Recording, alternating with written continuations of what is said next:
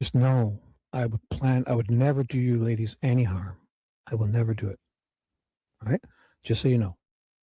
I put on the back of my bike and we went riding down my...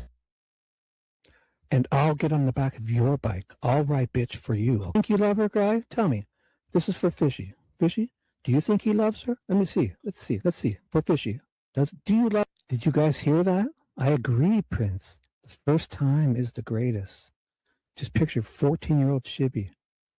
14-year-old Shibby and his best friend's older sister's bedroom floor, getting carpet burn on his knees. Just the first time was the greatest. I agree, Prince. I agree. Did you hear that scream, that screech? Oh my God. Tell us, do you think, does the background singer, the guitarist, I forget her name, do you think she, oh my gosh, no more rabbit holes. Yes, Fishy, you came in at the right time. Hello? Fishy's here. What's going to happen is that was dedicated to Nicole. Should I do another Prince one? When Doves Cry? We can't just know. I would.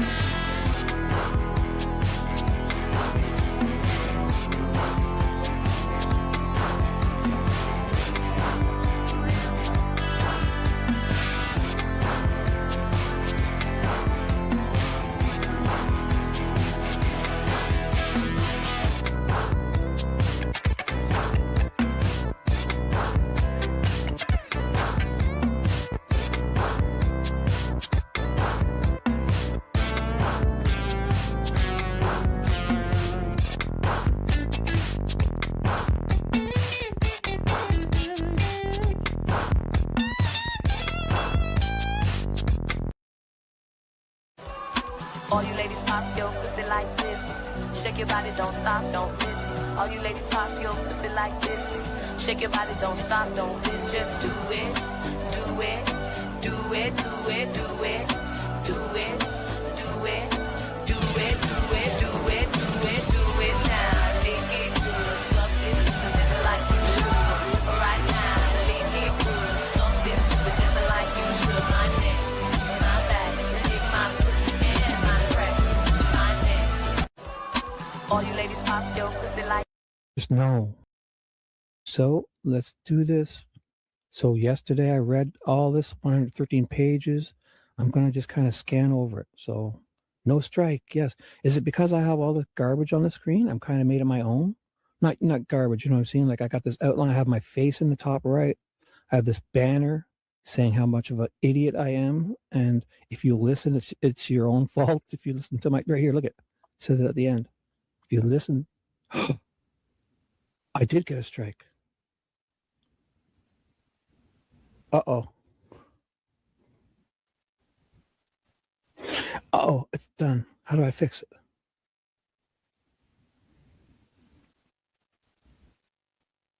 So let's, oh my God. Let's do this. One last song. Little Red Corvette. It's going to set the mood for the show for all of you. Oh, Becky B, is that about my story? Maybe I shouldn't have said how I take back the 14-year-old Shibby story. That's probably TMI, right? That must be what you're talking about. That's it. Do it once. Hit it and quit it, right? That's what you do. Once, one and done. That's it. Fishy's favorite song. One and done, Fishy. I have gas and Energizer batteries, so I'm good to go all night long. All night. Do you, Fishy? Do you guys have enough gas? For Nicole? Yes, Nicole. This is for Nicole especially. She wanted Prince. This is for Nicole. Actually, it's for everyone. Mostly Nicole, but all of you lovely, lovely listeners. Especially Fishy. She'd like you guys to know that she came at the right time. Oh my gosh. Okay. We've set the intro for the show. Wow. Oh my God. Let's do this. One last song. And away we Go. Hey, Rebby's here. Let me go back. Let me go back in time. Let me take you back to this time we like to call the beginning of the show when, oh my goodness, I pinned it, Paula. I pinned it up. David's show. The owl is coming on. And let's do this. Hello. Pop culture Paula. Look at this vicarious one in her emojis dancing and spinning. Is that her dress spinning around? I see. Oh my goodness.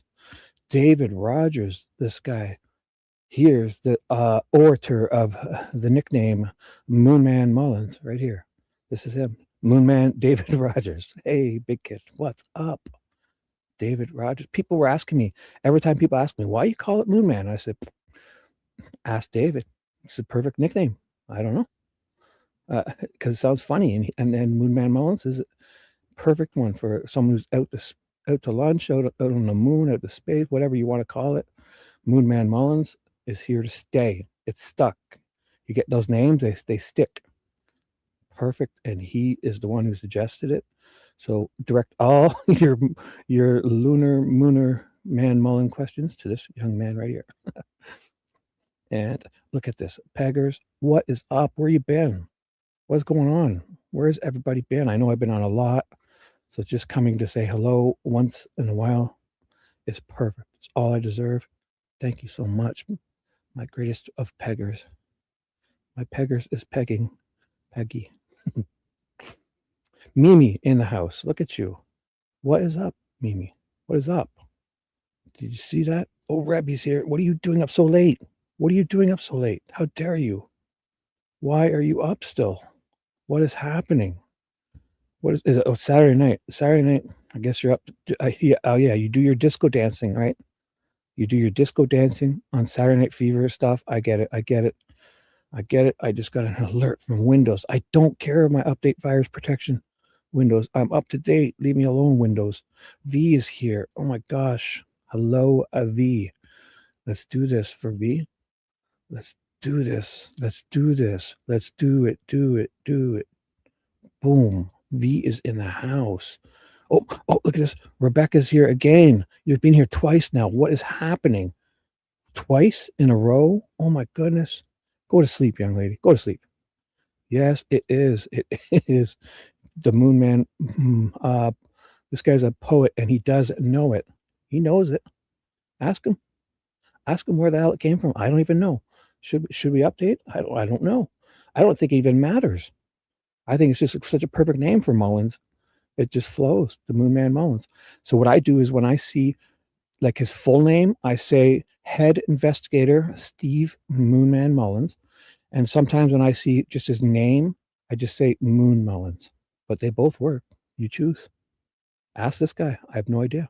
I don't even care at this point. This is too perfect. I don't think it matters. I don't think he even knows. Becky B is in the house. Oh my gosh, Saturday night, guys.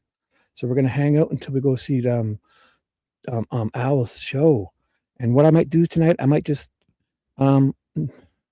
keep reading and I'll listen to Dave's show and type, and maybe I'll take like a break and I'll leave my live running. And I'll just go and chat in Dave's for a bit, and then I'm listening, and because I find when I shut down, I probably lose a bunch of people that fell asleep, right? So when we go to Dave's, we're going to go to Dave's right when Dave starts, and I'll just chat up a storm, and then I'll see what happens. I'll leave my live running and see what happens. I bet you half of them are probably sleeping.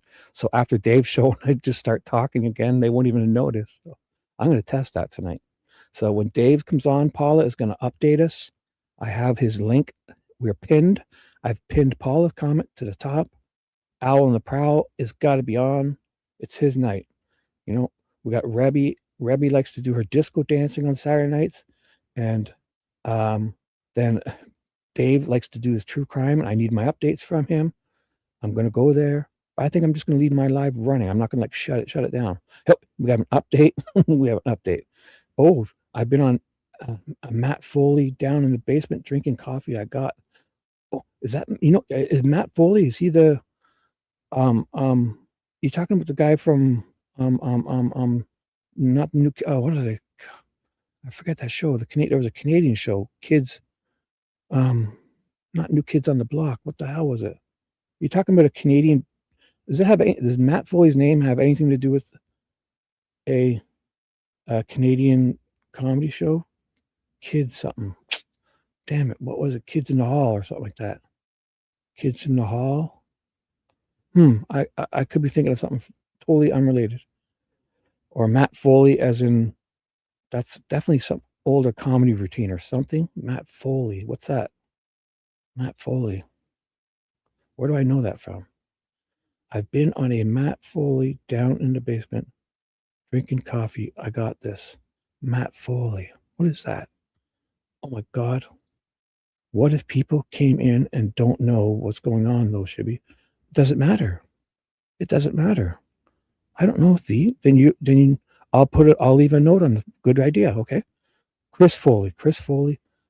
Yeah, or Farley. Oh my goodness. Are you saying that you're Chris Farley's brother, Matt Foley? Oh my goodness. I get it now. Matt Farley. Okay, Chris Farley, definitely. Look at this. FBD's in the house. What are you doing here? What the hell? Where you been? Who is this man? Everybody screenshot him before he changes this. Look at, we have one. Oh my God, I'm going full screen for that. Handsome young man. Look at this guy. Oh my God. Oh my God. How's your parents?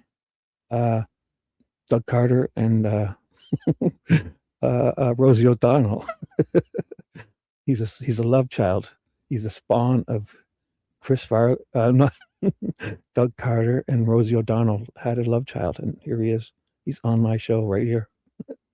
What's up, FBD? You handsome young man. Handsome. Look at you. You throwing all that hair in my face? Come on. Yeah. Well, look at you. Call me what you want. You coming in here with all that hair, bangs, throwing your bangs around my chat? How dare you throw your bangs around? You're banging all around my chat with that hair. Ugh. Look at me. I'm so jelly. I'm gonna get closer and show you. Look at. I'll move my picture down a bit. There. Look at this. Look at who's got better hair, huh? Who? Not me. That's who. What's up, guys? Oh, I gotta share my screen. You know what? I'm gonna do some serious. The good thing about tonight's show is, I think I'll just I tried entertaining, and I'm talentless. I think the only thing I should do is probably just read for the people. I should just read for the people. And when they come in here with these bangs, I should just let them be. They come in here with their bangs and their charm and just being lovely, lovely people, great spirits, comedians, vigilantes, vicarious vigilantes, pop culture experts. Look at this. We have bees. We have bees that are Becky. We have commando pajama wearing, Saturday Night Fever disco dancing, lovely young ladies like Rabbi. Just, I see her now. She's disco dancing in her commando PJs. I see it. I see there's a disco ball in her room, and it's got the spinning lights. And yep, the hubby's like, "Come, shut up! I'm trying to sleep." Just kidding. So who have I missed? Yeah. Yes. I'm supposed to just read. You fill time blather. Funny how that works. Exactly. You're so right, Fee. You're so right. Here we go. Oh my, look at these updates. I've been, oh no, he's been mainlining Maxwell House all day. Oh my God. Perfect. I feel your energy. You know what? Yeah. You've made more comments in this first few minutes. You're right. I should have noticed. You got hang time tonight, brother. Let's do it, guys. Get some coffee in you. Let's do it. Any updates before I move on? You guys want to update your weather, update your sports team? I don't even know what happened tonight on my team. I fell asleep and I missed the end of the game, and I forgot to check. I don't even know if my team, I don't even know if they were really playing. Was I watching it tonight? Sometimes, let me check the schedules. I'm looking now. They played tonight. Oh my goodness, they played the Winnipeg Jets. Oh, I don't even know the score. I'll have to check later.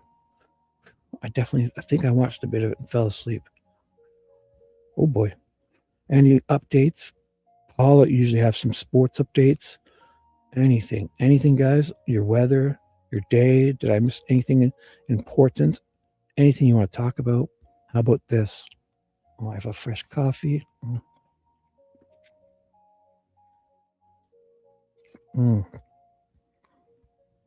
Everything's perfect in the world. Oh, my phone is going off. I should have muted it. I have muted it. Okay, I got it. Oh my goodness. I just got a message. Oh my gosh. Oh my goodness. My my brother just texted me. He said one of his Christmas presents is way too big. It's a t-shirt. He's gonna let me have it because he's skinnier than I am. Cool. The Toronto Maple Leafs hockey t-shirt. Awesome. He got one that was for somebody bought him one for Christmas. He just texted me now and said it's too big and I can have it. I'm like, oh, no, sure. I'm big boy. I'm a big boy. Cool. I get an extra present. Look at that. It's Christmas still. Oh my God. So let's do it for the people. Let's do it. Betsy Blair's in the house. So here, I'll pull up the other one. Where is it? It's in here. The case against. It is this one here. I'm down. It's this one. And I believe this one. All right. Perfect. Exhibits. The trial. I should get to the edge part of it. Where is it? Oh, there it is here. Pages. Oh my God. Everything's so perfect. Finally, I literally think tonight was the first show that I've had no snafus in the beginning. None. It was wild. I literally think it happened. Because the other one was supposed to be perfect last couple of days ago, but some reason StreamYard moved the thing, like this little switch. I can just turn this chat. See how the chat's on the screen? I just hit a switch. It's on. But for one night, it wasn't there. I couldn't find it, and I kept refreshing my browser.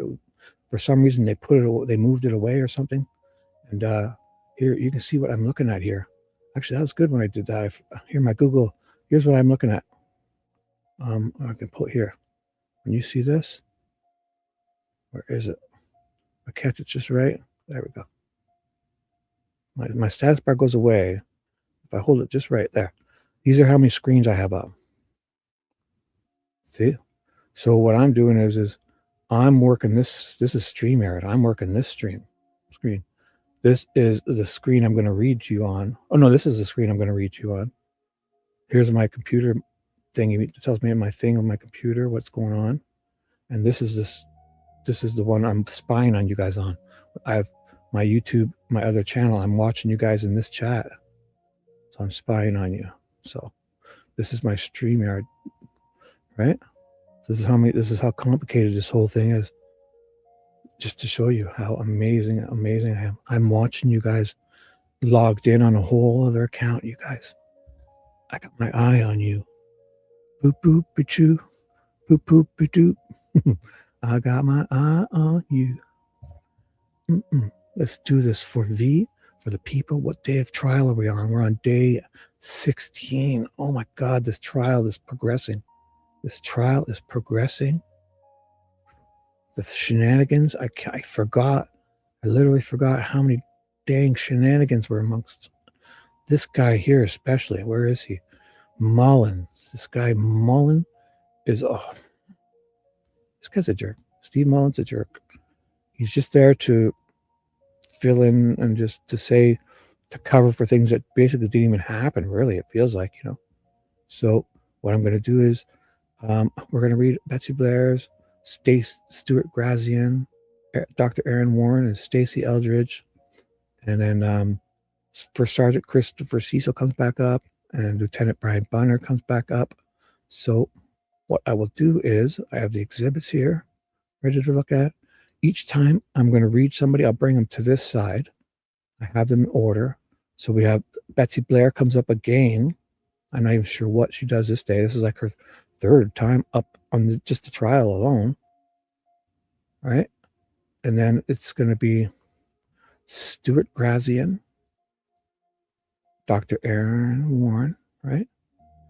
And there'll be a fourth one, Stacy Eldridge, which I believe is the defense, like Cecil, the Cecil of the defense, like the reading the phone data and stuff. But I don't think we're going to get past that either way. But I'll do one or two of these. Then we go watch Dave, right? Michelle, hello. What is up? Did I miss anybody? What's up, Michelle? Welcome, welcome. This is the day that I want. You want it? I've got it. You've come to the right place, you vicarious one. My vicarious peggers has come to get some shibbers. I feel it. I feel their energy. I feel the emojis. This fucking guy is mainlining Maxwell House. Yeah, I can see it now. You know, Rebby's doing it too. They got these, you know, those drips when you have like that in the hospital. You have that like IV drip, right? And it's got coffee in it. And maybe other stuff, I don't know. At least coffee. It looks like coffee. Could be many other things they mixed in. I don't know, but they're mainlining. Right now, I feel it. I see the thing dripping right now. FBD is still here. This guy, he used to lurk. I feel it. He lurked so much that he's now one of my #1 fans. He said he couldn't control himself. He says, I try to lurk, but then all these people in chat, they make him come out. They make him come out and just chat. He can't lurk with all these wonderful people here. He cannot. He says he texts me. We text each other, and he just sent me a message saying, I try to lurk, but how can I lurk when all these amazing, lovely, wonderful, vicarious bees are becking in chat and disco dancing and just V alone? How could you stay away? Just when you look at this face and just her charm and her personality, especially when she uses her emojis and LOLs. Oh my goodness, she's upside down. I see it. The world is upside right when she's upside down. Everything's looking up for V. I used to do that. I'd put the upside down thumb, upside down face, happy face, and upside down thumb and say, hey everyone, things are looking up. Ba-dum-ba. Look at this. FBD, it's impossible. How could you lurk, FBD, when you got all these people? You just can't. Thank you guys for bringing this guy out. Because he says how much he tries to lurk, and he sees Pop Cosapala, and then he sees this vicarious young lady, and then he says, I have to chat. I understand, dude. How do you stay away? No, you don't need NyQuil. Get out of town. Are you guys sick? Coffee and a smoke? Oh, what is that other one? A cigar and a pancake, bong and a blitz. Remember that on Austin Powers? Cigarette and a crepe, bong and a blitz. Let's do this. Thank you guys for being here. Look at this. How many people? 160 people are here. Last time for updates, let me see. There's been an uptick in, oh my gosh, old podcasters coming back into the Delphi scene. Again, they're still full of shit. Yes, they sense that. Oh, good point. So what happened with this Tom Webster thing? Does anybody have an update? Peggy will know. I didn't watch any of it. Did Tom Webster debate Baldwin? And I think Cryptex talked about it. You still be talking about it now. What even happened? V, Peggy, David, my smart people, all the smart people. What happened? Should I even bother? Was it interesting? Who? Yeah. Oh, I did see a few people pop back up, but people take time off and then they just pop back up. I didn't watch any of it neither, Rebby. I don't know. I think I heard, who was it that commented about it? I think I saw that Andy Copes comment or something saying it was ridiculous or something, or I don't even know. Oh my gosh. Hey, Peanut, what's up? Was accidentally timed out the other day, is now back to spread charm, to spread the smooth peanut butter. Maybe maybe it was chunky peanut butter and somebody doesn't like the chunky, but tonight it's going to be smooth peanut butter.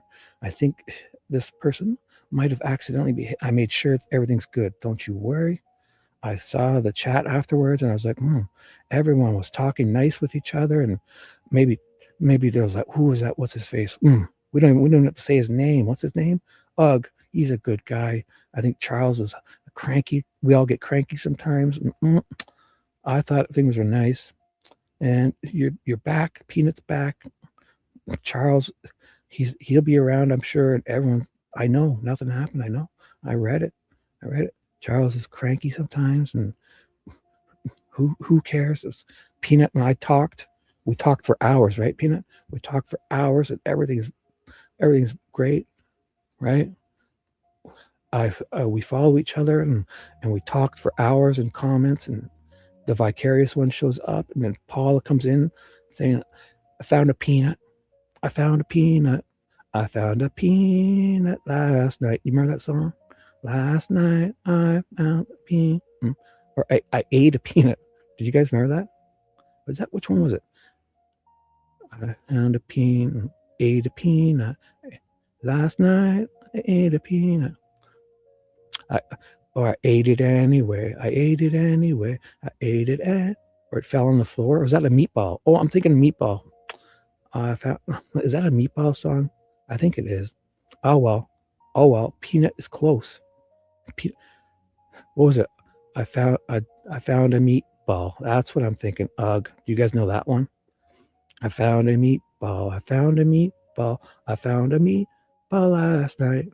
Then it's like, I dropped my meatball. I dropped my meatball. I dropped my meatball last night. And then they say, I picked it up. I ate it anyway. I ate it anyway. I ate it anyway last night. Last night I ate it anyway. I ate my meatball last night. I threw it up. I threw it up. Does anybody know that song, or is that a Canadian thing? Or it sounds to me like it's like you go camping and stuff, and they sing those songs in the bus. Ugh. I was thinking peanut for some reason. My meatball. Is that the song? My meatball. Does it sound anything like what I was singing? And then you picked it up and ate it anyway. I ate it anyway. Peanut is a good name. There you go. Look at that. You just say one weird thing and chat loves it. That's what I like about chat. It's like you say something silly about yes, you see what happens to I have these interesting people. And I think, oh my, why bother reading when I can just riff off of you guys and just we start talking about stuff. All kidding aside, have you ever noticed really homely folks driving too fast? I have. I think I don't mind how fast people drive as long as they're considerate and do like a full stop and use your signal to let others know if you're at a four-way stop, and whoever stops first kind of, and just, I think it's fast. I don't think there should be speed limits. I think it might be safer if people just pull to the right, especially like on the highway, and just stay in the right. We've got 3 lanes. Should be at least in the middle of them and then off to the right, and let faster people go by and the cops worry about it. And, oh God. But I hear you. I think any speed for me is no good if they're just not moving to the right and using their signal, letting people know. But I guess. Oh, here we have an update. Actually, I think it goes my poor meat. Oh, yeah. Yes. Isn't it my poor meatball? You're so right. We'll have to do an update. Where does anyone have to go? Not me. I don't have to go anywhere. Look at you guys. So how about we do this? I'll read Betsy Blair. So what we're doing is we're waiting for an update of the pop culture. Paula will be updating us if I've missed anyone. Oh, I haven't. Please forgive me if you come into chat and there's a lot of letters tonight. We have an M, we have a D, we have a P. Everyone take a P or B, a B, Ooh, it looked like a P, but it's a B. Oh my God, these letters. There's letters. Oh my goodness. I can almost spell something. Give me a vowel. I need a vowel to get some words. 160 people. It's 150. 150 now. Sorry. You're right, Peggers. It's 150, 160 people. Amazing. Did you guys see my post? Look at this. YouTube is just sending me crazy updates. They're saying I'm attracting people. I put them to sleep and I just keep the thing running. And they're saying I'm doing a good job. And I'm like, what? YouTube sent me a notification. I'll show you. So I posted it. 1 second. I'll bring it over to this screen. I put a screenshot, my iPhone screenshot. Here it is. Look at, I made a screenshot for you guys. And I posted it on my community page. This is my lock screen. This is the picture I have on my lock screen. I thought it was a neat picture. So a picture without all this junk. This is just my lock screen. It's this, I saw this photo. It was like, I know this person who painted this. They're an artist in Canada. And she's amazing. And when I saw this photo one time, it was like a sun in the background, but the sunflower was in front of the sun. I was like, holy fuck. I've had that as my lock screen for like a year or something now. Just, I don't know, it makes me feel warm and fuzzy when I see it. Anyways, this is my lock screen. Look what they're sending me. Look what they're sending me. So I got an alert from the YouTube studio saying, sweet dude Shibby, congrats on reaching 10,000 hours of watch time. Keep giving them what they want. The people want this. So I put reading for the people by the Shibby. Congrats. People are getting hooked, it said. That's what it says.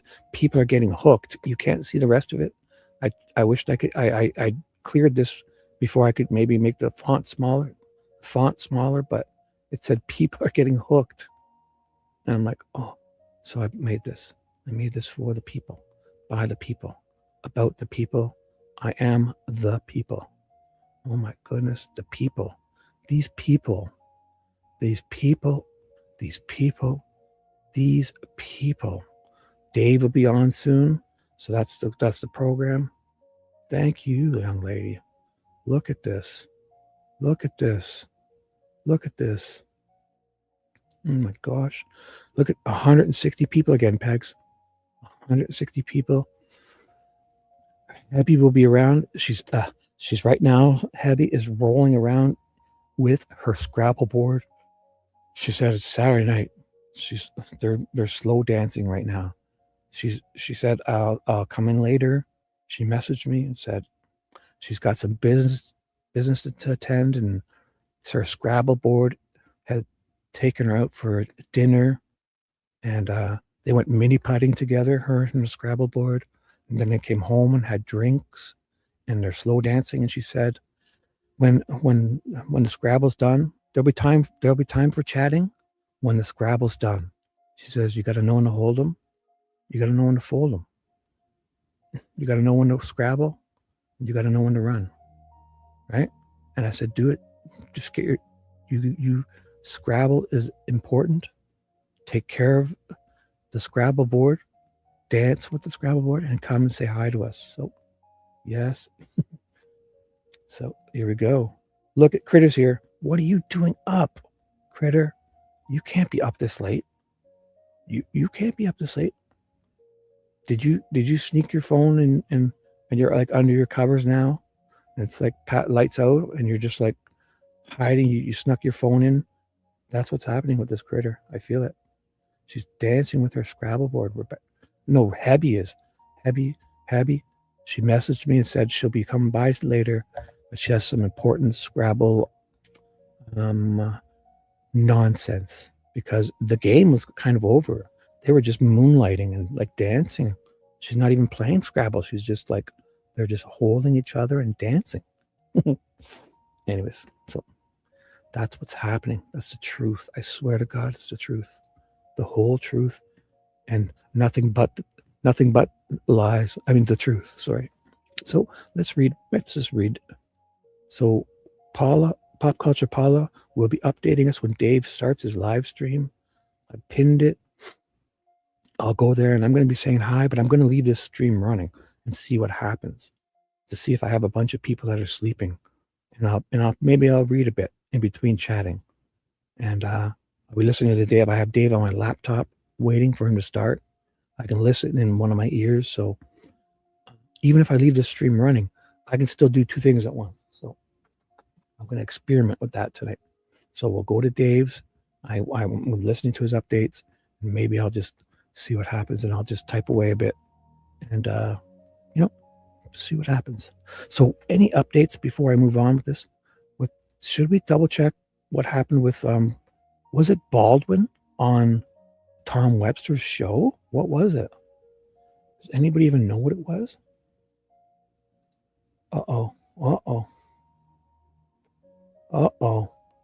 Did you take your gummies? Is that what you're saying? Did you take your gummies, young lady?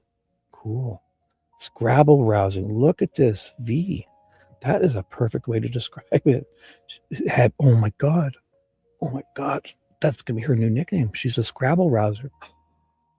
V has coined it. Oh my God. I can't wait. I'm going to message her that right now on Discord. Watch this. I'm going to call her a Scrabble rouser. V, I'm typing it. I'm private messaging Abby right now. I'm going to say you.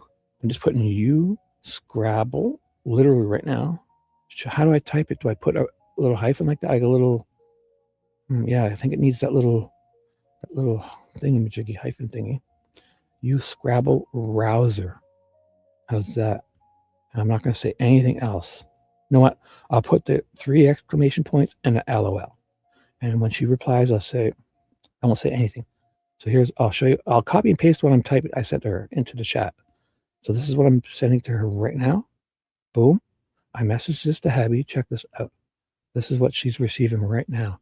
If they've got their clothes back on, her and her Scrabble board, if they're closed, this is what Abby is seeing on her Scrabble. Oh, turn the volume down. I came into my own chat. I heard myself talking on my iPhone. Now here's what exactly like this. I just sent that to Abby. You watch. She'll be here any second now.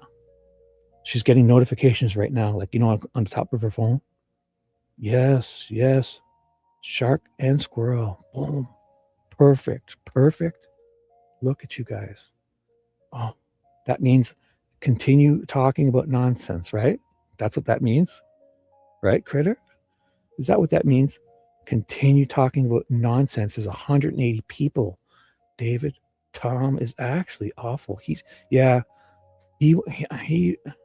was surprised with him because, I guess it's one thing to have views, right? But just some of the cold-hearted stuff about the whole being in solitary and stuff like that. And I think people are really flippant about that.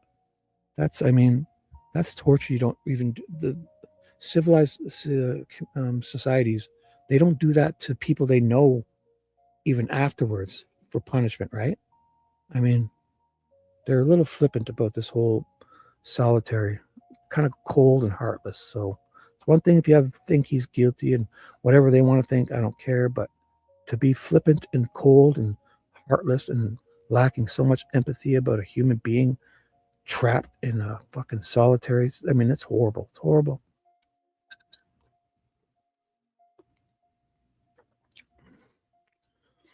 I'm not even sure what happened.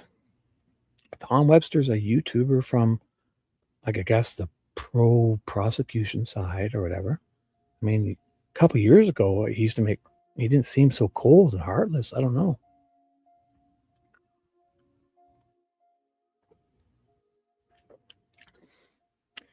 It just weirds me out how they can be so flippant about a guy who's been locked in solitary like that, pretending like he's got an iPad, it's no big deal, and just a little, it's fine. Think he's guilty, do whatever. I don't care. But to be so, it's such a cold-hearted thing to be doing, to be so flippant about things like that, about thinking he's faking in solitary confinement like that. That's like torture, beyond torture. It's heartless. people don't treat the Guantanamo terrorists like that. And there's people are okay with it happening to an innocent until proven guilty. At the time, Richard Allen was innocent and not convicted of any crimes. Half those guards treated him like a guilty person. And he hadn't been convicted of anything. He was an innocent citizen of the United States of America being treated worse than a Guantanamo terrorist. And those people were lapping it up.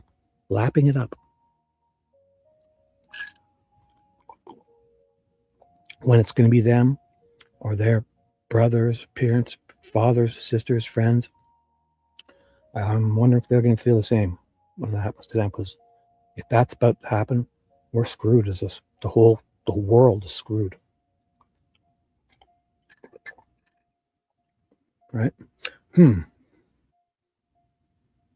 So did you watch it, David? Do we think what were they debating? I should catch it up. I'll catch it later.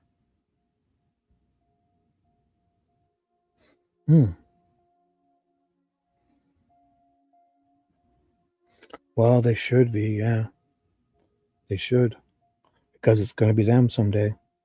And man, if that's allowed to happen to a person, and then you're allowed to use confessions like under the way they were coerced and extracted, and just the people they were said to, this wall alone is doing so many policy things wrong and unethical things. And she was supposed to keep all her notes when it has to do with litigation and lawyery stuff and court stuff. She's supposed to keep her notes, and she didn't. Like, how many things did she alone do wrong? Then to think we're trusting her as confessions, and they're coerced under those circumstances. Like, I mean, it's just amazing how this happened in the United States. I'm not sure. I just don't think many of the people must really know what happened. I mean, in Indiana alone, what happened? I thought we were all about the Constitution and what's right, and we don't do that. Once we've convicted somebody, we don't want them tortured and treat. We don't. What are we doing then? Why do we even have court cases? Why don't we just go back to the old way and just do, show up at people's houses with pitchforks and just burn them at the stake? And I don't know, what are we doing here? I mean, to think that this is okay is not, especially before he was convicted of anything. My God. No, you're right, Pegs. I'm drinking a coffee.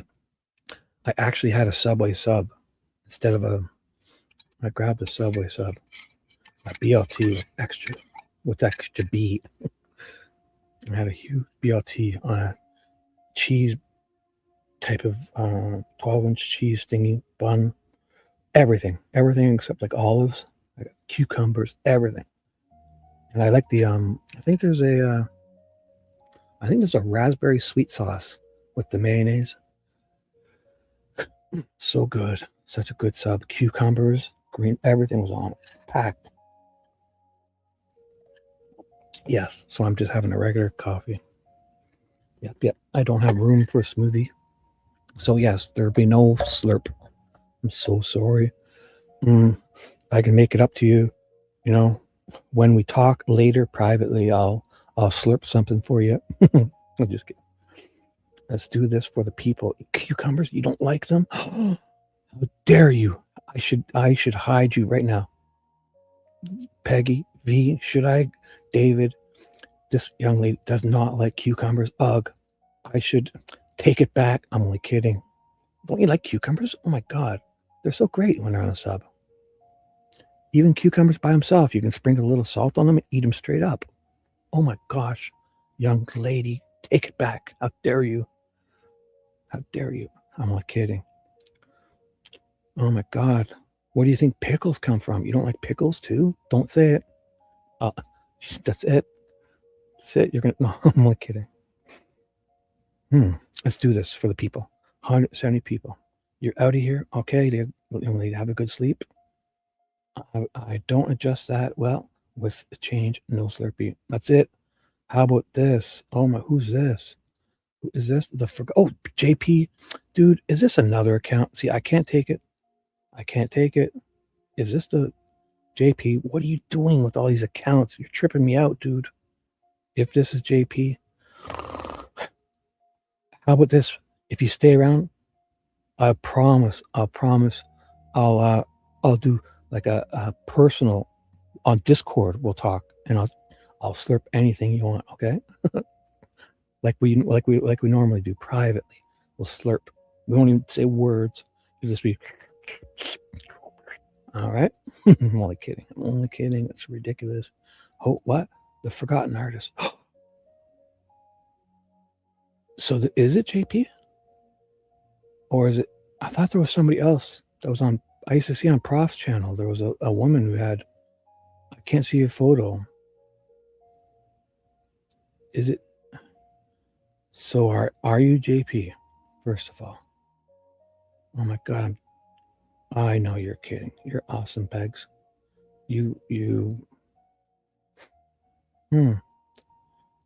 Oh, I have you. So I should delete you then? I have you still on Discord. I was looking at you just now. Look, I have. So I should delete this then? It's I won't say the name. I had you as a private message. So I should delete this.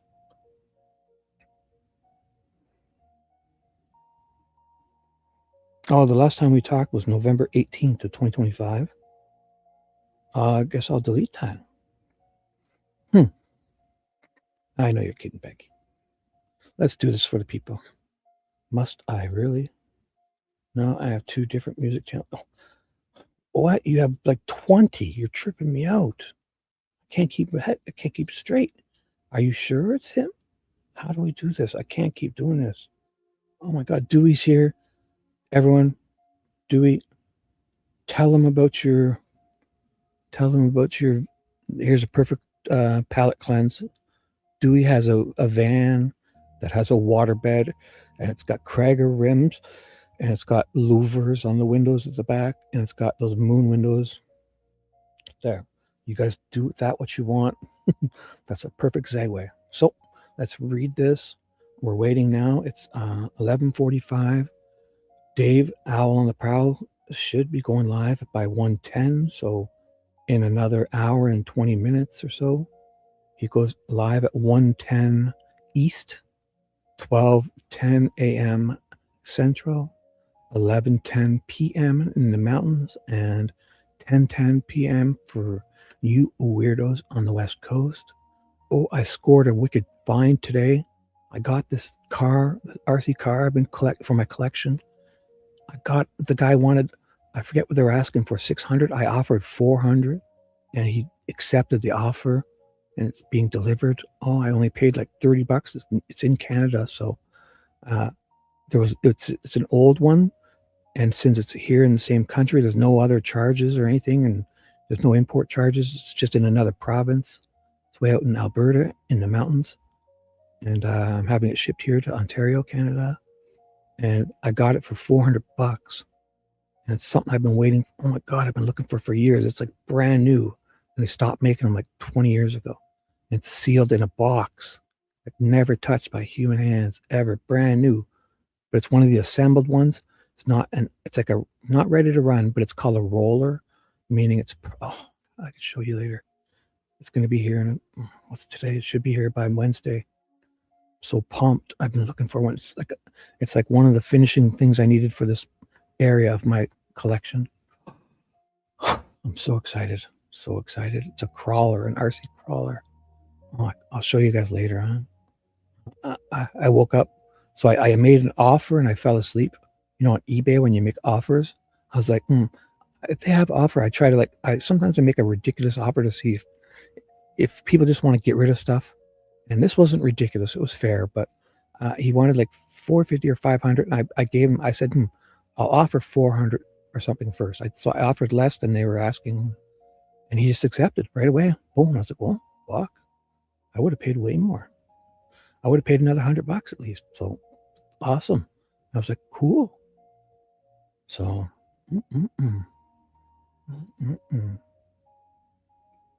you don't know eBay? Well, it's something, it's my collection. Oh, but see, it's one of those things. These RC cars, these special ones, are it's not, even if I couldn't afford it, I'd still buy it because These are the type of things like a paintings they appreciate. Like if you, then now I paid $400 for this thing, right? And if I keep it for years, in another 5 years, if I chose to sell it, I'll be able to sell it for like $1,000. So it's not like these are, this isn't like a willy-nilly blowing, you know what I'm saying?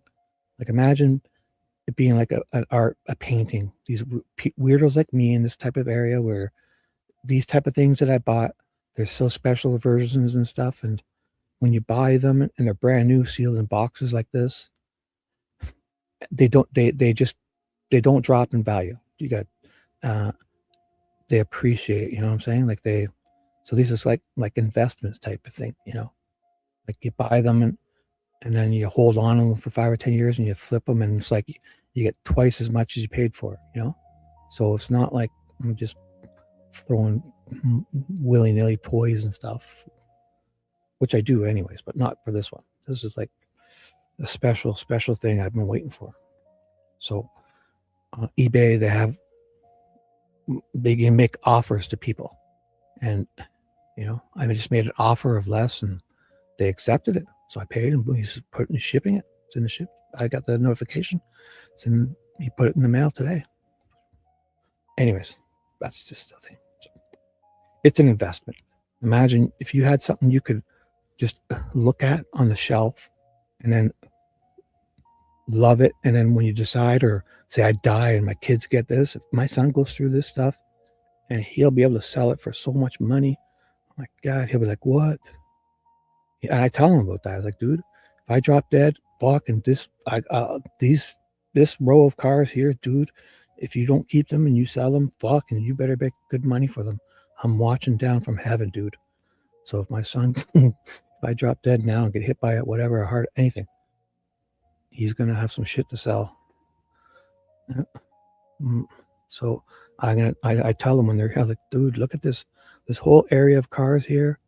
Fuck, dude, you better get at least $1,000 for all of these, each one of these, each one individually, you know. And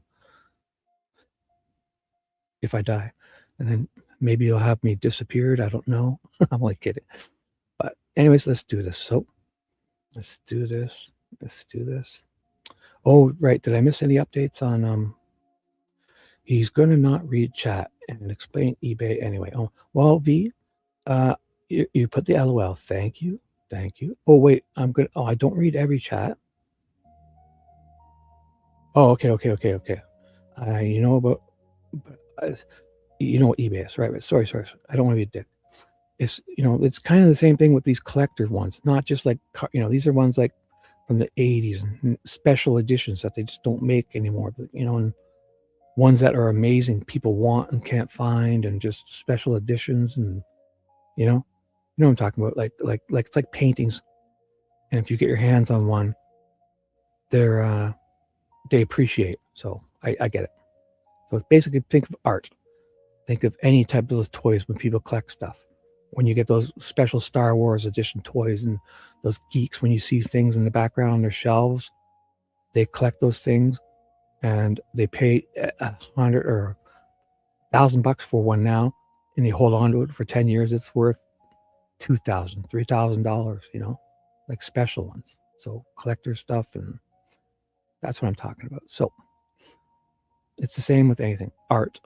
You know, if you buy paintings, it's all in the price of, like, most people think, oh, that's not worth it, but you know, it's worth it for how much somebody's willing to pay for it. And when you get those special editions, people are just nuts. They pay for their childhood nostalgia to remember things that they had when they were a kid, and it's amazing. I do the same thing. I admit it. So for V, let's move on. Here we go. I'm only reading you because I'm afraid. JP, he is strictly reading the Delphi trial channel. Half and half of talking. Yes. You don't know what's next? Well, I don't think I'm going to ever get done because I've skipped over a whole bunch of stuff. I'm going to go back and we're going to get all the stuff we missed. V, I don't think we'll ever be done. Ever. I think what's going to happen is by the time this appeal starts, we're going to have a whole bunch of stuff, new stuff to read, because I hope this appeal is granted and these guys are blown right out of the water. We're going to really see what's happening here. We're going to have the real people. We're going to have all these people. All it's going to take is one person to rat on somebody, and it has to be. It has to be. If they get this appeal, oh my goodness. Anyways, so there we go. There's definitely, yeah. I don't know. I'm not. That's what I'm doing. I'm reading, guys. So if I were talented, I would do other things. I'm going to learn how to. I've just made thumbnails. I'm getting a good camera this year. I'll make videos. I'll do content. But man, reading these old documents is important because I enjoy it. I know you guys do too. And you watch. We're going to learn stuff. This timeline. Each time I read something about this timeline, people, I learn something new. This Betsy Blair and Shelby Hicks and Shelby Duncan, and Shelby Hicks is with Daniel Pearson on the bridge. And Shelby Duncan shows up with Cheyenne Mills, who's got 3 other names.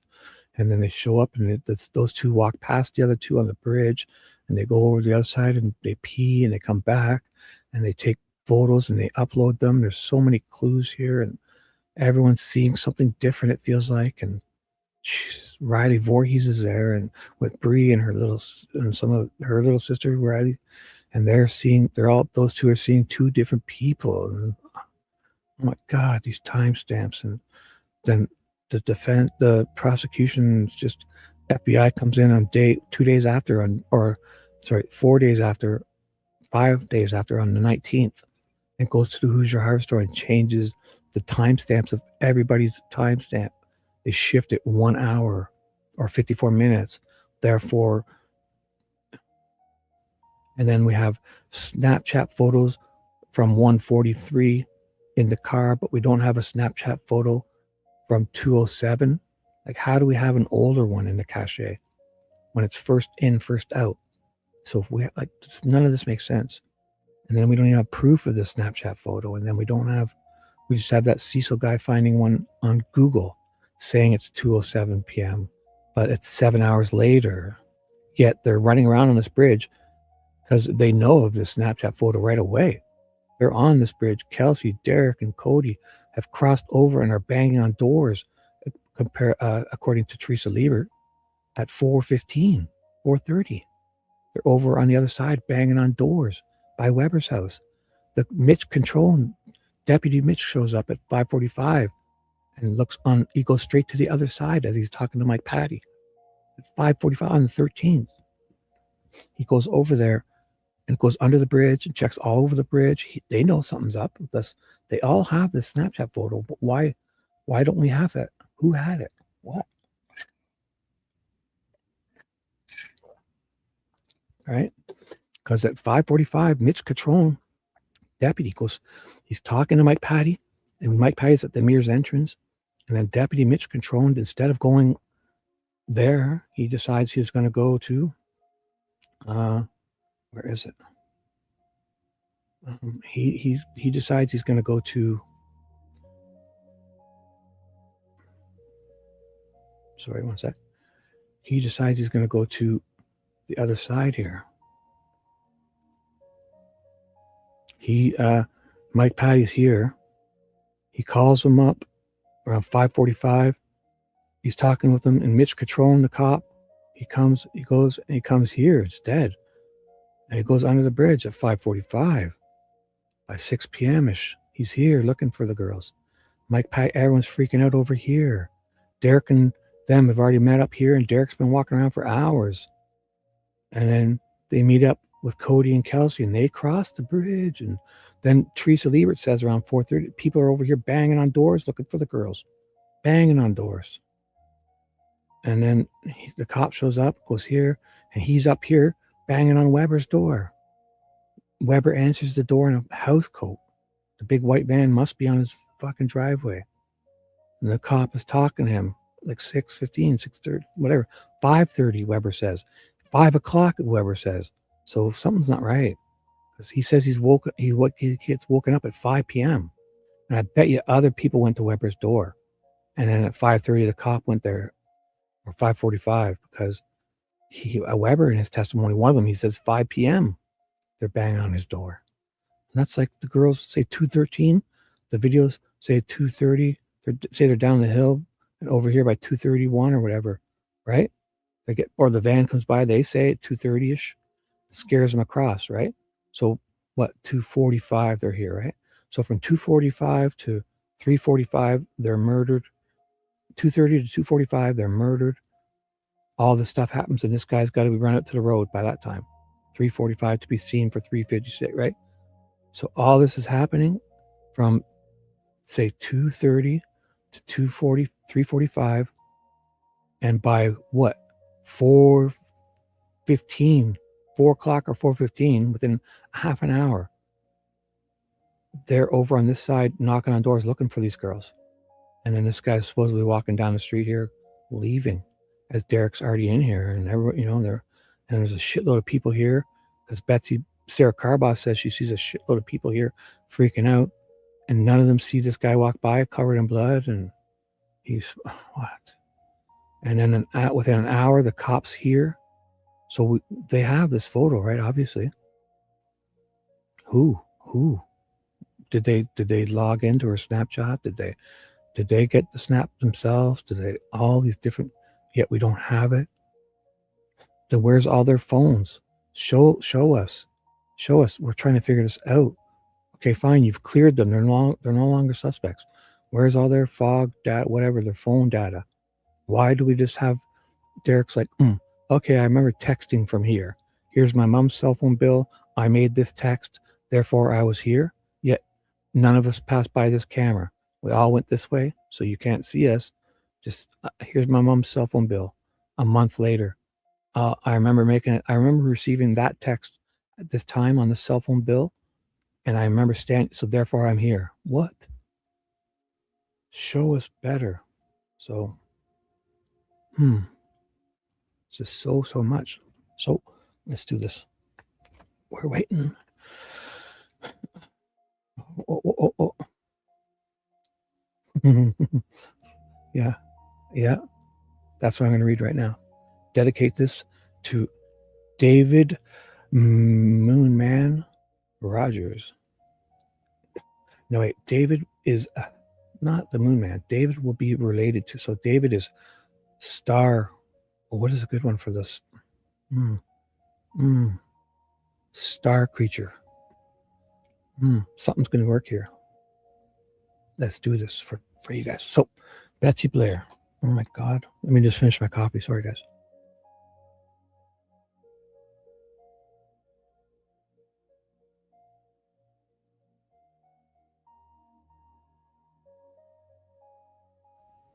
And we're back. Fresh Ricola treats. I love these fucking Ricolas. They're great. Lemon mint. Here we go. 170 people in chat. Talk amongst yourself. Dewey's in the crowd. Mimi's chatting up a storm. Lovely V for all she does. For the small little bit of angst she provides. It's all pleasure. Everything's all such a... CN comes in and I don't say hi. Oh my gosh. What is up, CN? What is up? Dude. JP's chatting up a storm. I hope you're feeling so much better.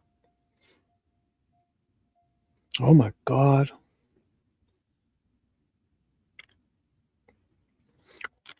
Well, we'll never know, dude. He was fucking held captive for 395 days in solitary confinement when their rules, the United Nations, the Geneva Conventions, the whole Nelson Mandela rules, all those are 30 days, 15 days, and anything else is unusual, cruel. And there, 395 days he was in solitary confinement as an innocent until not convicted of anything. So, I mean, if you extract confessions when you're forcefully drugging somebody and they're innocent, I can't see how any of that's even allowed. Right? Yeah. Doolin was told to keep his mouth shut. Rick is the fall guy. Rick is the one guy who has nothing to do with this. Yeah. Because we all know Doolin. So Doolin, on the 19th, Doolin is holding Richard Allen's phone in his hand. Richard, they say it. He's taking the battery off and writing down the IMEI number, giving a full description of a guy saying he's on this bridge between 1 and 3. And then they spend 5 years looking for a guy that's on this bridge at 2:13 p.m. And Holman knows about it too. Holman is the first one contacted. So Holman knows about it. On February 16th, 2 days after the bodies are found, Holman, Richard Allen is going in or emailing or talking to Jerry Holman himself, saying, okay, I was here.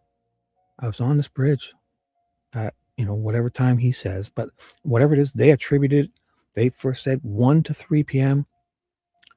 A white guy came to us and said he's on the bridge between 1 and 3 p.m. on February 13th. And Doolin, right, or 1:30 to 3:30 p.m. And then they spend those two guys sit in a powwow every morning. They go to Unified Command. Those two idiots are in a powwow with Tony Liggett and 20 other cops eating donuts.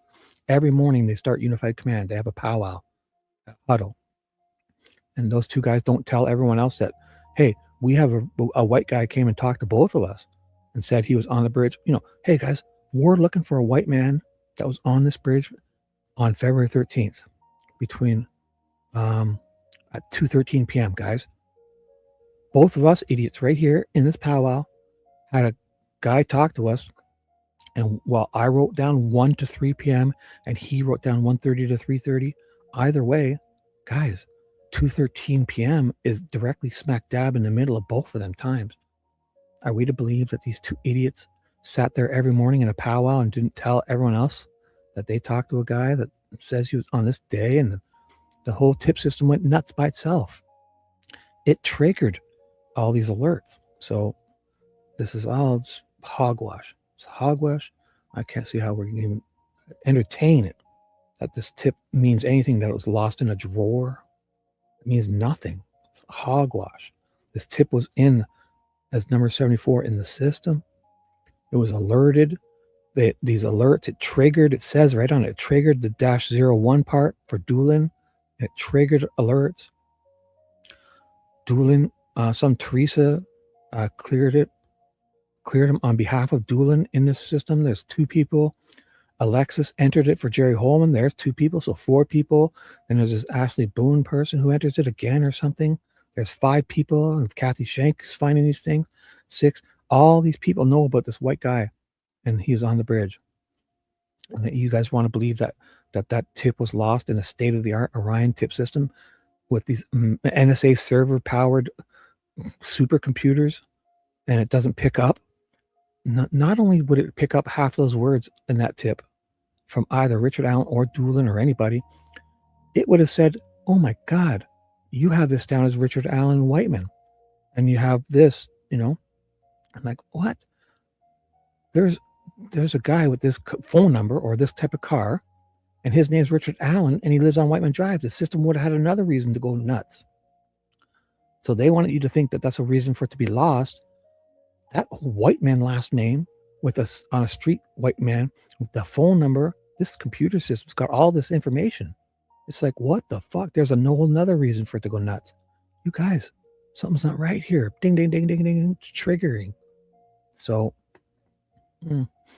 just that whole thing with the whole in a drawer, it's just ridiculous nonsense. So, before I get too far off, oh, for sure. Oh, that's all. Well, that's, yeah. I mean, dude, I don't even know what to say to that. For sure. There's so much. I don't even know anymore. Yeah, you're right. I mean, yeah, there's a whole up.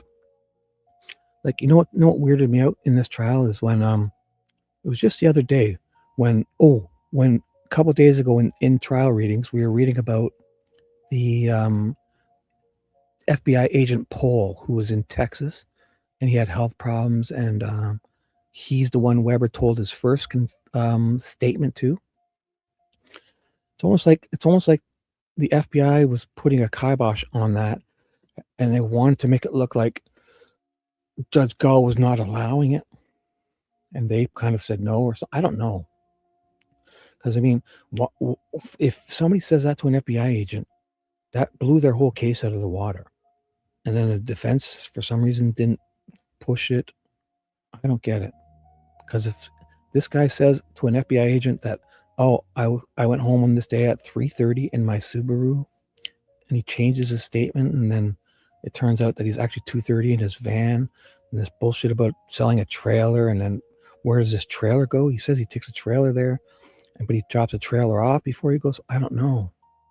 There's this whole weirdness about that. And it's just like, I don't think Gull was put in a kaiba. I think the FBI came in, and I think those upper ups, somebody, I don't know. Because that right there would have blew their whole case out of the water. And then it just disappears. Yet this Weber even admits it in his testimony. Yeah, I told the FBI guy something different. I don't get it. So, and the what? I can't see, sorry. And the Browns will be hosting the AFC. Oh, the Broncos. Okay. Right on. Yes. Yes. Man, we're going to have to get another nickname for you, Paula. The pop culture sports phenomenon, right? V, what do we add? There has to be an addition. So it's the pop culture and a phenom, sportscaster, sports announcer. Oh my God. You're very welcome. You've got so much great info. Share with us anything, guys. Share away if your teams are winning or losing or anything. Anything, guys. Love it. Yes. Right. Why should we have to worry about anything? You're so right, V. Like, I mean, why do they get to say 5 years later, we asked him this, and then we think he's lying because he gets stuff wrong? What? You had a guy record him. Doolin was supposedly tape recording Richard Allen's statement and holding his phone in his hand. Doolin, they say it. That he was. Richard says it in the interview. I handed him my phone. We were sitting at like a table or something. Picture table out front of Save-A-Lot. Picture them. He's handing him his phone, and he's like taking the battery off. It's not an iPhone. It's one of those other ones where you get the numbers. You know, when you take like the battery off, like a Nokia or an Android, right? And you look behind it, and there's like all these numbers, and he's writing them all down. Doolin is holding his phone in his hand. His car is probably parked right beside them. He would have said, yeah, here, go stick a USB port in my OBD2 port or my car, and you can download my infotainment system info if you want. He would have said it. And then he's recording that. And then we're worrying about what he said 5 years later and where this phone is. And it's Richard Allen's fault when Doolin was there. Doolin was sitting at a fucking table recording this conversation, holding Richard Allen's phone. His fucking car is probably parked 10 feet away beside him. Richard Allen's Ford Focus was right there. How dare they turn around and say it's you that's got, what? You want to know where Richard Allen was? You want to know what time he was there? You can have any of that. Talk to Dan Doolin. He knows. He had his phone in his hand. He had his phone number. He had his IMEI number. He could have taken that phone, and Richard Allen probably would have went with him. They could have hooked it up to a computer and extracted all the info off it, and then said, "Okay, go home. We'll contact you. We're going to get our Cecil. We're going to get Bunner in here to see where you really were.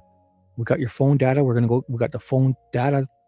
We got this fog reveal. We got this iCloud stuff. We've got all this shit, or whatever, GPS data from all your apps. Here's your phone back. We got a good backup, and oh, your car's in the parking lot. Well, here, while we're there, we'll send a guy out to your car. We want to see your infotainment. We're going to download all your car computer stuff." And Richard Allen would be like, "Well, okay, let's get this help. I'm here to help." And then he would have left, and they would have. Doolin, ask Doolin. Don't ask Richard Allen where this phone is 5 years later. Ask where it was the day of, 5 days after. There. You want to know where this phone is 5 years later that Richard Allen doesn't have anymore? Go ask Doolin, because he was holding it 5 days after, on the 19th. Fucking 5 days after, on the 19th. Doolin is sitting in a parking lot holding Richard Allen's phone in his hand. How dare you ask Richard Allen for this phone now? Go, Doolin. Play us the recording. We'll know exactly what time he was there. He probably says what car he was driving too. He probably says a whole lot of stuff that they don't like. Oops, we lost the recording. No. You don't just get to do that. Doolin lost the recording. All these interviews, 5 weeks of interviews go missing. And it's not just interviews. It's people's statements. It's the family's statements. It's 5 weeks, the first 5 weeks of everything that they did in those 4 rooms. Other crimes had to go too to get rid of this. And then 5 weeks later, it happens again for 5 weeks. And then Mullen logs a record of it, and he doesn't put the date on those logs. And the defense doesn't get it till 2024 before the trial.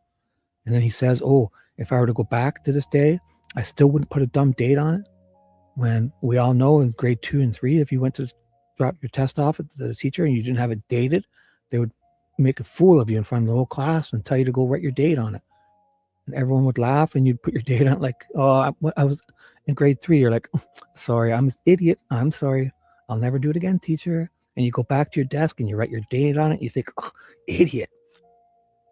I forgot the date. I'm such a dummy. In grade 3, you're thinking, never do that again. And this guy's the chief of police. And he's making reports of major screw-ups. And he doesn't date them. And he laughs it off at trial. And Judge Gull says nothing. It's unbelievable. Unbelievable how any of this went down. Don't you ever be sorry, young man. You come here and you say hello, you drop some emojis. No apologies ever, anyone. I'm sorry if I'm missing any comments, guys. I truly, I give V. If I miss a comment, I give V, if she ever wanted to, full autonomy, permission to answer on my behalf, and then yell at me until I receive it, because I do miss a lot.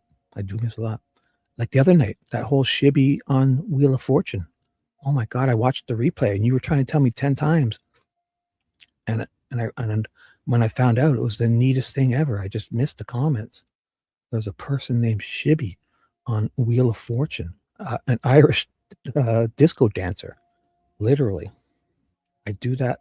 Well, I give you full, and everybody, if you're listening, and if V answers or makes any decisions on the behalf of this or chat or anything, it is like the gospel, because she is in my head, this woman. For every one thing that might be off, there's 99 things that are so goddamn spot on with this one. V, you're in my head. I think you're my conscience. I hear you now. Shibby, Dewey too. Dewey, my greeter, Shibby Fortune. Look at this guy. Did you see that? Shibby, fucking Irish disco dancer. And she got it wrong. Cubed honeydew. Oh my God, did we watch that? That's perfect for Saturday night. Why am I even trying to do serious stuff? You guys are right. It's Saturday night. I dedicate this to Dewey and V, the loves of my life. To Dewey's van, and to both of your vans. V's 8 cops, 1 van. Dewey's waterbed in a van. Here's to you guys. I'm on my other computer, my other screen right now. I'll dedicate this to you guys. I guess Wheel of Fortune doesn't copyright streak people, which is cool. Let me just pull it up. No, I have it in where is it? I must have it in my history. That's it. I have it in my history on my other screen, which we do not want to see Shibby's history. Show me the Wheel of Fortune. Where is that? It's so great. This person's name was Shibby. I'd love to see if that person was really named Shibby, or if it's like an abbreviated nickname or something. You know what? I should just look at it. I'll just look on the internet. I had a better chance finding it. Here's what I did the first time. Shibby Daily Wheel of Fortune. No. Shibby. Shibby Daily Wheel of Fortune. No. Shibby. Shibby.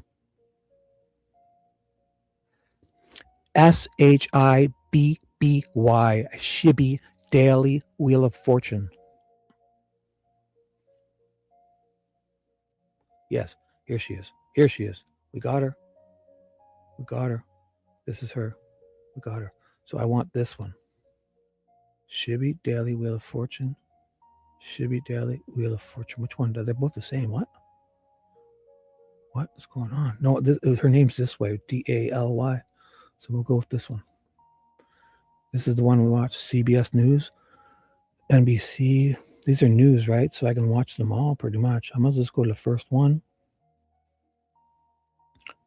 So here she is. So Miranda is the one who this is dedicated to, and V for helping alert me. Here she is, Shibby. Oh, her name tag is covered, but this young lady, a Shibby, lost $73,000 because she got it wrong, and it was, oh my God, I won't read it all again, but her name is right. Look, here she is, Shibby Daly from Charlotte, North Carolina. She here's what happened. So I won't even read it all. Here's what happened. So she's an Irish disco dancer from Ireland who lives in North Carolina. Our Irish disco dancer has no disco partner tonight. You're just hanging out with us. Oh, man. Well, 28. That's another thing that was weird too, because look at the time. It was 2 minutes and 13 seconds, 2:13, while we were sitting here talking about all this stuff with Delphi. On 2:13, their video is 2:13, and not that it matters. I don't even know. Oh, somehow I went to this YouTube channel. Oops, sorry. Let's start Week, that you again. know that. And our Irish disco dancer has no disco partner tonight. You're just hanging out with us. Oh, man. Well, $28,098 so far, so good. It's Colette Week, you know that. In addition to big prizes, there are different trips in each one of these envelopes. So spin the wheel. Let's see what we can add on. Is it choppy? Should I turn the quality down a bit? I'll put it down to 720. Seems choppy. Maybe I'll put 480 just in case. I just noticed on my laptop, or maybe it's my old laptop. So I have to turn the fan off because it's probably overheating. Let's try that On again. to this big night so far. Shibby, good luck. Lots of great trips. You already go on a great trip. I know. Right? I want $100,000 in this envelope. Maybe it is. Yes. Right down here.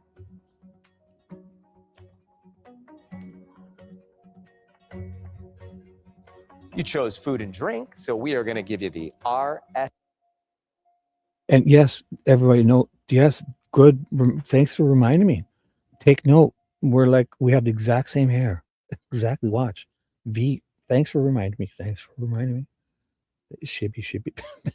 V. Thank you for reminding me. Yes, this Shibby and me, we're both Irish disco dancers, and we have the exact same hair. Check it out. STLN and the E, as you do every night. I'm going to put you to work, Shibby. From you, need 3 consonants and a vowel. M D K. I'll do the A. Vanna, what can you do for us? There you go. Start looking at it, thinking about it. Food and drink. Can anyone answer it? Look at it. Think she gets it right? B. I don't know. It could be different. It could be a different answer. Look at Shibby's. Our hair looks exactly. This is me, basically, in the female form. This is me as an Irish female disco dancer. The category, talk it out if you need to, that can help. 10 seconds and good luck. Fried. Oh, it's not fried. Fried.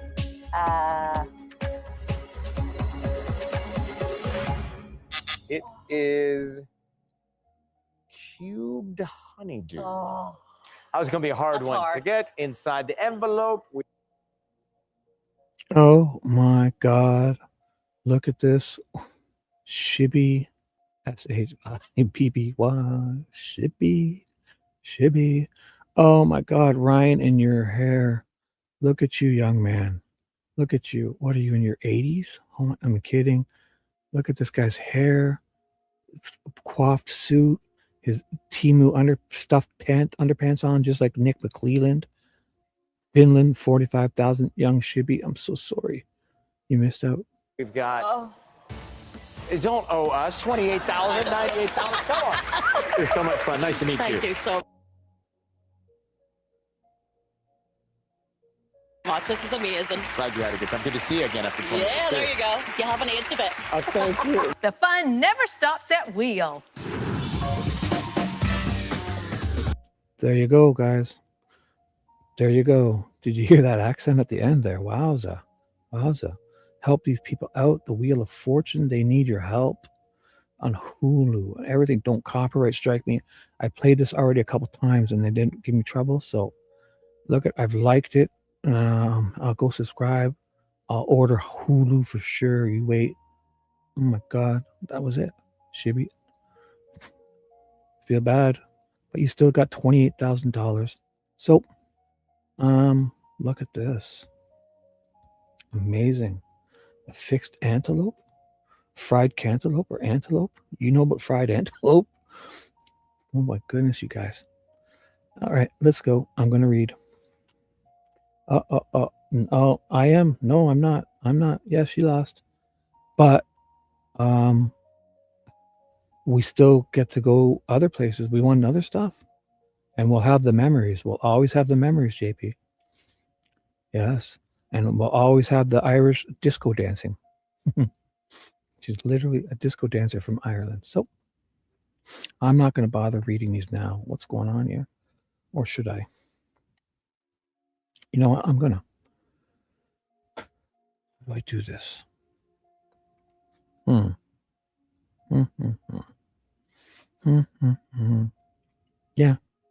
Yeah, I'll read it because it's in the title. I have to. So the show begins now. It is how long? An hour and 26 minutes in. 170 people. Oh, you're Irish. Where's me Lucky Charms?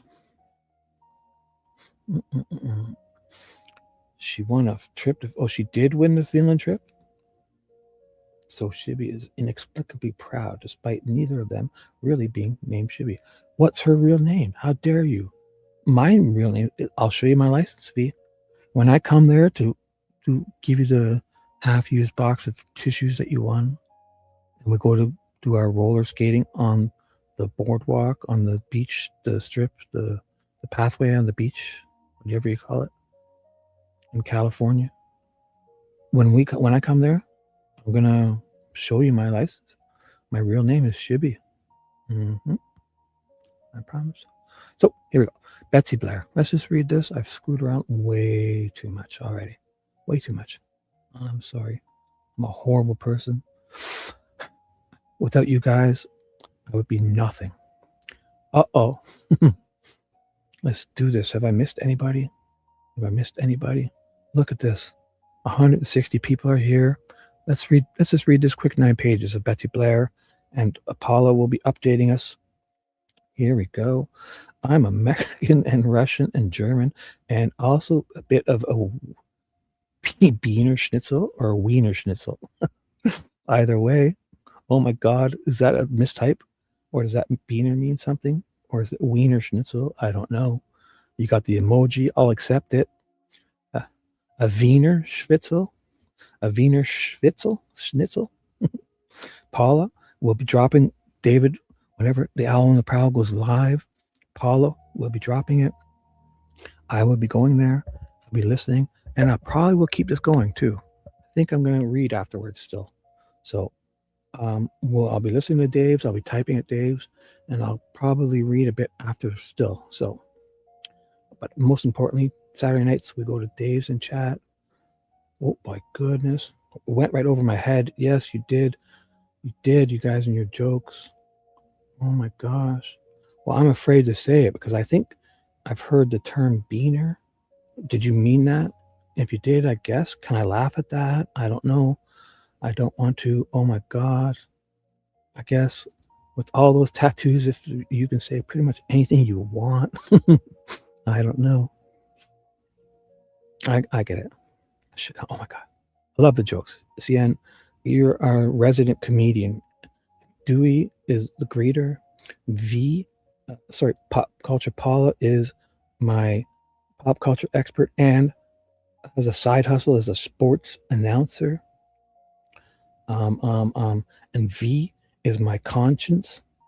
Anything I miss, she has full autonomy to answer in my behalf. And whenever Nicole and Abby, when she gets here, she is my game Scrabble player who's eloped with her Scrabble board, but she'll be back. I know it. She's having it right now. They're rolling around under the covers. I see it. Abby has got these Scrabble pieces all over her bed right now, and they're rolling around. And there's like Barry White music playing in the background. I hear it. And she'll be back when she's done with her Scrabble board. And Nicole also, she's her dogs and her are in the backyard. They're in a big swimming pool, even though it's late at night. They're just, they're in the swimming pool and they're sitting on those floatable toys and stuff and just relaxing in the pool. She'll be here to talk more. All right, her back is feeling better. Her finger is no longer cut. It's healing. Let's do this for the people. Betsy Blair. This is like her third time up. So let's see what she's up to, all right? This is Elizabeth. This is like her third time. Betsy Blair. Let's see what this is about. So, Mr. Baldwin. Good morning, Betsy. Good morning. I know you've done this already one time, but could you state your name and spell it out for the record? One sec. Just so you know, Elizabeth is Betsy. So Elizabeth Blair, she spells it out. Betsy, what we're calling her. Thank you. Betsy, how many questions did the prosecution ask you about the car you observed at the CPS building on 2/13/2017 when we were here earlier in this trial? The prosecution did not ask. Oh, okay. We're going to talk about that. The car you observed, is that okay? Yeah. All right. First of all, before we get to that, let's kind of remind the jury how many times and approximately what times did you go to the trail that day? Could you remind the jury of that information? I went to the trail 2 times. The first time I walked for a while and I left for about half an hour. About a half hour. And then I came back and I walked again. Okay. And then you came back a second time? Right. And then do you know approximately what time you got to the trail the second time? So the second time I would have gotten to the trail about 1:45. Okay. So 1:45. And what time do you think that you left roughly the trail after going on your walk around? I believe it was about 2:15. 2:15, give or take. Give or take a few minutes? Approximately. Thank you. When you left, can you tell, I'm going to do this because I always want to get this down. I'm responsible, Shibby. Here is going to do this because I love using this highlighter. So on the day she says she arrives at exactly 1:45, which I know about a quarter. So the second time I would have gotten to the trail. So the first time, what does she say? The first time she arrives at approximately what time did you go to the trail that day? I went to the trail 2 times. The first time I walked for a while and I left for about a half hour. So she walked for a bit and left for a half hour. And then she came back. And then approximately what time you got to the trail. So the second time I would have gotten about 1:45. So she walked for a bit and was gone. So she left at 1:15. So what time did she get there the first time? Why did they blow over that? So basically she's saying she arrived sometime for an hour. First time I walked while I left for about half an hour. Then I came and walked again. And she came back and was there for half an hour.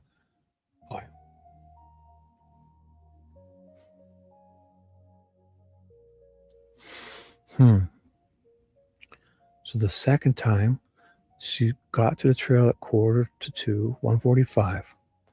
So 1:45 is the second time, right?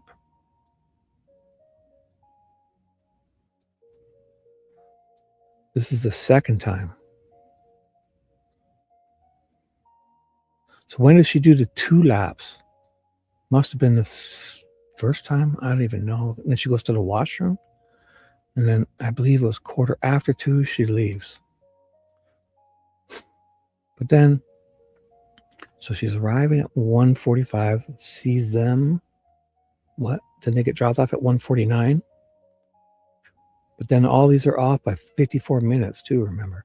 The reason we know these times is because they've adjusted the cameras by 54 minutes. So really, if you think about it, it could be arriving 54 minutes earlier, because this time is based off of the Hoosier Hardware Store camera, and the FBI has gone and adjusted it by 54 minutes, those timestamps, right? Because she says that she arrives the second time at 1:45 and leaves at 2:15, and we know that because the 311, Bree Wilbur's 311, has all this info. If you watch the 311 one, wherever it is, I usually find this one pretty easy. 311. Although it's mislabeled, it's Exhibit 311, has all this juicy info from the FBI. 311, where are you?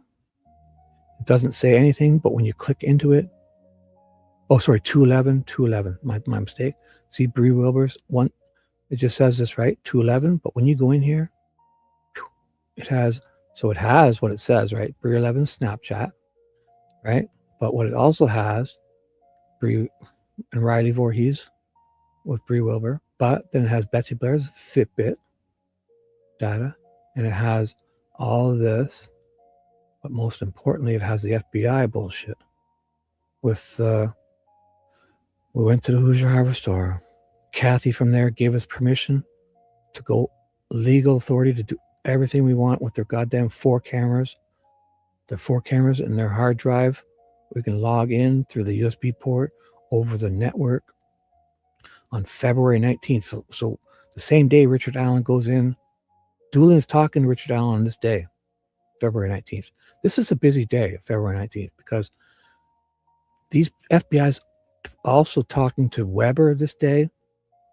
Pohl and Gautier are talking to Weber. They're talking to Patrick Westphal. They're talking at his home. They're talking to Dave McCain on this. Everyone, this day is a big day. 219. Then they're changing 54 minutes offset.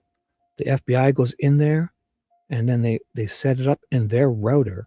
So they're at the Hoosier Hardware Store.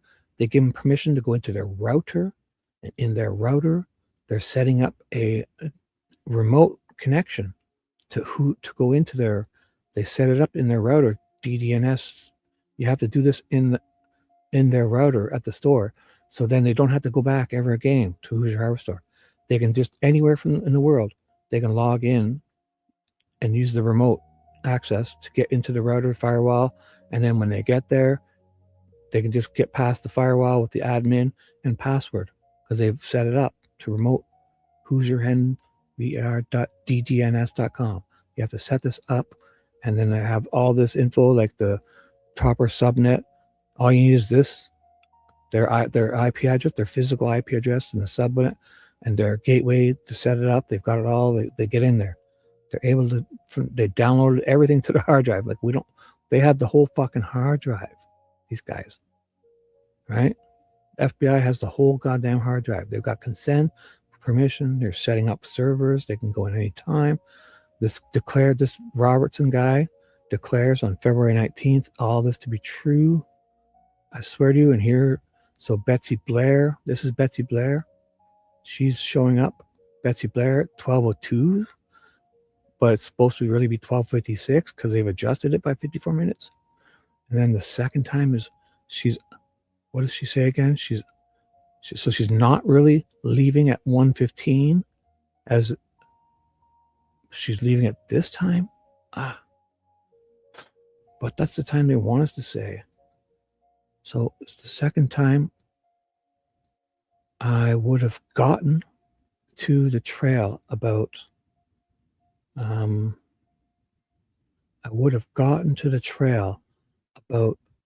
the second time. So basically, we can line this up too with her dumb Fitbit bullshit.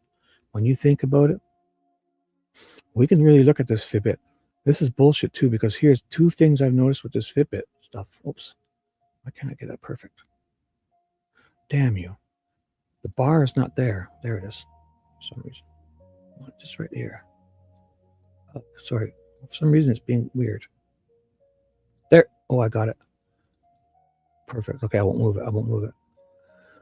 So she screenshots her Fitbit data on her iPhone, I guess, right? And we see, okay, so this is the 13th. She wakes up, she's farting around at 7 a.m. it looks like.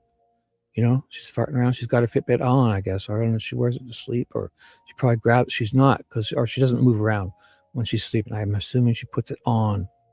She probably gets up at 6 and has a shower and then puts it on. Then I don't know if she takes it off to go shower. I don't know what's going on. She might work out and then take it back off to have a shower. And then at 9 a.m., she's farting around, she's probably driving somewhere, doing this and that. Or she gets somewhere where she's actually walking active, goes to the store. I don't know if she goes for I don't know. She sits down. She's wearing it, but not much movement.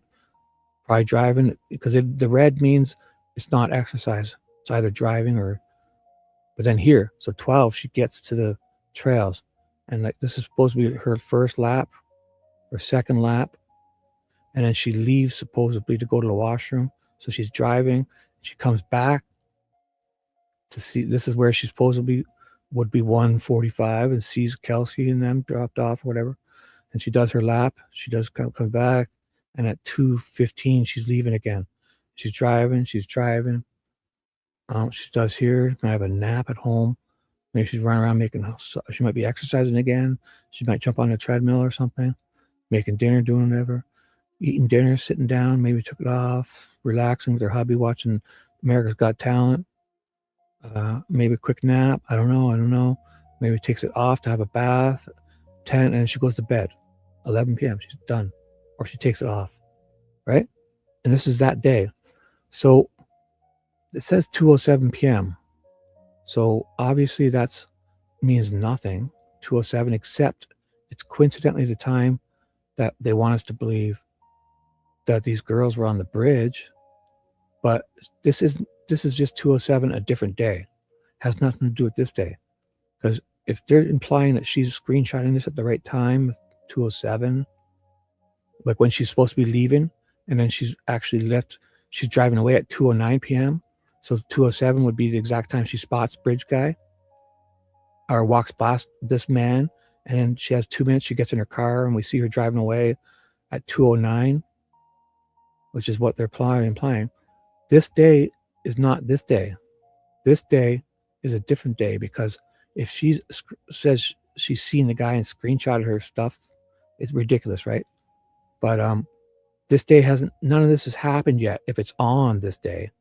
So this is a whole other day. It could be the next, could be a week after, it could be 2 weeks after. But just coincidentally, I think they screwed up, and they've put this time when they shouldn't have, because she's not screenshotting this at the right time on the wrong day, because this day is over when she's screenshotting this, right? This day is over. It's happened. She's gone to bed. This is another day, because if she's screenshotting it on this day, this wouldn't even be here. This would be blank, because it's this time right here too. This would all be blank, right? So she's doing this on a whole other day, coincidentally, at 2:07 p.m., which is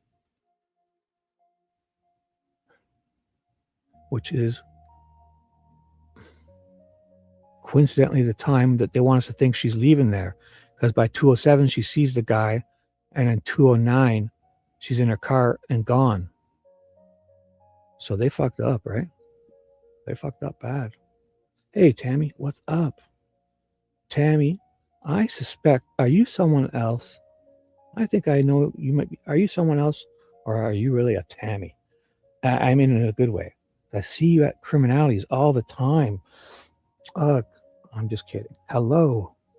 I see you're like a superstar over on criminality. Are you related to Teresa? I'm only kidding. Hello, Tammy. What is up? Hello. What is happening? Yeah. If you start calling me Shibby, I'll know you're Teresa. I'm only kidding. Hello, Tammy. What is up? What is up? So, I'm just noticing that, right? Like, so that's some big coincidence, right? They, I think they screwed up. Because this is supposed to be the time. This is what the time says, but they're like, oh, this is the real time. Like we adjust, I don't even know what they're doing with this. But this is Betsy Blair's leaving, right? It's even confusing when we look at it. So the second time, I would have gotten to the trail about 1:45, and then she's at the trail after doing her walk. I believe it was about 2:15. 2:15, give or take. Yeah. Well, I don't even know what they're saying they're adjusting this to. If it's off by 54 minutes, is this the time and this is the right time? 1:15 or 12:02? She's really coming back at 12:56. And again, it's screwed up because I hate pointing this out. I don't want to be, nitpicking, right? But this is the FBI doing this. Let's do the math, everyone. What is 12:02:59 if you add 54 minutes? What do you get? 12:02:59, you get 12:56:59. Perfect, 12:56:59, right? But then 2 hours later, when it's this time, 1:15:46, what happens if you add 54 minutes to that? Well, that would be 2:09:46. 46, 41. How do we now? This is now 53 minutes and 55 seconds off. It's no longer 54 minutes, right? She sat in her car. Uh-oh. Is T in your head too? Because she's in mine. I'm kidding. Yeah, you just don't get to change this. Why do they get to waive? And here's another discrepancy I've noticed. If we're to believe the FBI is doing this, right?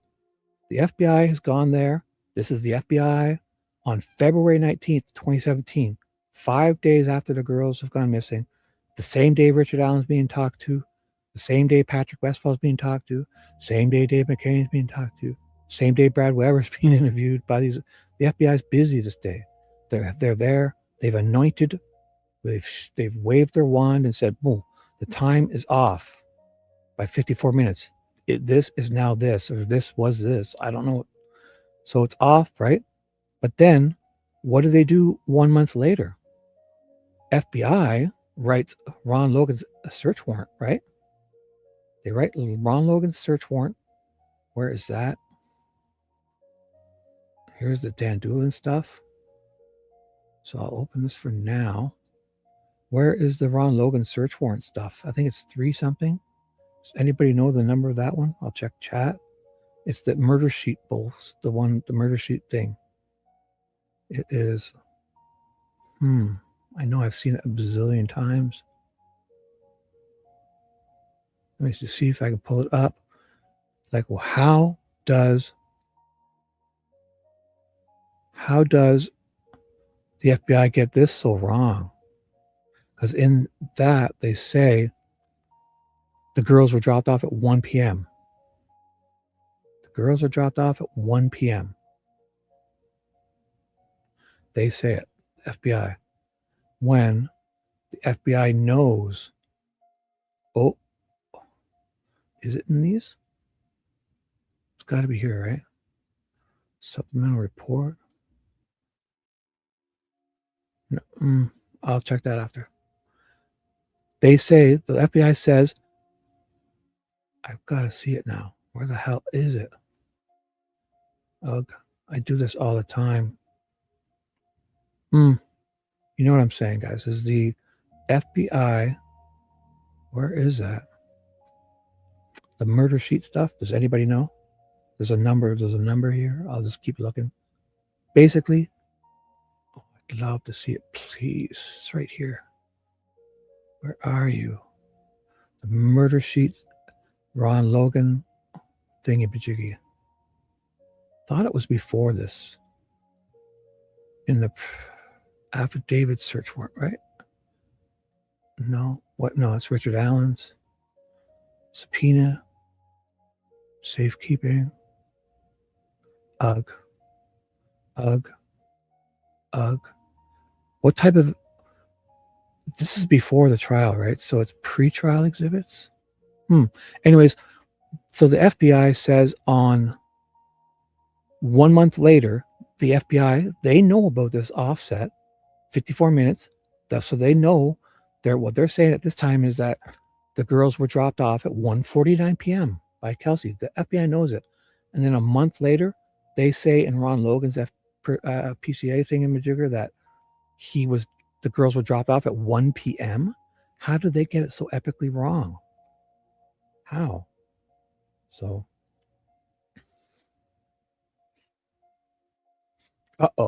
you spit and Diet Pepsi everywhere. What's going on? I actually don't know. You never know. Because you're ahead of me. You're my conscience. You're supposed to tell me what to say. Of course you don't know. You got to decide. Yes. I figured it out. The reason V doesn't understand me is because you're my conscience. You've got to decide for us what I'm to say. Thank you. We figured it out. Oh my God, you're so right. Yeah, the FBI is just so full of it. I'm mumbling. I do that. I mumble. I'm a mumbler. You caught me.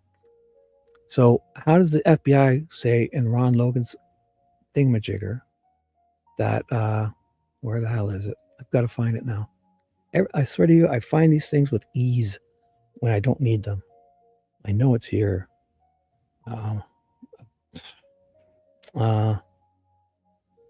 Where is it? FBI, the Ron Logan PCA thingamajigger.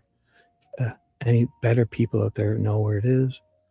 You can ease my pain and help me with a number, anything. I do. I've been a mumbler. I definitely mumble. Sorry, guys. I'm a mumbler. The Tina Garrison one is great. Oh, my God. Do we even open that? Oh, I might as well. If we're going to rabbit hole waiting for Dave, we might as well rabbit hole properly. Tina Garrison says some great things. Whew. Show me. Come on. Ron Logan. Where is it? The Ron Logan thingy. Murder shits. Where? I got to remember which is which. These exhibits. Like, what? It's got to be here. Incarceration, subpoena, affidavit. Like, it's way in the beginning, right? So this is way before Richard Allen. So it's not these. Oh, God. Why do I do this every time? Betsy Blair's report, Doug Carter. So if it's before, should I be looking for things in way before in 2017? How do I find this stuff? Anybody know? And why do I constantly get this wrong when I'm looking for something? I need to remember, how do I put this together? Because they're putting stuff out at certain dates of older stuff. Like how do I find stuff like this from way back when? But this was put out then. So this is my problem. I need to remember when things were put out, not the things I'm looking for.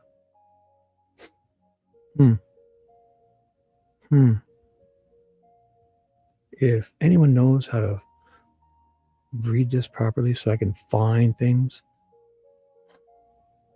Ron Logan's PCA that was leaked to the murder shits I see it every time I open this up. I see it. Now that I want it, I don't. So it's got to be the beginning, right? Let's go way back to the beginning. I don't even know what I'm looking for now, guys. So sorry. I should just keep reading. What am I doing? I'm an idiot. Fuck. I fall for this every time. I do it to myself. So it's not here. It's not here. How does one find this stuff when they want it? I need to stop doing this. I'm chasing people away probably right now. Complete doorknob. March. Oh my God. So where? Oh, I've got it. Fuck, finally. Let's remember this S. What is this? I'm going to start saving these properly. What is happening? So this is in pretrial exhibits S. So remember that. S, March 18th. So this is the motion to dismiss or the contempt hearing stuff, right? So I'll remember that now. Fuck. Oh, right. Because Hennessy's pointing out shit. Right. Fig Solve's got the bullet. Hennessy's saying to them, hey, dipshits, these people are leaking this. These people are leaking all this stuff. These people are leaking this. And then there's Babs in the Odin report. And then they're like, well, we don't want to talk about all that stuff. We're here only to talk about the contempt of the defense attorneys because we don't want to talk about all this other stuff that was leaked. Damn it. I'll never do that again. So let's do this. So they're saying here, look at it. FBI is like, right here. Nicole Robertson, yes, this FBI.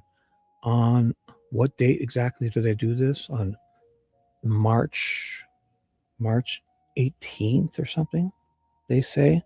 The girls, but so a month before they've declared this timestamp off by 54 minutes, therefore knowing exactly when the girls arrived. They know the girls were dropped off by Kelsey at 1:49. The FBI, they've declared it, the timestamps off on February 19th. There's no mistaking it. They've declared it right here. We got the declaration. They've signed it. They've Hoosier Harvestored. They've remoted in. They have the goddamn hard drive. They've declared it off. We know Kelsey dropped them off at 1:49 now. Nobody's mistaken about anything, right? On February 13th, 2017, the FBI writes, 1 month after declaring that, approximately 1 p.m., juvenile victims, Libby and Abby, were taken to the 101 High Trail. Why 1 p.m.? Around approximately 1 p.m. What is that? 12:55? Or is it 1 p.m.? So if it's 12:55 and it's 1:49, then we go back 54 minutes, it's approximately 1 p.m. So why don't we get the adjustment here? Why would they say approximately 1:45 p.m. or approximately 2 p.m.? Because it's 1:49, right? So approximately 1:45 or approximately 2:55 or approximately 2:50 or 1:50, sorry. No, they say approximately 1 p.m. Are we to believe the FBI then is off by 54 minutes? By 49 minutes? Because it's 1:49. So if they said at least approximately 1:30, fine. Approximately 2 p.m., fine. But they do know that this is at 2:13 p.m., right? Like how do we then they also say they're supposed to be picked up at 3 p.m. Derek isn't even driving over the bridge until 3:11 to say that he's there for 3:15 or 3:30. Yet in Tina Garrison's report, whoever the fuck Tina Garrison is, Forpit said Tina Garrison is somebody her grandfather worked with. His grandfather, her uncle worked with her grandpa or something. She says David McCain is observed arriving on video at 2:45. Right? What does David McCain see? McCain said that there was a large pickup truck parked. Right? McCain also said he saw a white station wagon type car when he arrives. The truck is David Riley walking his black dog in his Honda Ridgeline. The car is Derek German's white Impreza. McCain said that he walked to the hub or Nisha's bluff. Doesn't mention bumping into Derek. But Derek says when he gets to this point, to the hub, this is where Derek bumps into McCain. So Derek is there. But Derek says he's not over this bridge until 3:11, which would be 15:11. So Derek's not there till 15:15 in his testimony.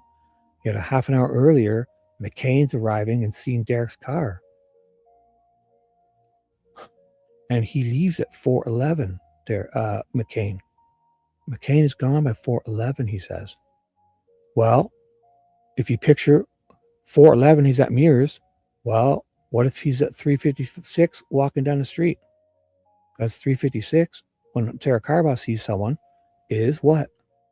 That's 15:56.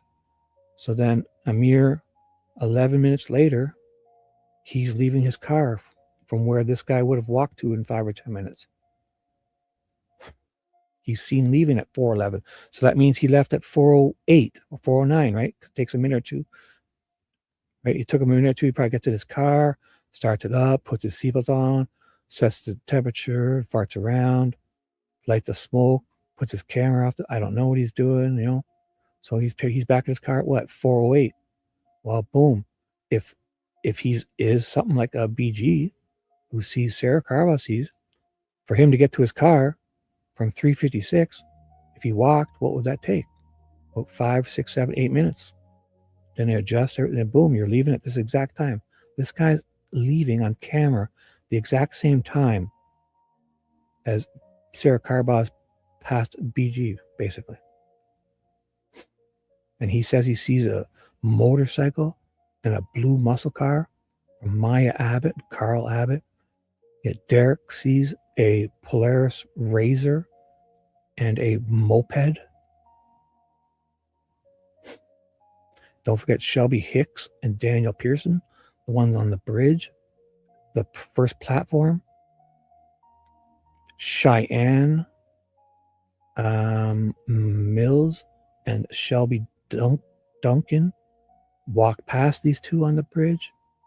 Cheyenne and Shelby go past these two, and they must be on the bridge by 3:30. So they're already on the bridge at 3:30. The Hicks and Daniel are on the bridge. So they arrive at 2:48, and they're on the bridge by 3:15, sitting there from 3:30. Around 3:15, Cheyenne receives a phone call from her dad after getting her car from the mechanics, and she's already on the trail system walking towards the bridge.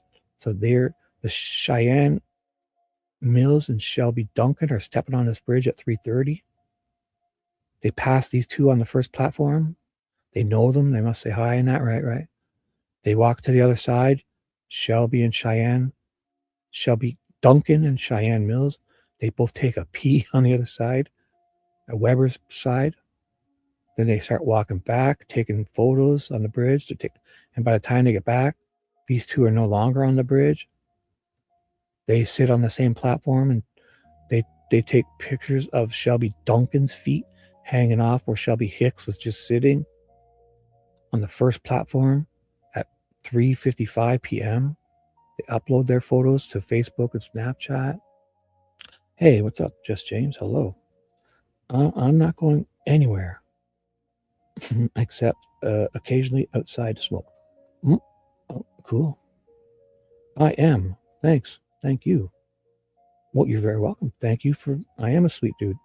And you're a Just James. You're a Just James. I'm a sweet dude. Oh my God, I enjoy doing this. Michelle, did I say hello? Judy? Oh my God, V, I'm so sorry. V is alerting me now. V, my conscience, I hear it. Shibby, complimentary comment alert. Read one from James. Next. Thank you. I just did. Thank you. My conscience. My conscience is slow tonight. Yes. Thank you, James. Shibby, you are a sweet dude. Is this one? Thank you for calling attention to this case. Well, Just James, you're very welcome. My pleasure. Thank you for being here. I'm a lonely guy. What else would one do on a Saturday night, right? What else would a man be doing on a Saturday night except talking to 160 of his closest friends, right? Right. Michelle is. Oh, is he on? Is he started? What? Get out. What time is it? No, it's not yet. Oh, it's soon, right? Is he? I haven't got any alerts. He's live in 30. 25 minutes ago. Right. We were close. Oh my God. I've babbled this long. Yes. Pop Culture Paula, I pinned her comment. Dave will be on. So when Paula would drop the I am, everyone will be over. Oh, yeah. Yeah. I'll go over and say hi. I'm going to leave this running, though, this time. I'm going to try and experiment. So I'm going to listen to Dave. I'll go over to chat, and I'm going to leave this running, and I'll come back when in between comments, and I'll probably read a bit. Because I feel last time when I ended it, I feel like maybe 10 of these people might be sleeping, and then when I start back up again, I don't get them back. It was definitely cold last night. What area are you in? What time zone at least? It's linked, Paula, and drop it again. Yeah, Dave will be going live anytime. I mean, if you went over there now, he'd probably gonna, I'm sure he's gonna start on time. It's gonna be any minute. So I just know I won't end this. What I'll do is we're gonna go there and say hello, and I'm gonna talk there. I've got Dave ready to play in my other ear. So for you guys, if you can only watch one thing, stay there. But if you have the ability to have two devices like me, so I have headphones where I can listen to my laptop in my left ear and my desktop computer in my right ear. So on my left, I'm looking at Dave's right now, his stream. I'm listening to it in my other ear. So I'm able to do both. So instead of ending this, I'm going to keep it running. And in between chatting there. So if you can only have one device, go there. Because that's where the party's got. Dave does Saturday nights. I usually do just a pre-warm-up show, but for whatever reason, when I close it down and I spend a couple hours there and I come back, because I have to stay working until 8 a.m. So I'm going to read. Yeah. Afterwards. Yep. So I'm going to go and say hi there, but I'm going to keep reading. So I'm going to read. But I'm going to go to Dave's too. So see, I'm able to do both. So this is where I don't have these conflicts. I'm able to listen to Dave. I got my iPhone. I got my laptop where I listen to Dave in my left ear. I have my desktop in my right ear and my Bluetooth headset. I've got it separated. And I've got my iPhone where I can type like this. I could say this in any chat. I can go back and forth. So I'm talented. Yes. Well, I listen to 4 things at once, Rebby. Don't you think I listen to 4 things because what I do is this also. What I'm doing now. I do this.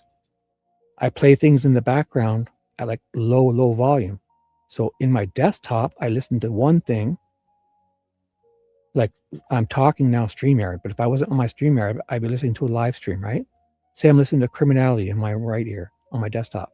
I then play stuff like this in the background quietly. Then in my left ear, I'll be listening to like Owl on the Prowl live stream on my laptop. And I also play like my Amazon Music playlist in the background. So I'm listening like Taylor Swift and whatever I have on my fucking playlist.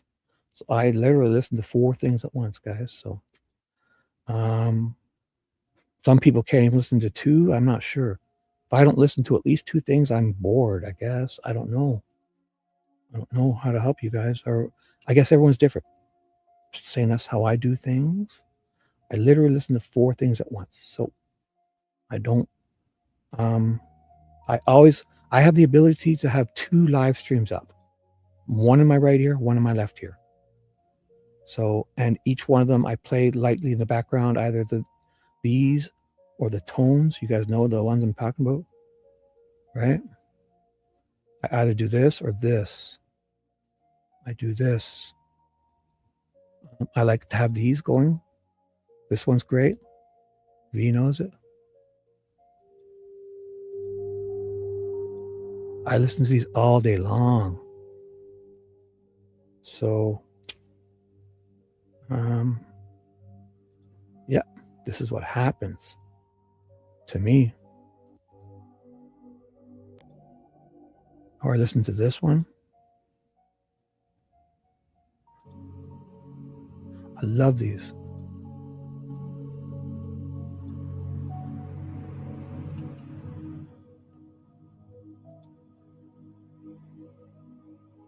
Oh, I have the other one still playing too. I should have shut that down. Sorry, I got two. I don't listen to two of them, so I have to pause this one. I don't listen to two of them. I do listen to one.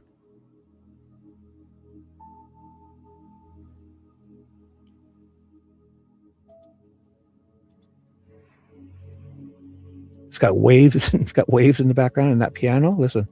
Dun, dun, dun, dun. Right? Or this one's cool.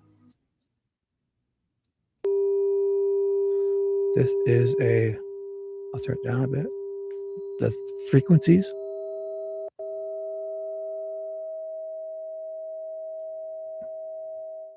That just like tickles my insides, guys. Doesn't that tickle you in the inside? Oh my God. I fucking love these. So I listen to 4 things at once. So sometimes I guess you guys have problems listening to 2 things at once. But for me, I can easily listen to this StreamYard myself, and then I could on my laptop. I'm listening. I got Dave up. Whenever Dave goes, I got my iPhone to type. It is 1:11, which is 11:11 in the mountains. Oh my goodness. It's 1:11 a.m. You're in Michigan. Perfect. You're near Dewey. Detroit style pizza. Nom, everything. Yeah, love it. I do love just a regular, Chicago deep dish. I mean, everything's good. I mean, you can't go wrong with pizza, right? Are you talking like the regular, like the Italian style? Just like I like seeing the New York style movies where it's like that skinny, thin slice where they kind of have to fold it in half, even if it's just like triple cheese or some pepperonis, right? As long as the pepperonis are on top and they're crispy, boom. Yeah. I mean, I could have a pizza with tons of pot toppings or just cheese. Those big slices, you see them in the movies, and they got to kind of hold it and flip it in half because it's like gonna fall, and they got to put it above their head and kind of just let it drip into their mouth. You see it in the movies all the time. The New York style. Oh, we don't have those problems. That's not the issue. I don't read chat. Well, I'm not ignoring chat. Just know that I'm busy. Because look at it. Here's what I'm doing. I'm telling you. Where is it? Where is it? My status bar only comes up when I get in the right spot. Where are you, status bar? Oh, what is going on? I got so many monitors going here. Got so many. Where are you, status bar? There you are. I'm doing this. Here's my screens. I've got this transcript. I got this StreamYard I'm doing. I got this other. These are all 52-inch monitors I'm looking at. TVs. This one is down. This one's above this one. This one's above this one. And this one's to my right. So no wonder I'm missing chat. That's why I've anointed you as my conscience fee. You're to help me. I don't want to miss anything. Anyways, we're going to go to Dave's any second. So, but just know, I will keep this running. I'm not going to shut it down. So if you have the ability to listen to 2, where's Dewey at? Dewey's in Michigan. Oh, Tammy, Dewey. Tammy, have you heard of Dewey's van? If Dewey and I picked you up in his van, would you come for a drive? Tammy? And if I told you he had a waterbed in his van and it was jacked up with Krager rims and little moon windows and those like black louvers, would you still jump in and go for a ride? Dewey has a van back in the day, with a waterbed in the van. Oh my God, a waterbed in his van. Oh my God. Oh, that's what we were going to do tonight, Dewey. We were going to, we'll do it next Saturday. Oh, Dave's gone live. I bet that's what Paul is saying right now. He's gone live. If you want to go, I'll go there and say hello, but I'm going to keep this running. So if you guys want to come back in a bit and listen to reading, if you can listen to both, do that. If you want to listen just to Dave, if you want to listen just to me, I'll be here. So I've got him playing now in my ear. Let me see. I pull up a new browser on my laptop. I'm going to go there and say hello, but I'm not going to shut this down. So if you guys want to come back, do whatever you want. Okay. But if you want a true crime, Dave is great. He's on now. He's looking. He's got a new background. I'm going to say hi. All right. I'm there. I can't quite hear him yet. It's good to see Beasley for sure. And sweet dude, Shibby's in here. Fucking right I am. Good to see you, sweet dude. Hey, bro. I know you were live tonight. Oh, yeah. I was watching the football games. Fuck yeah. Hope I'm not cutting in. Hope you're done. Anyways, we're going to get into the True Crime Weekly. Good to see Mino here, though. Hope Dino's there, you fucker. Dino, I'm going to yell at him now. Dino doesn't come say hi. I'm yelling at him in Dave's chat right now. Dino, what the fuck? I just yelled at Dino in Dave's chat. I'm like, Dino, what the fuck? How dare you? How dare you?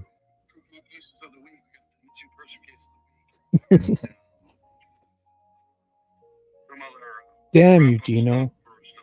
He's there yucking it up, and he didn't come here to say hello. Awesome. Like I said, hope everybody's doing well. Everyone except Dino's awesome, Dave. Be here. I'll be right back. Play my intro and I'm going. All right. Yeah, you will. All right. So if you want, so Dave, he does a great show. He does true crime, and he'll do like 15 or 30 minutes on one. He'll update us of stories that have happened during the week, updates of old cases, cold cases. People are found alive sometimes. I think something happened this week where somebody was found, and he covers it for 15 minutes or 30 minutes and then moves on. So it's no Delphi or nothing. It's all true crime stuff.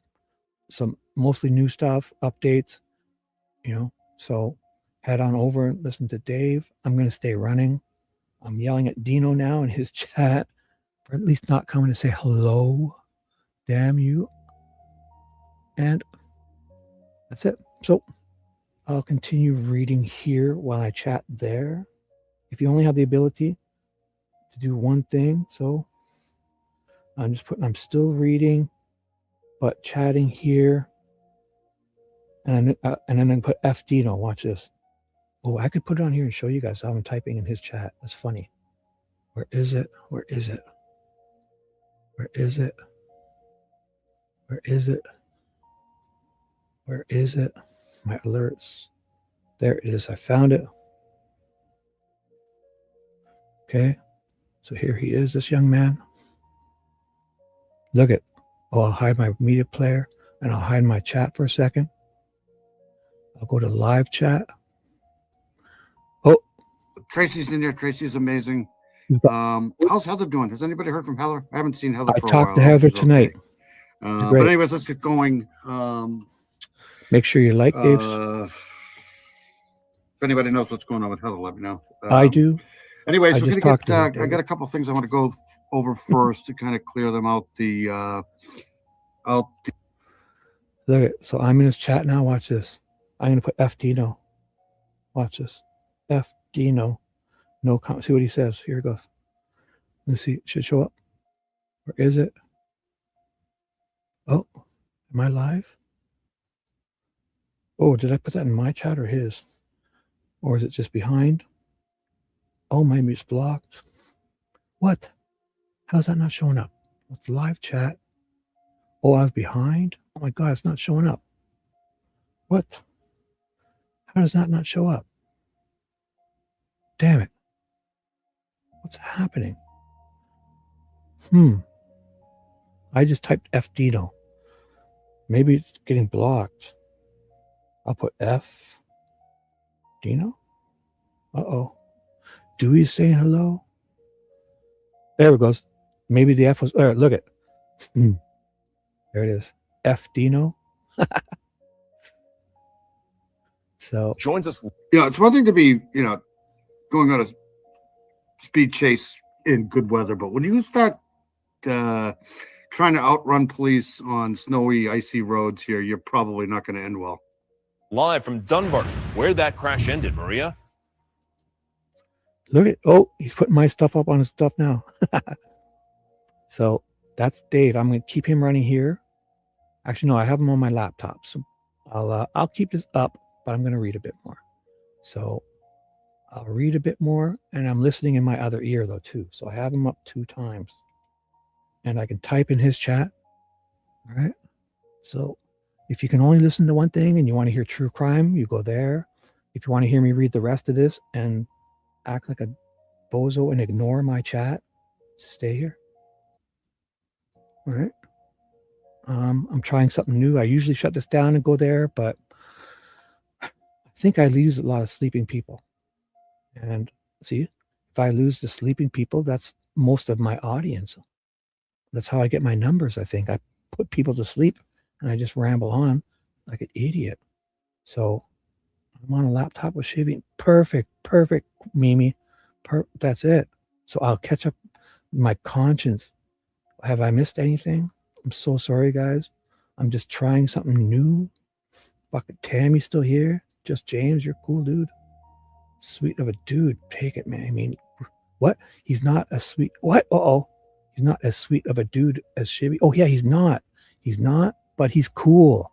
He's a good dude. Dave is a super great guy. I know you're kidding, but Dave is a super great guy. He's probably a sweeter guy. He has better hair, definitely. Check out his hair. He's got better hair than me. Look at this young man. Look at him. Dino's there. Be extradited back up to Maine, where he will face a murder charge. He also faces other charges here in New Hampshire as well as in Mass. For now, They should have. I should just ask him if I can just watch his show for a bit. How's that? And we'll go there and here. Dumbass charge. So I'm going to type to him and see if he'll say it, and we'll get the answer. Listen. Maria Wilson, WMUR News 9.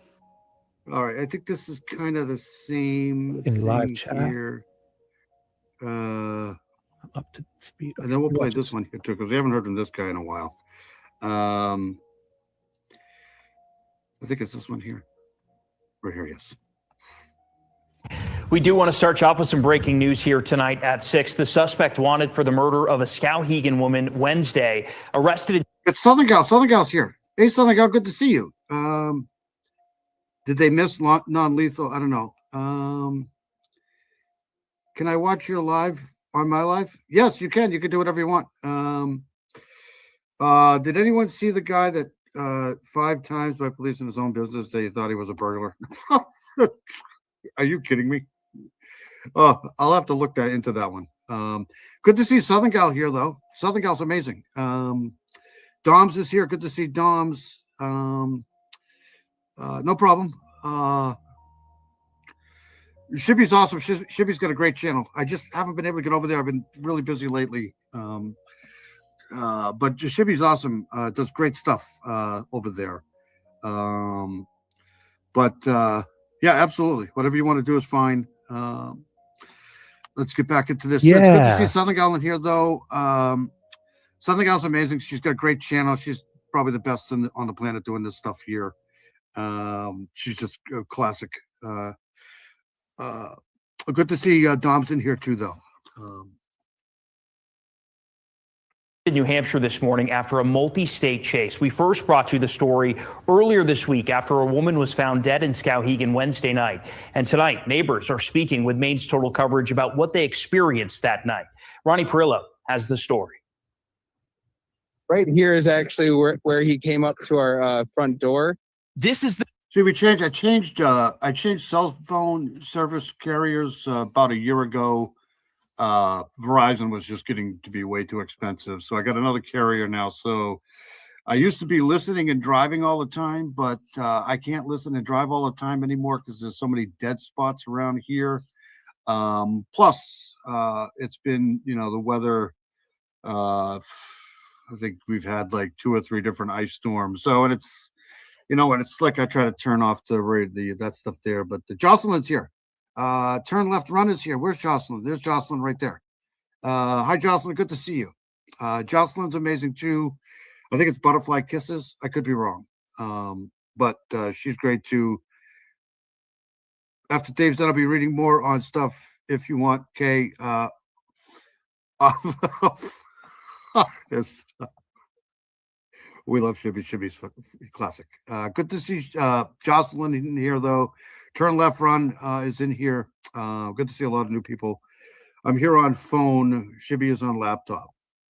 Fantastic. All right, so we'll finish this up here and then we'll move on to something else. The video sending a chill down Tommy Ignofo's spine. It shows who he says is 55-year-old Dane Burke, the scout. Whoops.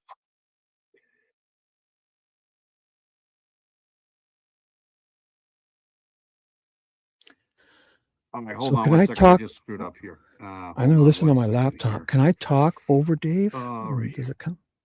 How does this sound? Well, I got Testing. a new thing on here. 1, 2, 3. Try this. Testing. Here. Hold on a second. Check this out. This is really funny shit here. Hold on. I don't hear myself. Ready? No. Uh-oh. Oh, I can do that too. I can do that. I can do that. Let me get rid of my face. How about the gong? Here comes the applause. Ready? I'll play the applause when we get another dumbass like this guy here.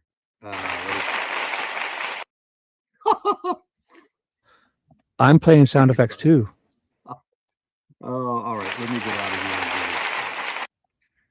Live literally right here, and that property is the property in question. Tommy and his business partner Max live in a camper in Skowhegan, just feet away from where they say Burke lives. Testing. 1, 2, 3. Testing. Is my mic not working? What is happening? Dave's doing a drum roll. So am I.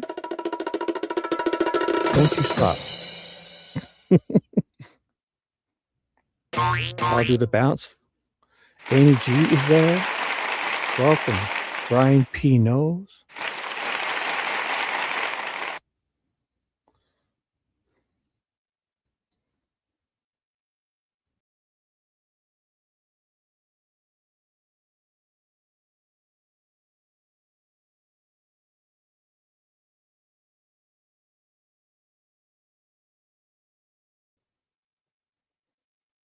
Testing. 1, 2, 3. Just had a little crash. Sharing the screen. Entire screen. Dave. Sound. Share. Put it up.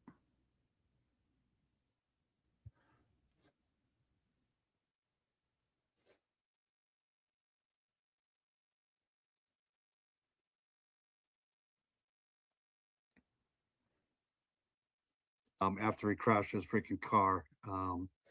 Just a real dumbass. Of killing his girlfriend. My fault. Been home and he knocked on their door. We would have been. Criminal Network is here. That's awesome. Hiawatha's here. I don't know about that. But it's always good to be made a mod on like a channel like Southern Gal and Daisy Asks, because those are really good creators. I mean, like really top-notch creators there. Good to see Hiawatha here too. Always good to see everybody here. I hope everybody's well. There's a lot of shit going around. So just be careful. It's that time of the year.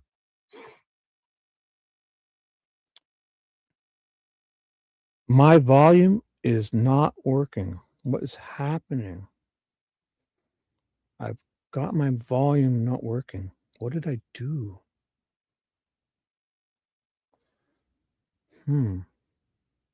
Check. I don't hear myself talking. What is happening? So I have Dave muted.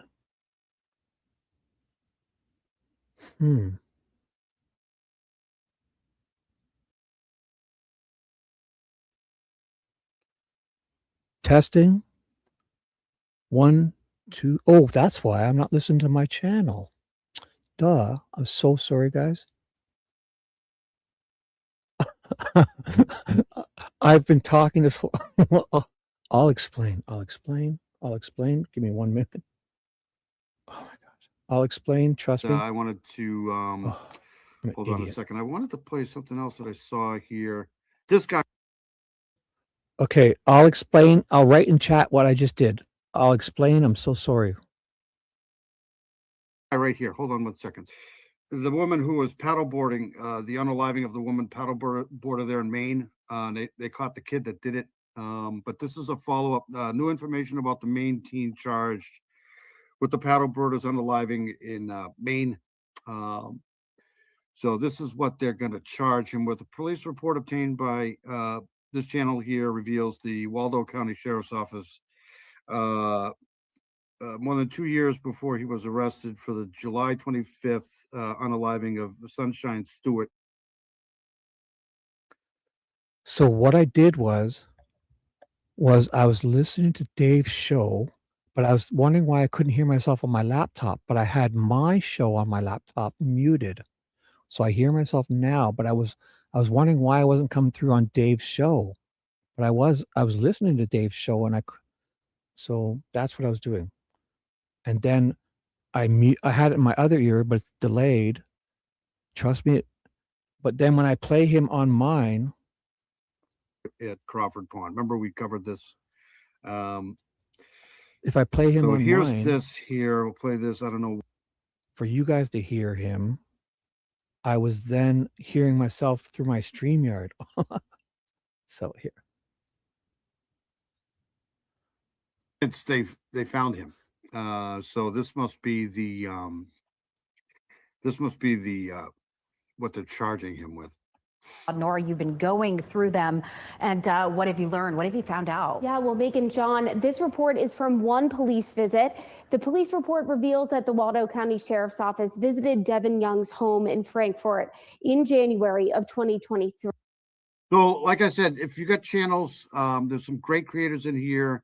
Gretchen's here. Good to see Gretchen. I know we got Shibby in here. We got Paula Fitzhenry's in here. She got a great channel. There's Daisy Asks right there. I'm pretty sure Criminal Network's got a channel too. So if you have channels, feel free to throw them in the chat. I have no problem promoting great creators because there's a lot of them in here. Southern Gal's in here somewhere. There she is right there. So feel free to, Brian's in here somewhere too. He only needs 47, 46 or so subscribers until he gets to 1,000. So feel free to throw your channel chats in here. More than 2 years before he was arrested for the murder of Sunshine Stewart. He was 15 years old at the time. According to this report, Young was a special ed student. He told his teacher that he had gotten punched in the eye. He was punched by someone outside the school, unclear who, due to an altercation over outdoor chores. Young blamed himself for being confrontational. Now, this report led police to make a house call. The names of the people they interviewed are redacted. The report shows that Young was struggling. He had spent time at a psychiatric facility and adult. The school had been seeing Devin's behavior and has had to go to school to pick up Devin because he was fighting with kids. We're constantly having to remind him to take his medication for ADHD and what does this have to do with her? I don't understand what this defiance disorder. And he was getting in trouble in and out of school, punching holes in the wall at home and getting into fights with kids in the classroom. At this point, Young had a Department of Health and Human Services caseworker. I hope I just don't disappoint there, buddy. There's Southern Gal right there. She's awesome. She does he have a picture of the black guy? I don't know. And there's a Jocelyn too. Anybody wants to rent, let me know. That way you can throw your channels in the chat. Like I said, I have no problem promoting great channels. I know there's a lot of them in here, but Southern Gal's amazing. She does this for me when I'm doing this stuff, so that's great. And Jocelyn too. worker assigned to his family. The police officer who visited the house gave the adults some resources to help them deal with the behavioral issues and encouraged them to reach out to that caseworker. It's unclear what happened after that. Authorities made multiple visits, it seems, but some of those records will remain confidential. Meanwhile, it's been very hard to get details about this case since Young was a minor at the time of this crime. Next up, the court will decide whether he should be tried as an adult in a bind-over hearing. We know that that will be a closed hearing. We will not be able to listen in to that proceeding, but we will continue to closely follow this case. For Investigates, I'm Nora Hogan. Okay, so I don't know what that has to do with her. Pretty sure you guys remember that we covered that over the summer here, and I'm just now hearing about this. So hold on a second here. Okay, so hold on one second. I'm trying to. So we'll play this one here to give people kind of a rundown of what's going on with this case here. Hold on one second here. Thank you, Jocelyn, for doing that. This is kind of like a review of this case here. This is Devin Young here. He's being accused of unaliving this Sunshine Stewart case back in July. She was found at the lake there, and they were looking for a suspect at that campground for like a few days. So then they finally caught this kid.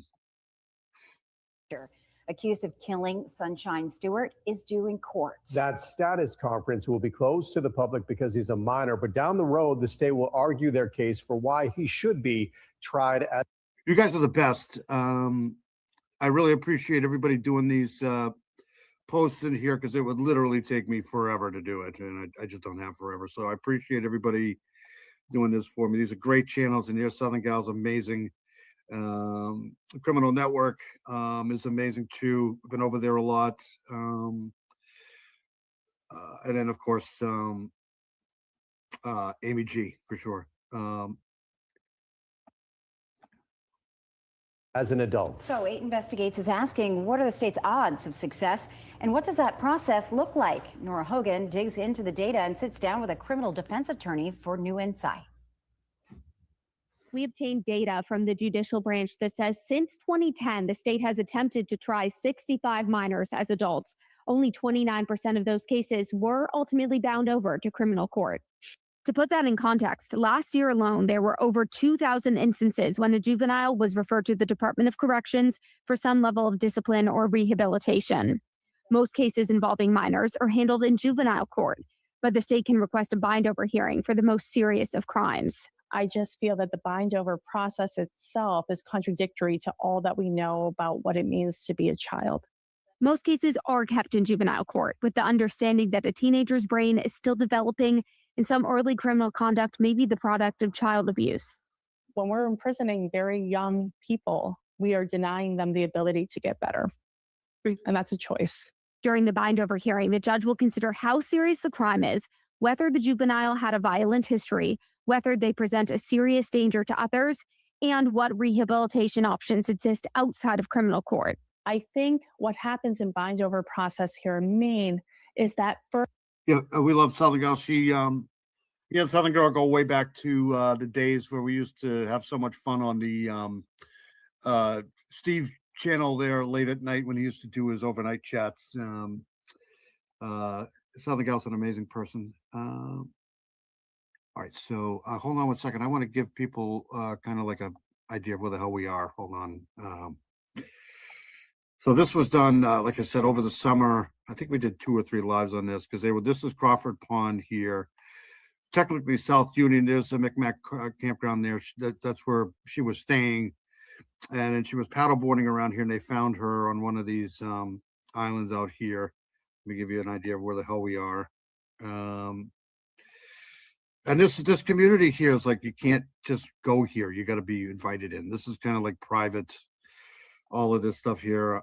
I've been up here before, lost for sure.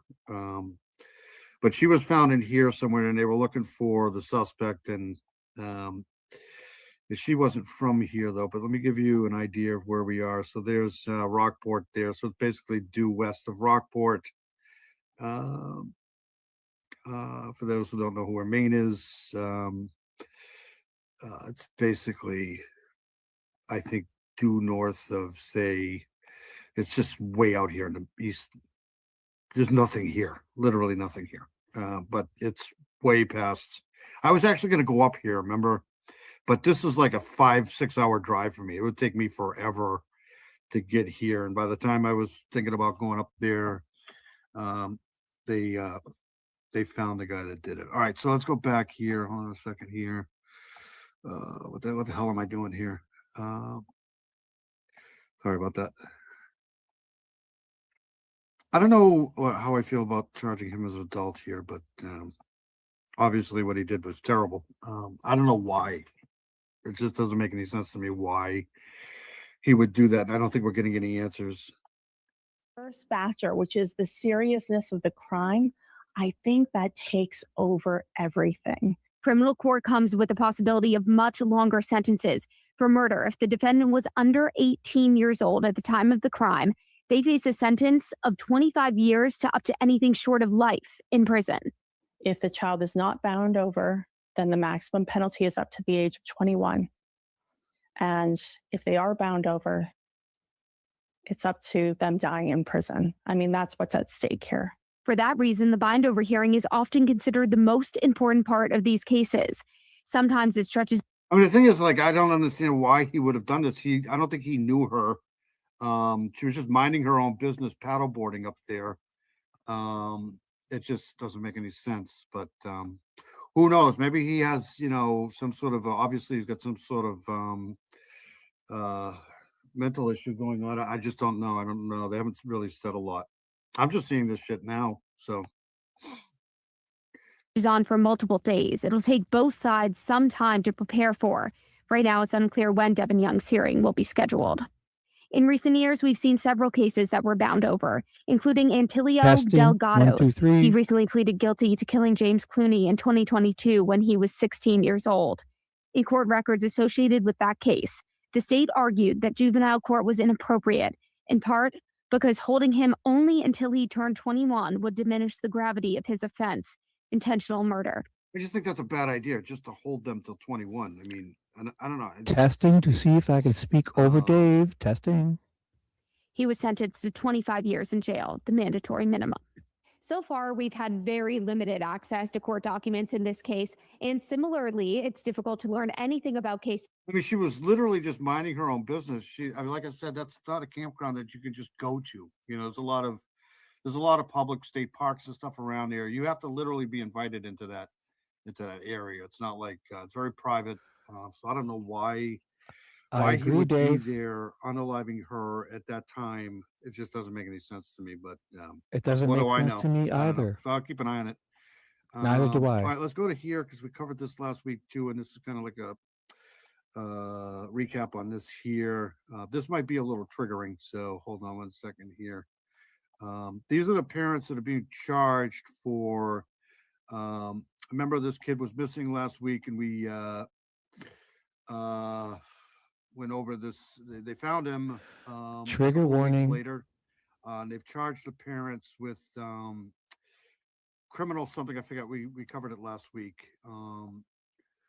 But graphic new accusations revealed against mom, stepfather of the missing boy. Trying to remember the name now. There we go. There's just too many of these stories here.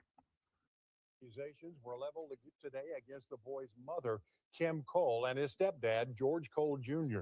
And tonight we know George Cole attempted to hang himself in his jail cell after hearing those charges in court. News 4's Adria Goins was there as he... This is going to be very triggering. Remember this case? We covered it last week, and they finally found this kid. He was rushed to the hospital. She's also hearing from rescuers about how the boy stayed hidden for so long. Latoya's here. Good to see Latoya. Haven't seen you for a while. Happy birthday. Hold on a second. I think I got something for you because I don't have a birthday song. How about this one?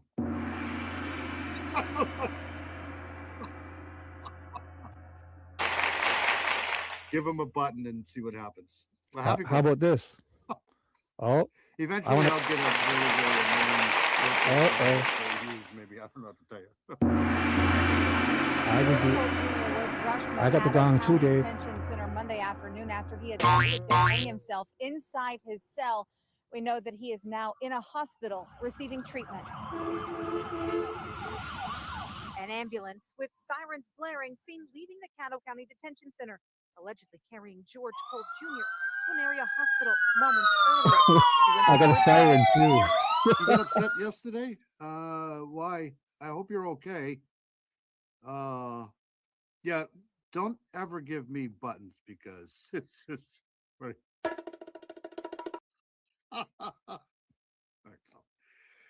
I hope you're okay, Latoya. Hearing his 14 charges, including child abuse and neglect. Bond set at $2.5 million for child abuse. I got buttons too. I can fart, Dave. I remember we went over it last week with what the actual charge was and what it means, but dollars. Investigators say Cole used a taser, cattle probe, and nightstick to beat the boy. He's oh also my God. Oh my God. Really? Oh. accused of zip tying and handcuffing the child in their home. Kim Cole also faces many of the same charges for abuse, as well as 2 counts of crimes against nature. That's the one. So the crimes against nature is on her. All right, so let's back this up. Hold on a second. These people. Oh, the taser. Probe and nightstick So to this, beat the boy. This is the abuse. He's also accused. I of added the zip boo for tying and Dave. handcuffing the child. I added a boo for Dave. Kim Cole also faces many of the same charges for abuse, as well as 2 counts of crimes against nature. She allegedly forced her children to watch porn. What? Are you guys hearing this shit?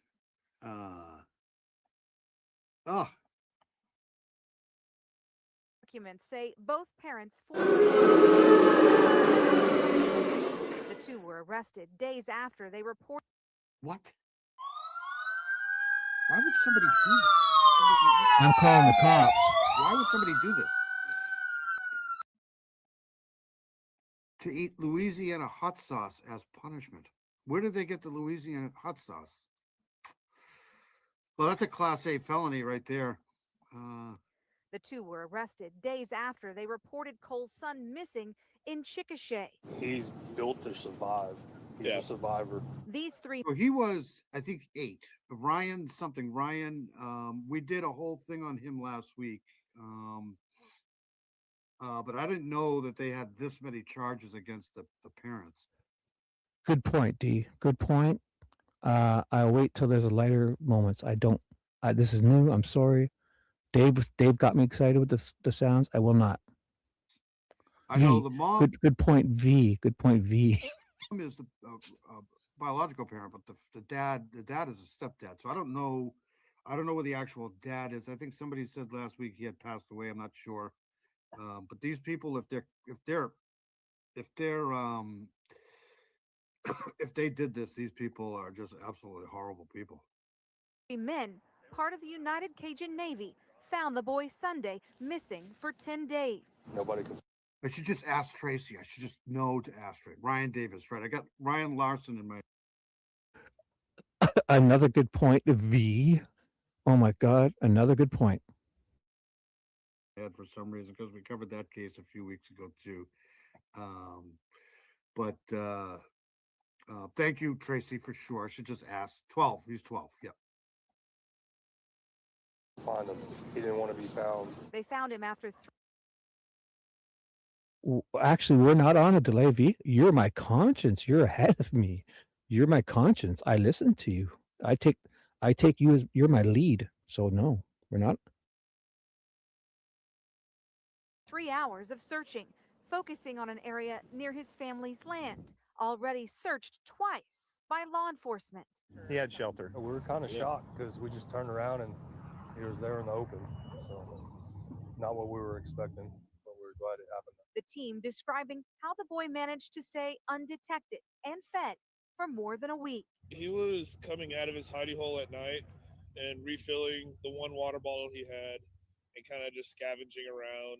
There was like some hiking food, MRE type stuff that he had gotten into. The rescuers bringing him to the hotel, doubling as a makeshift headquarters to get checked out before he was taken to the hospital. Adria Goins, Oklahoma's News 4. We're thankful for those rescuers. George Cole Jr., who is still in the hospital, is expected to be back in court in April. Okay, so I'll keep an eye on that. That's just, that's just terrible. Well, let's hope he finds better life than that. I mean, that's just, these people are sickos. Yeah, absolutely. Okay, so let's move on. I'll keep following that. I want to cover this case here too, because this came up on my feed the other day. And I know they were looking for this girl here. Hold on one second. It just gets worse and worse and worse. It sure does. So this happened a couple days ago too. I was following this until they found her. That's probably how I got the 8-year-old mixed up here. Hold on a second here.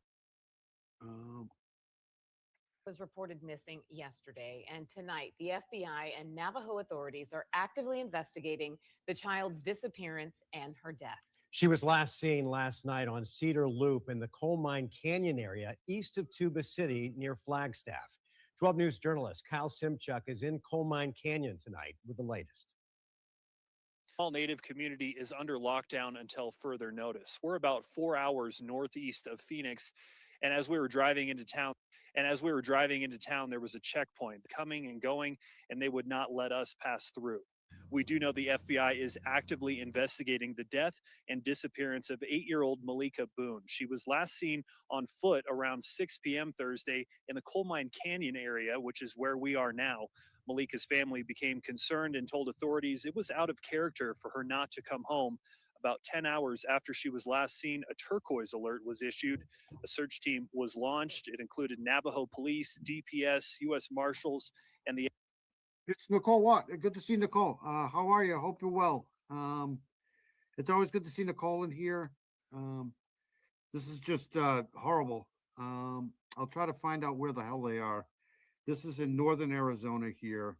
I got another one here to play on this one here too. The FBI, and sadly they found the 8-year-old's body earlier this afternoon not far from where she vanished.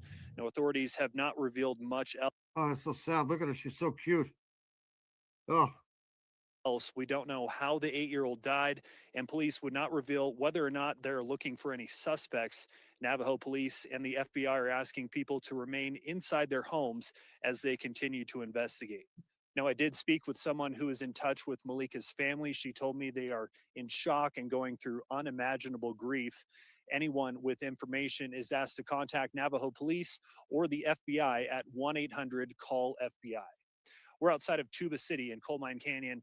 Kyle Simchuk, 12 News. All right, Kyle, thank you for that report. Did he say Tuba City or all right, hold on one second. I got one more of these. Hold on a second. I'll play this one here.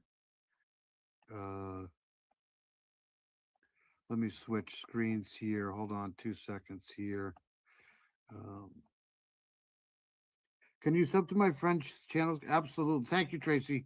Yes, absolutely. You can throw them in here, Latoya. It's always good to see you, Latoya, for sure. Tracy is like a, yes, of course I can, Latoya.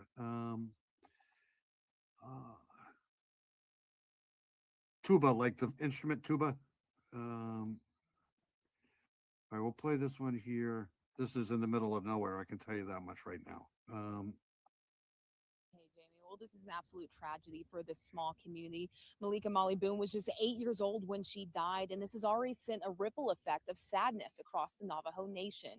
Now, according to Navajo police, Boone first went missing around 6 p.m. yesterday when she was seen playing near a Navajo Housing Authority complex.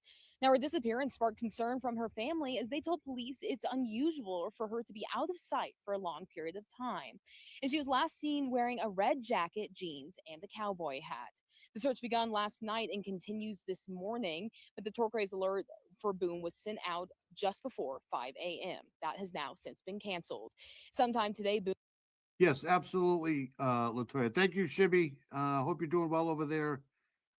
His channel is Mad Matt TV. Okay, thank you. All right, let's get a bearing of where the hell we are here. Let's see here. Tuba City. Why does that name sound familiar? Have we been out here before? So there's Tuba City there. Put some pictures here. Look at this. Isn't this awesome?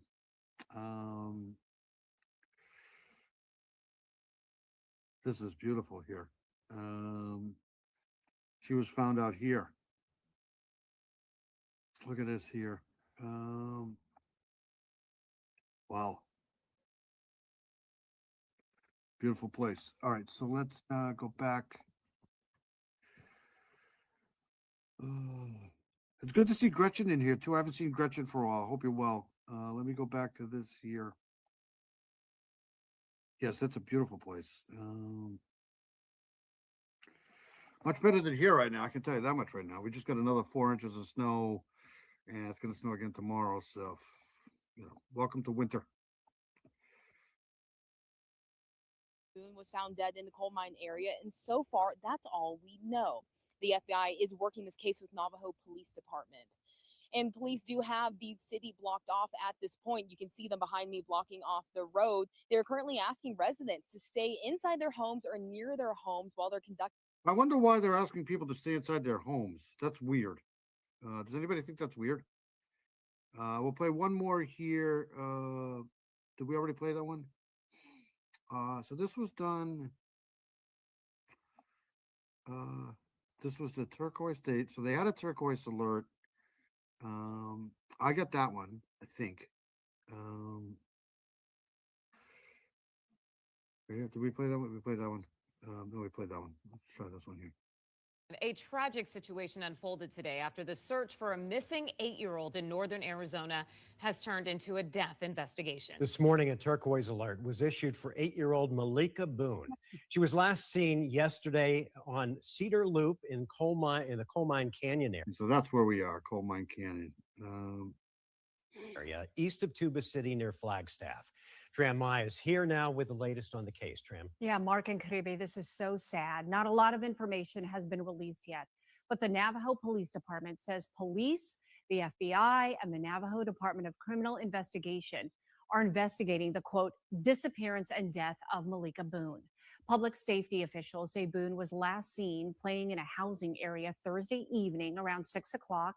Her family reported her missing, saying that they were concerned for the 8-year-old's welfare since it was out of character for her to be gone for an extended period of time. A turquoise alert was then issued, and around 1:30 this afternoon, officials announced that the alert had been canceled and the investigation into Boone's death and disappearance was ongoing. Navajo police say the coal mine area will be on lockdown until further notice. In a news release, they wrote all residents will be asked to. See here. We got Duck and Felonies is in here. Good to see Duck and Felonies. Hope you're well. If you need a ride, Dewey's van has a water bed. Okay, sure. I used to have a van with a water bed a long time ago. Good to see Duck and Felonies in here. This is just a sad thing here. If I could get off my ass, I would get into this missing an indigenous community here because Oh my gosh, Dave had one too. I won't make light of this, but just don't get a fair shake. So coal mine area will be on lock. I wonder why they're on lockdown, or they were on lockdown. It's weird. To remain within their home area as law enforcement conduct not release details on how Malika Boone's body was found, her cause of death, or if they believe it to be foul play. But of course, if you have any information on this case, you're being asked to call the FBI at 1-800-CALL-FBI. Caribe.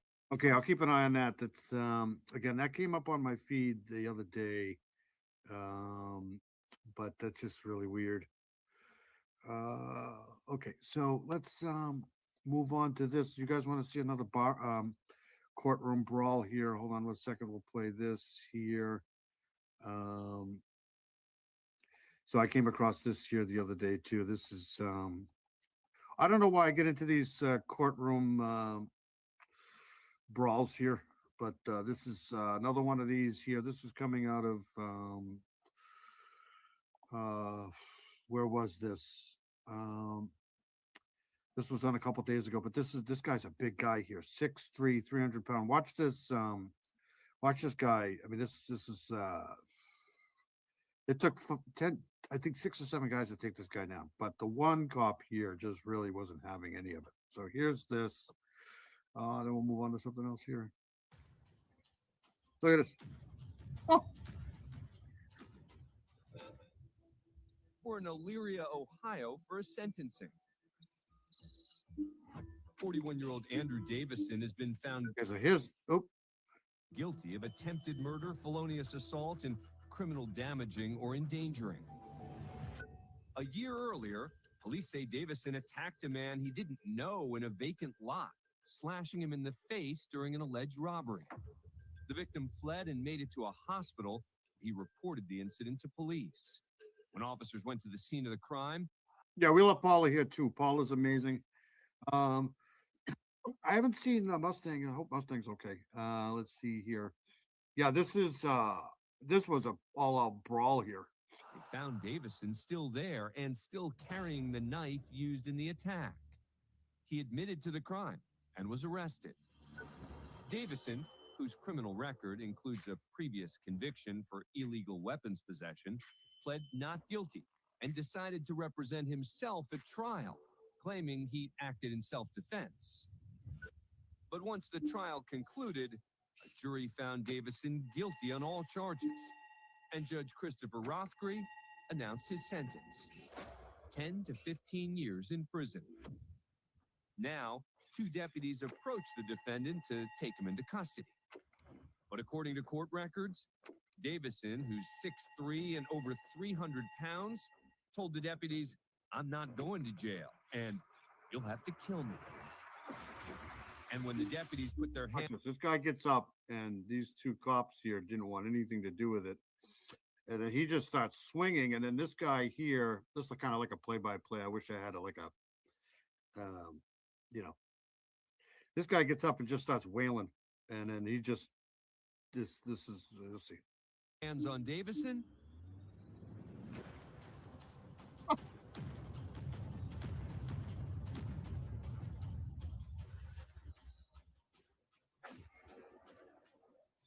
As Davison resists the deputies, Elyria Police Sergeant Michael Walker, who was seated at the prosecutor's table, This goes to show you what adrenaline does, because these tasers don't really do much. This guy here just starts tasing him when he's on the floor, and it doesn't really seem to do much. It took this guy is like a bulldozer. He just kept getting punched, and he wasn't having any of this. quickly jumps in to assist. As Deputy C.J. Schmidt reaches for his taser, Sergeant Walker and the defendant exchange several blows. Then, just as Walker gets his arms around Davison to take watch this guy here. He just starts tasing him, and it's like no effect whatsoever. To the floor, Deputy Schmidt fires his taser. Deputy Jeff Smith then gets on top of Davison as the other deputy calls for backup.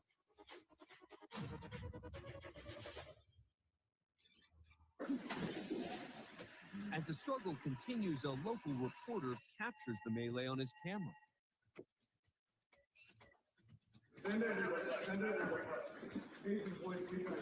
Additional officers come running in to help secure the defendant, who's now suffered a cut to his head. Officers finally get this guy right here. This one cop got pretty beaten up. The cuffs on Davison. And the officers talk it over with the defendant.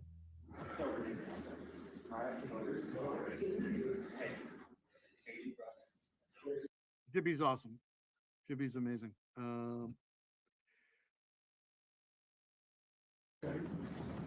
8 officers then escort Davison to jail. Look at everybody. They're just sitting here watching this whole thing like nothing's happening. Sergeant Walker, who suffered a dislocated finger and some bruises during the incident, was treated and has made a full recovery. Deputy Smith, who'd only been on the job for 2 weeks, suffered 4 broken ribs and a cracked sternum. Wow. He was taken to a hospital for treatment and is returned to duty. Davison was treated for the gash to his head and then charged with 3 counts of felonious assault and resisting arrest. This guy got the shit kicked out of him here. That case is pending. Davison is currently serving a 10 to 15-year sentence in the Ohio Department of Corrections for his original case. He picked a fight with the wrong dude. That guy just get your popcorn ready. It's too funny. When I find these things, I just play them because they're just kind of. Who would do that? Who would be? Hold on a second. I got something for this guy. Hold on 1 second here.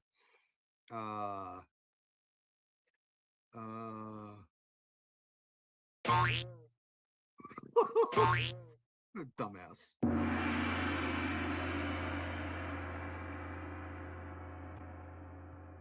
In case you missed that. So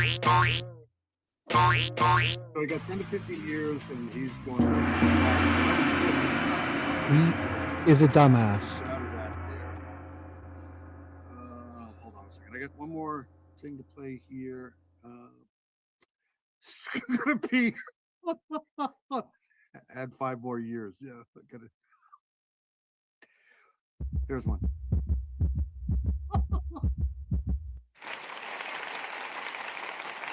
He's going away for a while. All right. All right. Let's go. Hold on. Do the missing person case of the week here. In case you missed that. To this live here.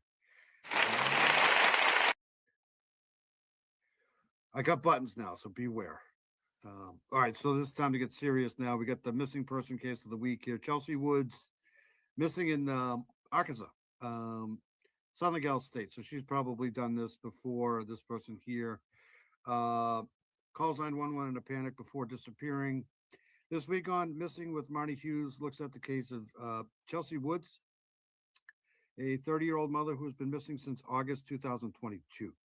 So this goes back away a couple of years. The night before she disappeared, Woods called 911 in a panic because her boyfriend and his friends were reportedly standing outside her home. Okay, here we go. Have you done this case, Southern Gal? Yes. Okay. Their background or their circumstances. And by highlighting the cases and sharing these stories, we believe every case is solvable, and together we can bring answers to the family and friends of the missing.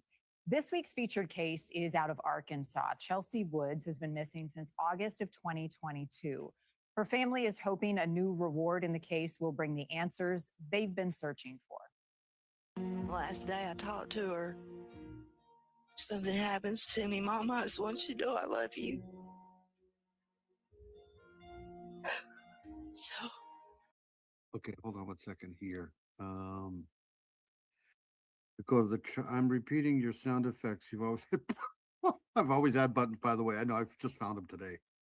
So, thanks, buddy. Appreciate that. Hold on 1 second here. I want to go. Let's go to the Charlie Project here to get some background on this here. I think this is the first time I've covered this. Okay, she's been missing since August 2022, so that's 3 years ago. Clinton, Arkansas, endangered missing. So, female, white, 38 years old, 5'9", 180 pounds. Medical suffers from bipolar disorder. White female, brown hair, brown eyes. Hi, beautiful. Woods may use the last name Fitzgerald. Have I covered this before? Woods was last seen in Clinton, Arkansas. I'll pull up a map in a second. August 28th, 2022 at 7:03 a.m. She called 911 saying she was afraid of who was in her home. The call was in reference to a domestic incident that had already occurred. Witnesses stated after making the call, Woods was taking all sorts. Hold on 1 second. Woods was talking all kinds of crazy.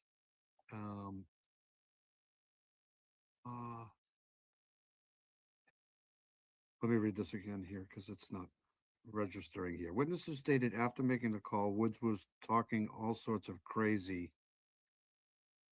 Who are these witnesses? And ran out the door into the woods. Who would just run out the door into the woods? When police arrived, they found Woods down the street. She wanted to speak only to a specific officer, and this person was unavailable. The police tried for nearly an hour to convince her to return home, but she ran. Why would they try to force? The police tried for nearly an hour to convince her to return home. Why would they try to convince her to return home? She has never been heard from again. Okay, but she ran further into the woods and disappeared. So this stuff happened because there was officers there.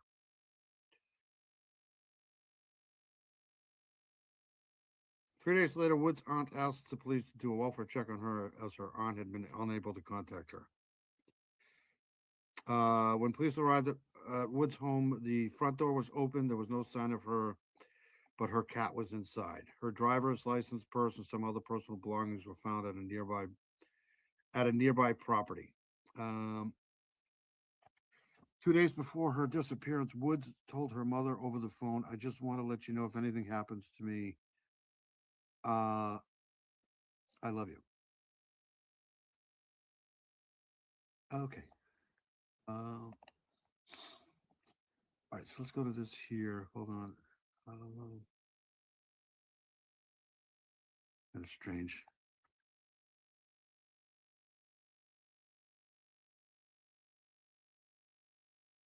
Prior to that message, a restraining order against a boyfriend. There was a call to police and a frantic search in the woods. Coming up, what we know about Chelsea's disappearance and what law enforcement is saying.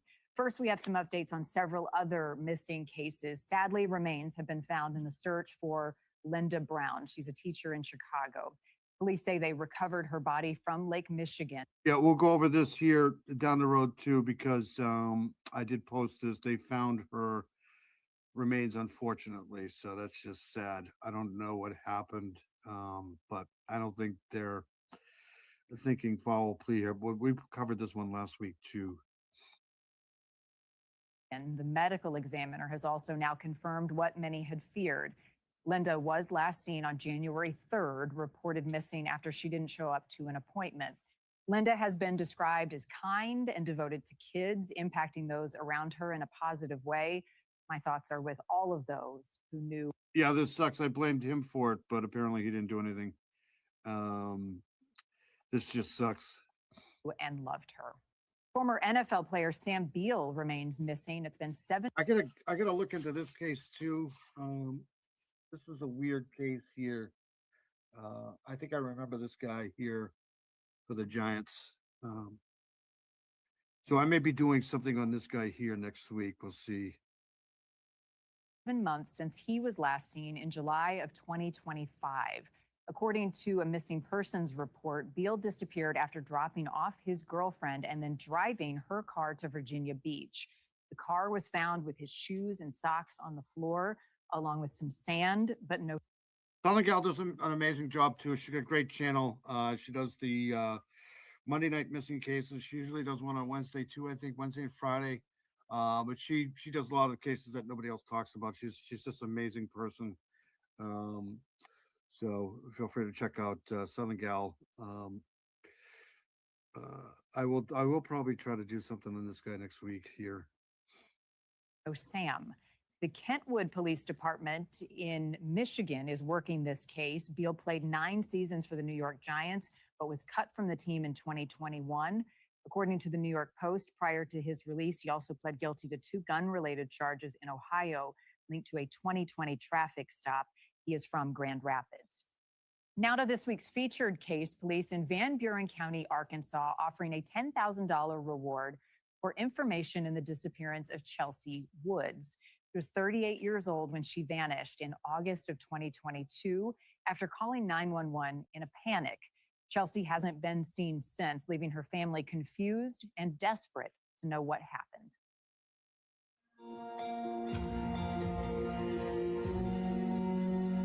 Last day I talked to her, something happens to me, Mom, I just want you to know I love you.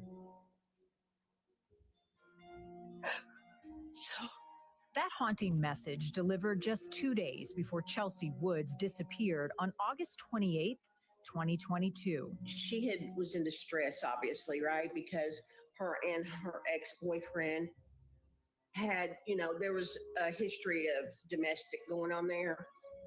And she had called 911, but she was scared that morning. She called for help. I'm the one that encouraged her to, because she was. Okay, so I got, I added, hold on a second here. I added, I need to do a whole bunch of adjusting to this crawler on the bottom here, but I added this Chelsea Woods case here down on the bottom here. If you have any information on this, or if anybody has any information on this here, it'll be at the end of this scroller here down at the bottom. Was telling me, Mama, Kobe's hurting me. He just threw some. These, I'm telling you, every time I see these things, these parents, like families and stuff like this here, this poor mother, you just want to do something for these people. This is awful. Let me, of course, Southern Gal probably knows where this place is here, but I'm going to give everybody kind of like a idea of where the hell we are here. Hold on one second here. So this is Clinton, Arkansas.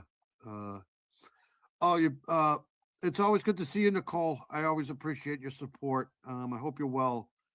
Restraining order, protective orders are only pieces of paper. They suck. They're just useless. They're the most useless thing in the world. Okay, so here's Clinton here. I've never been to Arkansas, so I have no idea what this is here. There's lakes here and stuff. Let's take a ride. I don't even know where the hell we are. So this is Clinton here. This must be some sort of a lake here or pond. Once, if I can get an address, I'll go there, but this is kind of where we are here. Let's go back here.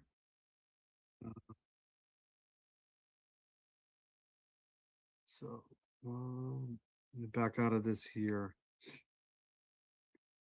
There's a lot of waterways around here too. All right, so back to this here.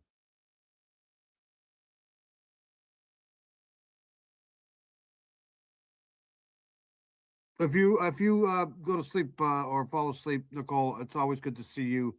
Hope you're well. If you fall asleep, I hope you have a great week. It's always good to see you here, for sure.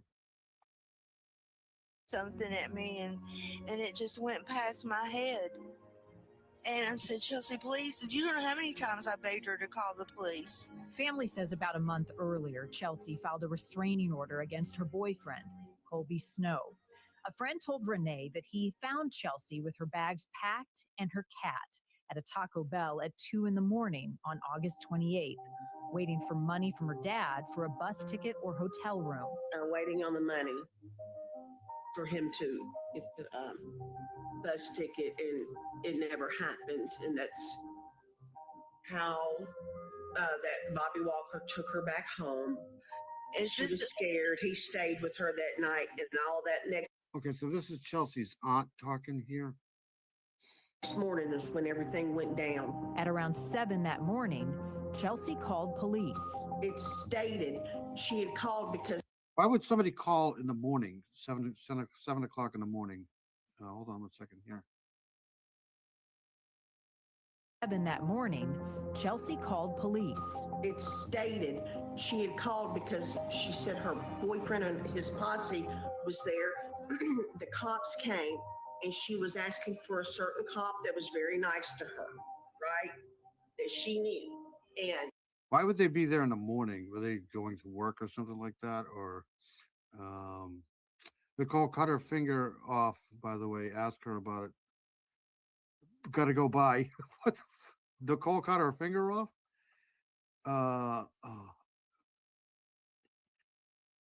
That sucks if that happened. Why would somebody call in the morning like that? That's weird.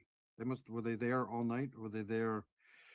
Was she fearing for her life at the time? Why would she only want to talk to one officer? Maybe because she didn't trust the other ones?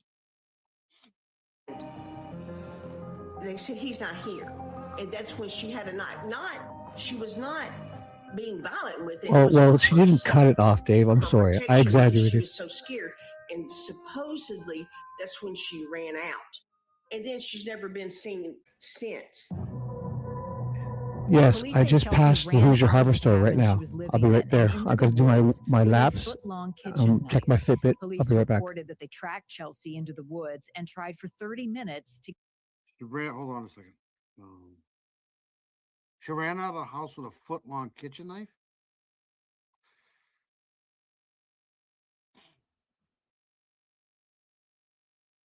Police say Chelsea ran out of the cabin she was living in and into the woods with a foot-long kitchen knife. Police reported that they tracked Chelsea into the woods and tried for. Do you think that maybe cops are supposed to be available 24/7? One of her friends stayed with her because she was scared of her boyfriend. Do you think that maybe it was some sort of a possible... Maria, hello. We're watching Dave. I'm talking over it. I'm here. We're going to read in a bit. Stick around. Took off with a knife. Hello. Love y'all. 30 minutes to get her to talk with them. Then they told her friend to leave. Long kitchen knife. Police reported that they tracked Chelsea into the woods and tried for 30 minutes to get her to talk with them. Then they told her friend to leave, and they left as well. Not hearing from Chelsea. Whose friend? Because that's not what this says. This says, right, they found her in the woods down the street. She wanted to only speak. The police tried for nearly an hour to convince her to return home. Why would they try to convince her to return home? You would think that they might have put her in protective custody. But she ran further into the woods. Like, why would they try to convince her to return home? That makes no sense whatsoever.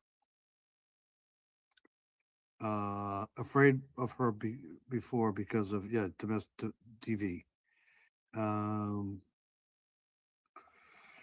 I don't understand why they tried to get her to go back home. It doesn't make sense.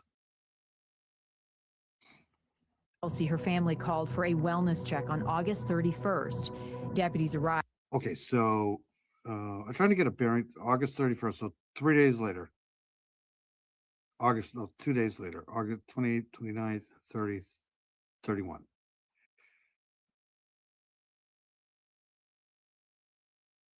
Arrived at Wood's cabin to find an open door and her cat inside, but no sign of Chelsea. Police and volunteers called for a wellness check on August 31st. Deputies arrived at Wood's cabin to find an open door and her cat inside, but no sign of Chelsea. Police and volunteers searched the woods behind Chelsea's home. We've had, with the people at the church that's donated their time, rescue workers, people that have signed in, volunteers, deputies, we're anywhere between 125 to 150 people. Her family says Chelsea's phone, charger, and her purse were discovered back in a ravine in a tree. Another phone was found in the wall of Chelsea's cabin behind the insulation. It's Boston Christian. Good to see you, Boston Christian. Why would they try to get her to go back home? And obviously, good to see Boston Christian here. Always good to see Boston Christian here in the chat. So that was 3 days later. Hold on one second here. So August weather. Hold on a second. I can do this while I'm doing this. August. But questions remain. In the police report, it says Chelsea ran out of the house with a long kitchen knife and a t-shirt. But if she ran out of the house with just that on, how did her purse get all the way down in a tree? You've got to add Colby in the mix of that also, the ex-boyfriend. She was running, that's why she called the law to begin with. Right. That morning. And they said, oh, he was cleared. He was down in Monticello. Only the reason he was in Monticello is his phone showed he was in Monticello. And for 3 years now, there's been grief. Okay, so just a brief average temperatures during mid to late August in Clinton, Arkansas. It gets hot there. It gets hot where you are. Your daily highs typically range from 89 to 91.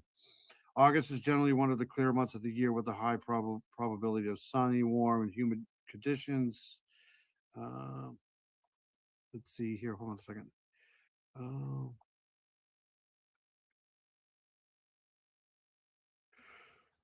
Weather channel. Okay, so I can probably figure this out.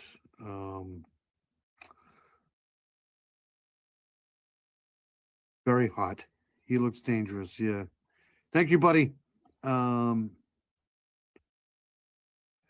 a hidden phone reveals she was trying to get out of it. Yeah, I mean, well, they did say that she was suffering from some sort of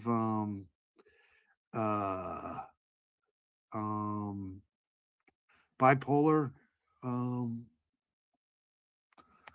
Go on here. Every day. Hold on a second here. And they said, oh, he was cleared. He was down in Monticello. Only the reason he was in Monticello is his phone showed he was in Monticello. And for 3 years now, there's been grief. Every day, every waking moment, your mind goes to where is she? This person, this human is missing. We don't know. Do you think it's possible that she just took off because she didn't want to have to deal with this domestic violence situation? Shibby's awesome. Shibby is amazing. But I want to go back to this phone thing in the wall. Hold on. Who is this guy here?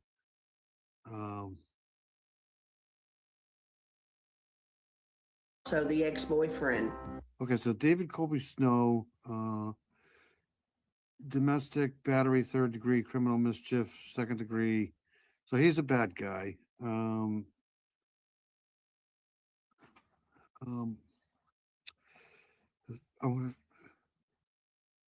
She was running.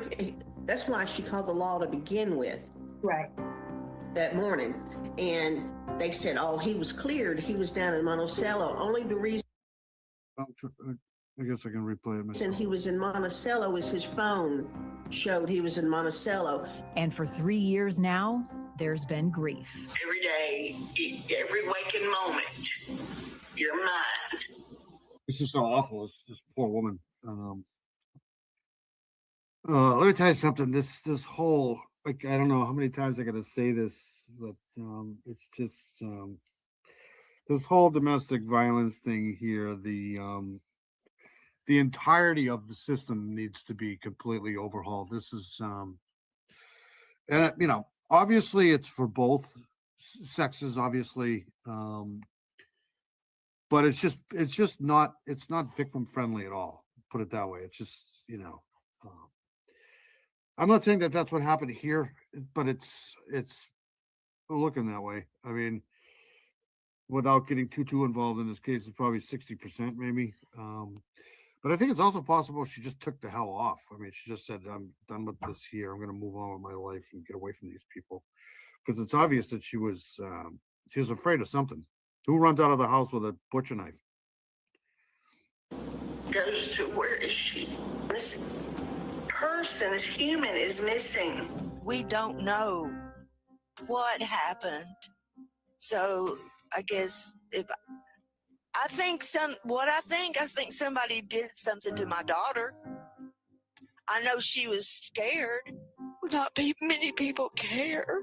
Oh my God, this is so horrible. Oh. Poor woman. So You just want to take their freaking pain away. This is awful. it was just, I guess, a miracle that she. Okay, so this is a missing date. She's been missing for a while. 8/28/2022. We did this before. Last seen in the Clinton, Arkansas area. So I don't know what this means here. So they don't know a location that she was seen at last. They just saying last seen in the Clinton, Arkansas area. So I don't know when.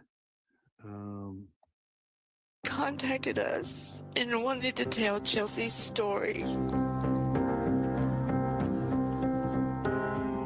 Chelsea's family tells us that Colby Snow has. Yeah, don't you think that's strange? Why would somebody only call? She only obviously maybe she only trusted that one cop, but that would make you think that she didn't trust anybody else, any of the other cops. So maybe there was something going on with the other cops. And why did they try to get her to go back home? She obviously didn't want to. I mean, she just if she ran out of the house with a butcher knife, obviously she doesn't want to go back there. This is something you'd see in like a like a horror movie, right? Go back into the house. The fuck you! I'm going back in the house. I just came from there.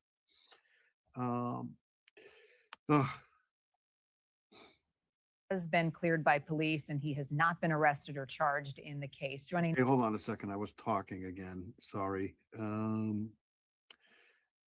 I guess, a miracle that she contacted us and wanted to tell Chelsea's story. Chelsea's family tells us that Colby Snow has been cleared by police and he has not been arrested or charged in. So he's been cleared. So he must have. You're taking off, buddy.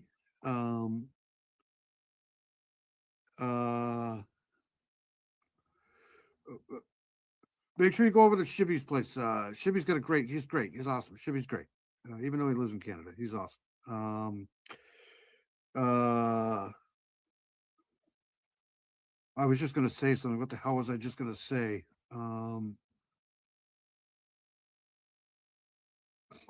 In the case. Joining us now on the phone, Chelsea's aunt, Renee Hastings. Renee, thank you so much. Well, we certainly care about Chelsea and what happened, and we'll do our best to get the. That's why I like the show. I mean, I don't like a lot of these things because it's, sometimes they, obviously they do it for clicks and views just like everybody else. But, sometimes these people here sometimes do the cases that nobody else talks about. So all these cases are important. But like I've never heard of Chelsea Woods, and I don't know. So here we go. Word out. I'd love for you to just start by talking about her as a person, moments that you remember and cherish. Oh, Chelsea was such a good. There's Mustang right there. Good to see you, Mustang. All right, buddy, you're awesome. Shibby is great. I have no problem with Canada. But good to see Mustang in here. Hope you're well. I'm 65% Canadian French, so obviously I don't have a problem with Canada. That's where I come from. I'll tell you one thing. I'd love to go back to Montreal, though. I love Montreal. It's one of my favorite cities in the whole world. Good person. Well, I want to say is a good person, I wonder if she was afraid of somebody that was with her boyfriend, though. Like somebody, it just doesn't make any sense why. But she did have bipolar disorder, so maybe it just doesn't. This whole thing is crooked here to me. Why would she ask for one specific cop? And why they kind of forced her to go back to the house without, putting her out of harm's way. I don't know what the protocol with stuff like that is because I'm not a cop, but that just doesn't make any sense. She called in a panic and then disappeared. That's why you call 911 was for help, right? Fun-loving, caring. She loved her kids. She loved her animals. She loved her cats. I miss her every day. I miss her so much. Just breaks my heart. Tell me a little bit about the searches that have happened. Do you think was she pregnant? Is there anywhere where she was pregnant? Does anybody 39? Do you think she would have been pregnant? I don't really know why I'm asking that, but so Woods medical conditions. Woods suffers from bipolar disorder. Woods may use the last name Fitzgerald. I wonder why they're distinguishing characteristics: white, female, brown hair, brown eyes. Woods may use the last name Fitzgerald. So I wonder, is that her father's name, last name?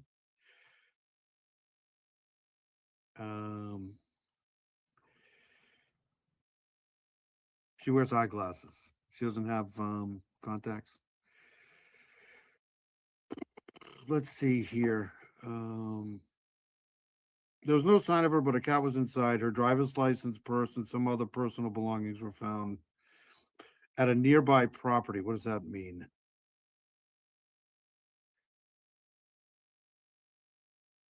And some of her belongings have been found. I know that probably elevates hope that more clues will come.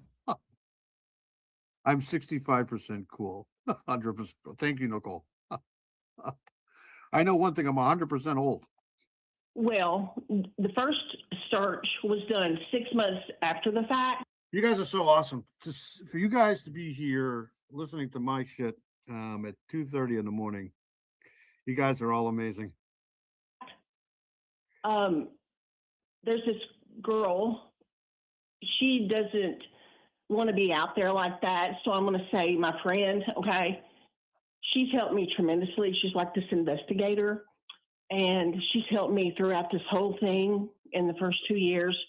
And she got this search together pretty much herself. And then, so she called Van Buren County, was like, y'all have got to be a part of this now. Like get involved, because this is 6 months later and nothing had been done, And so that's when everyone come together. We had lots of people come together, lots of volunteers, and that was the very first search. Okay. And there was a lot. Okay, so I'm just going to kind of read this here because I just did kind of like an AI overview here of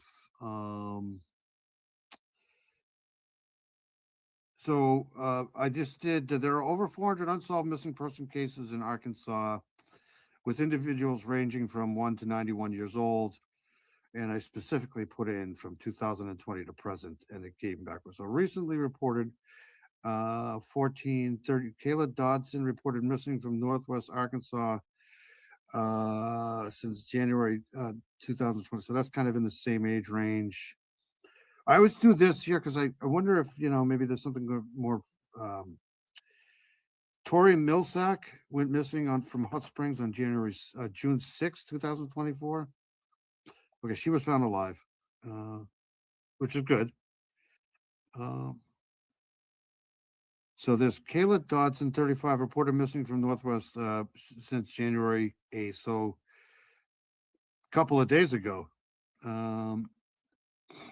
That may be just a runaway, maybe you think? I'll have to keep an eye on that. Cold cases, disappearances. Well, I guess I can bring you guys over here with me. Unindicted co-conspirators here. Good to see you, buddy. Rolled in late, working and lurking. Glad the gang's all here. It's awesome to see you. Yes. 29. That's awesome. That's great. The more the merrier. Let's go here. Hold on 1 second here. I'll go back to this shortly. Just trying to. Okay, so cold cases and unsolved disappearances from 2020 to 2023. Madeline Renee Tomlin, age unknown, missing from Hope, Arkansas. Her case is described as unsolved long-term disappearance. She's been missing since May 2025. No ages here. Jessica Lynn Layton, 36, disappeared, died unalive, died on May 19th. I don't know about that one there. Teresa Wallace, 34, North Little Rock resident, listed as missing with active appeals for information as of January 26th. Kelly Evans, age unknown. So there are some missing people around this. So, you know, it's always a good idea to look into that too. All right, so let's go back. Let's go back here. This case here is kind of bizarre.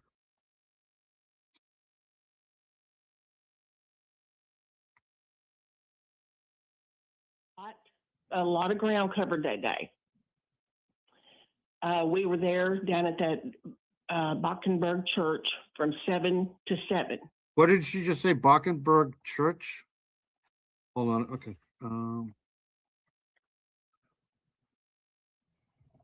I don't even know how to spell it. Bocken.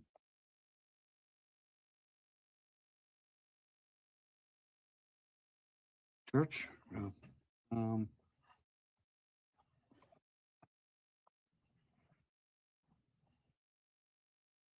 Bottenberg Church, right there. Okay, so let's 9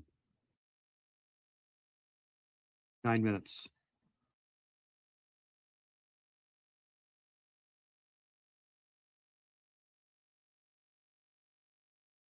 Botkenberg Foursquare Church. Okay, so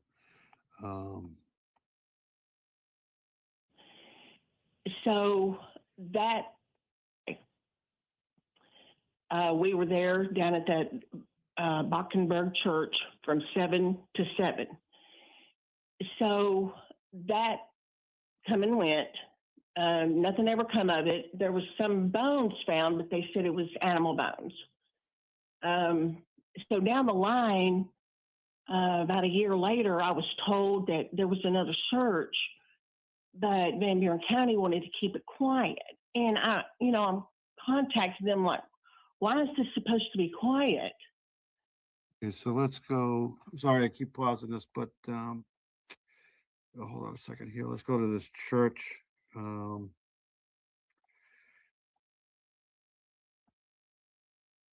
So this is where they were kind of searching here.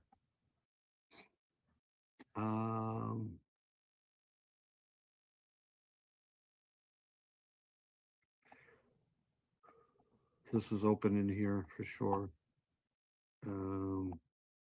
I wonder why they're searching here. They were searching here. Here's the church here.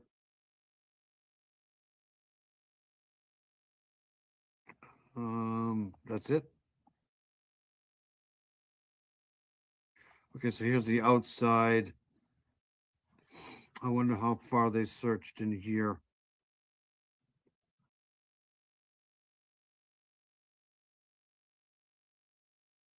Let's go back towards the church here. So there's a house there. There ain't too many cameras around here, that's for sure.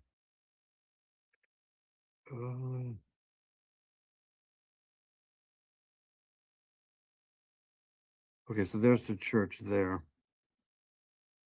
Maybe this is where they just kind of, grouped up here. So I don't know where they were searching it, but this is kind of where they were searching in here, I guess. Let's go back to,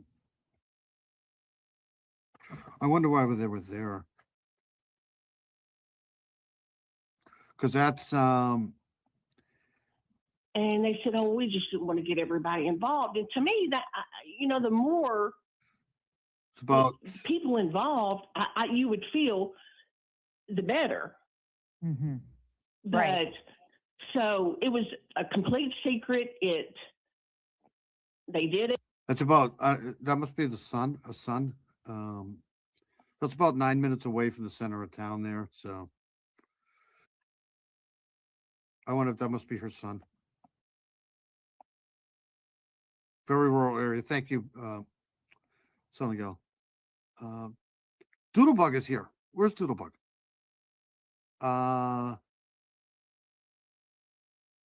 If Doodlebug is here, good to see you, Doodlebug. Let's go back to this here. We didn't know. the next thing I saw was on their page, and they had posted a lot of pictures of them searching and talking about it. So that's basically what went about when that second search happened. If Doodlebug is here, it's good to see Doodle. Doodle's got a freaking fantastic channel. Awesome stuff. Where's, I don't know. I haven't seen Doodlebug around for a while. I haven't seen Charlotte around for a while either. But very attractive woman here. And talk about, Renee, the search areas. I mean, this. I think it's possible this woman was just in fear for her life and took off. I get that high in the percentage too, like maybe 20-30%.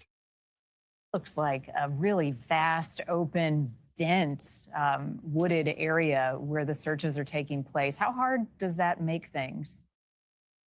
It's very wooded. It's nothing but like cliff. You know, you go out into the woods, and then. But where would she go? Right, like where she didn't. This thing here says, no sign of her cat was inside. Why would she leave her cat? Nobody would leave the cat. You would probably if your life was being threatened. Ran out the door. Where did I see?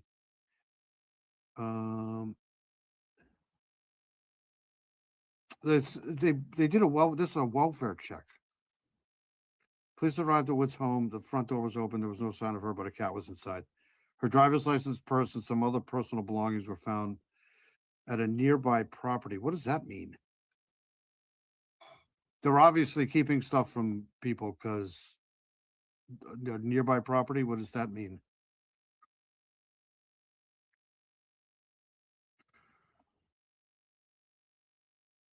And like you go further on out, and it drops Punch buggy right there. off like ravines, cliffs, real bad out in that area. Mm-hmm. Have they been able to use, I know it was 6 months later, but thermal imaging technology, sniffing dogs, has that been? I was going to say dogs. Dogs must be expensive because since I've been covering true crime, you literally need like an act of Congress to get sniffing dogs. They just don't. I thought that was almost like standard procedure, but apparently not. Been incorporated? When that first search went about, we had lots of dogs come in. A lot of volunteers came in. Miranda Lee's here. Oh, good. It's always good to see you, Miranda Lee. Thank you so much for coming in. Hope you're well. Very much red flaggy for sure. It's always good to see Miranda Lee in here. She's an awesome person. What did I just see? That she ran to some neighbor's house? Is that what she said? She ran to a neighbor's house? Their butts. And with their dogs, different states, from Oklahoma, and they did run those dogs all day long. Oh, they did. Okay, there you go. And nothing ever come up, with, they never found anything. Yeah. How much harder has it been for the family, Renee? And we were hearing from Chelsea's mom as well. Just as more time has passed, it's hard to believe it's been this long without any answers. What has that done to the family? Oh, you're just. Those are railroad tracks there. I just noticed that.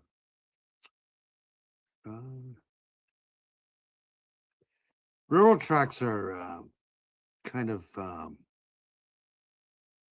strange because railroad tracks, you always hear about railroad tracks. Nearby property means neighbor. It could.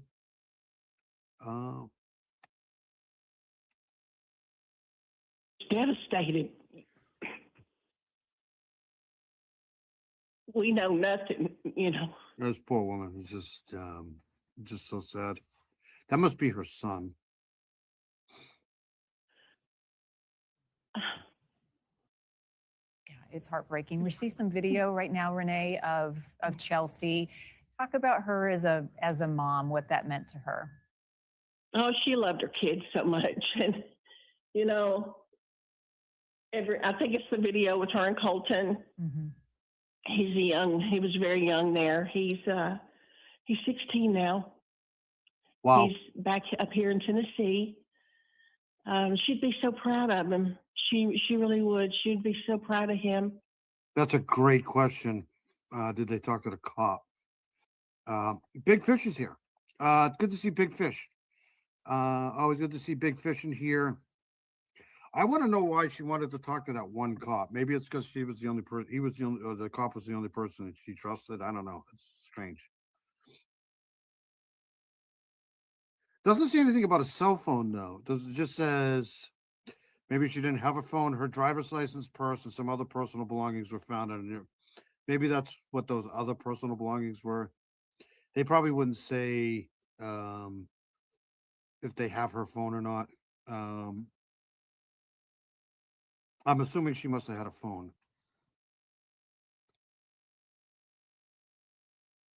And I know he misses her greatly because we see him quite a bit, you know. He comes up and he misses his mama so much. What else in the investigation stands out to you? What have police shared, if anything, on new leads? And how can we help shoot some life into the story and the search? Well, that's a good point right there. Maybe it was a mental health officer. That's a good point, though. It could be for sure. It's always good to see Big Fish in here. Miranda Lee, you guys are all awesome. Can't really say they've Because I don't see her with a cell phone at all. In any of these images, I don't see her with us. Maybe she didn't have one. really done much. You know, Van Buren is not really been one for answers. They've just always wanted to say, you know, it's an open investigation. We don't have anything. See, that's the hard part, you know. And I try to, you know, they don't tell the family much at all, especially if it's an open investigation. If it's a closed information, if it's a closed investigation, they may give you a few. Unfortunately, there's never seems to be any real answers. They never tell, especially the family, anything, and that's the part that sucks, because not only are you missing, you know, the loved one, but you're not getting any answers from authorities either. And they have to kind of be like that because, I mean, you know, it's an open investigation. It doesn't mean they're not working on the case. It just means that they don't want to give up everything they have just in case there's a trial down the road. So, but the fact that they're saying it's an open investigation gives me hope that they're treating this like an open investigation. It's not closed. How about the community? Are there flyers up? Is this a case that people are talking about? Yes. Well, you know, I try to keep it out there as much as I can. Thank you, Miranda. Chelsea Woods missing. We've done this before. And like I said, I got her information scrolling across the bottom here too. I'm going to try to clear up some of this stuff here, make it a little bit more legible here, but hold on a second. We got this. I freaking love that thing. Okay, hold on. On different outlets on social media. There are flyers also that I put out when I was down in Arkansas. And missing from 488 Eagle View, Clinton, Arkansas. All right, hold on a second. We got an address. All right, hold on a second. Let's put it in here. I can't believe I haven't seen this before. 488 Eagle View.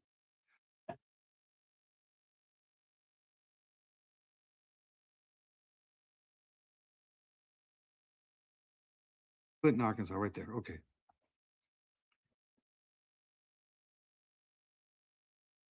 Right here. It's 4 minutes away from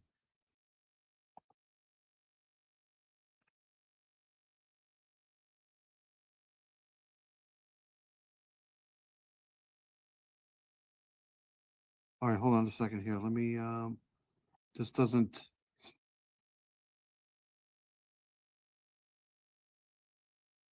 -13 tonight and dropping. Yeah, it's going to cool out. Members of my family have had major issues with that lot. If you're unkind and lackadaisical with a freaking, yeah. So you know that, are you there too? $10,000 reward. Yep. Where the hell am I? This is not it. This is Sonia Point.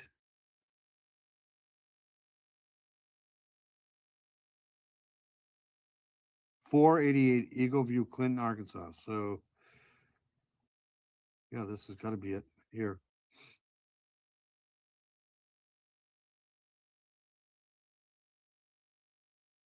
I'm in the woods.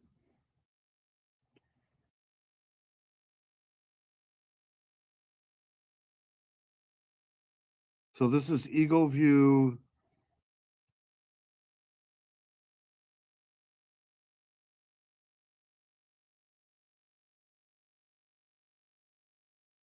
Right here, 488. I'm going the wrong way. Hold on a second. Don't have to worry about stop signs here, Shibby. Or okay, so now I'm going the wrong way. 488. Let's go this way here.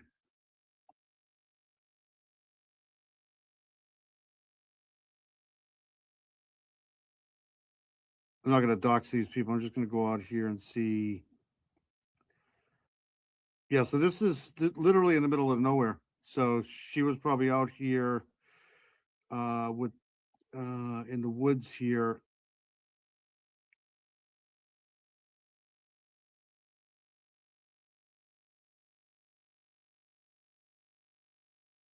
I can't go any further than this, I don't think.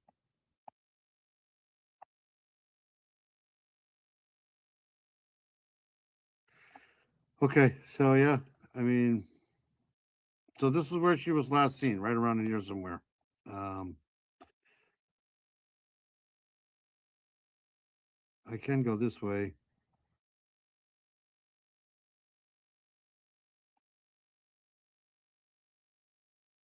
But they won't let me go any further than this.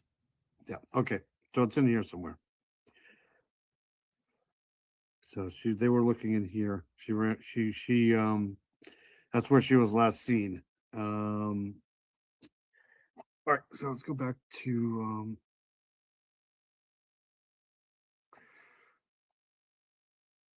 sorry about that. Let me go back here.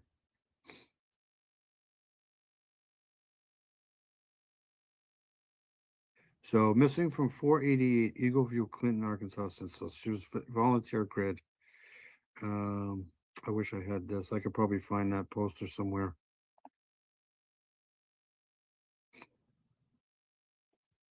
I send them to people too that I've became friends with because of this case and that knew Chelsea, and I'll send flyers down and they'll put them out down in Arkansas also. So that's the first time I've seen, and this is coming from them. So missing, so they know that she's been missing from 488 Eagle View, Clinton, August 28th, 2022. Because nobody saw her after. It doesn't seem like anybody saw her after that. And they got the call on the 31st to do a welfare check. yeah, they're out there. The flyers are out there. Yeah, and now a $10,000 reward. Sometimes that may be all it takes. What's your message to anyone, Renee, who knows anything or who may have information they don't think would be helpful to encourage them to share? Just please, if you know. Yeah, we have that too here, but it's strange because you have a date, right? You have a date on the 28th, August 28th, 2022, right? And then there's a 28, 29, 30, 31. So 3 days you get the missing, you get the welfare check. Anything, please come forward, please. So I'm assuming technically the last time she was seen was that day, the 28th. So I'm putting my thick maxi sweater than my blanket. Yeah, it's cold out. It's going to get even colder too. which is good because when it gets cold, it doesn't snow. Renee Hastings, the aunt of Chelsea Woods. Renee, thank you so much. Please give my best to Chelsea's mom and the rest of the family, certainly her kids, and everything that they're going through right now as we search for her, and let us know other ways that we can help get the word out as well. Thank you for spending some time with us. Okay, thank you so much. Okay, if you have information on the whereabouts of Chelsea Woods, again, her photo. Okay, so I got this floating around somewhere down in the bottom of the scrolling right there, 501-745-2112. Thank you, Big Fish. All right, so that's her there. But the important thing to note here is that she sometimes goes with the name, hold on a second here, Fitzgerald. So she could be going by a different last name, Fitzgerald. So it could be Chelsea Brooke Fitzgerald instead of Chelsea Brooke Woods. And one last thing here I'll do. Hold on, let's get out of this here. And we'll go to. Oh, thank you for putting unindicted co-conspirators in here. At what entrance did she enter? I don't know. And I don't know where they found her articles of clothing either. Okay, so this is coming from the Charlie Project. So this is some of the imagery here, right here. And this was done 2022. So I'll keep an eye on that. Sounds a little fishy. It sounds, you're awesome, Big Fish. Thank you so much for doing that. Keep an eye on that. All right, so let's move along here. Just as sad, it's a horrible thing. Let me see what we're going to do next. I do want to go to, hold on one second here.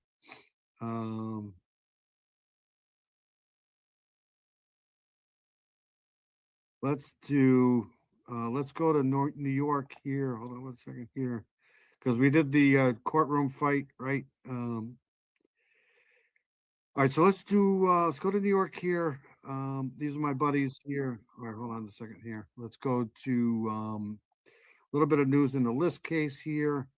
Hold on a second here.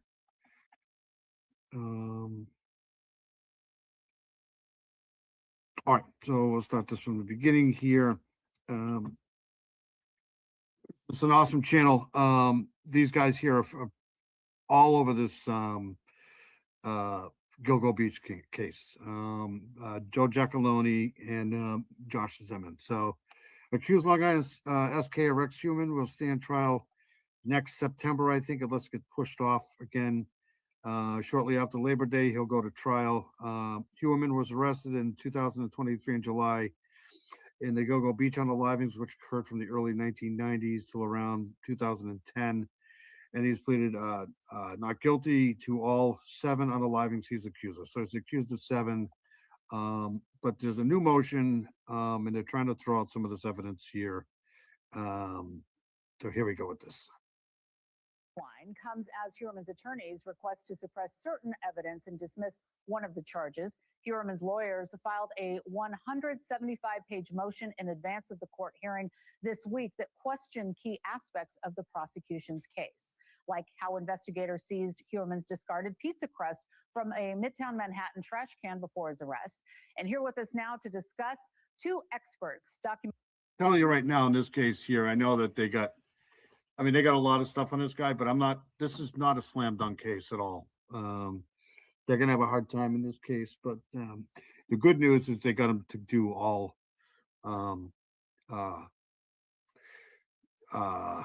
there's going to be some questions in this case too, because they did such a horrible job in the beginning of this case. a documentary director of The Killing Season and host of the Sinister podcast, Josh Zeman, who was in court with me, and retired NYPD sergeant and host of True Crime with the Sarge, Joe Giacalone. Welcome to you both. Thank you very much for being here today, guys. Hi, Laura. All right. So let's Thanks for start with having me. let's start with the big headline that we could see Huerman going to trial right after Labor Day, quote, come hell or high water, right? This case has been making its way through the court system for the past 2.5 years, with another big motion being filed by Rex's attorney. So from your perspective, Joe, I'll start with you. Do you think the defense team is dragging this out? Because that's what a lot of people are alleging right now. Well, and the fact that there's just so much in this case, I mean, it could appear that way. I don't know for sure if that's going to be the tactic, but if that is the tactic and the judge finds out about it, that's not going to be good for him. He's trying his best, but he really has Michael Brown really has a huge mountain to climb in this case. Josh, I wanted to ask you about the DNA. You know, you and I were at the press conferences together this week after the hearing. The defense says taking DNA from the pizza crust Huerman threw away, which was used to allegedly tie him to the victims, violated his constitutional right to privacy. And it is the first time such evidence will be admitted in a New York State trial from what we have seen. Huerman's defense team blasting the process as magic. We've been hearing that storyline all throughout. Have you seen cases in the past where this kind of evidence worked? What do you make of their argument at this point? I mean, it's a far-reaching argument for sure that somehow discarding, you're still retaining your private information. It's been noted many times that once you throw something in the trash, you're basically giving away your rights. Yeah, I wanted to ask you too, Joe. I know that you teach criminal law. What do you make of that argument? Yeah, I definitely think he's guilty. I definitely think, it's just my opinion. Obviously, I wasn't there, but it's not going to be a slam dunk case. He's got a good lawyer, and they have already pinned one of the unalivings for Peaches on her husband or her boyfriend at the time. You have a lot of bodies out there. You have the Asian male doe that nobody seems to know anything about who unalived the Asian male. It's just I'm not saying that he's not going to get found guilty. I'm just saying I don't think it's a completely slam dunk here. And this whole legal battle going on with the DNA here. I'm going to play this over again. Hold on, because I wasn't paying attention. So I don't think it's not. The jury's probably going to. I don't know how the jury's going to react to that. Judge finds out about it, that's not going to be good for him. He's trying his best, but he really has Michael Brown really has a huge mountain to climb in this case. Josh, I wanted to ask you about the DNA. You know, you and I were at the press conferences together this week after the hearing. The defense says taking DNA from the pizza crust Huerman threw away, which was used to allegedly tie him to the victims, violated his constitutional right to privacy. And it is the first time such evidence will be admitted in a New York State trial from what we have seen. Huerman's defense team blasting the process as magic. We've been hearing that storyline all throughout. Have you seen cases? I mean, plus, I can't reiterate. I mean, they had such a corruption going on in that precinct with the whole entire police precinct. I mean, you had guys that were just terrible people. I mean,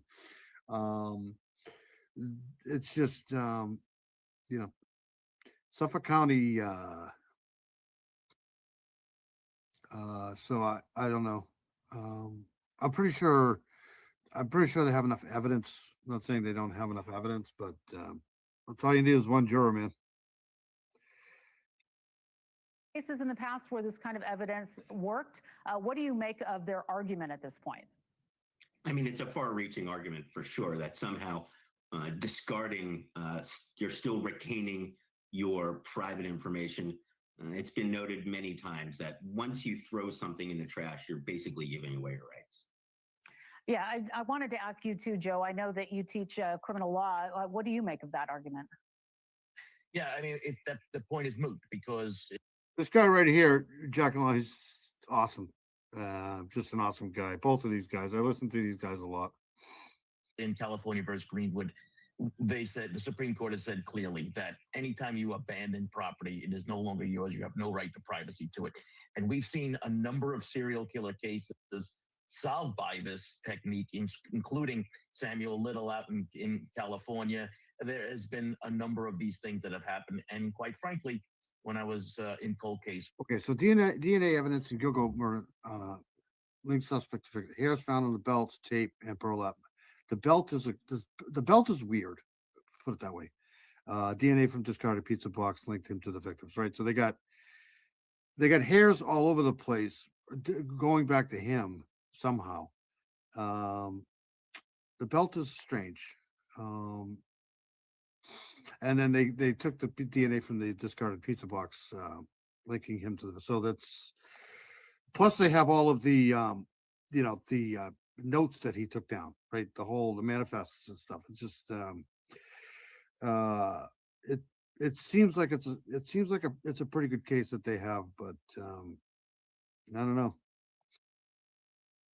We actually had programs that we would try to get DNA samples like this, which we would call covertly, because there's only a couple of ways that you can get a DNA sample: through a court order, through consent, or through, doing it covertly. So the Supreme Court has allowed it. I don't think this is an argument that's going to stand much of a thing for the judge here. I think this gets dismissed pretty quickly.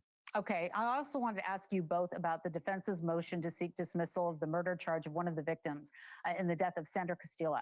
Lawyers claim that the case is based on insufficient evidence, a DNA match from a single hair that prosecutors said was found on her shirt, on her clothing, when her body was found in the woods. 93. Joe and Josh, I asked the defense attorney, Michael Brown, that if he could explain that, maybe, Huerman knew Castillo in some way. He said he wouldn't answer that, but said a hair on a person's clothing doesn't make them a killer. Josh, you were standing right next to me when that happened. What'd you make of it?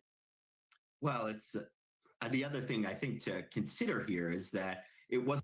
See, the thing is, like, if they had one hair, you know what I mean? If they had just one, then you could probably say, I mean, you're in a big, busy city. He's traveling back and forth from Long Island to Manhattan to work. The transfer thing can happen at any time, especially if you're using the same laundromats and stuff like that. But when you have, a numerous supply of hairs, then I think it's a little bit, and they're going to go after the DNA in this. You just know they are. That's a given. It wasn't just Rex Huerman's hair, but another hair was found on Sandra Castillo. That would be Rex Huerman's ex-wife. So it would not. Thank you so much, Miranda. You're amazing. Thank you so much. I haven't seen Barbara Hall in a couple of weeks. I hope she's well.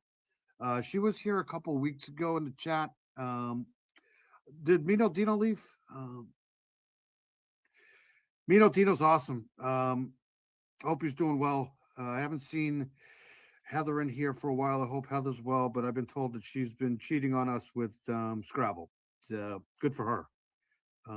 We love Heather. Heather's amazing. Just have to be Rex Huerman. It would have to be Rex Huerman and his first wife. Right. And Joe, what did you make of that argument? I mean, and I thought it was interesting too, because hairs have been connected to so many of the victims. Why just Sandra? Well, it would be interesting to see how Michael Brown would handle the fact that, his hair and this woman's hair ended up from Massapequa all the way out into Southampton. All right. That's really the mystery that Michael Brown would have to prove in that case. But listen, the hairs were secured at the time going back to 1993. They still had the hairs to be able to test them. And I think he has a big problem that he's going to have to deal with this new DNA technology. And that meaning Michael Brown. Thank you for watching. Subscribe below and download. See, the thing is, like, if you live in a rural area, I could see, yeah, it's really, with this 200 people in the entire community. If you live in a busy city like New York or Chicago or LA or, any major city, you take transits, you take cabs, you take buses, you take, railroads and stuff like that. So it's a little bit more understandable where a transfer DNA can come from just about anything, really. I mean, even sitting in a mall, or using laundromats, or so it's a little bit easier for me to understand that maybe if it was just like one hair, but DNA is like one of those things. And this guy has hair all over all of these victims. It's not just one. It's a lot. And plus he's got his manifest, his poorly spelled kits that they found. It's just the word's escaping me now. He has his, me too. I have a golden retriever. I talked to Hebby tonight. She's doing great. All right. Thank you. Thanks, buddy. All right. So let's move on to something else. I want to go to this guy here because I've been following this case ever since these poor people got unalived here. I do want to do that too, though. So let's come back to this here. But let's go to this. Hold on one second. All right.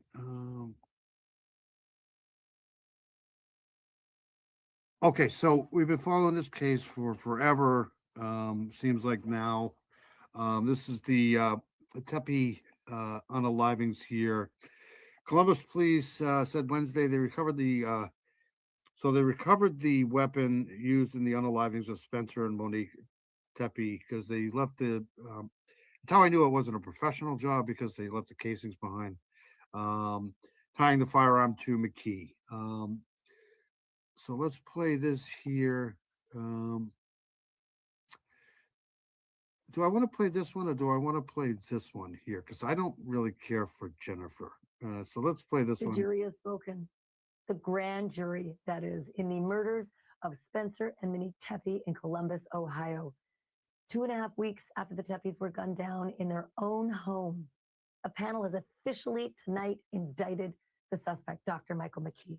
And along with the charges, which I'm going to get to in a second. Okay, so this is the guy. This is the former husband of Monique Tepe, and he is being accused of unaliving the two of them there in Ohio. Was it Chicago? Matt Murphy, Mark Aragos, and Jesse Weber discussed grand jury indicting Dr. Michael McKee. Pretty sure this was Ohio. Unaliving her and her husband. Well, so 4 counts: aggravated murder, 1 count of aggravated burglary. Is that breaking and entering in relation to the unaliving of his ex-wife and her husband? So here we go.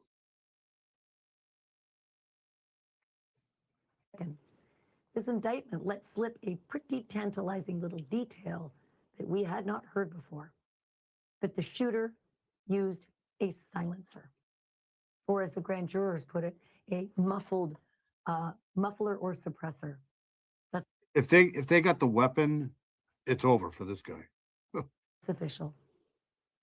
Dr. McKee, who's Mo Tepe's first husband and vascular surgeon from Illinois. This guy's a vascular surgeon. This guy has, I mean, years and years of college. Probably a very smart guy. Why would somebody do this? He must have been just really obsessed with his ex-wife. This is he planned this too, it seems like. Is charged tonight with 4 counts of aggravated murder and 1 single. We love Barbara. We love Barbara Hall here. She's an amazing person, literally. I got her son's thing scrolling across the bottom here too, Timmy. Always thinking about Barbara here. Count of burglary. And if you are counting, tomorrow it's going to be 1 full week since his arrest in Rockford, Illinois. As I come to you tonight, he is still sitting in an Illinois jail cell with his extradition still TBA. Of course, he's going to be headed to Columbus any moment now. Joining me now to discuss these key developments in the all-star team, some of this show's favorite guests, Mark Garagos, criminal defense attorney and managing partner of Garagos & Garagos. Matt Murphy, former senior homicide prosecutor in the Orange County, California DA's office.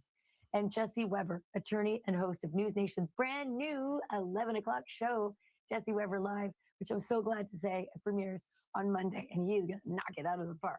Okay, you three, thank you so much for all of you being on this final show. Matt, I'm going to come out of the gate with you. 4 counts indicted by this grand jury, 4 aggravated counts, but 2 murders. Can you explain that?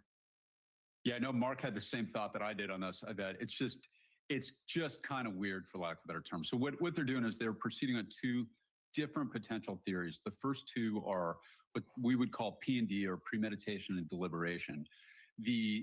Then count 3 is the burglary by itself, and then counts 4 and 5 are the same murders, but with a different aggravating factor where they separately allege murders committed during the course of a residential burglary. So this is obviously not a DP. California, where Mark and I do most of our cases, that basically qualifies it as what's known as a special circumstance. So in the state of Ohio, they technically have a death penalty, but like California, there's a moratorium on it. But that would theoretically make him eligible for life without possibility of parole. So it's a weird way to do it, frankly. But I know Mark was also probably thinking, I can't wait to hear what Mark has to say about this. This was a super fast indictment. We went from, this just happened last week, and they've already indicted this guy. I agree with that. Like super fast, which is good. This is just light speed. He hasn't even been extradited yet from Illinois, and they've already got an indictment waiting for him in the state of Ohio. So the next step, there'll be a bunch of pretrial motions. Ashley, you guys have heard about this case, right? We did this a couple weeks ago, and then I followed up with it again on our last live, and then like I'm saying, he's already indicted. He's already see the process go on. The next big step will be actual trial now that they've got an indictment in hand. So Garagos, jump in here, because when I heard quadruple aggravated murder, I sort of felt like the breath went out of any defense attorney who may be lined up to do this case. Is that, as scary as it sounds, are the 2 extra ag murders that have the burglary and insurance policy in case somehow a jury decides maybe it wasn't premeditated? Well, actually, I think Matt is spot on that when you hear it, not only is it weird, but I think also that when you present this to lay people who are obviously by definition the jurors, it's a little bit confusing. It's a little kind of intellectual, if you will. You would immediately assume that there were multiple or serial. And when it becomes that it's theories, I think that just opens up the defense to all kinds of mischief, frankly. Matt is right. So we've seen this millions of times already, but this is something that they captured walking behind this alley here, or in this alley here at about 2 o'clock in the morning. Right, the morning that these people were on the live, and their house, I think, is right. This is their driveway here. And there's a house, actually a garage here, or a place to park, and then there's we've seen it. It's like dangling in front of a defense lawyer, just all kinds of things to talk about. Okay, well, you couldn't prove this. Yeah, he looks like he's 100. I agree. This theory, so you did this theory, or you threw this out. You couldn't go. You follow up on this one, and why? These poor people, they're just living their life, and this allegedly, this guy, her ex-husband, who they've been divorced for 5 years, right? All of a sudden, I don't believe it's all of a sudden. I think he's been probably doing stuff like this for a long time. I wouldn't be surprised if he's been in this house before. He's obviously just infatuated with her. Just, you're not going to get rid of me. I'm going to, it's just, it's horrible. The kids, the poor kids, they have a 4-year-old and a 1-year-old. Now they have no parents whatsoever. Why are you indicting, and why are you going to a grand jury, and why this rush to judgment? I actually think things like this, when you do it this way, end up backfiring on the prosecution. So Jess, yeah, the kids are left alive. Free Peach is here. Good to see you. It's good to see Free Peach in here for sure. Those kids will be ruined for the rest of their life, though. This is just so, this is just, if it is him, it's just, why would you do that? Like, why get on with your life? Just. See, You and I have been through a lot of trials together. Some of them are great and some of them are stinkers. And I often think that sometimes the litigators are checking their boxes and forgetting that everybody who's in the jury box is just some dude, right? We just need a story that we can wrap our heads around. And in this particular case, I'm seeing movement and timing and forensics. And I'm wondering, in your opinion, how important is it going to be for these prosecutors to put together a bedtime story for the jurors instead of a checkbox case? So it's very important. Before I even get to that, Ashley, thank you so much for everything you've always done for my career. I love you. You're amazing. And thank you for having me on your last show. Okay, very important. Why? They need to tell a story. Obviously, motive is not an element that they have to prove. But when you're trying to explain why this guy who is accused of this. Always good to see Free Peach here. We're just going over the indictment of this guy, Michael McKee, who's being allegedly charged with unaliving his wife and his ex-wife and her husband. Was divorced for so many years. So he divorced his the wifey that he allegedly unalived 5 years ago, and her husband. And then all of a sudden, what, snaps? I mean, they have to explain why he would have allegedly traveled 400 miles and killed them in the middle of the night. Remember, he's charged with aggravated murder. They elevated it to get to life in prison. That's prior calculation and design. Yeah, you don't like this guy here, 15 years at university, then 5-year general residency, 2 years in vascular discipline. He's not a man to walk away from what he sounds. Yeah, exactly. I mean, this guy here, it's just odd. I think it's kind of odd that they're 5 years, right? But when you got, when you got the hots with somebody, I guess it doesn't end. So, 5 hours and 22 minutes. That it was premeditated. So what are they going to have to show? They are going to have to show that travel. They are going to have to show he went into that house. They are going to have to show the circumstances of that killing. And there's still a lot we don't know, right? We don't have forensics. We don't have DNA, but they say they recovered a weapon that was tied to it. They now have the car. They have the surveillance footage. I think they weren't married for long. I think they were married for a year or so, 7 months maybe. So it was obviously not going well. But I think she knew him for a while. Is that the ex-husband for a while? I don't know. They now say that is him. So being able to tell a clear, concise story about why he would have done this when he hasn't said anything right now, I think that's going to be critical for the prosecution. So Matt, when we listen to these dribs of information coming out, the average person tends to think slam dunk. I'm just saying if this is true, right, which I think it is, I think he's pretty guilty because they got the I mean, he left the shell casings behind, so they're going to probably match everything up with the pew pew. But what was I just going to say?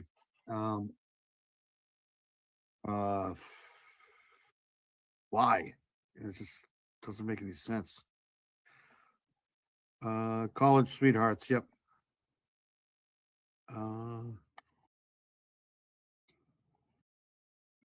Right away. And that is far from the story for a prosecutor. What in this particular case, given what we know, and it's not a lot, what worries a Thank you for the 21 likes. Appreciate it. Prosecutor most right now, this early on? Boy, that's a great question, Ashley. I think that where my mind goes is, and I'm sure Jesse and Mark are thinking the same thing. I would love to see his Google searches and see what's in there.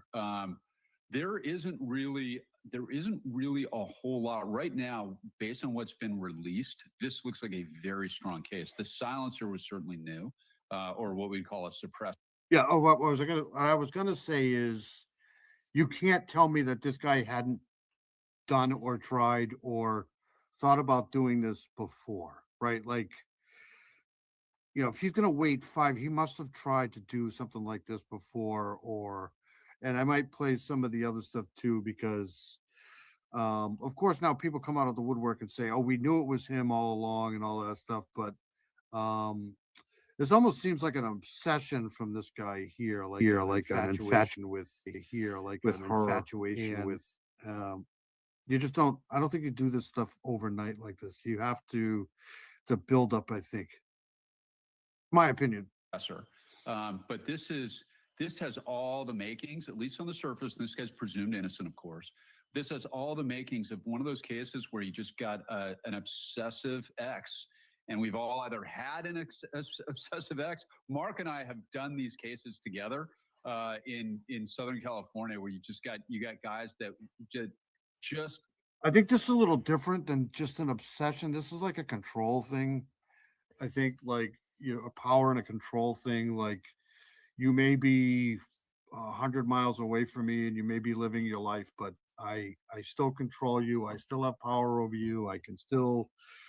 To me, that's what this sounds. It's an obsession, but it's more of like this guy's almost like a control freak here. Can't hear the word no. So it's going to be really interesting for me as a former prosecutor to hear what else they've got, what Google searches went on, where he got the suppressors, because those are very expensive. And in a lot of states like California, there's a complete ban on them. So this is going to be, there's a lot more evidence coming our way.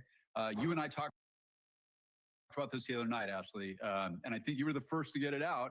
This was a NIBIN hit, which I think is very interesting. So they've got that's the National Ballistics Database, where they take expended shell casings from one crime scene and match them. I think that's where the burglary charge came from. Is streaming off of someone leeching? Yeah, coercive control. That's it right there. This guy ruined so many lives here. It's just It's a known exemplar. So it sounds like they actually got the firearm here, I think, maybe, but they certainly got expended shell casings from his previous residence.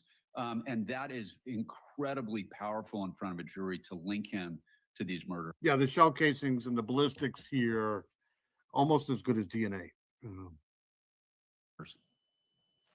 To a weapon and to a silencer, you're right. So, Mark, I mean, we're talking about a lot of the bad stuff that defense attorneys don't like to hear. We're talking about surveillance. The police say they have vehicles. I saw some of the workers that worked with him. I do think that people come out of the woodwork sometimes just to get on, camera and stuff like that. But I think one of the family members of hers or his was kind of saying some stuff too about the ex-husband. Timelines. The police say they have a weapon and the silencer suppressor that they allegedly have at this point. Can you see any realistic openings right now for a defense attorney? Again, knowing what we know. Well, knowing what we know, actually, and I apologize for smiling when Matt was telling that story. I was thinking of one particular case that I'm sure he was referring to that we had against each other, if you want to talk about obsession. But putting that aside, yes, there are openings. I mean, the hit on the shell casings reminds me, I had another case, not similar, but an instrumentality found at the scene. I've actually had two in murder cases. One was a bottle with a fingerprint. Another was a mattress and a bed frame with a fingerprint. We were able to show in both cases and won dismissals in both murder cases that was just from somebody else. And a good investigator in both cases, separate guys, actually found that out. So I'm not so sure that that's as compelling as it sounds, at least when you frame it the way the prosecutors do. You don't know who brought that casing to the scene. You don't know what the circumstances were of the exemplars and everything else. There's always a lot more to it. I mean, remember, the best day in a lot of these circumstantial evidence cases for the prosecutor is the day they announce it, which is one of the reasons they always want to get a gag order on the defense after that. I think the best day is when they have openings. Oh, this will probably be gagged for sure, no doubt. Before this case will take 2 years, two or 3 years, because I don't think he's going to want a speedy trial here. I don't even know if he's got a lawyer yet. Defense goes up and gives their opening. Jesse, speaking of the narrative, legally, it is very smart to exercise your right to remain silent, which this defendant did eventually when he was in cuffs. But then when it comes to the media, it makes you look so guilty. And there is a jury pool out there somewhere wanting to know anything more about this. I know what you're going to say, but I want to know why you're going to say it. He should never say another damn word. Why? Because it could be used against him. I mean, the Timothy Busfield case this week was the complete opposite, right? Different circumstances, different charges, but he was fighting a case in the court of public opinion and the court of law. This is somebody who's a private citizen. He has not said one word. I think that's very wise. Allow his attorney to do the talking. And right now, he doesn't have to prove anything. What they are going to try to do is dismantle the prosecution's case any which way they can, any which way. The car evidence, the ballistic evidence, the surveillance footage, go that route. If he says, I think what defense attorneys really try to do is they try to get the lowest possible punishment, especially if they know somebody's probably going to get, found guilty or whatever. They're trying to limit the damage, I think, as much as possible. Like, so if they try to, I don't think they're going to in this case, but get the TP, or even if it's life in prison without parole. A win for probably the defense in this case is obviously a hung jury, but even a hung jury, you're gonna have to go back to trial. Just limiting the damage, limiting whatever you can, because if you can get life with parole, or even the charges here, the charges seem to be a little bit over exaggerated with the planning and stuff like that. So we'll see. anything, it could potentially be used against him. And if it's only his choice, if he ever decides to take the stand. So right now, there's really nothing he should say or could say that I think would help him. Exactly. Jesse Weber. Exactly. That seems to be a defense strategy these days here that, because a lot of times, this guy might have money to get his own lawyer, which would probably be good because, you can only do so much with a public defender. If you've got the money to get a good lawyer, you get good lawyers, right? So there's that. The 4 counts of aggravated murder here, though, or aggravated unaliving, this seems a little steep. So the jury's going to have to find beyond a reasonable doubt on the aggravation of this, right? I think that's what they're trying to say here. Mark Garagos, Matt Murphy, my final goodbye to you on News Nation. I can't thank you enough for being on this program tonight and for being so smart and helpful all the time. And Jesse, I don't know. To you. Thank you so much. It's real. All right, so that's the end of that. I'll keep an eye on that. There's more. I do want to get to this here because I got a couple of other things I want to get to before I get out of here tonight. Let's hold on a second. Let's go here. I've already been here for what is his deal going in at night when they're peaceful? Yeah, no, it's he's in the middle of a malpractice suit. I didn't know that. I see. That's why I mentioned the alimony thing. I don't know if there's alimony. He might have been paying alimony still. But let's go here. Hold on one second. I'm gonna go here to this one here because this came up last week and I wanted to play it last week, but I didn't have time. This is the Barry Morphew case here. Just to reiterate that he was set to appear in court. So here are the top stories. Hold on one second. Did they? All right, we'll play this one here. Joining us, I'm Sarah. This was done 5 days ago. So this is the case against Barry Morphew. He's been accused of unaliving his wife.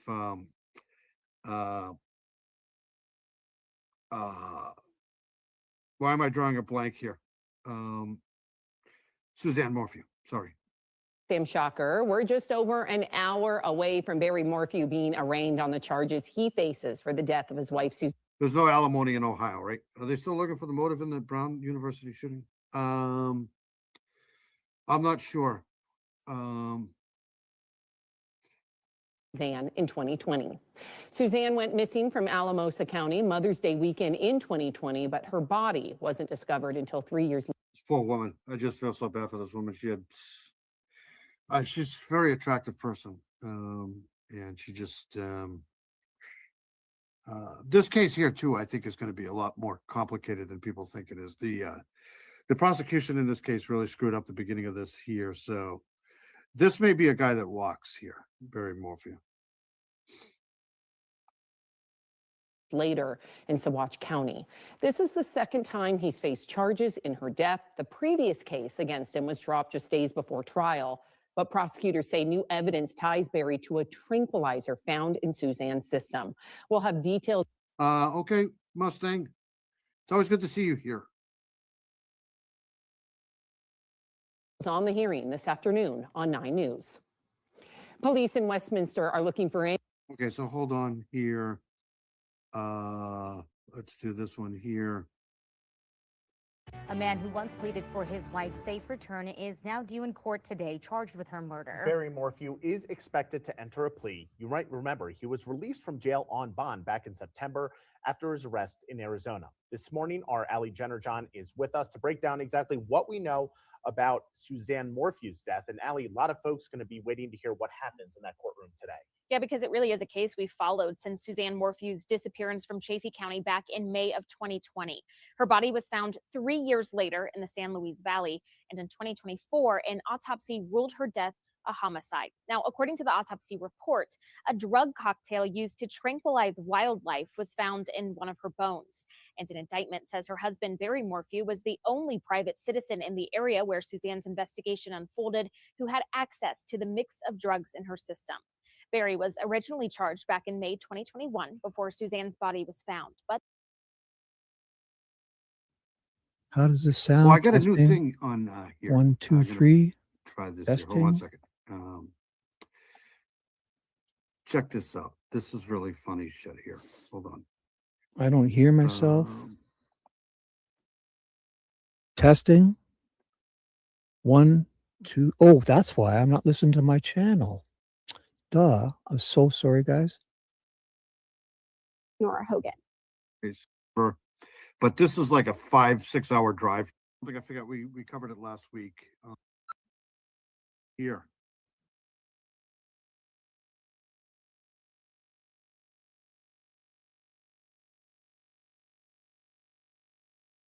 Look at this here. Wow.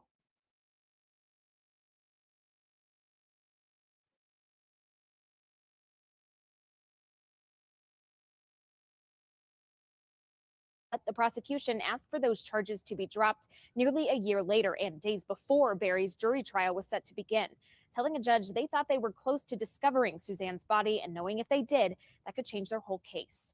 At the time, Barry's defense said the motion to dismiss was filed because prosecutors knew they were going to lose. Now we know Suzanne's body was later found, Barry was recharged, and now we're here. A judge expects to hear a plea from Morphew around 1:30 today. We'll update you on Air and Online. Live in the newsroom, Ali Jennerjohn, Denver. Okay, so let's see here. I do want to, let's go here. Hold on one second. I want to play this. So he did go to court. He did plead not guilty. I'll play that in a second here. It was a joke with Owl. What happened? Hold on one second here. I played that one already. Play this one here. All right, so alleged wife, unaliver Barry Morphew, pleads not guilty. So this was him in court here. This was done 5 days ago. So this is basically the extension of what we just played. We'll call it Almost County Case 25 CR 128, People versus Barry Morphew. This matter is set today for arraignment. Counsel for the prosecution are present in person. Counsel for Mr. Morphew are present in person, as is Mr. Morphew, and at least two of the victims. We also have several folks. Several of the victims are present on the line. Ms. Kelly, are you all prepared? We are prepared to proceed, Judge. Okay. Mr. Bell? Yes. Consulted And, regarding the possibility of setting the matter inside of Speedy. Unfortunately, with the amount of data, the length of the trial, the defense does not think that it's realistic to have the trial set within 180. Mr. Murphy has been advised of his rights under the Speedy Trial Act. He does waive his right to have the trial within 180 days. Your Honor, in addition to that, the people have requested a tolling of Speedy. Mr. Murphy has been advised regarding what tolling is, as well as the length of period of time.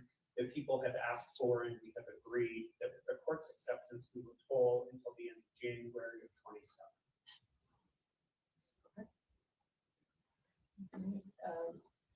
And the trial date you all are requesting is, you asked for October 12th, but that's a holiday for which our security staff will not be present, so it would be October 13th. That is correct. If that works for the people, Your Honor, the parties are looking at October the 13th as a start date. We are requesting the court schedule this for 6 weeks, which puts the conclusion at November the 20th. Your Honor, candidly, we are probably estimating a little bit long, although we do believe that that is accurate. As the court can probably surmise, as we have a better understanding as time goes on of what that trial looks like, I do not anticipate it getting longer. There is a possibility that it may get somewhat shorter. And people have asked for, and we have agreed that with the court's acceptance, we will toll until the end of January of 27.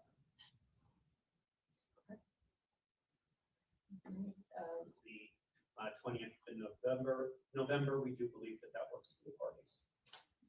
It does, Judge. When we were contemplating and tolling past that trial date, what we thought about was the holidays that are coming up at the end of the year, and so that. He was upset that Monique left him without warning and took the dog.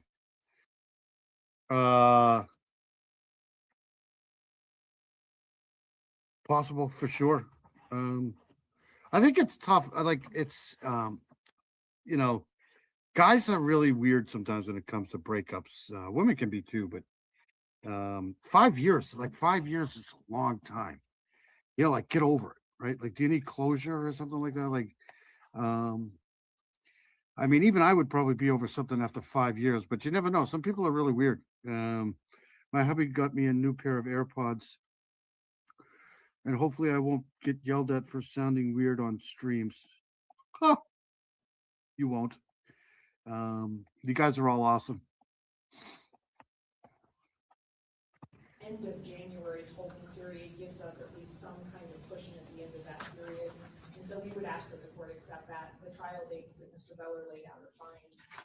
We would also, Judge, propose giving the court a draft case management order. We've done a lot of discussion about how much time we need to file motions and to respond. And so what we're proposing, Judge, is to work on a draft together, present it to the court, and if the court approves of it, we can abide by that case management order. Some of the things that might be involved are the response time, expert disclosure deadlines, things of that nature, if that's okay with the court. This is, like I said, this is not going to be a slam dunk by any stretch. This guy has a good lawyer. So we'll see. I mean, I personally think he's guilty. That's just my opinion. I've been following the Barry Morphew case for a while. It's possible somebody else did it, but I got this, I try to do a percentage type thing, like 70%. I got him pretty close to 70%. I mean, it's possible there was somebody else involved in this, but we'll see. We also tentatively cleared with your clerk a motions week. I know the court has some, and we're not doing that. We're hearing motions long before that. Okay. We are not waiting until August to hear the first. That's fine. Motions, yeah. When we were in discussions, it appeared that defense would like to have until the beginning of May to file them. That's fine with us, but we could also be understanding as they come in and maybe have a deadline that's earlier than that, or keep that deadline instead of motions here maybe in July. I will tell you, I'm going to give you my own motions deadlines today. Perfect. So if that becomes unreasonable, I'm glad to hear arguments about that, but I'm not giving 4 months to file motions in this case. So, and we're gonna hear them far sooner than August, because inevitably there will be more than one round of motions, and I'm not pushing up against that trial date. And carving out a lot of extra time, when we all know probably that first set of motions is not gonna be the last of it. Sure. I think that makes sense, Judge. And with that, does the court would the court prefer us to do that draft once we get dates from the court to that case management order, or would the court prefer to do it? Well, I'm gonna issue an omnibus order, and then if you all need modifications to that, you certainly can file a motion to modify that omnibus order. Okay. That's fine. Okay. All right. So first things first. So I will give you that October 13th trial date that can be accommodated. Before I do that, Mr. Morphew, I do believe, Mr. Beller, that they have fully discussed your right to a speedy trial with you, but I do need to make sure you understand that right and understand what you're awaiting. So grab that microphone, please, and bring that closer to you. Mr. Morphew, you have a constitutional right to a speedy trial, which in Colorado means you have a right to a trial within 6 months of entering a not guilty. It's Charlie Manson. Hey, buddy, good to see you.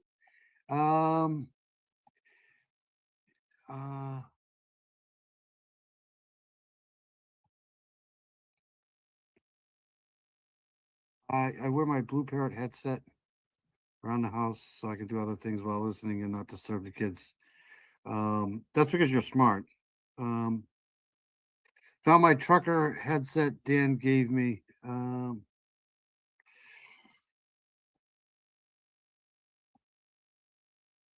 We'll move, get this here, and then we'll move on to some. I want to get onto the Houston cases here. Guilty plea that you have done today. No one, including your attorneys, can make you waive that right if you do not want to. However, there's many reasons why it might be beneficial for you to do so. I know that there's a huge amount of information that your attorneys have been going through and will have to continue to go through to effectively represent you. And that they've advised you that having a trial within 6 months would not allow them to effectively get through all of that information in a way that is beneficial to you. What they're asking is that I set that trial outside of 6 months. And to do that, I have to ask you a few questions. Okay. First, do you understand that you have a right to a trial within 6 months? Yes, Your Honor. Do you have any questions about that right that your attorneys have not been able to answer for you? No. Your counsel is asking me to set trial out. Yeah, I've been going crazy here with the playoffs. That 6 months, specifically in about 10. And we got the national championship game Monday night too, so it'll be a pretty good weekend. It was pretty good today, but it's all about football really right now. Look at this court. This is huge. 10 months. Are you okay with that? Yes, Your Honor. Is anyone forcing you, tricking you, threatening you, or promising you something to get you to make that agreement against your will? No, Your Honor. Are you? This is what they're going to try to do. They do this all the time. They're going to try to get him talking to some sort of an informant, proving his guilt here. All right, let's get out of this. I got other things to move on to. I just wanted to play this because I wanted to play this last week. I didn't have time. So he's pleading not guilty, obviously. I don't think that's a shocker. But let's get into this here. Hold on a second here. Let's see here. Let's see here. So I've been following this forever. Seems now there's the Lady Bird Lake unalivings here, but now there's a new thing down here in Houston. It's not new, but it's been going on for a while. But I've been following this too. Of course, they're not saying anything's going on, but another body was recovered from a Houston waterway. This is the first of this year here, 2026. Reigniting fears over the growing number of people found unalived in the city's bayous. Authorities say at least authorities say the latest victim was pulled from Buffalo Bayou, adding to troubling pattern. More than 30 bodies have been recovered from Houston waterways last year. So 30 in a year. While police and prosecutors insist there's no evidence of an SKer, the public is going crazy because they think there is. So here's this here. We won't play all of this, but I think this is kind of strange. And warnings from I mean, I do know that, anytime you're around water, especially down here in bayous and stuff like that, people unalive all the time. But 30 in a year, that seems a little high. But Houston's a big city. authorities. We're going to talk about what we know of this new death and more. And this time, we're bringing on a criminologist. Welcome to Sidebar, presented by Law and Crime. I'm Jesse Weber. If you think the crime stories that I cover on Sidebar every day are scary, wait until you hear what's happening with your personal data online. Yeah, all these bodies that are being found in the bayous, which one thing I do like about this show here is they play the commercial at the beginning, so you can just skip over it. Has ignited a conversation about a potential serial killer in the area. And what just happened? The first body of 2026 has been pulled out of a Houston river. I hope it's the only one. But after over 30 bodies were found in the bayous last year, and you hear rumors of a bayou killer that authorities have been trying every which way to deny, we have this new body this year. What do we make of this? Now, according to The Independent, a man's body was located in the Buffalo Bayou at around 2 p.m. on Tuesday, January 6th. By the way, okay, so I'm just going to kind of read this. Total of 35 bodies were recovered from Houston area bayous, matching the record high set in 2024. So this is more than they had in 2024. The incidents, primarily occurring in Buffalo Bayou, sparked widespread but unsubstantiated rumors of an SKer on social media and other platforms. So total body count 35. A significant number of victims were black males, prompting community concern. Cause of death: investigations indicate a range of causes, including accidental. I don't know how I pronounce that. Accidental unalivings, drug overdoses, and suicides. Self-harm. Sorry. A large percentage are listed as undetermined. So there's a large percentage that have been listed as undetermined.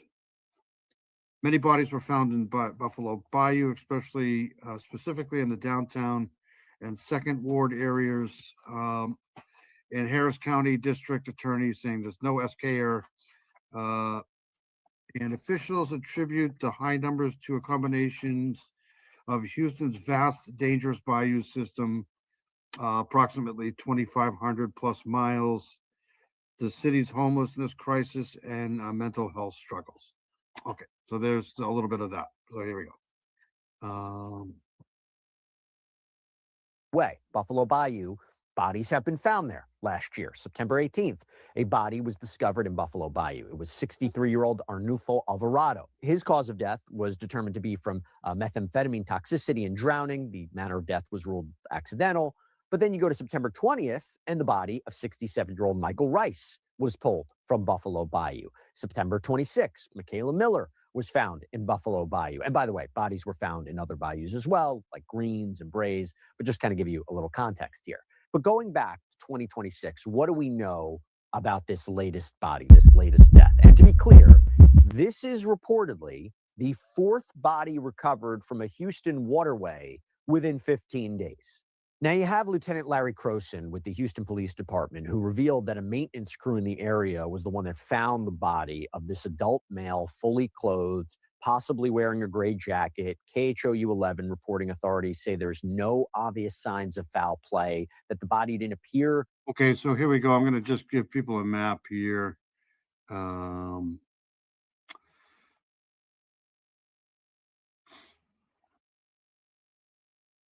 I'd love to go down here. I've always wanted to visit the bayou system here. But this is some images here. I mean, Houston's a huge city. The waterways are, I mean, there's a huge bridge here. And unfortunately, people just, you know, there's the waterways here. I can kind of, I mean, this is, anything can happen here. You know, pretty sure there's a lot of bars around here. I just like to cover these things because you never know, you know, right? Like, Born on the Bayou, very good song. There was a band that did that. I don't know if you guys have ever heard the Street Players. They're street musicians from all across the world. They do. I don't think that's actually the name of the site that you can go to find out, but it's on YouTube. I forget the actual name. It's I think it is actually Street Performers. They do an amazing job. Charlotte's here. Is that Charlotte? Hold on a second. Yeah, that's Charlotte. Hey, Charlotte, good to see you. Hope you're well. To be in the water for that long of a time. Lieutenant Croson adding, as always, with these cases, we have our homicide investigators here, and they'll be conducting a follow-up investigation. The medical examiner will come here, and they'll do an autopsy to determine the man's cause of death. To be clear, the identity and cause and manner of death have not been revealed at the time of this broadcast. But I mentioned that authorities are trying to shut down this idea. We hope Charlotte's well. We haven't seen Charlotte in a while. She's probably busy. She's got other things to do besides to be here. But it's always good to see Charlotte in here. Hope you're well, Charlotte. Miss Charlotte. Of a serial killer, right? So, for example, and we talked about this in our previous sidebar, you have Harris County District Attorney Sean Tier, who did an interview with NBC affiliate KPRC, said there is nothing, and I want to be crystal clear, to indicate that there is someone operating here as a serial killer. Last year, okay, after 5 bodies were recovered in just 5 days and a 6th just days later, you had this terrifying rapid cluster. You have different victims, different waterways. Obviously, it is leading to questions, a lot of online speculation that something was going on. So you had Houston Mayor John Whitmire, you had Houston Police Chief Noah Diaz. They held a press conference to try to downplay people's fears. Let me say that again. There is no evidence that there's a serial killer loose on the streets of Houston. If there was, you would hear it from me first. And Police Chief Diaz said, for us as an agency, rumors stir fear and anxiety in our communities. But maybe all of that hasn't worked, because according to ABC 13, late last month, after 3 bodies were found in bayous in a week's time, people seem to be skeptical. A man named Juan Sandoval, who was visiting Houston. Where's V? V's in here. Good to see V. I must not be seeing everybody in here. Absolute pleasure. Hope you're all well. Yeah, we hope you're well too. Hope you're well in England. England. We love Charlotte. Charlotte's awesome. And told the outlet, the math isn't mathing. I think there's a serial killer. I get in a... When you hear this right here, the math, I'm going to create a channel where you have these, 6, 7, and then you get these sound effects like gong. Or math isn't mathing. Sorry. All right, let's get back to this here. Nevada's For You page now, and even in Nevada, they're talking about Buffalo Bayou. So it's that bad. It's reaching another state across state lines. Houston resident Eric Cortez said there must be someone out there, no? Because it's ridiculous that so many people are dying in the bayou. I think it's unfortunate that they haven't found the person. According to KHOU 11, resident Juan Martinez said, come on, there must be a serial killer. Over 30-something bodies? No way. And this doesn't even take into account the amount of posts and comments on social media regarding the potential of a serial killer, too. Now, officially, even though you're seeing this many bodies, to give you an idea, reportedly 35 bodies found in 2024, 34 last year, The explanation has consistently pointed to broader, heartbreaking social issues. Houston's significant homeless population, mental health problems, dangerous geography of the bayous themselves. They are dangerous. And according to Cron, former Houston City Council member at large, Letitia Plummer, has addressed bayou safety, saying, everyone in my mind should have a part in this. All of us need to come together at a table and figure out what can be done. She added, in a lot of areas where there's a lot of jogging and walking, there should be emergency phones that someone could call immediately. Lighting should be a big conversation. And as we extend toward the East End, those were recommendations my office made last year. The Bayou Partnership has been open to those conversations. Now, she indicated this requires coordination between parties like the city.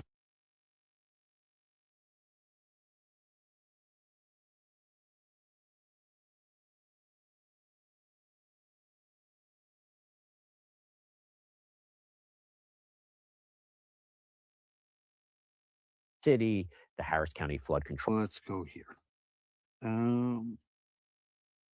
Usually they have kind of like a legend here. We know it's in the United States. It's in Texas. Counties include Harris, Fort Bend, and Montgomery. It was incorporated into the June 5th, 1837, 188 years ago. Named after Sam Houston. Hold on a second here. The city is 670 square miles, land 640.44 square miles, 31.23 square miles of water. So that's a lot. That's a lot of water. It's about 105 feet above sea level. There's 2.3 million people living in the city. Estimate 2.314. That's 2023. Sixth biggest city in North America, fourth in the United States, first in Texas. So it's the biggest state in Texas. Density. So here's some statistics. Urban densities. There's a lot of people. So 30 people out of 2.3 million people. That's not a lot, right? Let's see here.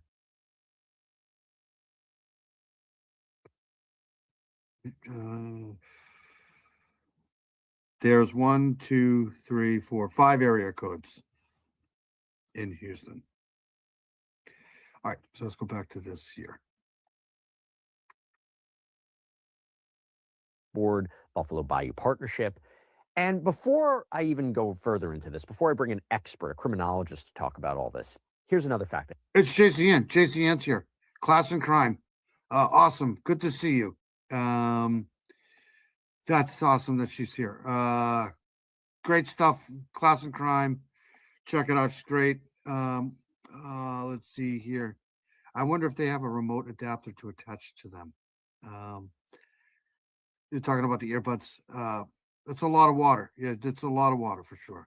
That's Houston, because I know, yeah, I've been covering the Lady Bird Lake unalivings too. But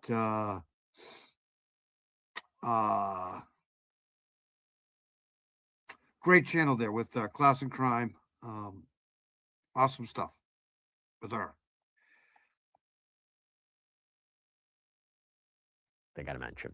According to data that was obtained by KPRC2 from the Harris County Medical Examiner's Office, nearly 40% of the roughly 200 bodies that were recovered from Houston area bayous since 2017 have an officially undetermined cause of death. So that means, seemingly, that after investigations and autopsies, forensic experts, authorities can't conclusively say whether this was an accident, whether this was a homicide, whether this was a case of self-harm. And to be clear, according to KHOU 11, with respect to the 34 bodies found last year in Houston in the bayous, only one was ruled a homicide. And I think some people take the word undetermined to be a little bit more, corrupt and or conspiratory than undetermined. Just means they don't know. And a lot of times, especially in water and bayous, and if they, depending on how long they've been there, sometimes you just can't tell. There's just no way to tell. It's water and heat and humidity can do some strange things, especially with the animals running around. And sometimes you just don't know. 9 were accidental, so drowning, toxic exposures. 19 remain undetermined deaths, 2 self-harm, and 3 still pending. So I want to bring on criminologist Dr. Debbie Goodman. She is the director and associate professor of the Criminal Justice Degree Program at St. Thomas University in Miami, Florida. She is a nationally recognized and accomplished author of academic crime books that are used worldwide. And she is our guest right now. So happy to have you, doctor. Thanks for taking the time. Okay, so I want to start with this new one. What do you make of the finding of this new body in 2026? Right. Well, as always, Jesse, thank you so much for having me on. This case, really, I think we would have to use terms like crazy, wild, shocking. But here again lies the hesitation with the word or term serial killer. Because, Jesse, when we look back at the data analytics, when we last spoke, I remember for the longest time, I know Charles will probably know this, there's been a lot of times where they've had SKers and they've kind of kept that secret. Like they haven't really, I think, was it the Golden State? I think it was either the Golden State guy or the Green River guy. They kept secret that there was an actual SKer around for years.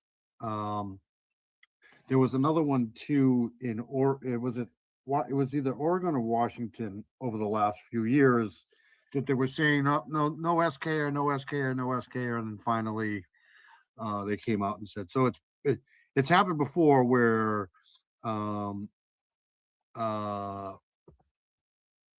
they've been quiet about it. They've been saying no, and then it turns around there is. And I'm pretty sure it was either the Green River Killer or one of them. 2024, 30-something deaths. 2025, another 30 plus. And here we are with a death in 2026. But the question is, of all of these circumstances, which ones potentially of the nearly 70 are actually murder? So at the moment, we know of one, right? We know of Mr. John Morgan, 44 years old. The medical examiner did the report and the findings indicated blunt force trauma and internal bleeding. But when we look at the other circumstances, Jesse, so many of whom have been in the category of undetermined, they can't decide. So as terrible as all this is, and I think those are some of those talking points, right? It's terrible and it's tragic. But when we really narrow in on this and the levels of specificity, is it criminal? Because that would mean we have unlawful deaths. Now, I would still maintain that some of these other factors are at play here. Sociological issues, psychological issues. It is quite likely that among the nearly 70 victims, many of whom may have been in vulnerable positions. What does that mean? Perhaps the homeless citizens, the individuals who may have mental health difficulties, and those potentially with drug and alcohol issues. And so some of these deaths may be accidental, some may be as a result of self-induced harm, and others, of course, as we know, have been declared as undetermined.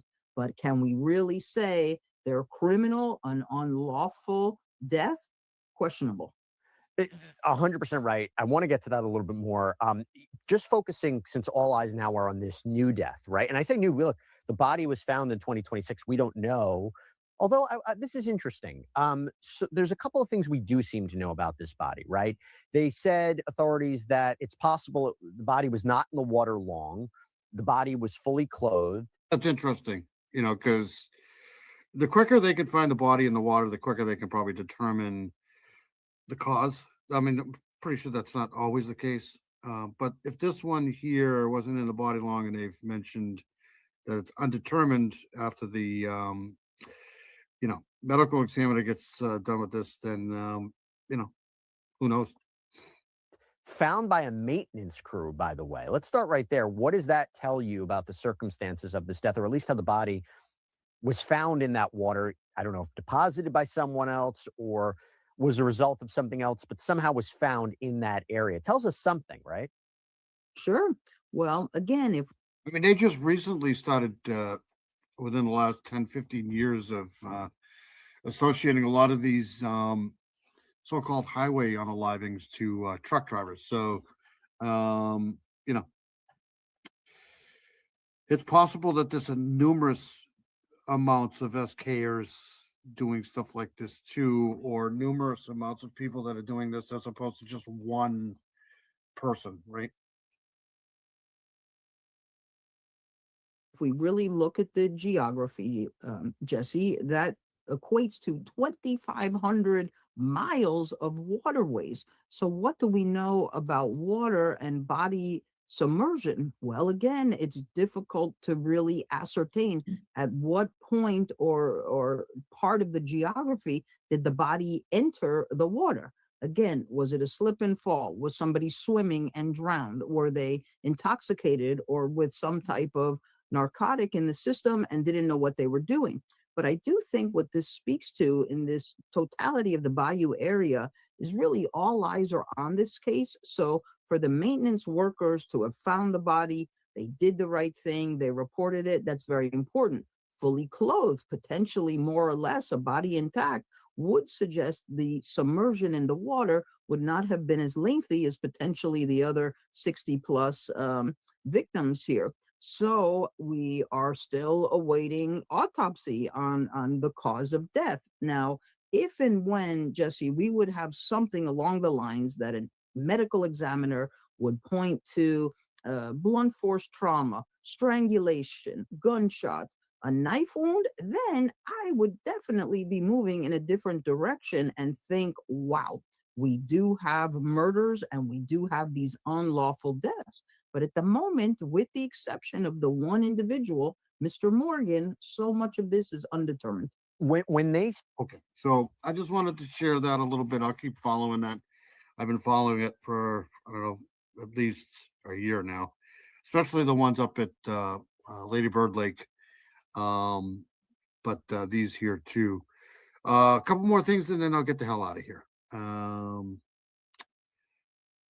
Let's see here. I don't want to play this one here because this is kind of like a cold case here. So let's see here. So Illinois human remains found in 1966 have finally been identified as a California teen. 60 years after his remains were found in Illinois, investigators have identified Geneseo John Doe as Ronald Joe Cole, a California missing teen since 1965. 2 years before I was born, in 1965. Technology. Drew Coffey has. Whoops, let me back this up. CO is finally solved. Human remains discovered on a farm back in 1966 have now been identified thanks to advances in forensic technology. Drew Coffey has more on the discovery and what it means for the farmer who owns the land where the body was found. It was on this farm in rural Geneseo where a body was found back in 1966. Now, the farmer that owned the land at the time still lives here, and he sat down with us to tell us what he remembers. The body was discovered on Arlen Grader's farm near Interstate 80 in Geneseo. For decades, the mystery went unanswered, leaving the community with only questions. But now, thanks to advances in forensic technology, those remains have been identified as 19-year-old Ronald J. Cole of California, finally bringing long-awaited answers to a case many believed would never be solved. But it means more to Grader, who was in his early 20s when the body was found on his land. We had kind of put in the back of our mind, this happened a long time ago. When the body was found, it was a shock. I guess everybody's looking for closure. So anytime you can get closure, it's a good thing. The investigation remains active and ongoing as the death is being looked at as a homicide. In Geneseo, Drew Coffey, WQAD News 8. Now, the DNA Doe Project played an important role in cracking the case and identifying Ronald Joe Cole. Haley Bickelhop explains how they used relatives' DNA to identify Cole, why this case was turned around quickly, and which other case is being investigated in our area. Genetic genealogy, as it's commonly known, is a technique used to identify people of unknown parentage or adoptees. Charlotte's such an amazing person. We love having her here. We understand she has a life too, so she can't always be on here, but she's definitely missed when she's not here. And I try to send out my feeler birds to make sure you're okay when you're not here for a while. But we love Charlotte here. Charlotte's amazing. She's been here since the beginning, so I really appreciate her being here all the time. Hope you're safe. Hope you're well. Go back to here. We've kind of taken that one step further and developed this technique of theirs called investigative genetic genealogy. Matthew Waterfield and the DNA Doe Project were brought into the Geneseo case in 2024 by the Henry County Sheriff's Office. Their technique compares DNA from an unidentified person through a database called GEDmatch. It's a collection of a couple million DNA samples. Think Ancestry or 23andMe, except a lot smaller. And members of the public who have taken a DNA test with a DNA testing company can actually upload their DNA profile to that GEDmatch database. In Cole's case, the organization got a hit. Someone in the system was his second or third cousin. Considering that Ronald Cole vanished over 60 years ago, the fact that we could solve this within 5 days was a great relief for us. After finding that connection, the group then sorts through family trees, obituaries, newspapers, and yes, even Facebook. In this case, census records were key. In Cole's case, they found DNA matches in Kentucky and Tennessee, and they built the timelines forward and saw that they overlapped in Indiana. That's where Cole's parents were married, and when they noticed, he'd fallen off the radar. With this case, not only had he been reported missing, but investigators were still looking for him. Those clues made it very easy for us to realize that we did in fact have the right person. While cracking this case from 6 decades ago, the organization's team found newspaper reports in which David Lefevre, Cole's brother, confessed to family that he had killed his brother. In Moline, Haley Bickelhop, WQAD News 8. Ooh. What did you say? In Moline, Haley Bickelhop, WQAD News 8. Bickelhop? Is that what she said? The DNA Doe Project is actively researching a homicide case now in Clinton County, Iowa. Back in 1975, a fisherman found the remains of an African-American girl, and the organization hopes they'll be able to identify her soon. That's awesome. That'd be great. Okay, one more thing. Hold on one second. Let me do this here. Anytime I make a funny, I'm going to do this here. I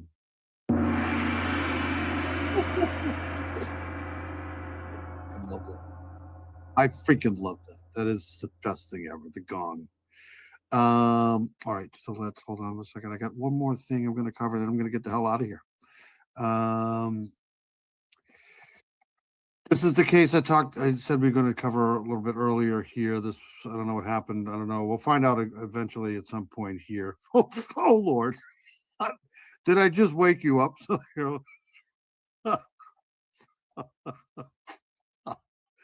I'm telling you, they should have never put that stuff on there, man. Hold on a second. Okay, so this is the case of Linda Brown. And I'm not saying, because I don't think they've come out and said anything about what happened yet. But I just want to kind of go over the whole mental illness thing here. I'm not saying that's what happened here, but it's kind of going in that direction here. But Linda Brown, we covered this case last week. Missing Chicago teacher has been found alive. Family confirms. And this actually happened right after I covered it too. So that's another sucky part. But so this is just terrible news. Heartbreaking update. The family of Linda Brown is now confirming she has been found dead. Let's go to Leslie Moreno to get the latest on this case. Leslie? Hey guys, good evening. Yeah, certainly not the outcome we were hoping for. Family says Linda's body was recovered from the water not too long ago. Let's give you a closer look at the scene here. This is on 31st and Harbor, where you can see crews have been stationed out here for a few hours right now. I want to back up a little bit here, because this was a pedestrian bridge or something like that here. And apparently she was last seen driving walking up. She parked and then she walked up here. So apparently, wherever this happened here, obviously where the cops are here. Now I don't know if she slipped in here or I don't think they're saying much. You a closer look at the scene here. This is on 31st and Harbor, where you can see crews have been stationed out here for a few hours right now. Part of that area there has been closed off, and crews are focusing on that docking area there. A lot of police activity right now. 53-year-old Linda Brown was reported missing on January 3rd. Police say she was last seen in her Bronzeville neighborhood. Volunteers and family members spent all weekend canvassing the lakefront along 31st Street Beach and Burnham Park. Been working abroad for a few months, came home to Blighty and can barely recognize the place. Think I got too used to snow. Well, we're glad you're home safe.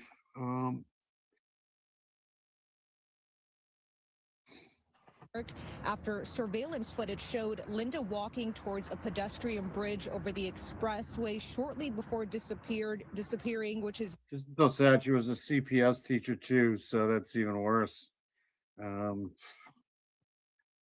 tough to find good teachers, man. not too far from where crews are right now. Linda was a special education teacher at Healy Elementary. She was, according to family, on a mental health leave prior to her disappearance. Again, certainly not the outcome we were hoping for. We are in close contact with Linda's family. Our thoughts and our prayers are, of course, with all of Linda's family and friends and everyone who knew her. We'll toss it back to you guys, and we'll have an update for you coming up tonight at 5. That sucks. That's just terrible. It's oh, that's terrible. But I just wanted to play that because we covered that. I think on our last live. Not sure whether the last live or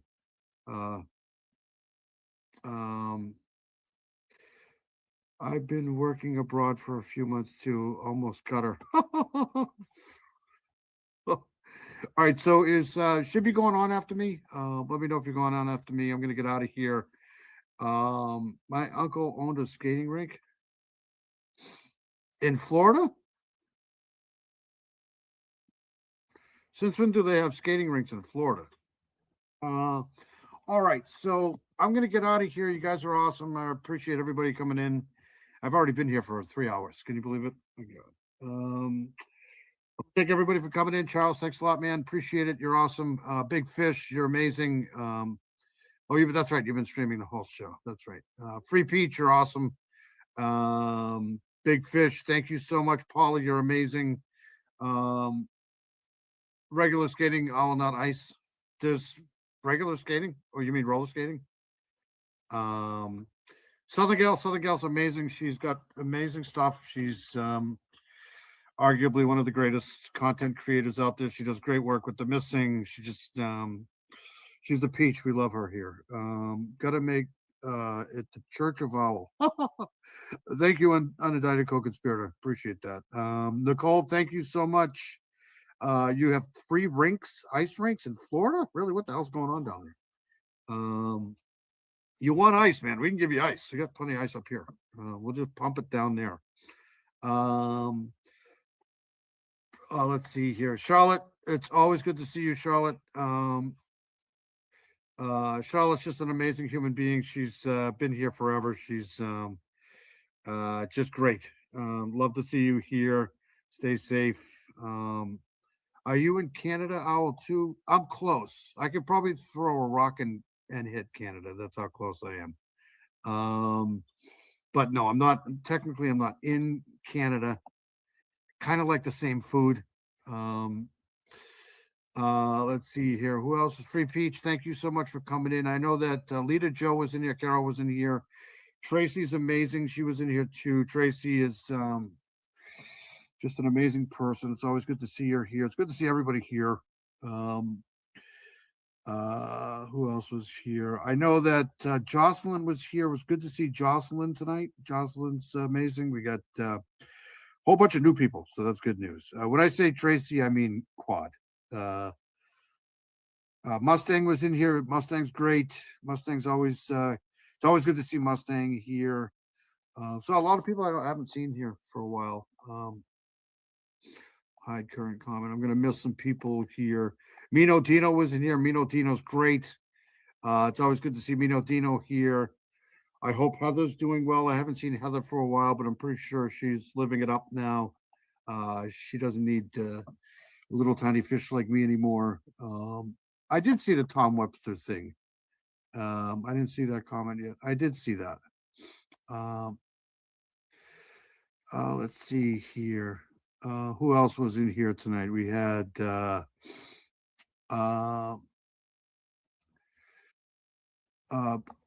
Amy G in here. Daisy Asks was in here. She's amazing. We had Brian in here. Hopefully he picked up his 46 subs. We got the Class and Crime was in here. There's JCN right there, Class and Crime. She's awesome. She's got a great channel. Who else was in here? Probably going to miss some people. Apologize for that. I should actually just write these down. But hope everybody has a good day of football today. Let's see here. Hide current comment.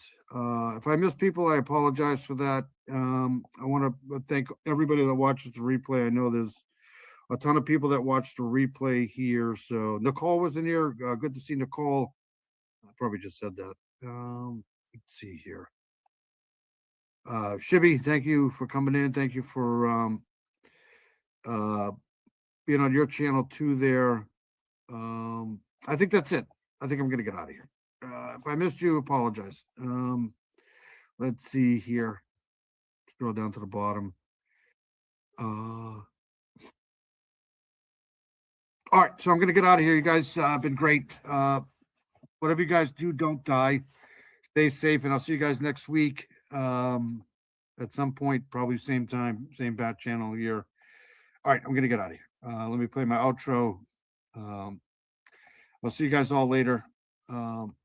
Like I said, have a great week.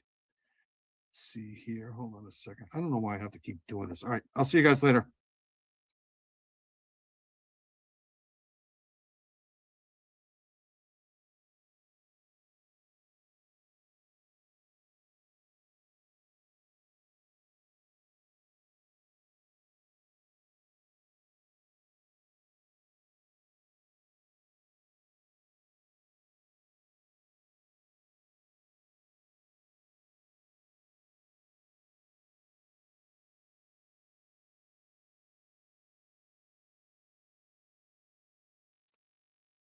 And away we go. You guys ready to start?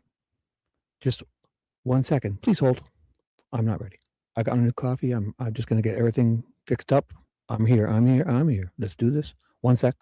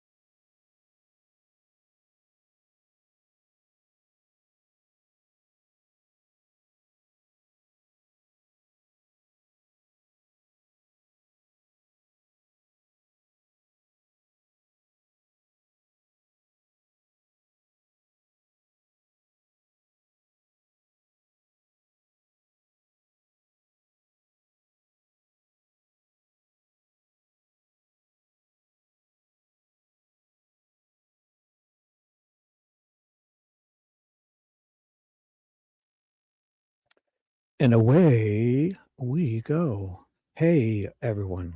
Hello, hello. YouTube bad actors. Oh my God. Oh, I'm listening on my, I gotta mute that 1 second. I was listening on my other, oh shit. Mute you. You annoying man. You annoying shipster. Oh, I was listening to Dave's. I had my laptop volume on. Hoo. Let's see. A little discombobulated, but I'll be back to my regular discombobulated in 1 second, please. I'm here. Just trust me. Look at this, 160 people already. Let's go. I'm going to read for you guys. I'm going to finish I should probably start Betsy Blair fresh again. Because I only got to page 2. You know what? I'm going to start reading for you. How's that?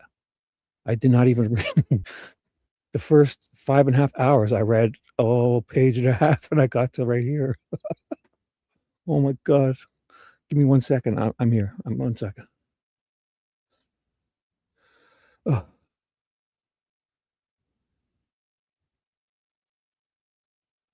Oh. Oh. Oh. 1 second. I'm right here. Message retracted. You didn't retract that. You typed that. Did you? What? You can't retract from me. You typed that, you liar. Nicole, because in my StreamYard, it wouldn't show. It would show the message.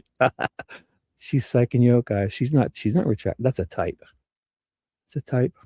Don't you guys worry about it. If you can't see people, it's probably for a reason. Or she's on a different account, or if it's even her. Yes. I'm almost done, Charles. I'll need a new picture for you, okay? This one's getting messed up. Yeah, I should have took it out of the frame. It's all screwed up now. So send me a new hairdo picture of you, okay?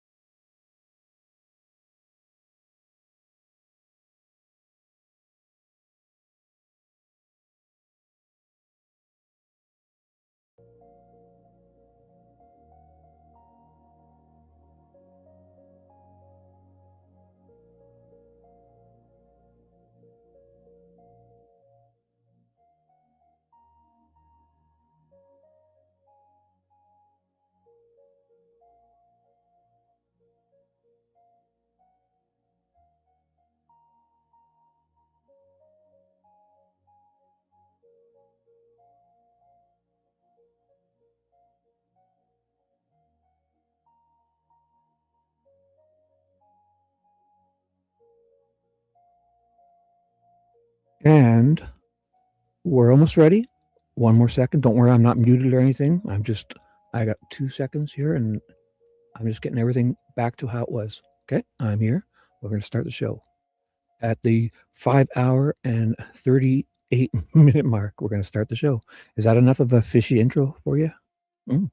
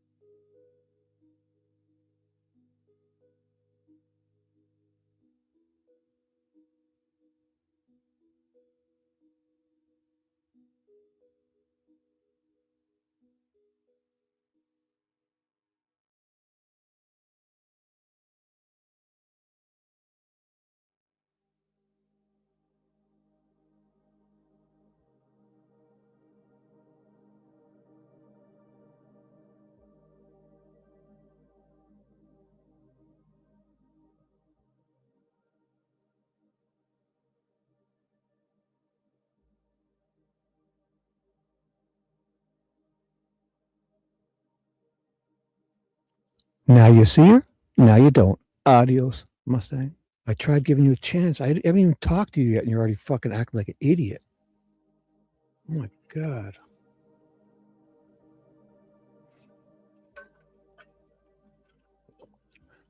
I unblocked everybody for the New Year's, and she come at me twice, and I didn't even talk to her. In Dave's chat, I saw her say to Dave, "Oh, someone's stealing your streams or whatever." It's like, fuck. What's her problem? I don't need that kind of. It's so weird. Like, I mean, it's one thing if. Don't even worry about it. If she comes, I don't want to hear her. So go find her. Go find her. Got her Discord? She'll talk to you all night long. If you got her email, get her phone number. You can do it. You got 2 channels. Start her live up and let her talk whatever she wants. I don't know what to say to you guys. She's just annoying. One thing to joke with each other, but I mean, it's just whining, crying, fuck. It's fucking annoying as shit. And I unblocked her other account, so when she shows up with that, I'll just be disappearing her. I don't care. Hi, Miranda. What's up? Welcome. Welcome, welcome. Well, Peanut, but Peanut I unhid, Charles, because I don't think I think it was just with you. That wasn't Mustang. No way that Peanut was Mustang. No way. So I didn't want to get into this. I undid Peanut. So right, like I mean, don't worry, I got it under control, guys. Under control. I mean, it's one thing to joke with each other, but to just keep going on and on. Like, oh my God.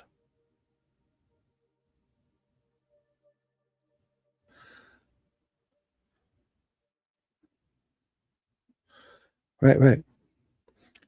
So the one thing I don't like is if you guys aren't 1 bazillion% positive somebody's somebody else. I even done it before where you kind of guess that somebody's somebody else, but let's try not to do that, because then if it's not, they feel weird, and I don't even know. I don't even care if people come in under another, as long as they don't act like dicks. I don't care. I don't want to block anybody. I did my whole list. I took everyone off. And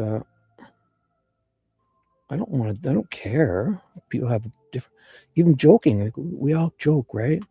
But it's just like some people just can't end it, and just like it becomes obsessively weird. So how about this, guys? Don't you worry about it. No. I mean, I read it, and don't even worry about it. Starting fresh. It's 2026, guys. Don't you guys worry about it. Oh, God. No, you're right. You're right, Peach. There's no dicks or pussies here. You're right. So right. Oh, my gosh. Oh, goodness. All right, let's get back to it. Let's get back to the basics. Okay, so like was that wrong? Like, I don't know, because if I was going to start my show, right? I started my show at 11. So next week, what do you guys think? I don't know. I'm not going to stream Dave's show again like that, but I'll probably just do my regular show if I feel like it. Because whatever I don't know what I want to do exactly, but it just doesn't work out when I do a couple hours and end it and then try to come back, because I'm up till 8 a.m., you know? So we'll see how it goes. But like maybe next week I should just do my show while I'm listening to Dave and not even say anything. I mean, if it like with Dave's stream, I had my 4 other channels. I went there and liked it. So, I mean, he's probably, by letting me watch it, he probably would get more people coming, you know, and I told him about it earlier. So, but obviously I wouldn't want to do that. I mean, I'm just doing it because if I kept going, I don't want to steal people, or not steal people, but I mean, you know, but I've been on a lot. I've been on a lot too. So I don't even know what I'm thinking or saying. So I'll just do this. How about this? Let's just start fresh. I got a fresh coffee. Fresh show, fresh people. Oh, of course. Oh, fuck. Look at this one.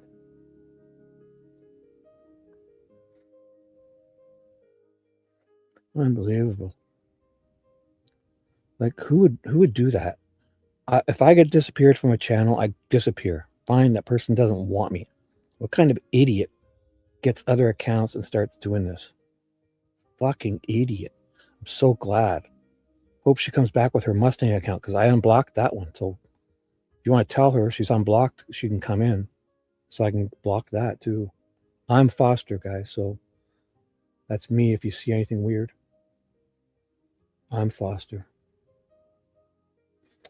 This is 2026. This isn't the year for that. I mean, it's a waste of energy. Why would anybody want to waste their energy doing that stuff? Man. What do you mean? Like I could stream it on my channel or go there to watch? Because I wasn't shutting mine down though. I was going to continue reading.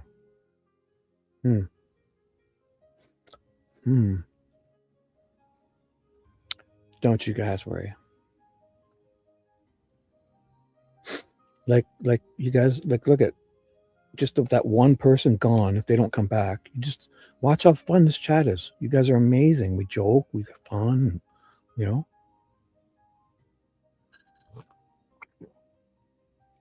I mean, if I got hit by somebody, I would just leave. I mean, whatever. I don't even know. I'll have time to think about it. I'll tell you what I do next week. Yeah, I don't want to stream like that. I'll just keep reading because like TJ and V were kind of pissed. Not pissed, but they were hinting quite a bit that they didn't like what I was not reading. I know it's because they love me reading, not that they don't like Dave, but they probably hear enough, you know, we hear enough of that all week long. I get it. So next week, if I do stay on, I'll either not come on at all or I'll just do my regular show.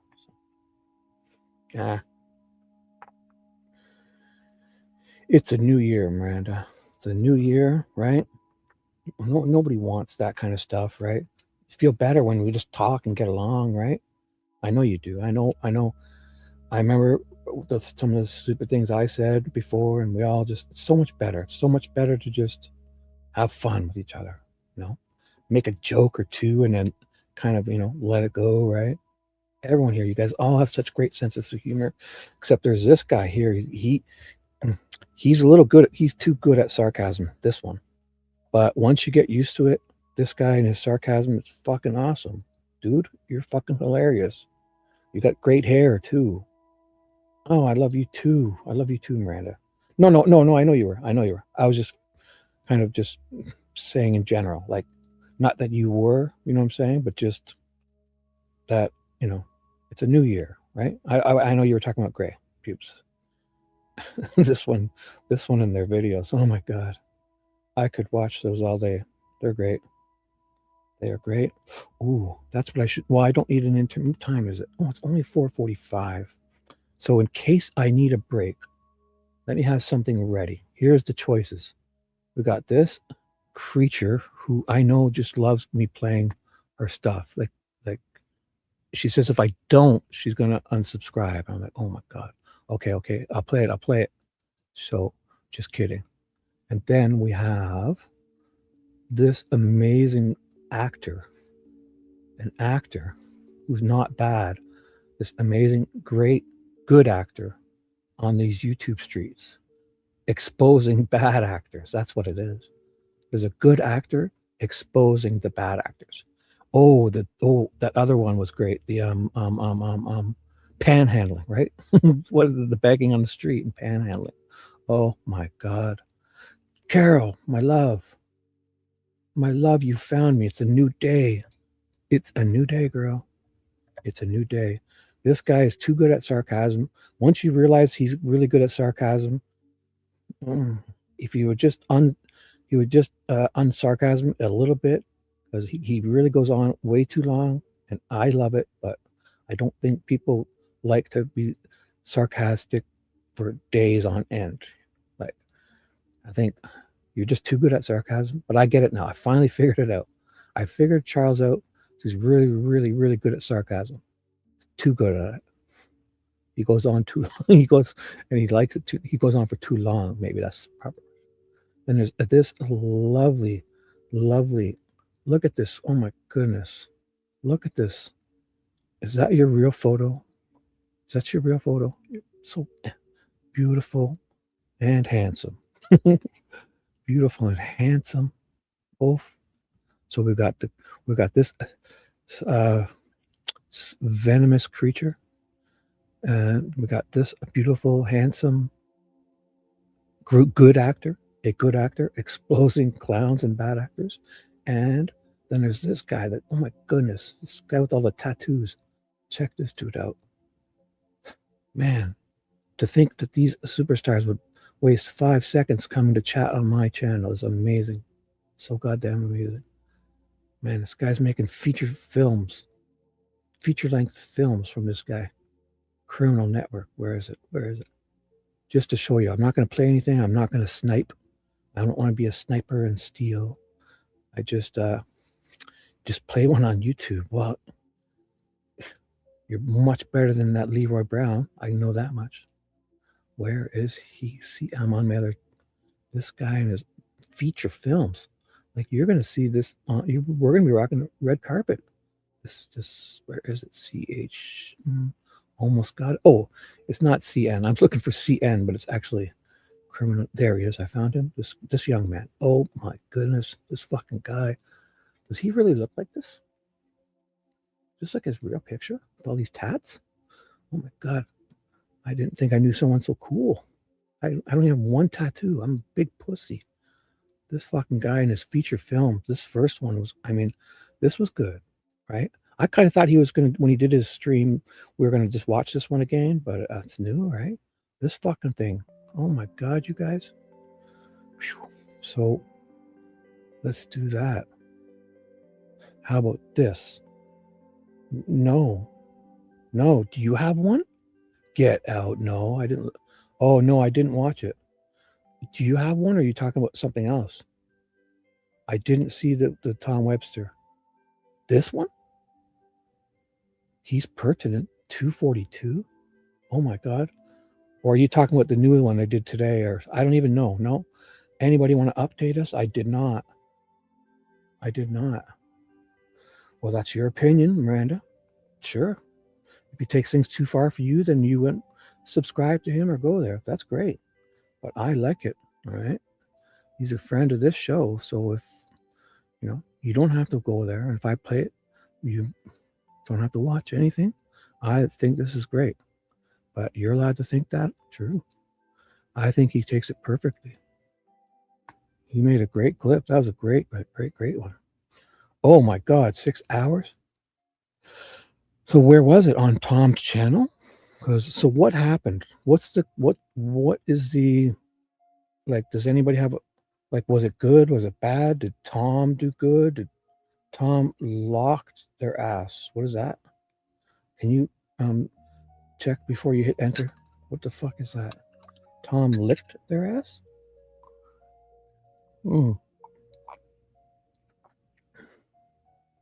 True. But how did it, was it interesting? Fishy, how did you take it? Did it go well? Was it interesting? Did Tom hold with them, or did they get, oh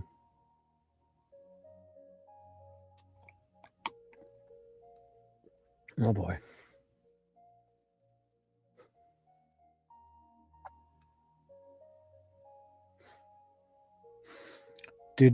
So it was good.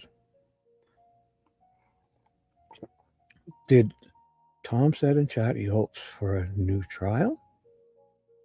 Really? So they what are you doing, dude? Fucking check before you hit enter. Can you? They cost his ass. So was it worth watching? I'll watch it. I'll watch it later. I just thought that we're going to kind of just have one of those conversations where the one person doesn't address the other person and they kind of just not argue, but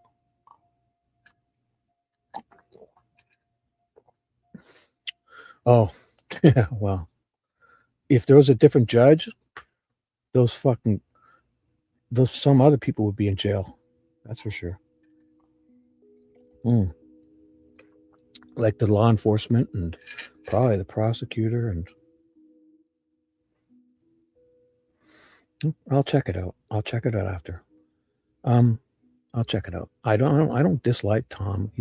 I think just if some people have their own opinion, fine, but I think some people were a little bit cold on this whole, nonchalant about this whole, too dismissive with the solitary confinement and the treatment this person received, Richard Allen received in Westville. If you really think about it, how demeaning would that be? Even if you were convicted, to be walked around on a leash by these guys wearing patches and the other one's got a fucking camcorder in your face. They don't do that. Or if they do that in Guantanamo, they try not to let people know about it. So just, well, Miranda, all these other people, I put them on a 3-month trial, like before I don't make mods willy-nilly. So if you can keep coming around and proving yourself, I'll do it with anybody, but not right away. Definitely not when they bring it to my attention.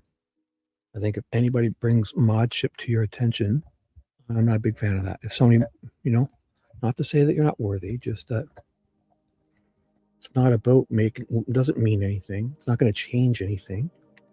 So, no, it doesn't. No.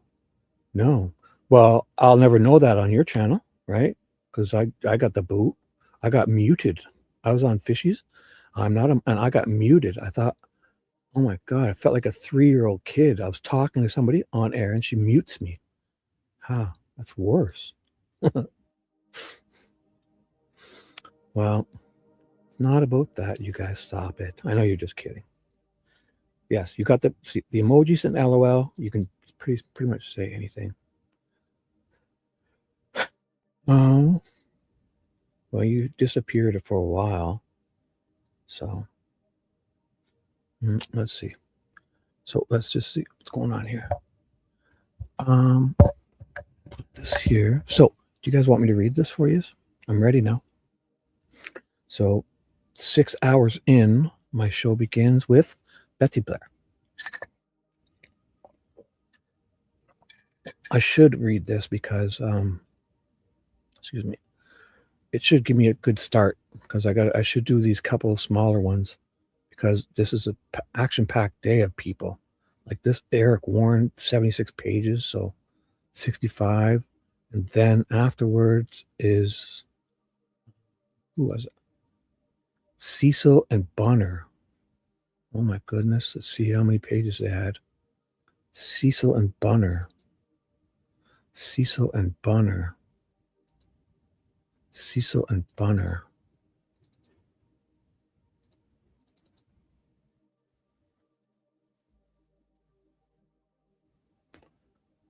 So Cecil is here. And then he's only 8 pages. So he's only 8 pages. So that's actually not so bad. And then it's Bunner. Where is that guy? Bunner is only 13 pages. So it's actually not so bad. So I should do, so if I do Betsy Blair and this guy probably, and I'll finish the show out. So when I do tonight, I'll be able to finish the rest if I start here. So if you guys are interested, I'll do that. Hello to everyone.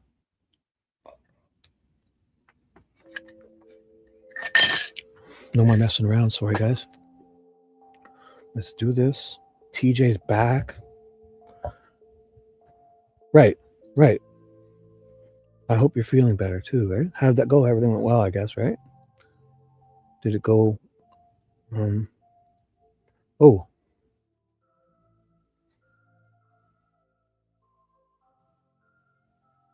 Who was it? Who was I even talking to? Spicy? You think that's spicy?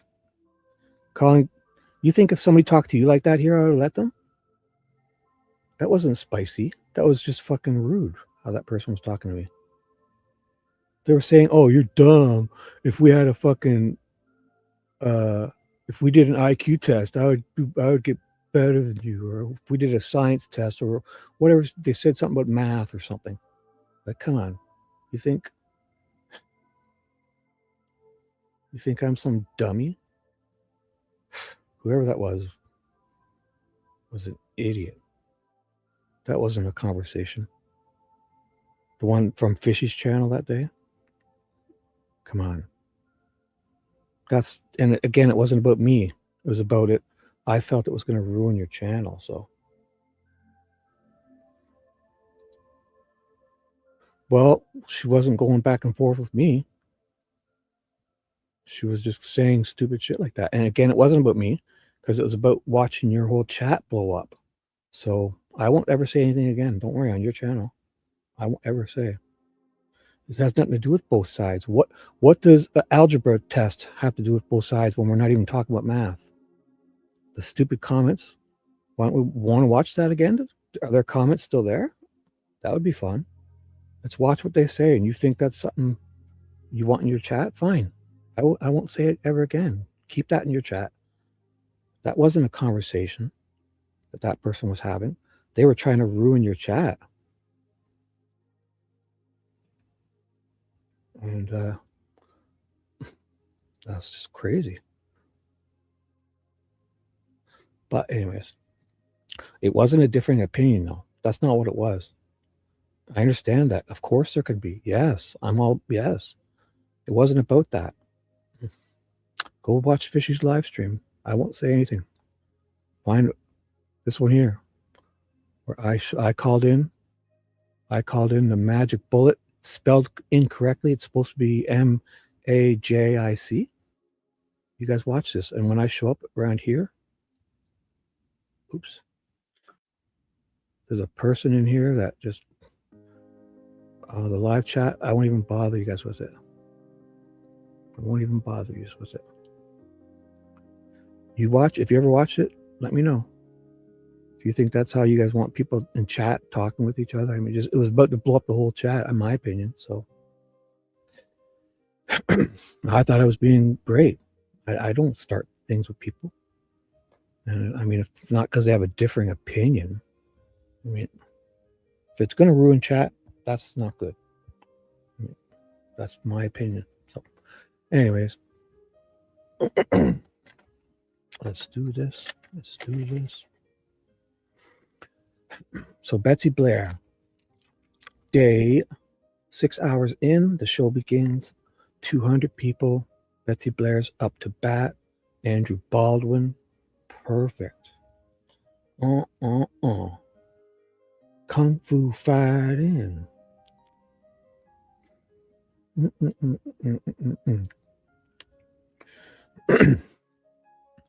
And away we go.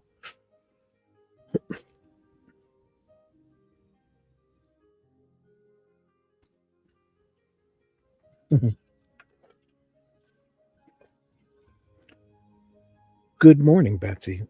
Good morning. Excuse me. I know you've done this already one time, but could you state your name and spell it for the record?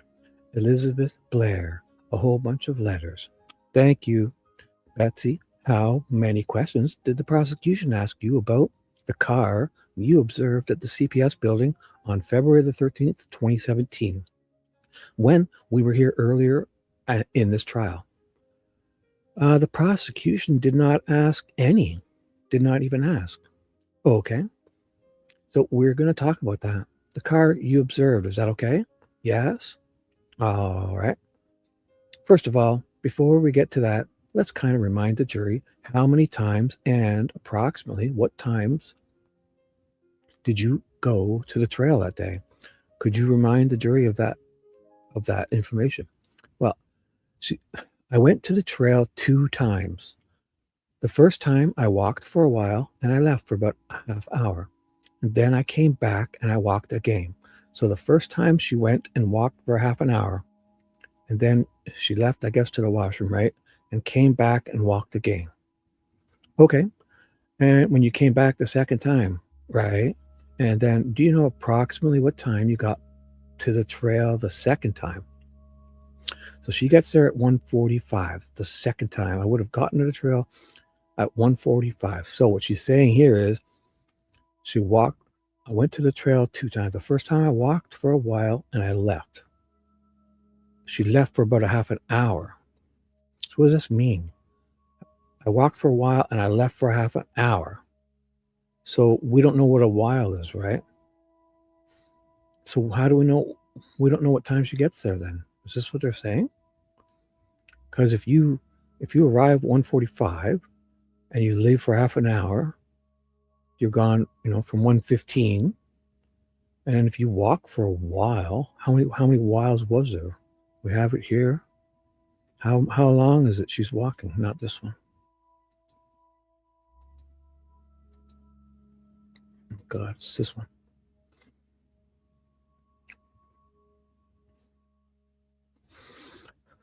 Well, she's what? Arriving at like 12? So each lap takes what? So how long does it take her? If she gets back at 1:45 and is leaving again at what? She does one of her laps in like a half an hour. Why? So when we have these photos, what is this saying that she's arriving at this time?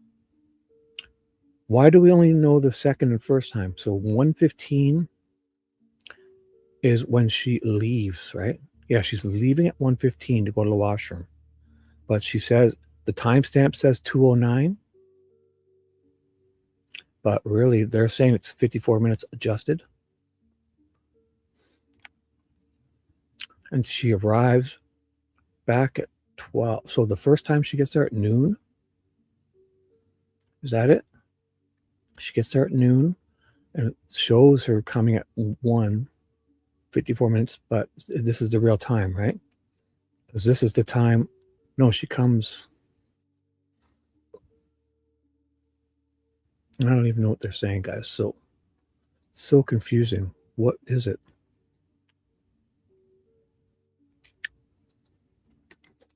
Does anybody know the exact times? I'll read on if you guys know that. The first time she gets there. Because we don't know which times those are. There's only, because technically the way she's saying it, she comes, goes, comes, and goes, right? So why do we only have her coming and going in this? Like she comes here, right? It's either 12:56, but it's this time, right? 12. And she leaves at 2:09. It's really 1:15. It's like I've done this 1,000 times. So what shouldn't we have her coming and going 2 more times? Like, because she says she goes to the washroom, right? So she arrives there and then goes to the washroom and then comes back from the washroom and then leaves again. Why do we only have these 2?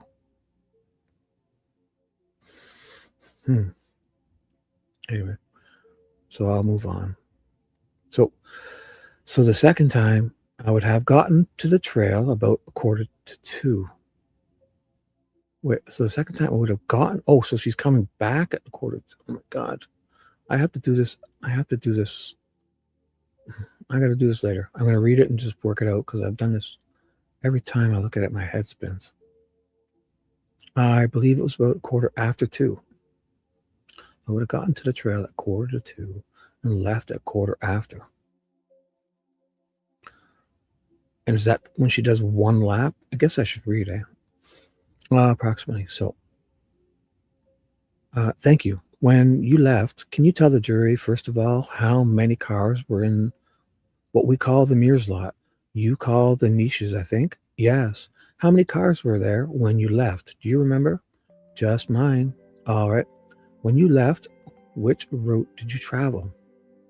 Well, which route did you travel? When you left for good? Why are they so when you left, like to go home, there was nobody there, right?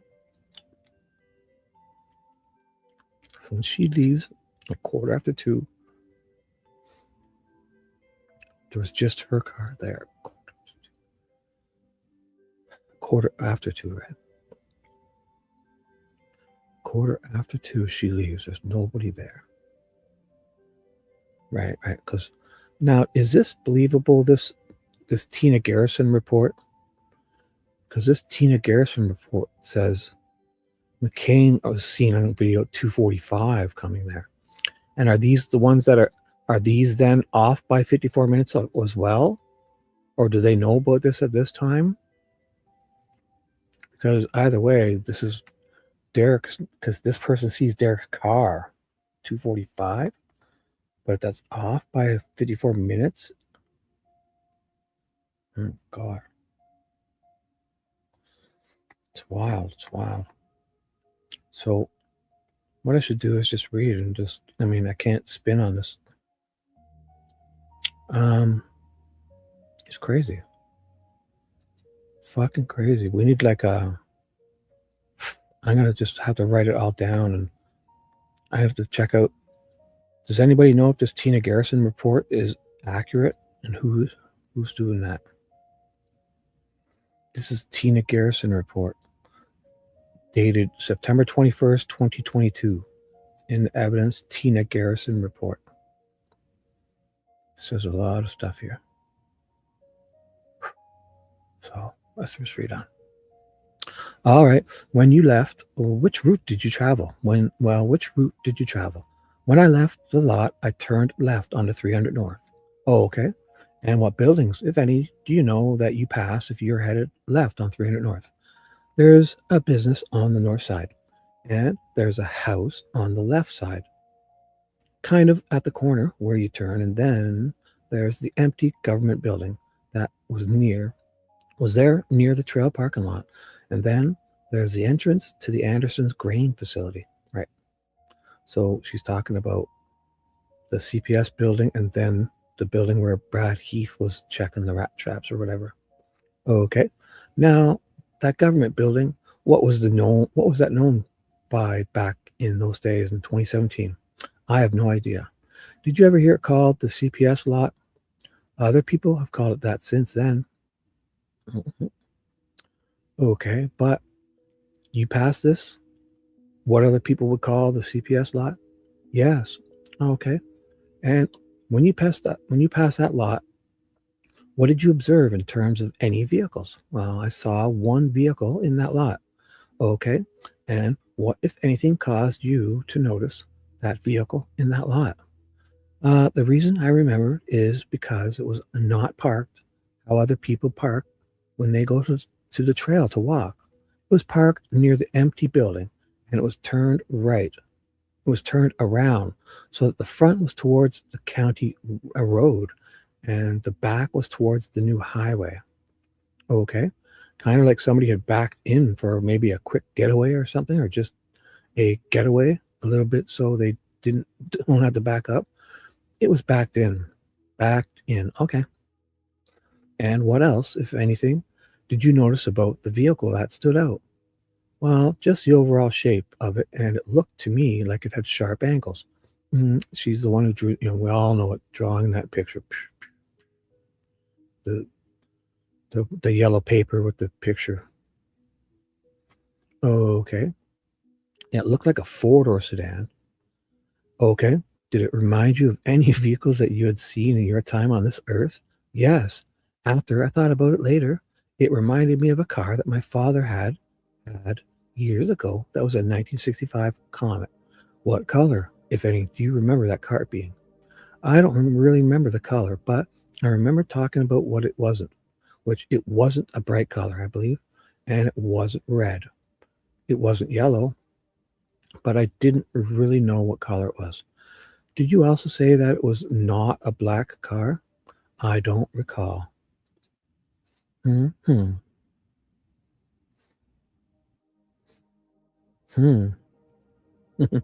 Oh, did we miss something?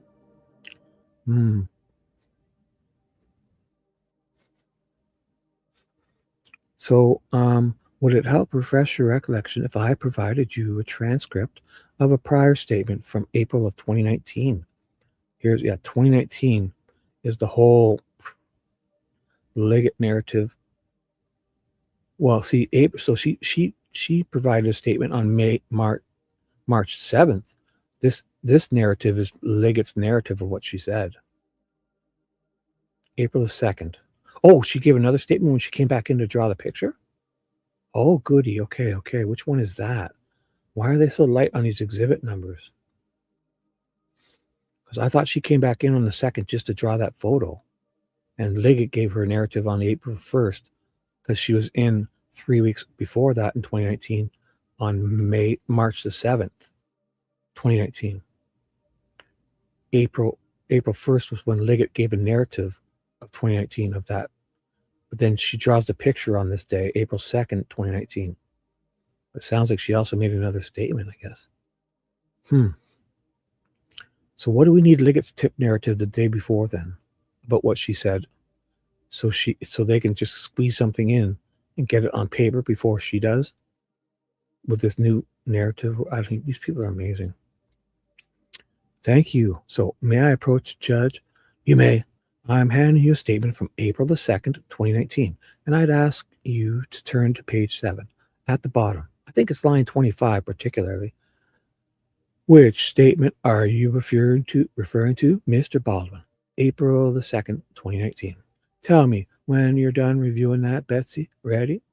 Oh, sorry, that was Baldwin. Okay. Does that refresh your recollection as to whether or not you said that the car was black? So, in 2019, when I was speaking with the investigators, I said it was a nondescript color. Judge, may I object? Proper use of the transcript would be to have her read it. So, if it refreshed her recollection, then take it back. And he has not done so. Correct. Sorry. Thank you. Does that refresh your recollection as to whether you said the color of the car was black or not? In 2019, I said it could have been black. You said sorry? You said I'm sorry?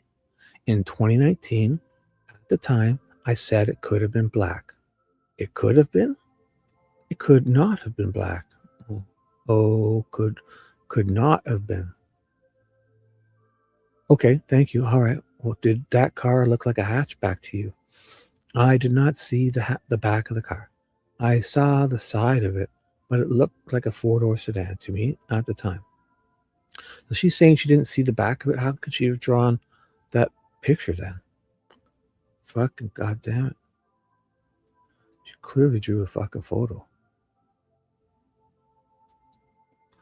She did that.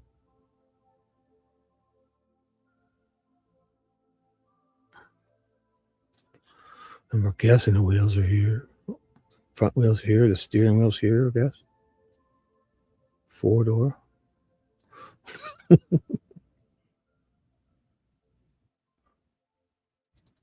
This would be the front end. Oh boy. He's trying my mouth. Look at this. Perfect. Steering wheel. Look at this. Oh my God. That's the car. There it is, guys. I found the car. Oh my God, Betsy. Oh my God. I fucking found the car. So this is the steering wheel here. It's not attached to anything. It's floating in the air. Oh my God. That's it. I mean, what do we need fucking Mullen screenshots for? I fucking got it right here. Did you ever, law enforcement, the profile of the vehicle that you saw? I did. Judge, may I approach? You may. I'm handing you the defense exhibit LL. He's handing her this right here. This is exact replica. And ask you to look at that for a second. Tell me when you're done. Mr. Baldwin, may I have a copy? Sure. They're looking at this right now. They're literally holding this paper, looking at this. Oh, sorry. Thank you. I'm done. Does that document fairly and accurately depict what you drew for the police? This is my drawing, yes. This is my drawing, yes. This is it. Oh boy. Who said that? Who? What are you guys talking about? Why do people need protecting? What is wrong with people? Who? What are you guys talking about?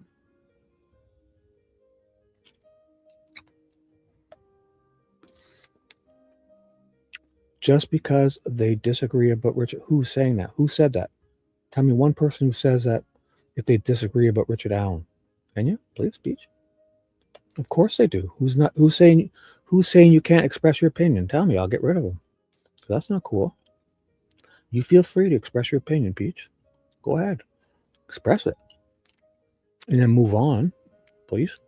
So express your opinion. Let us all know. Nobody's saying you can't express your opinion. Everyone's opinion is welcome here. Everyone's. Just don't, you say it and you move on. How could anyone say you can't say that? Nobody's saying that to you. Let me know. Tell us your opinion. You can definitely tell your opinion here. Nobody's going to tell you different. I don't want to chat like that where people don't feel like they can't express themselves. I mean, what good would that be? I don't want an echo chamber, but I mean, feel free to say whatever you want. So does that document fairly and accurately depict what you drew for the police? This is my drawing, yes. And can you describe for the jury what it is?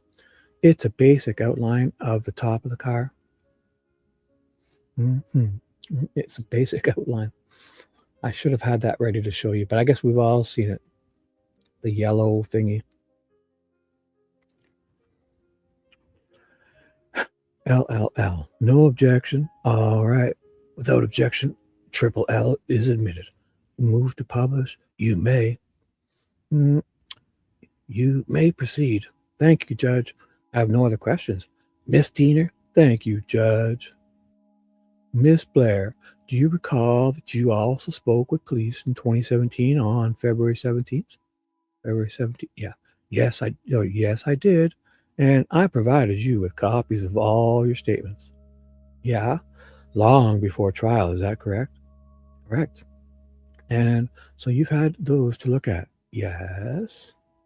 Do you remember on February 17th of 2017 telling officers that you noticed the car because it was closer to the building, backed in slightly at an angle? You found it kind of odd that they would park there, and it was not a bright color, nondescript sedan, not new, not really shiny. Nothing really stood out? Yes. And after some discovery, did I again contact you to tell that another witness said they saw an older model vehicle pull off the road between the corner, the sharp left-hand turn, and the CPS building? Do you recall that? Yes. And I told you it was an older model vehicle that might be similar to the one you described. Well, it's almost like they're not doing it to describe this to people, that they're doing it to say that, oh, look, I've talked to her about this, the one Brad Heath said. So you can't say we didn't use that information or something. That's kind of feels like what the prosecution is doing here, to cover up the fact that, I don't know, just to say that they, but what did they put out in the public? That's the whole thing, because this is a reliable witness, Betsy Blair, right? Why would they have? Because she said that in the very beginning. Just because she waits till 2019 they wait till 2019 to talk to her again. How soon is she saying that? She must have said it in 2017, right? On what was it again? February 17th, she said, or something. Or right away, it was close for February 9th. Yeah. On February 17th. Right? Then they act like, do you remember on February? Yeah, telling officers. Yeah. And we also remember she told the officers about the photo, the picture of the guy she saw had puffy hair. And you didn't even use that for how many years? You went with Sarah Carbaugh's description, I guess, right? Or whoever else drew that other one. So to this testimony, she's basically, is she a witness or is she an attorney on the case? Judge, I have shared with the witness conflicting testimony to ask if it changed her recollection. That's the purpose of the question. Overruled. Well, Judge, do I have an opportunity to put the prosecutor on the stand to ask her what about that conversation? Certainly. Yeah, good. Okay. So let's get Dina up on the stand. You guys, I'm on a lot. If you ever fall asleep, I appreciate you being here. And don't feel you have to, if you're laying down and don't worry, I know you're saying goodbye. And I know you'll be back. Whatever's best for you. Thank you for telling me. I hope you sleep well. I know it's weird. I'm on a lot. I'm on late. So whatever works best for you is what I really want. All right. So if you want to listen, or if you fall asleep, don't feel, if you didn't say bye, I know you'll be back fresh to say hello the next time you wake up. So sleep well, young lady. Same with you if you fall asleep. I drink coffee and I sleep all day. I slept, or sometimes I've been staying up to like 12 or 2 and sleeping till like 10 p.m. And just so I can do because I have 2 other jobs I'm supposed to be doing all night long, really. This is like, I'm doing this just to help me stay awake. So I'm really technically watching security cameras, which isn't a big deal, but I'm up. I'm trying to stay up. I drink coffees, you guys are doing me a favor. I'd be doing this pretty much by myself. So if I could share with you guys and watch you guys have fun and chat, that's all I can ask for. So just know that. So don't feel obligated. I'm on a lot.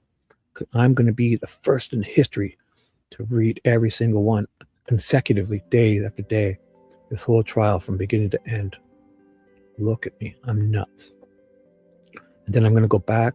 And if the appeal hasn't been granted yet, I'm going to go back to the very beginning, and we're going to go through and get everything important we missed. Everything. So either the appeal is made or Richard Allen's been released. You mark my words, right? And not for anything except for this was a travesty, and every time I read it, there's one ridiculous thing after another. That's it. That's my opinion. This whole trial was a sham. Every piece of evidence, every person was fabricated, every timestamp was changed. Timestamps were created by saying that, what did you see when you took this screenshot? Where were you standing? Like I was okay. So look at, we were here at this time, and then right afterwards, when I took this picture. I then saw this person. Therefore, this person was here at the, like what? No, take a picture of the person. Show me them in the background. Are they standing behind you? Because you don't just get to say, oh, we're on a bench and there was the other one, not this photo, but we're on a bench and there's a green roof in the background, right? And then, it was it was this time, and then we walked out, we saw the guy. Therefore, the prosecution gets to say that Richard Allen was there at that timestamp when these girls are both describing 2 completely different guys, especially Riley Voorhees and Bree Wilbur. Go read their descriptions. It's ridiculous how this happened. Ridiculous. They literally describe 2 completely different people.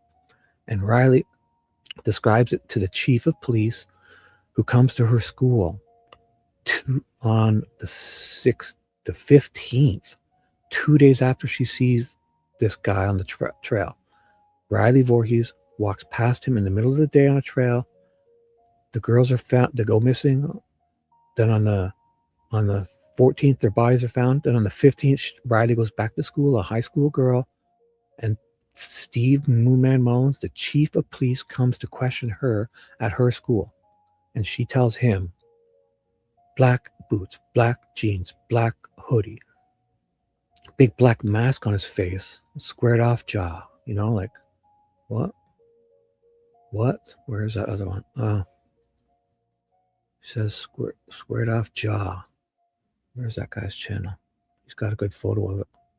He has a great photo of it, right? Shouldn't have shut it down. Sorry, I'm getting something ready for you. 1 second, please. Perfect. This person discovered something that is perfectly describes what she says she saw. His name is this guy here, Sweet Dude Shibby, in his posts. Not this great one, not this one, not this one, not this one, not this one, not this one, not this one, not this one here. Let's read it. Let's read this. Riley Voorhees saw a man in a black mask with a square jaw. If he's wearing a mask, how does she see his jaw? Maybe she meant the mask was square in the jaw area? I don't know. Let's see. So I went to the ISP page and I was watching, right? This person has a black mask on. I can't see their jaw. How would she describe this then? Would she describe this as, a squared off in the jaw area and maybe police fudged it to make it sound, who knows? Or this guy has his nose sticking out like that other guy. But all of them, take note of Bane. This is Bane. This is not Bane from Batman. This is an Indian State Police officer wearing a black mask that's super square in the jaw. So is it possible the guy's mask looked like this? Maybe that's, and if it was, she can't be talking about his jaw. Are you saying if this guy shows up, you can see that he has a squared jaw? Or would you be saying it's square in the jaw area, like Bane? Look at Bane here. So these are all ISP officers. Just an observation this guy made, wherever his face is. Should be something. So, well, Judge, I have an opportunity to put the prosecutor on the stand and ask her what about that conversation? Certainly. May I continue, Judge? Yes, you may. Miss Blair, I asked you if it would change your recollection about the vehicle that you saw. Is that correct? You did. 1 second. Fuzzy Wuzzy was a bear. Shibby Dibby has no hair. The cue ball has no hair. Shibby looks like a cue ball because he has no hair. Meet to move over. Judy is here. One of these days, I'll have to have a profile. I do not mix mine. My Facebook and YouTube did not mix. If my mother saw what I do here on YouTube, oh my God, I would be grounded for sure. I'd lose my phone probably for a really long time. I'm just kidding. People are brutal once they start getting into your real life. I wouldn't care because if people that I work with are, they would have a whole laugh. Probably just embarrassing. Like they would tease me about it. They would laugh. If a troll contacted them and said anything about me, it would just be a big laugh. I picture a guy on a construction site. They would just fucking laugh at you. I'm not worried about like that. So I understand some people have, some professional people, especially you guys still have children living with you and that. But I still don't want to mix my Facebook and YouTube. That's not good. And did it have any impact on your memory of what happened on February 13th of 2017? I feel certain that that's the shape of the car I saw at that time. And you feel certain that it was at the CPS building? I couldn't quite hear that. It's okay. Do you feel certain that it was at the CPS building? Correct? Yes, it was absolutely at the building. Okay. And how was your vision back in 2017? Did you have any corrective lenses or anything like that? I wear contact lenses and I have them on all the time. Terrific. Oh, this is another one where Mullins was in just the other day talking about how they're expert, they're so trained and they can recognize a car description as they're driving by. And like us, like I'm a car guy. If I drove by a car at fucking any speed, 100 mile an hour, I could give you a fucking accurate description, right? And these guys are acting like Mullins was acting like they're so trained. They're trained to spot cars while they're moving. And what, these idiots, these fucking guys in their training. It's unbelievable. No other questions, Mr. Baldwin. No, thank you, Judge. Does anybody in the jury have any questions for Miss Blair? So they're going to have some sidebar questions. Is it possible the car parked in the CPS lot belonged to someone inside of the building working? I think she'll describe it as abandoned, but yeah. Okay, who knows? Do you know if anyone checked to see if it belonged to an employee? I'm fine with those. Yeah, thank you. Yeah, that CPS building, they should have said the abandoned building, right? The abandoned building. Oh, all right, Miss Blair. Is it possible the car parked at the CPS lot belonged to someone inside of the building working? The building looked abandoned. Sorry, the building looked abandoned, and I believed it had been abandoned for some time. She knew that. Everyone knows that. Okay, Mr. Baldwin? No questions, Judge. No questions. Next question. Do you know if anyone checked to see if it belonged to an employee? I don't know if anyone did. Why would she know that? What? Why would you ask this old lady that?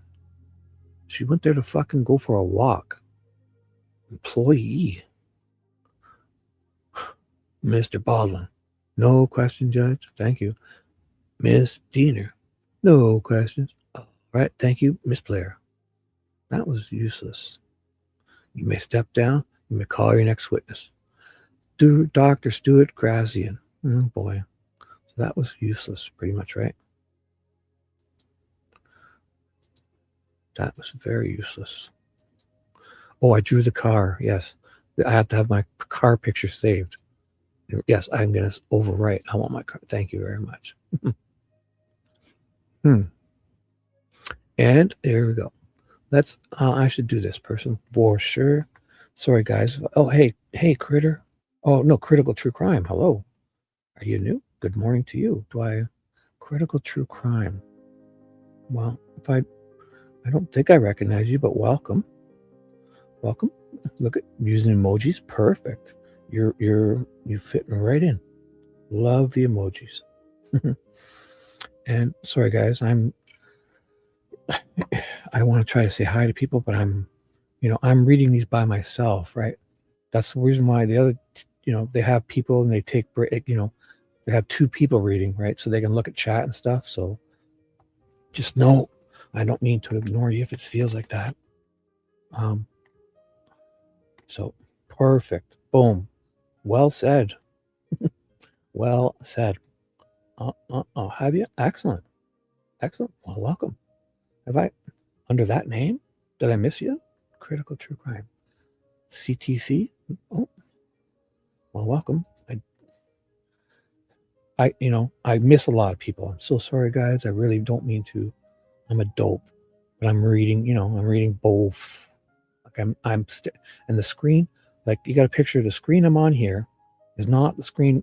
This is a 52-inch TV, and below it is my other 52-inch TV with StreamYard, and to the right is another 52-inch TV that's this chat and stuff on YouTube on another account. So did I really? Look at me. I'm so sorry. I'm an idiot. It's, you know what? Did I? I probably did. Is this Groundhog Day? Maybe. Are you a groundhog? Are you Bill Murray? Is that what it is? I'm sorry. I probably did. So how about this? Nicole. Next time this fine, well-known emoji using friend of mine shows up, Nicole, damn you, Discord me quickly and say, don't ask that person if they're new again. All right, Nicole? I put that in your hands. I'm just kidding. I'm sorry. I'm an old, confused man. I'm 52. I got 2 grandkids. Holy fuck. Are you so? Oh my God, I do know you. If that's, is that? Hi. Oh boy. Is that? Hello, Critical True Crime. It's very nice to see you.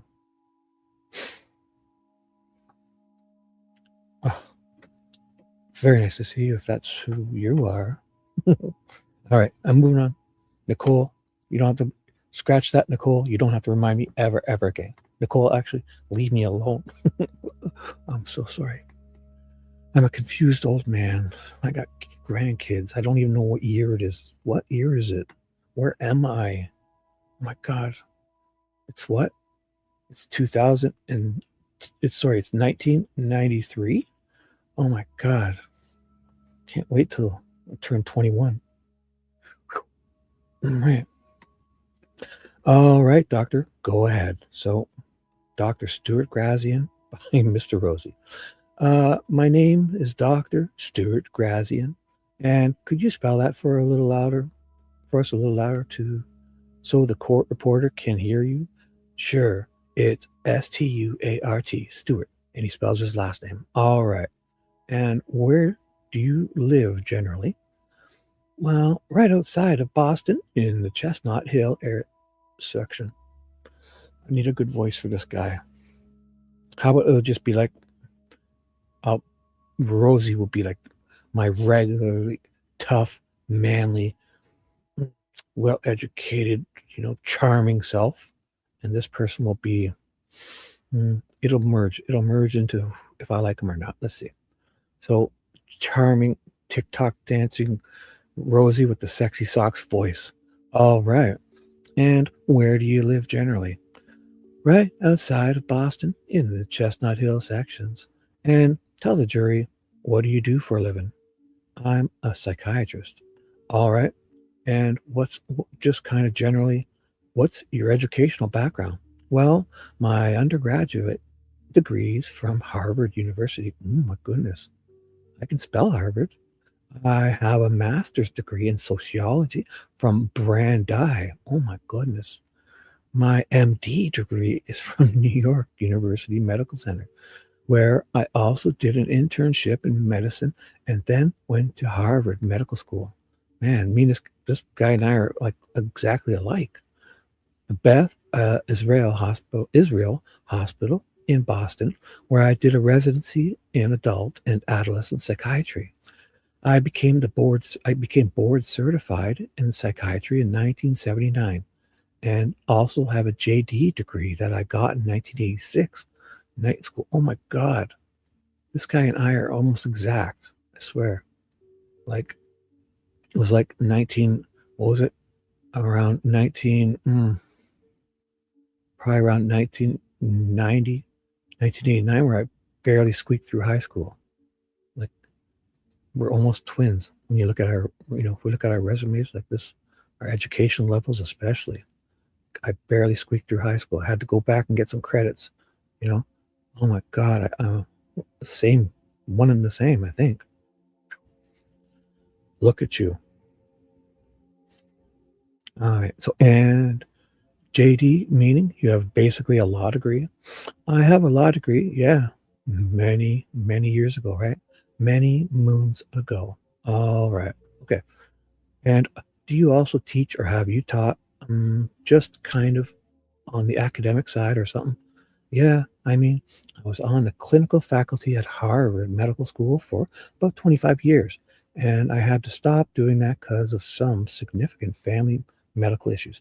But I still give lectures and seminars and such from time to time. Okay, and then just real quickly in terms of, I don't want to get into all of this, but just in terms of like board certifications, is there some kind of board that psychiatrists are on that's, important to your profession or required? Yeah. Well, the official board that recognizes the specialty certification is the American Board of Psychiatry and Neurology.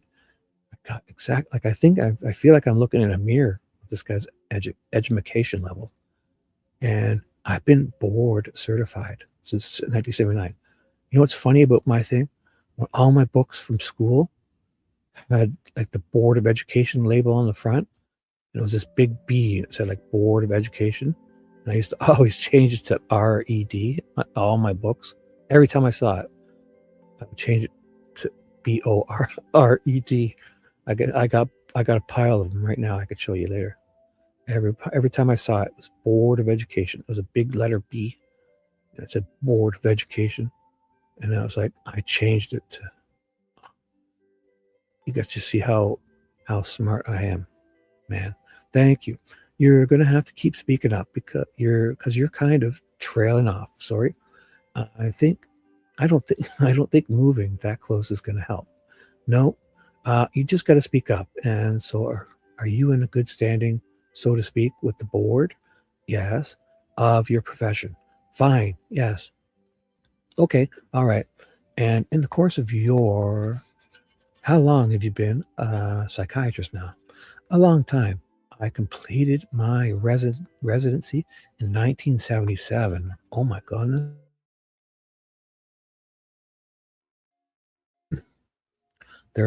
I was doing great things in 1977 too. Maybe it was 1976. Well, even 75. When I was probably around 2 years old, and I took my walker. You know those little walkers? I was born in 73, so it was probably around 74 or 75. And I drove my walker down the stairs of my home. Clunk, clunk, 20 stairs right to the bottom around this time. So look at us. We're like in the same.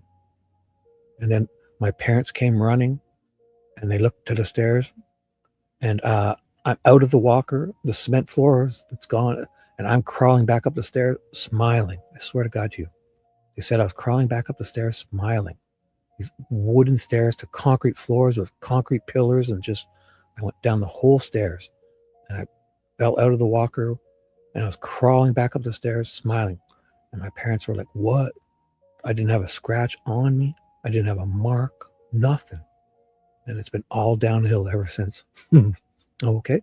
And during the course of your career, dating back to when Shibby took his walker down the stairs of his family home, has there been any particular area of psychiatry that you've taken a special interest in? Well, yeah, as you're aware, I've become kind of a well-known expert regarding the psychiatric effects of solitary confinement. Oh, this guy, right. I also have done some research and work regarding memory of traumatic events, and false memories. You know, I should be doing this more with these people. Should be doing this more. And just in case, so I'm here. Should be Dr. Stuart Grassian. Dr. Stuart Grassian, Richard Allen trial.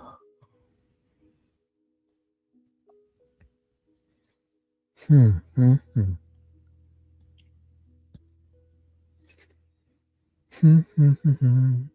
my God. Why do I get so many faces? Why can't they just... Who is he? Stuart, where are you? Stuart? Did I say that correctly? Dr. Stuart Grassian? Richard Allen trial.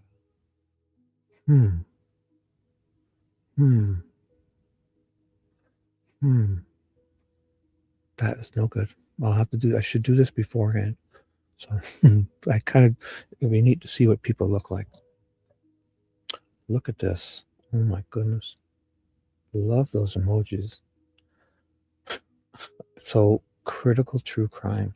We need a nickname for you. Are you still here, Critical True Crime? Is there a name that we can call you that's a bit shorter, or is that... Look at you. Let me see. Go to your channel. Let me see. Oh my God. You have 425 subs. Look at you. Oh. Wow. Oh my God. I didn't know. Here, look at... Oh, you have a new subscriber. Check this out. Oh.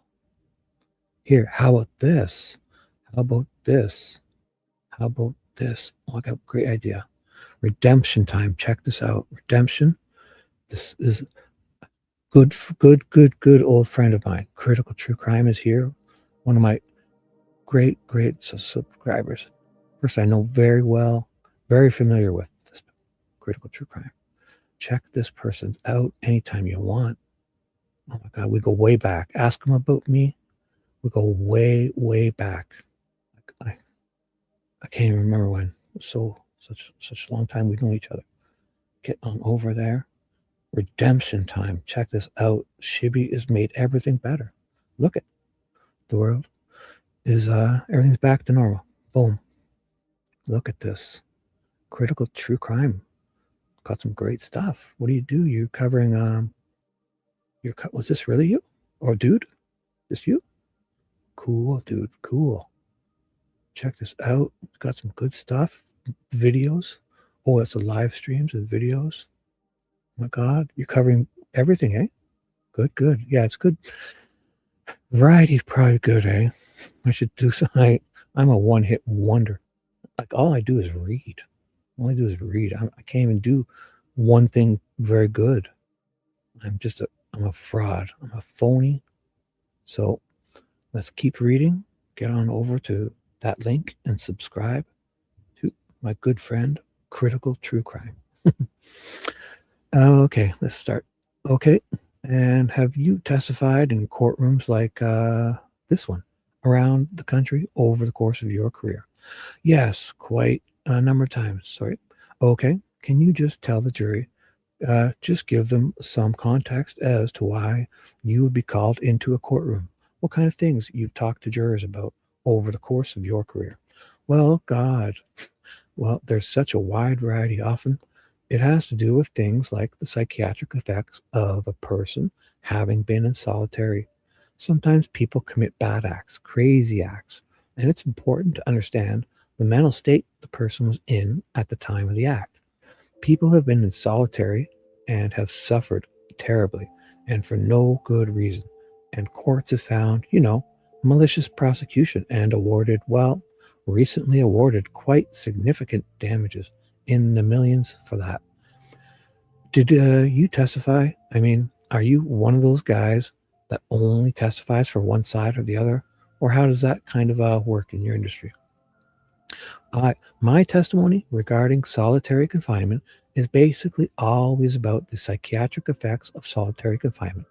But that can take all kinds of different forms. Like, for example, one time I was hired by the federal defender for a case involving an accused terrorist, the Millennium Bomber. Oh my goodness. And my work really was very much in cooperation with a very senior FBI guy who's involved with behavioral analysis. It was basically the way they were treating him in solitary. It was because he had been cooperating and helping the government. And then they started treating him harshly with solitary, and he just shut up. And we were able to turn that around for a while. Wow. Wow. This guy's done a lot. Wow. It's all starting here again. Look at this. Is that again the Millennial Bomber? The Millennial Bomber. Oh my gosh. When was this? 1999. That's why it's a while ago, eh? Man. No, not the bomber, isn't it? He was wearing a Backstreet Boys. What? Oh, a Millennial Bomber jacket. Sold at the Backstreet. It's a bomber jacket for millennials. Whatever. So this seems like it's this guy. Wow. I don't even remember this one.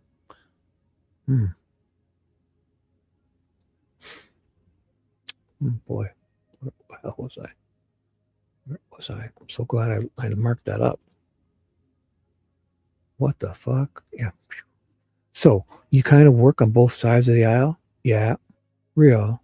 Last question I'm going to ask you about your background is, do you have have you spent time studying larger groups of people as it relates to solitary confinement, like prison studies or anything of that nature? Well, good stuff. Thanks. Yeah. We're great friends. If you ask about me, you'll get special treatment for sure. I'm only kidding. Well, I've been involved in both individual and also class action lawsuits involving solitary confinement. And I've been involved in testifying in legislatures and stuff. Altogether, I've probably evaluated, well, several hundred people who were in solitary or had been in solitary, a number of hundreds. May I approach? You may. I'm going to hand you what's been marked as Exhibit Triple M, and just take a quick look at that, if you would. Okay, that looks pretty familiar.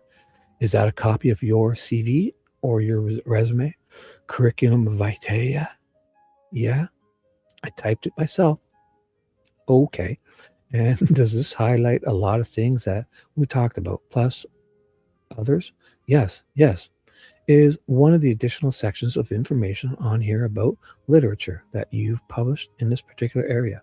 Yes. And so you've done that on a number of occasions too? Yes. My first publication in the area was in the American Journal of Psychiatry, and it really created quite a change in things. Move to admit Triple M. No objections. All right. They're moving it in. May I publish it? Bar. You may proceed. Thank you, Judge. So they just entered that into, the exhibits, whatever it was. So just tell the jury what you do on a daily basis, like what you do as your Monday through Friday in terms of your profession. Sure, I have a clinical, practical practice in my home. I used to do work in hospitals as well, but I don't any longer. Just in my own home. And in addition, I do get involved in forensic cases, many of which have to do with the psychiatric effects of solitary confinement, involving class action lawsuits, individual lawsuits. I do work pro bono for a governmental organization in New York State, in which I've helped review mental health files of patients, inmates who had mental health problems, to see whether they are getting adequate treatment.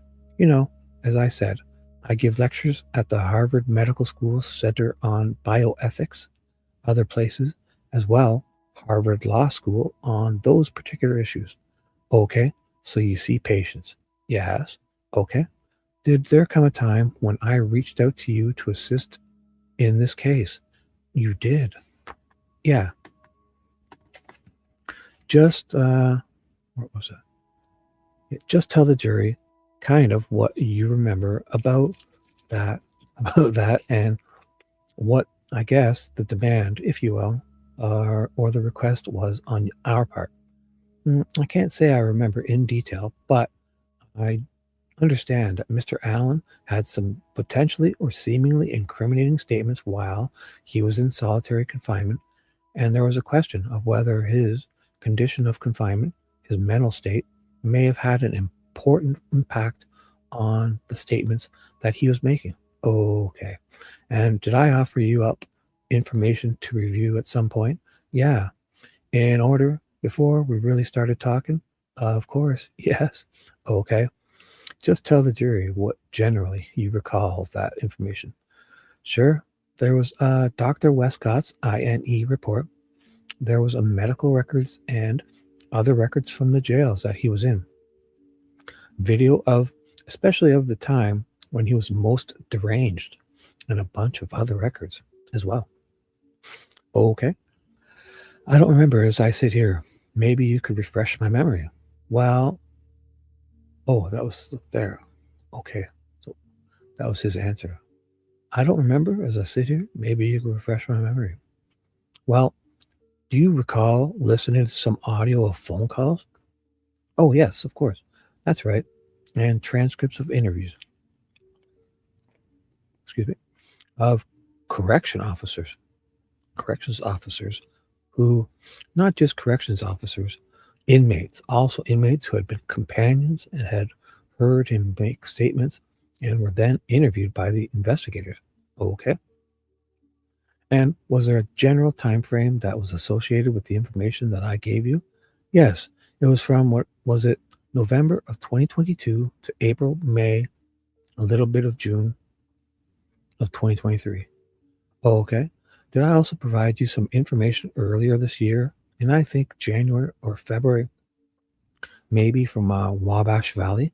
Oh, yes, yes. Up to about February of 2024, I think, or March 2024. I recall that. Oh, okay. And in the course of reviewing that information, was there anything that stood out to you in terms of these incriminating statements that were being made by Mr. Allen? Yes, I mean, there's no doubt that Mr. Allen was in. Judge, may we approach? Judge, they're having a sidebar. Judge, I thought we discussed that he could not discuss an opinion specifically about Mr. Allen. He could talk about the effects of solitary confinement. He can talk about the possible results of a solitary confinement, but not about Mr. Allen specifically. And he was about to say it is clear to him that Mr. Allen, and that is an opinion about Mr. Allen himself. Well, I don't know what he was about to say, honestly. I don't know that any can predict what he was about to say. It's troubling that you don't know what your own witness is going to say, Mr. Rotzi. Well, I don't think I know what he's going to say.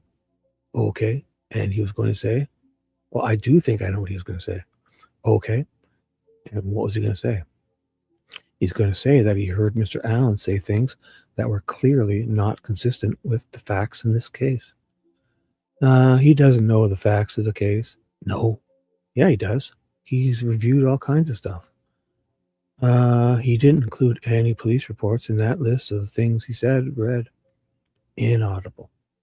Okay, well, he can't say. It's okay, I'm listening. No, I mean, he can't testify. He can testify to the effects of solitary confinement or the psychiatric thought process, and the fact is not healthy. But you're staying away from him testifying about what Mr. Allen said. If it's a confession or not, that's for a jury to determine. I understand. Oh, you're welcome. Cool. Cool. You're very welcome. As long, yeah, lurk away. Lurk. Have, okay. Is there, can I ask you something? What made you choose these three emojis? Is there anything to that, or is that just coincidence? Because I thought I knew someone who'd like to send those emojis to me, but could be just a coincidence. You don't have to answer if you don't want to. Have you ever texted with me before? I mean, just tell me that. If not, just, I'm an old confused man. Okay. But it's not, you've never texted with me before, have you? Because I had a friend that used to love those. But, oh boy. No, not personally. Oh. Okay, cool. Well, welcome. Go back to lurking. Sorry to bug you. In chat, yeah, I probably asked you a few times who you are. If you're new, I probably asked you 10 times so you feel like you know me. Because every time you come, I probably say, "Oh, are you new?" Well, welcome. I got you a new sub. It's Mimi. This one here. Look at her. She's an amazing. She'll be such a great addition. It's Mimi. Where the hell are you? Oh boy, wherever it is, you know, it's there somewhere. Let's do this. So tonight was a little bit of a weird night. Oh, Emily? Perfect. My name is Emily. Well, Emily, my name is Shibby. Pleasure to meet you. And I'll check out your stuff after. How is that? So if you get, I'll leave you some nice comments to tell you what kind of content of yours I enjoy. All right? Well, I needed something to do. After I'm done here, my extensive shift, I'm working night shift. I work with heavy machinery, toy RC cars. I watch a couple security cameras, and I read to the people. So when I'm done at 8 a.m., I will go right to your channel and watch something. I'll pick one thing, all right?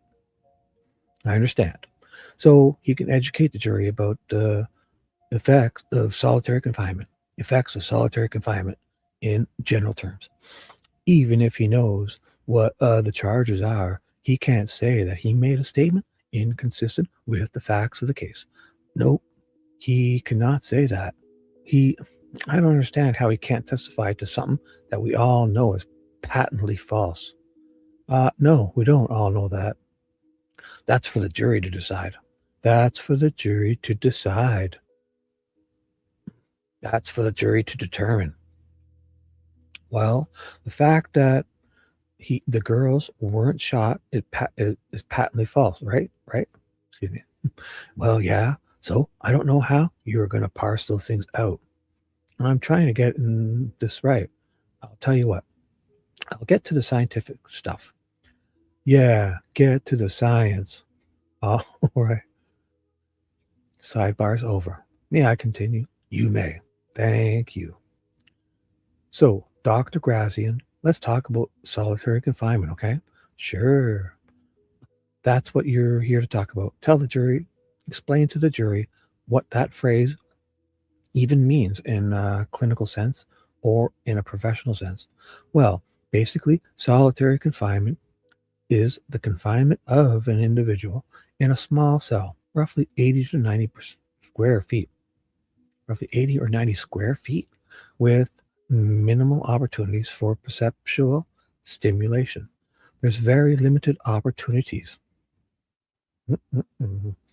Emily is here. Does sound good. Thank you. For opportunities for occupational stimulation. Occupational stimulation. Love that. I could use some of that. So it's an enormously lonely, definitely helpless environment, and it's very toxic to mental functioning. I could only imagine. I shouldn't joke. This is about solitary. Sounds horrible, especially for this guy. Pretrial detainment as an innocent until proven guilty at that time. It was like the whole light's on 24/7, man. I tell you, when I go to sleep and my router's blinking away, fucking pitch black, it makes me bonkers. I cover it. So just my router. People cannot function for any extended period of time with continuing inadequate levels of stimulation. They can't maintain an adequate state of alertness. And in the worst cases, of course, in the most severe cases, they can become psychotically delirious, confused, disoriented, engaging in really regressed, bizarre kind of behavior, like I believe folks have seen here in the videos. Objection, Judge, that were presented. Sustained. When you reviewed those videos, did you find the condition that Mr. Allen was enduring as meeting those conditions that you just associated with solitary confinement? Totally. And his Judge, may I ask a preliminary question? You may. Dr. Grassian, what is your familiarity with the conditions of Mr. Allen's confinement? What I read in the notes from F.G. Walla, from other sources, that he was basically in a small cell, very barren, had very little to do except read the Bible. Did you ever visit? Was laying on a mattress on the floor. There was sometimes mice droppings. I've never visited the facility, no, but okay. Visited many times that it doesn't seem, unfortunately, all that is similar from other facilities I've seen. So, you know that he's in a one-man cell, yes, but you never visited WCU, not that particular facility? Nope. And can you distinguish between the circumstances that you learned from, say, someone like F.G. Walla versus information provided to you by another inmate? Judge, I'm going to object. This seems like more of like cross-examination at this point. Yeah. Is there a basis for the objection? Well, he said he learned it from a lot of different sources, and I'm just wondering if those would be considered reliable. How about the video, though? Idiot. He's fucking watching it on video, since he never visited the prison. The same source that Officer Harshman testified that he gathered information and generated. We're not getting into comparing different witnesses back and forth. Finish your foundational questions for your objection. Okay, so Dr. Grassian, you saw a video provided by the defense, is that correct? Yes. And you're familiar with what a one-man cell might look like? Is that fair? I'm also familiar with what that video shows itself. That video shows itself. Okay, no other questions, Judge. Okay. May I continue? You may proceed. Rosie's back up. What are the international standards for solitary confinement, and who regulates that? Well, unfortunately, they're not regulated by any international body. The United Nations considers anything more than 15 days of solitary confinement to be a form of torture because of its, Judge, I'm going to object, toxic effect. Is this line of questioning, the international standards for solitary confinement does not have any applicability, to the WCU or the IDOC? If we could limit it to that area. Judge, this is opinion testimony by an expert who has laid a foundation, that he's had a career in this business of solitary confinement. And the fact that there are different standards in different areas of the world has a tendency to prove that the standard that is being used here may or may not be excessive. That's the jury's determination. But okay, but he's testified there are no international standards, so I'll stain this objection. Move on. Does I may have mischaracterized. Hold on, sir. My testimony. Yeah, that's all right. Does the United Nations recognize solitary confinement as a phrase of art? Yes. Oops. Okay. And do they have policies and standards through the United Nations regarding solitary confinement? They do.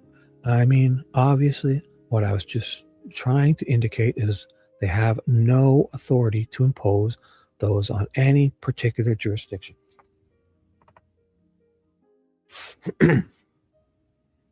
Okay, but the 15 days is their standard? That is their standard.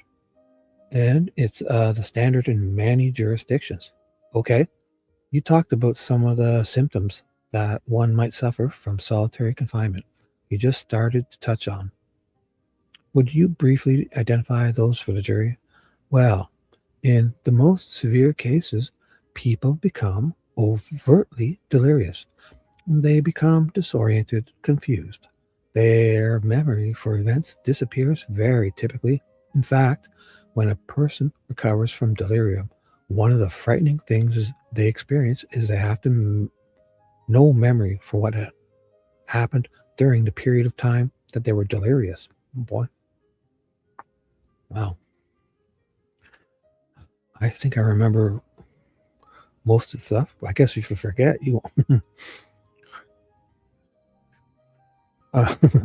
Their behavior regresses to a point of that's really kind of grotesque. Smearing feces, unfortunately, is one of the more common things that happens to people in delirium.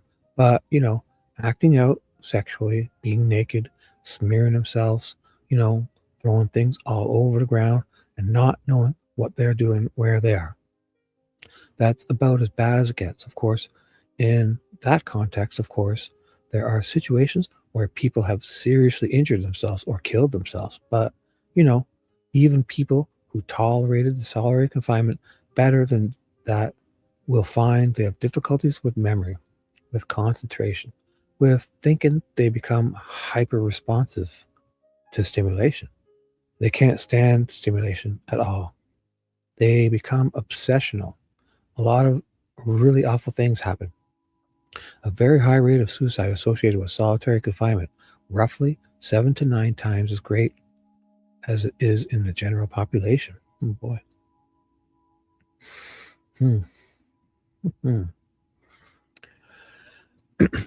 I'm gonna grab a quick drink. Sorry.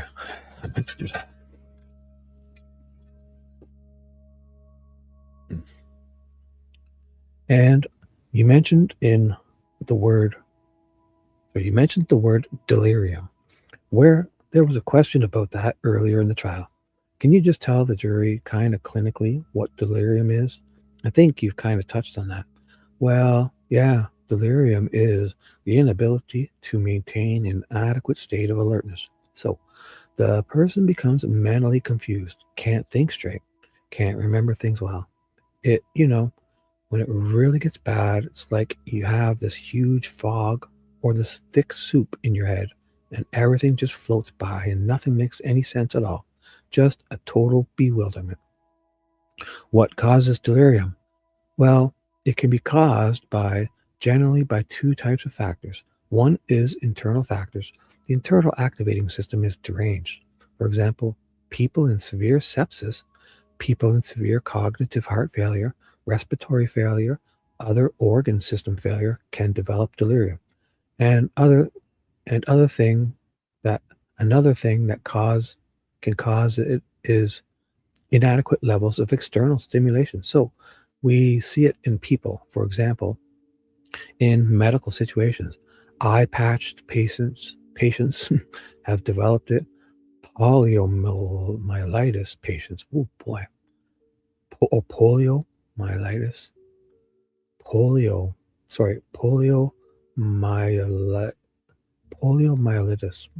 poliomyelitis. Yeah, that sounds good. Patients, is that just not just like it's probably polio in the past? Yeah, that's definitely in the iron lungs, right?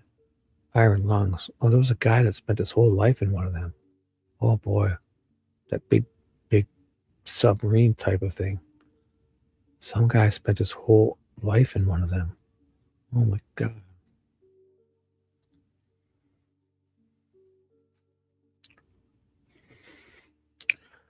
Iron lung guy. No, that's not him. Yeah, this guy's one I remember.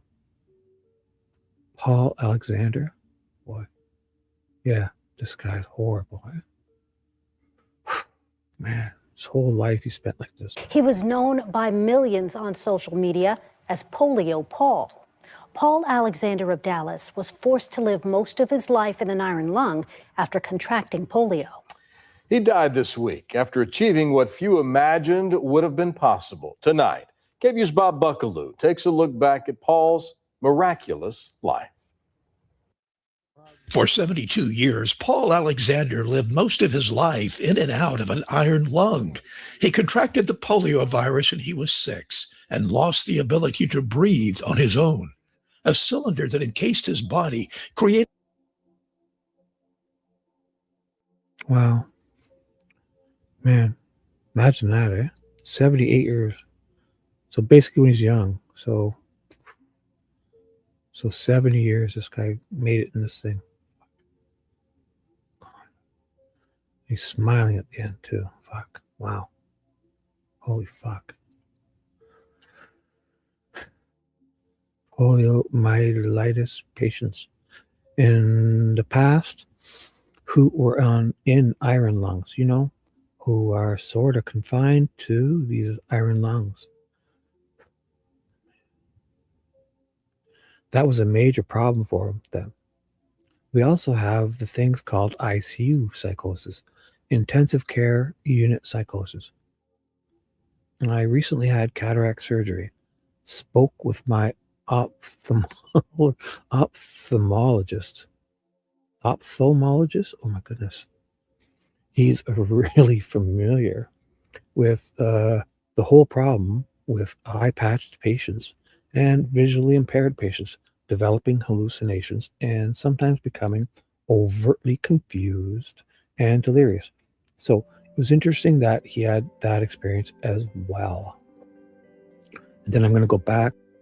Where did I end that? Sorry. As well. So, question. So it could be caused by a medical condition or just external stressors, or the deprivation of external stimulation, like an eye patch patient. Okay. A patient in an iron lung, they have very little in the way of external stimulation. And so, well, did you get a chance to listen to phone calls that I sent you of Mr. Allen and various people? I did, yes, I did. You. Yes, I did. Okay. And in listening to those phone calls, without getting to what was said, did you see any indicators of this onset of delirium or existence? I don't want to put words in your mouth. Judge, I would object to him relating it to Mr. Allen's phone call specifically. He can talk about the phenomenon and how it could be brought about by his environment, but not with respect to Mr. Allen specifically. Judge, again, he said he's reviewed an INE 130, 26-page INE videos, and 26-page INE videos, audio, transcripts, and that he's listened to the audio of these phone calls. I think he's got a proper foundation to generate an opinion about whether he sees symptoms consistent with delirium. I'm not asking him if he, as long as that's how the witness limits the answer. Okay, I can't, I appreciate that. May I continue? As long as you limit the answer. Yep. Did you see symptoms consistent with the delirious state? Yeah, absolutely. The inability to remember and then become very frightened by his inability to remember what just happened, like asking his wife. Objection, Judge. Okay, you can't talk about what he's saying. He's about to testify to a statement of opinion. Sustained.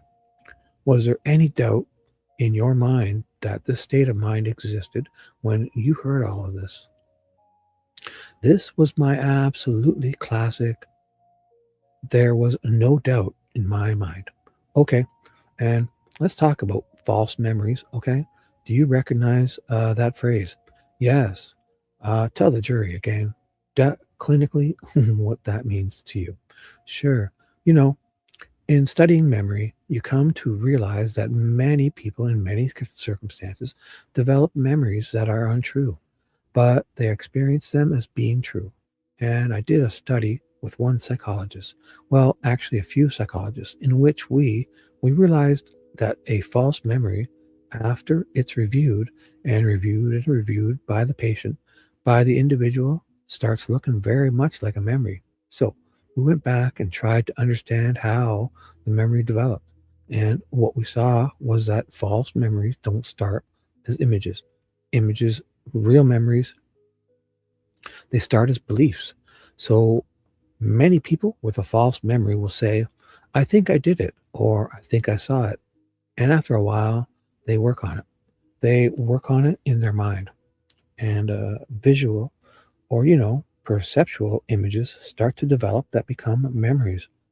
In fact, if you were to try to remember something that happened a long time ago, what you actually end up remembering is the last time you thought about it, the last time you saw it. So your memory can shift over time like the game of telephone, if you're familiar with that. So that's basically what we discovered. So when a person starts having quote unquote memory by saying, I think I remember seeing this, or I think I did this, that's not the way memories are really emerge, but that's really the way false memories emerge. And in reviewing the information, in this case, did you find some hallmarks consistent with that concept?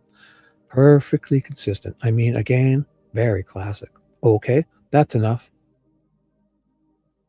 Objection, Judge. That's enough. Maybe this might have been Gall jumping in before he even objected, because it's like, okay, that's enough. I bet you. And then, objection, Judge. That's enough. Yeah. He's getting into a sustained evaluation of Mr. Allen. Sustained. Is the answer yes or no? Yes. Okay. I don't have any further questions. Miss Diener. Dr. Grassian, when you were just talking about the study on false memories, and you said you provide a person with something and they review it and review it and review it, and it becomes a memory. What did you provide them to review? I didn't provide them anything to review. This is studies that were done by other researchers like Elizabeth Loftus, for example. It's quite famous in this area. One work involved people who had a long period of time when they stated they had no memory for sexual abuse, and then, I guess, some memory started. May I be more specific? Well, what? Sorry, we are getting off on a tangent. But she doesn't want to hear what he has to say. I mean, I'm trying to be very specific about my questions, and I'm making an effort. Narrow your questions down so that he knows what it specifically is. Thank you. That you're asking him about. Yeah, I'm sorry, Dr. Grassian. I just want to know, what is it that the subject reviewed and reviewed and reviewed that then became a false memory? Was it a document? Was it a picture in the study? No, you're confused because that is not our study. Our study was of people who had a long period of time of no memory for a traumatic event and then developed a memory, and some of whom ended up recanting the memory. And we tried to sort out what was the difference between those folks who ended up recanting, and clearly, in fact, in some cases, they were inevitably false because they were facts that were involved inconsistent with reality, and comparing that with people who seem to have recovered real memories. What we found was that the people who recovered real memories, when they recovered the memory, it would be enormously perceptual. 1 second. Did I turn this down or no? No, it's okay. Sorry.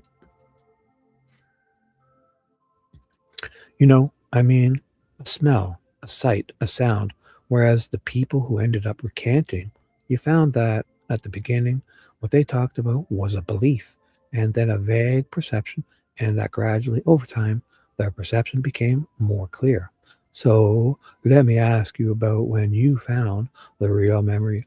Would a real memory be detailed, chronological, logical? I'm not. The real memory versus the false memory.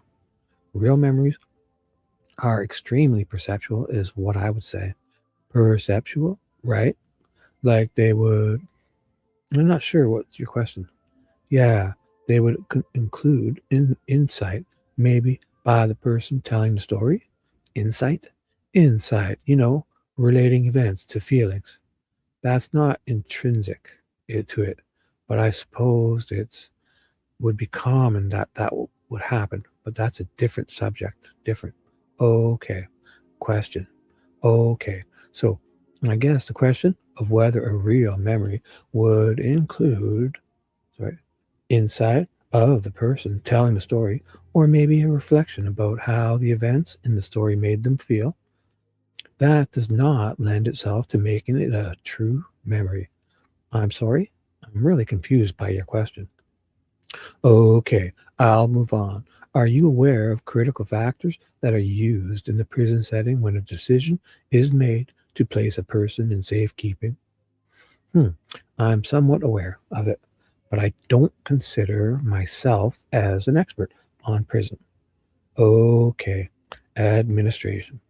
In your study of solitary confinement, do you distinguish a solitary confinement for corrective or punishment purposes versus one-man cell confinement for safety? Well, what I concern myself with are the conditions of confinement. There are people, for example, who are in protective custody but are allowed to have conjoint recreation, conjoint activities with a small group of people who are safe. Okay, so what I'm concerned about is the situation that the individual has, the conditions they experience, whatever the reason is that the administration caused the person to be in that type of confinement. But you acknowledge there is a difference between solitary confinement and one-man cell or safekeeping to protect a person confined. Would you agree? In terms of the psychiatric impact, it would depend on the conditions that were imposed. Okay, thank you. No other questions. Mr. Rosie. Rosie's back up. So regardless of how somebody's labeled, would putting them in solitary confinement impact their brains? Again, if the condition of confinement are the defining factor, then independent of what the juror's justification was for putting them in solitary confinement is about the conditions they experience. I don't have any further questions. Okay, Miss Diener, nothing further. Judge, does anyone in the jury have any questions for Mr. Grassian? I'm sorry, Dr. Grassian. All right, would counsel approach? So here's some sidebar conference questions. Observing Mr. Allen daily in the courtroom, he has not seemed to be delirious or psychotic physically. Is this related to because he is no longer in solitary confinement? I don't think you should ask that. That one leads back because there are not enough facts and evidence. So really, do you believe a completely normal person can become psychotic after spending 6 to 12 months in solitary confinement? That's obviously a good question. Do you believe psychotic behavior can go back to normal behavior after being removed from solitary confinement? Yeah, that's fine. Dr. Westcott's report states that Richard Allen functions with a cognitive ability that is 2 to 5% with his age and education, specifically impaired executive function.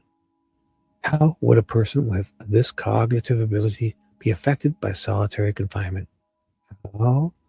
That's another phrase of art. How could a person who is cognitively impaired be affected by solitary confinement? I kind of think that's really specific.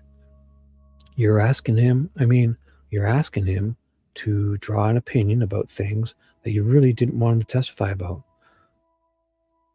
What relativity does an objective personality test provide into your diagnosis? He didn't talk about doing any testing. Yeah, it's outside the scope. Yeah. So no. Okay, so this is all no.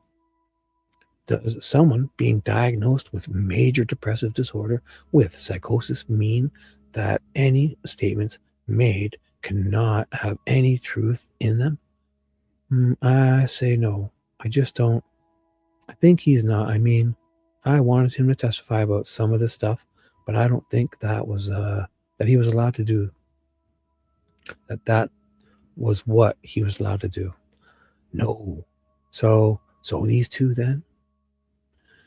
There's 2 questions they approved to this doctor by Gull.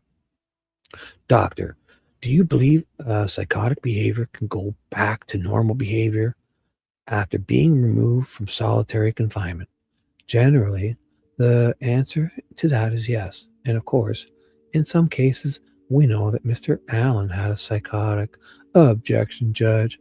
No, sir. Just limit it to the question, please. Okay. Yeah, but the answer is generally yes. Okay, Mr. Rosie, any follow-up? Just 1 second. No follow-up.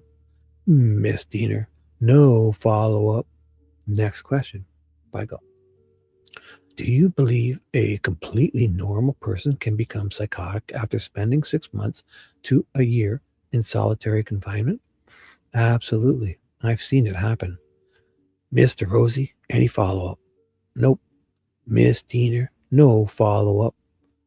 All right. Thank you, doctor. You may step down. Thank you. Judge, if you just give me just a minute here to kind of stage. Okay. I'm going to get my notes out. I'm just going to usher him out. Okay. Call Dr. Eric Warren, Your Honor. All right. Mr. Eric Warner. Wow. Anyone's still here? 130 people. Awesome. Let me see. What time is it? It is 6:35. Yeah, I'll do Dr. Warner for sure. And then, definitely not this guy. Who's this one? Eric. Wait, what? Who did I just close down then?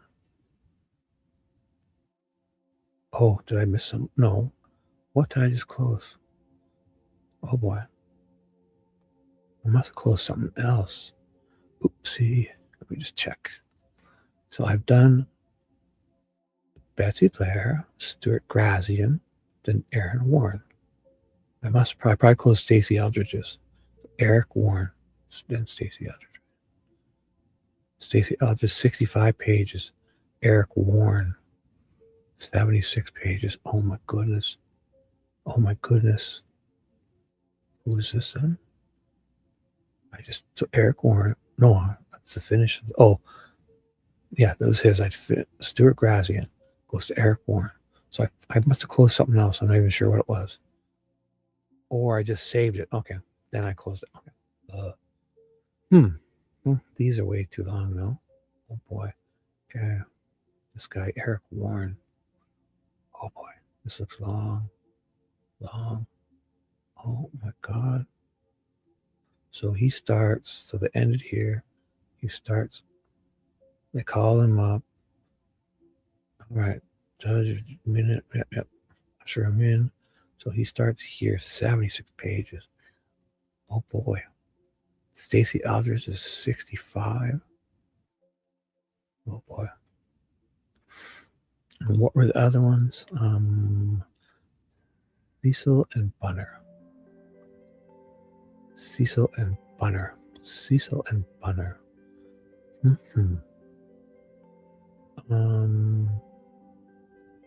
Wait. Cecil and Bunner. Right. Cecil. And he's 8 pages. Maybe I'll do, I wonder if it matters. I'll probably do these smaller ones. Yeah. And then the other ones, that sounds good. I wonder if they have to be in order. They probably don't. So I'll skip, I'll do these two later. Because those two, that's a lot. That's a lot. So I'll do these two guys. Or no, Eldridge goes into Cecil, right? Yeah. Cecil, they're probably just going to bust his chops about a couple of things he skipped. All right. Yeah, Libby's phone. Yeah, they're going to cover a couple of things here. So it has nothing to do with, so it does. They don't have to go one. Well, Eldridge, it actually probably is, because Eldridge is this person who's doing it for the defense, and this is Erin Warren. Maybe I should do this one as far. Yeah. Because that's a whole other topic. Eldridge, then, what does this get into? Dr. Eric Warren. I should do this one. I'm going to do this one. Hopefully get it done. And then, because Stacy Eldridge starts to do the phone stuff, right? For the defense. Stacy Eldridge. And then they have him. Yeah. Okay, so fuck it. I was going to do that. I'll do this. Sorry, guys. 76 pages. Let's do it. 130,000 people listening. I'm hard.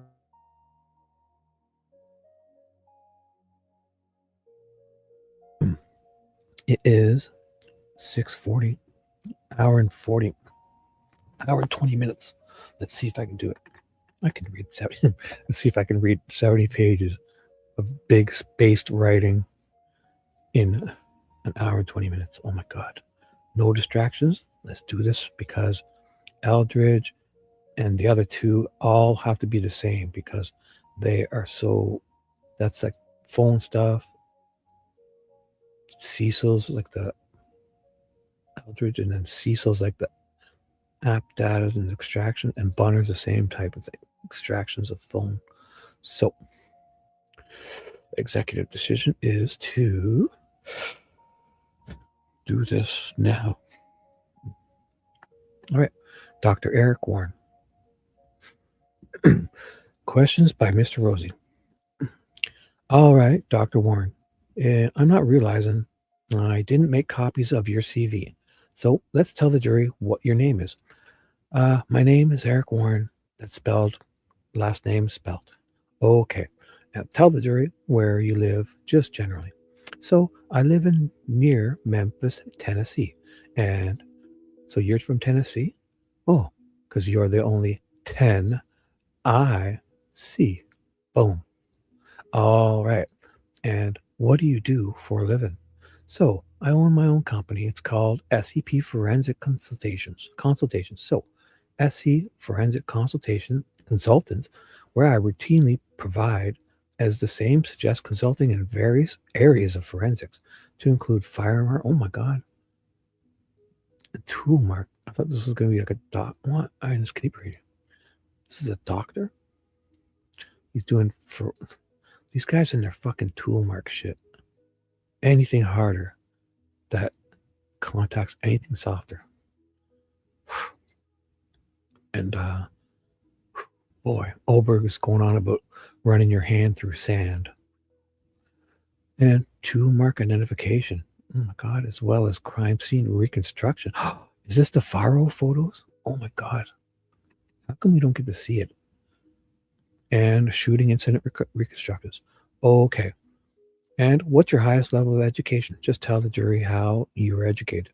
So I have a bachelor's degree in molecular and cellular biology with a minor in chemistry, and I have a doctorate in biochemistry and molecular biophysics, both of which are from Vanderbilt University. Like, oh my God, you guys! If I feel like I'm reading my own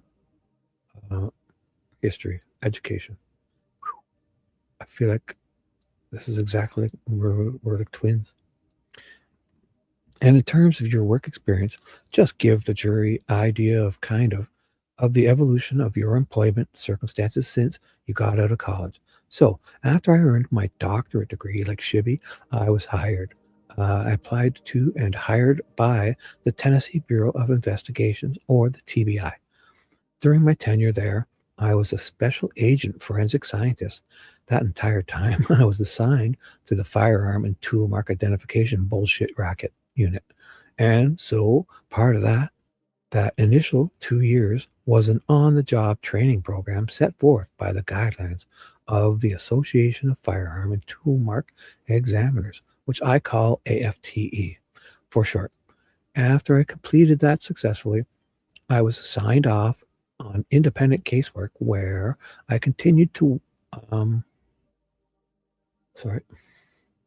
I was watching in the corner of my eye. I saw my old one of my live stream, but it was behind.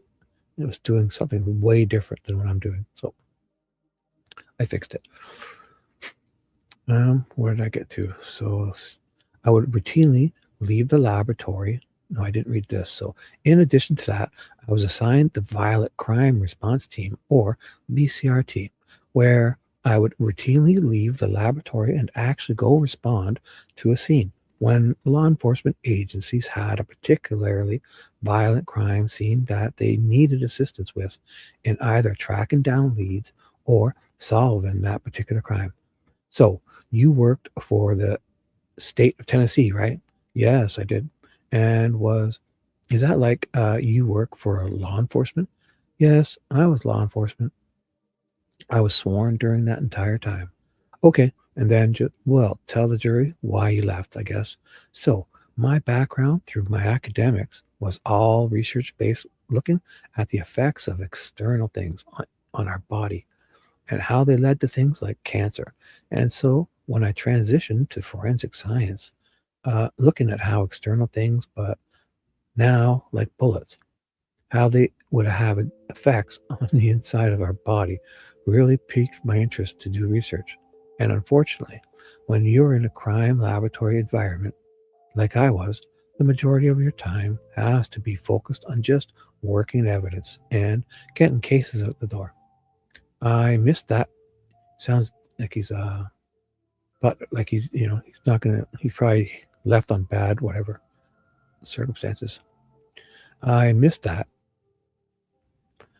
It was the work environment was conducive to be able to adopt that research approach the way I wanted to. So I chose to leave so that I could pursue more freely both work that I'm here today to talk about, as well as the research aspect.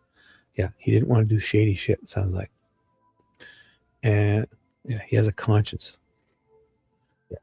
You're not sadistic enough to work in that field, dude. And so you mentioned too the American Federation of Firearms Tool Mark Examiners, AFTE, right? AFTE, yeah. Okay, so are you active with AFTE? Yes. So I'm a distinguished member with AFTE. I'm also certified by them in firearm and tool mark identification, and I serve on the board of directors as well. And among other duties that I have, I am also an assistant editor with our scientific journal. Okay, so is your association with AFTE something that takes a lot of time because you're on the board? It does. In fact, I leave next week to go to a board meeting for that. Okay. And then in terms of outside work with other law enforcement agencies, tell the jury what you are doing and what you have done in the recent past that's relevant to this case. So I have testified for both the state and the defense around the U.S. on very similar matters, whether it's a firearm identification type case like this or some other shooting reconstruction case. Boy, this guy could talk. I also do civil work where I will represent firearms companies or the individuals suing firearms companies due to some time of perceived negligence or a dropped fire or things like that. Okay. Do you also do training in the area of firearms identification? Yes, I do. So I both take continuing education training. So I've received training over the years from the alphabet soup of government agencies. Then I also provide training to other law enforcement agencies. When I was in graduate school, I participated with Vanderbilt's Center for Teaching in a mentorship program where I mentored undergraduates and taught them research design and, how to properly perform scientific research. And that kind of carried over again. Just like the research aspect, the mentoring aspect really inspires me, and that's something that I enjoy. So I'm contracted to train other crime laboratories, both in all these different areas that I'm talking about, putting on workshops that I'm an expert in, as well as training new examiners. So when they hire new people to come in, again, going back to that concept of our focus, when you are at the crime laboratory, is usually getting cases out the door. They don't have time to take individuals off of that casework to have them train in the new people. So a lot of times they will hire in outsourced contractors like myself. And then I'll basically, during that, across the 2-year period, train their examiners and get them competent in doing the same type of work. Are you doing that for other countries at this moment? Yeah, counties or countries? Morocco, countries, holy fuck. Yes, I am. What country are you working on right now? So I just arrived back from Morocco a couple weeks ago, where we have a strategic relationship with them through our military and the State Department. So I was abroad. They had 5 new firearms examiners to help get them trained and also prepare them for their assessment so that they can be accredited. May I approach, Judge? You may. Yes, you may. And 1 second.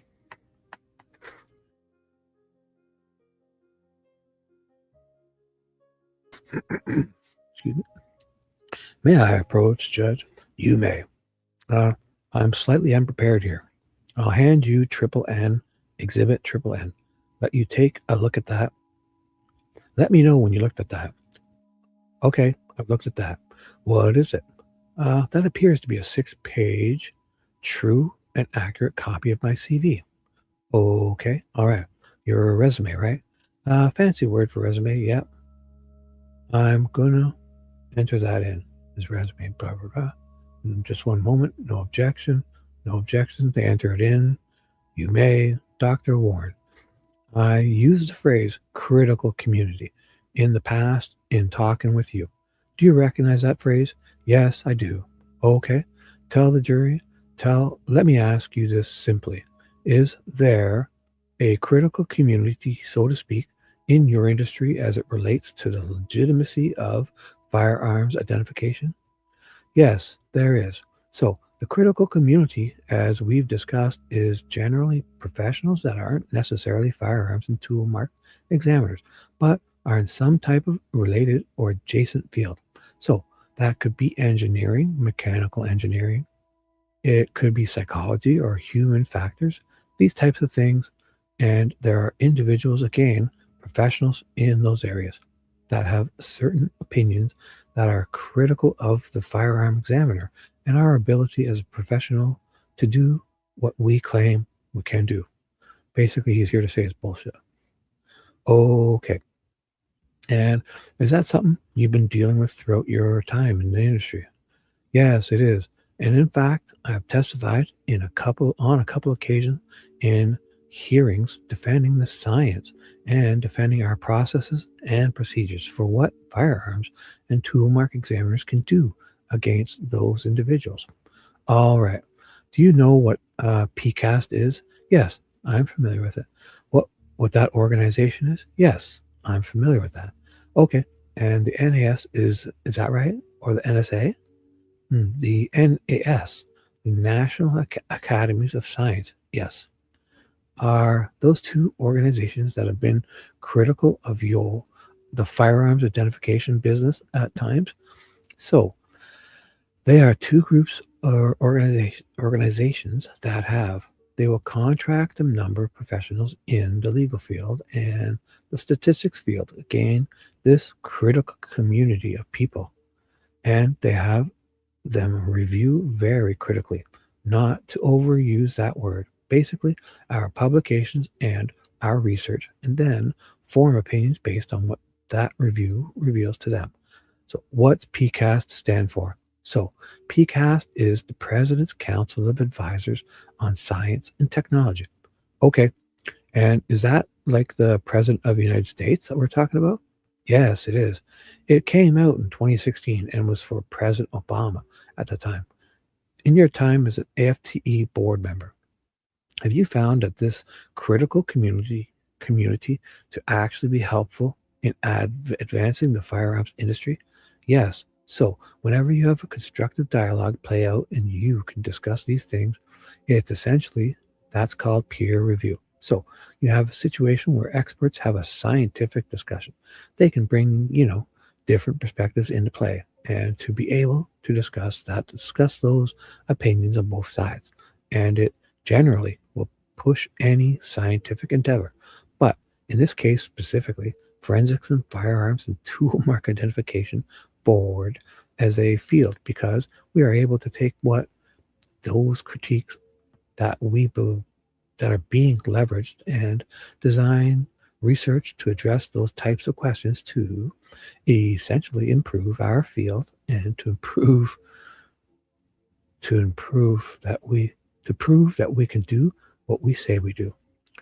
Did I, in the course of this case, ask you to review some material specifically regarding this matter? Yes, you did. And just tell the jury, to the best of your recollection, what it is that you would have reviewed. Oh boy, this guy likes to talk. So I was basically asked to review the examiner for the state crime lab. So ISP, that was Miss Oberg. Oh, goody. And to review her conclusions that were expressed in her report, and to determine if documentation and eventually to evaluate whether the basis for her opinion was properly and sufficiently documented. And so accomplish that.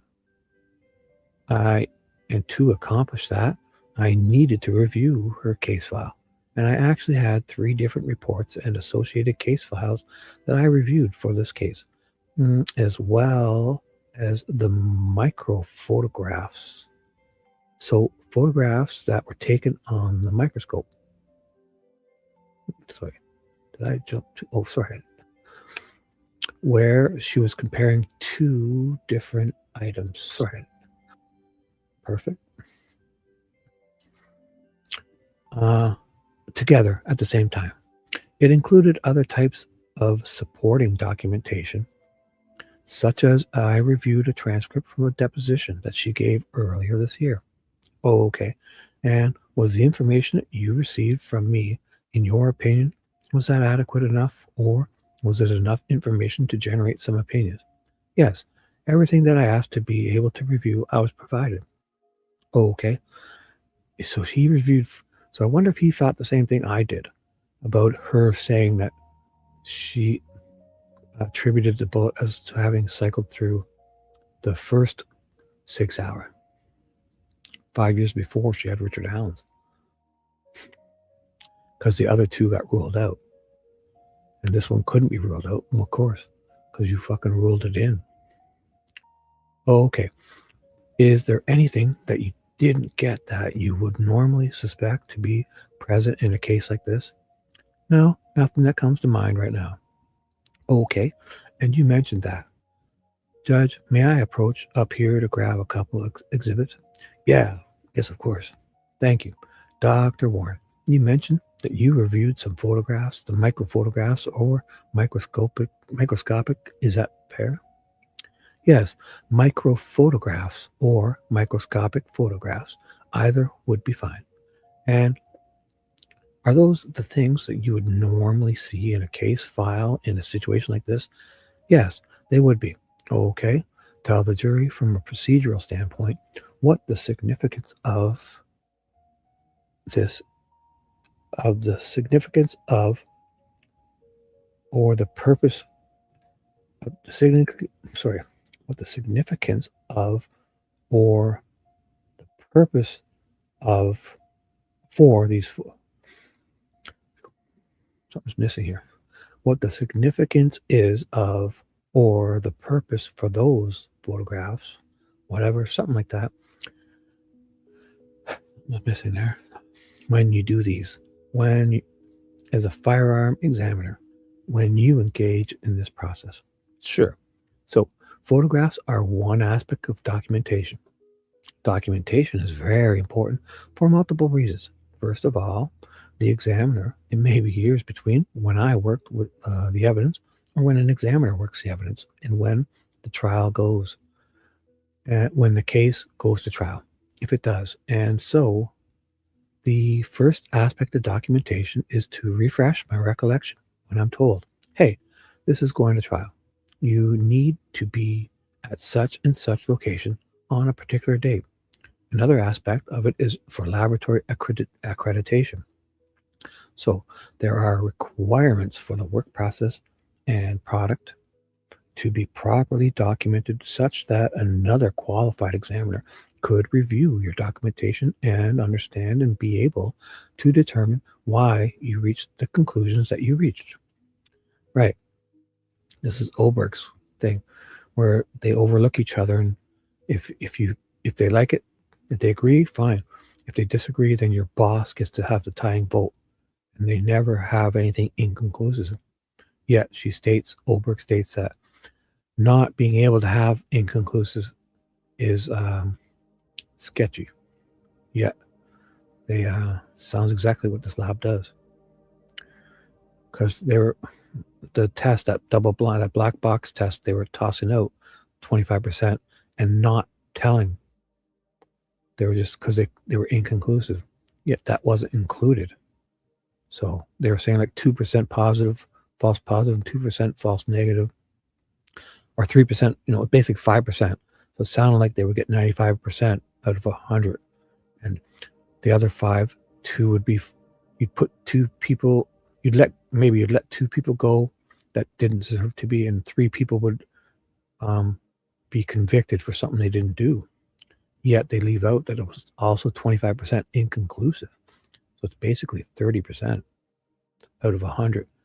So 70 out of 100 they can guess. The other 30, 25 of them they can't tell.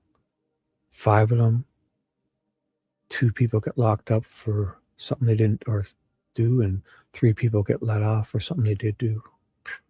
Out of 100, that's a percent. So just like on a math test where you have to show your work, you can't just put down an answer and say, trust me, I got this. He must be thinking what I was thinking. He must be. I hope to God he covers this. It sounds like he's talking about all this stuff Oberg said because she's saying this shit. I got this the correct way. You have to show what you did and why your process was and what you actually observed on the microscope and that led you to form those particular conclusions. There was some testimony in the courtroom earlier. This is like a movie when you view it. Yeah, E.T. Or was it, it was E.T. Are you generally familiar with that concept in your business? Yes. So generally, the way I hear it is people say the photograph is a 2D representation of what I saw in 3 dimensions. That's not correct. Actually, calling it a movie is slightly more correct.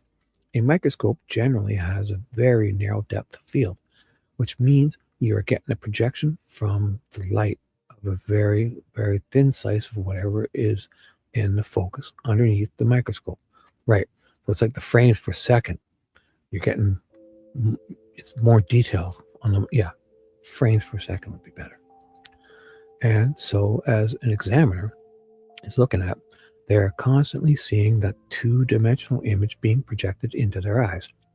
And so in a movie situation, you can move the bullet or the cartridge case under the microscope and see multiple surfaces, multiple areas of focus throughout the course of your examination. But generally, so documentation through photography has been very, very well accepted within our field since the 19th century. The importance of it has been recognized, oh my God, not only to again show your work and refresh my recollection of what I observed at the time, let's say 2 years ago, but also to be able to show others, hey, here's the proof. That is what I did. This is what I observed. And these are the reasons that back up my conclusion. All the standard textbooks that we read when we were in training from the 20s to the 30s, all the way up to the 60s, all of them talk about the importance of photography and documentation for this very reason. So I would not want to discount it and say, oh, it's just a movie. I have all the time that I need when I'm examining evidence to get the lighting just right, the angles just right, the focus just right, to take the best photograph that is representative of what I observed at the time that I did that examination. Thank you for that long-winded answer. Are you familiar with the phrase subclass? Yes, I'm familiar with that. Okay, just briefly in layman's terms, tell the jury, well, let me ask you, is the identification subclass characteristics important in your business? Yes, it's very important.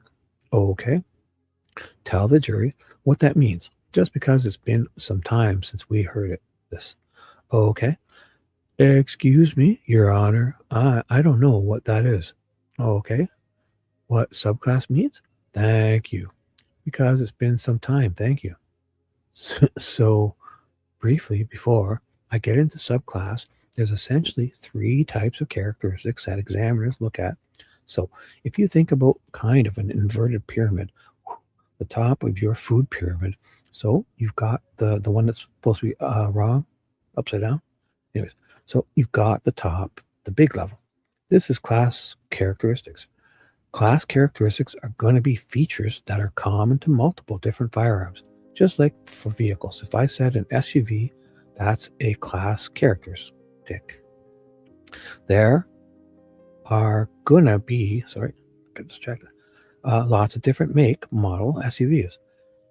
doesn't really give you a specific idea of something in particular. It gives you a general idea of what you're looking for. It may help you narrow down the pool of possibilities on the very, very tip of that pyramid.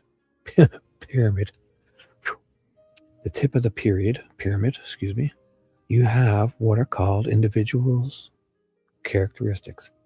This guy, man, he loves to talk. Is he getting paid by the word, this guy? Holy crap. These are fine, microscopic scratches. We call them striations that are generally found to be individual or unique to a specific firearm. In between there, you have what are called subclass characteristics. So these are features that are generally more gross. And when I say gross, I mean larger than the individual characteristics. So, and they help you reduce the pool of possibilities more than class characteristics. But they can't point you to a specific one tool the way individual characteristics can. And so an example of a class characteristics that's not firearms related, if you've got like a buck pocket knife and you are whittling some wood or something, you use it to pry open or you use it as a screwdriver because you don't have one on you at the time and you cause that blade to chip or get some type of damage. Well, anything that you cut with to cut with that knife blade after that would show this gross feature in the cut on wood. That's a bad example. Or wax or whatever. It might be, and so that would be a subclass characteristic. That would happen when firearms are being manufactured. The tool itself that is cutting the firearm or shaping it may get a particular chip on it, and the technician that is operating that machine doesn't realize that the blade has some damage to it. And so there'll be all these scratches across multiple different firearms that were made before the shift changed and that tool damage was recognized and then changed out. Did you speaking of, you prompted my memory. Yeah, did I show you a copy of a quick like 5-minute video of the 6 Hour plant where the guns were being manufactured? That's gonna be the head. It's like a double head because when you're boring stuff out, drilling and boring the holes out, you can't do it you can't use the same bit over and over. You have to put one in, then it flips 180 degrees, the other one gets cooled off, they probably run liquid on it, and that one then does the job. Then it flips over to let the other one cool down. So it's like a double-headed boring process, meaning the hole is drilled and the boring just gets it perfect. It's called boring. So yeah, I saw 2 videos. So what in watching that, what's the relevance of that video, if any, to this particular examination and the circumstances in this case? So what's going to be said here, I bet you, is the Ober was going on about so if that happens, then they're not conclusive one after the other. The next 20 aren't conclusive. Well, no, but the next 40 are every other one, which would basically be the same thing, except 2 batches that are going to be conclusive. So to be conclusive with every other one. So Ober was like, well, if that switches over, then it's going to make the next one's not going to be the same, right? Because every other one's not. Yeah, but that doesn't matter because still there's the next 20 will be the same, except you count them, it'll be in the batch of the next 40. So I didn't see any relevance between either of the videos. Neither discussed the specific tooling for the tools or the tool marks that were left on the cartridge, in this particular case. Okay. In fact, was there a spot in one of the videos where they said, hey, we can't talk about the details? Do you recall that? Yeah. So the videos were focused on the major components that were manufactured: the slide, the upper part of the firearm, and the frame, the part that has the grip and the serial number. Whenever it got to the details for the internal components, which would be things like the extractor and the ejector that would be pertinent to this case, those items were not mentioned. Okay, because are these trade secrets and all that kind of stuff, right? That's one reason. Yeah. Okay. Have there been recent circumstances where laboratories have been shut down because of this inability to distinguish between subclass and individual characteristics? Unfortunately, yeah. Okay. Tell the jury when the last time you were aware of that happening in this country. Most recently, the Rhode Island State Crime Laboratory had to suspend its firearm and tool mark operations, in part because of some issues with recognizing subclass. And then, just before that, just a couple of months before that, the Wyoming State Crime Lab also had to suspend its operations. Did when was the Rhode Island one generally, if you know?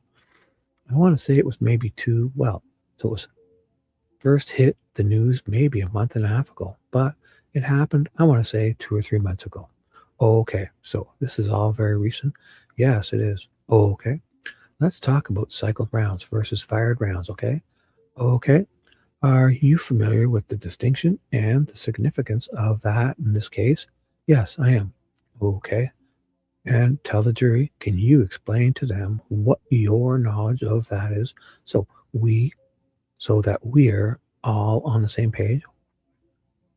So, when we talk about an unfired cartridge that has been cycled, that's specifically going to be in a semi-automatic firearm, so not a revolver. A semi-automatic firearm has multiple tools that, if it were to be fired, would extract the just fired cartridge, case, or brass out of the chamber and eject it, so that the next live round can be automatically loaded. The trigger can be reset, pulled, and the whole process can repeat. If the firearm is not fired in one of those cartridges, so the live rounds is fed into the chamber, the operator does not need to pull the trigger and shoot the firearm. Instead, they can decide not to, and you remove the magazine and pull the slide back. That extraction and ejection will still happen to clear the unfired round and out of the gun to make it safe. The process of that may leave some of those tool marks from the action of the extractor and ejector on the cartridge, even though it has not been fired, and that would be separate from a cartridge case, which is the same brass piece, but after it's been fired, and that once live round had been disassembled through the firing process. And when a cartridge case has been fired, it's experiencing a lot higher pressures and forces in the interaction between the extractor and the ejector on that cartridge case, because you've essentially just had an explosive reaction happen inside of that firearm. Okay, and so in this case specifically, are you generally familiar with item 16? Yes, I am. Okay, I hope they cover that whole bullshit about changing case numbers from 17 to 19. Okay, and do you know that item to be the unfired cartridge case or cycled unfired round that was collected at the scene of where the girls were found? Yes, that is what I'm familiar with. All right. And are you familiar with several firearms that were collected? Oh, good. Oh, my God. In this case, by the law enforcement and taken to the lab? Yes, I am. I'm familiar that several firearms were collected and taken to the crime laboratory for processing and comparison. Oh, okay. And specifically, it's one of those that is now numbered 315, or at least it is in the reports, which is a Sig Sauer handgun. Yes, that is correct. Okay. And if I told you that that's the handgun that was taken from Mr. Allen's house, do you know that? I do not know that. I was not there when it was collected, but that is my understanding, is that ISP item 315 was the firearm that was collected from Mr. Allen. Okay. Excuse me, Your Honor. I think he misspoke. 315, I assume it wasn't intentional. 314? 314. I'm sorry, maybe. That's fine. 314. Yeah, 315 is the test fire. Sorry about that. 315 is not the test fire. Geez, sorry, Jim. It's one of those closet rounds. That's right. Sorry. Thank you. It's the Winchester. Memory box round, yeah, the Winchester. May I continue? You may. Thanks for that clarification. So, well, I lost my train of thought. Oh, getting back to the distinction between cycled and fired rounds, okay? Is it appropriate to the tool market, to the firearm identification business to examine a cycled round with a test fired round? In other words, kind of comparing the two differences. Is that an appropriate process? It's a process that is done. It really depends on what is, I guess, what the question that is needed to be answered is. So generally, due to those differences in pressure of a firearm, of a fired versus unfired cartridge, a fired cartridge case versus an unfired cartridge case. I'm sorry, you got those differences in pressures. So you also got a difference in the moment of time with which those tools are in contact with that item. So generally, I would expect to see what I would say apples to apples, not apples to oranges. So if you're looking at mimicking the tool mark on an unfired cartridge, I would want to compare that to another unfired cycled cartridge. So there's been research, I want to say starting back in 2010. The University of Ames in Iowa started doing some research in looking at the effect of the angle and the pressure of tool marks and the types of markings that they leave. Oh boy. And that research was continued in 2014 by NIST, which is the National Institute of Standards and Technology.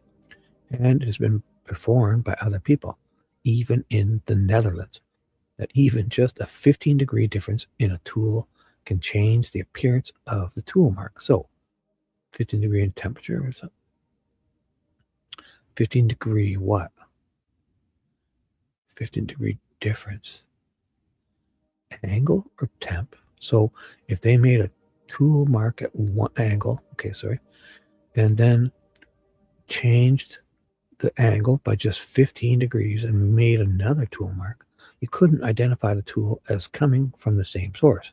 Similarly, they found that differences in pressure can change the type of markings that are left by a tool. And so when you are thinking about that, you want to compare apples to apples. That's why crime laboratories, including my lab, we have a large reference collection of ammunition, a reference collection of different firearms, because you want to be able to make sure that you get the closest thing that you can find to the evidence that you have in front of you that you are examining. In this case, Miss Oberg was unable. Are you aware that she was unable to cycle a dummy round and create marks that were sufficient enough to compare to item 16? So she did. Objection, Your Honor. I don't believe that. I think he misstated the evidence. That's not what she's testified to. Sustained. She's testified she used both the test fired and the cycled rounds and did acknowledge that the test fires were more prominent than the cycled rounds, but that she used both. May I ask? Sustained, yeah. Did you review her report, right? I did. I did review the report and her case files.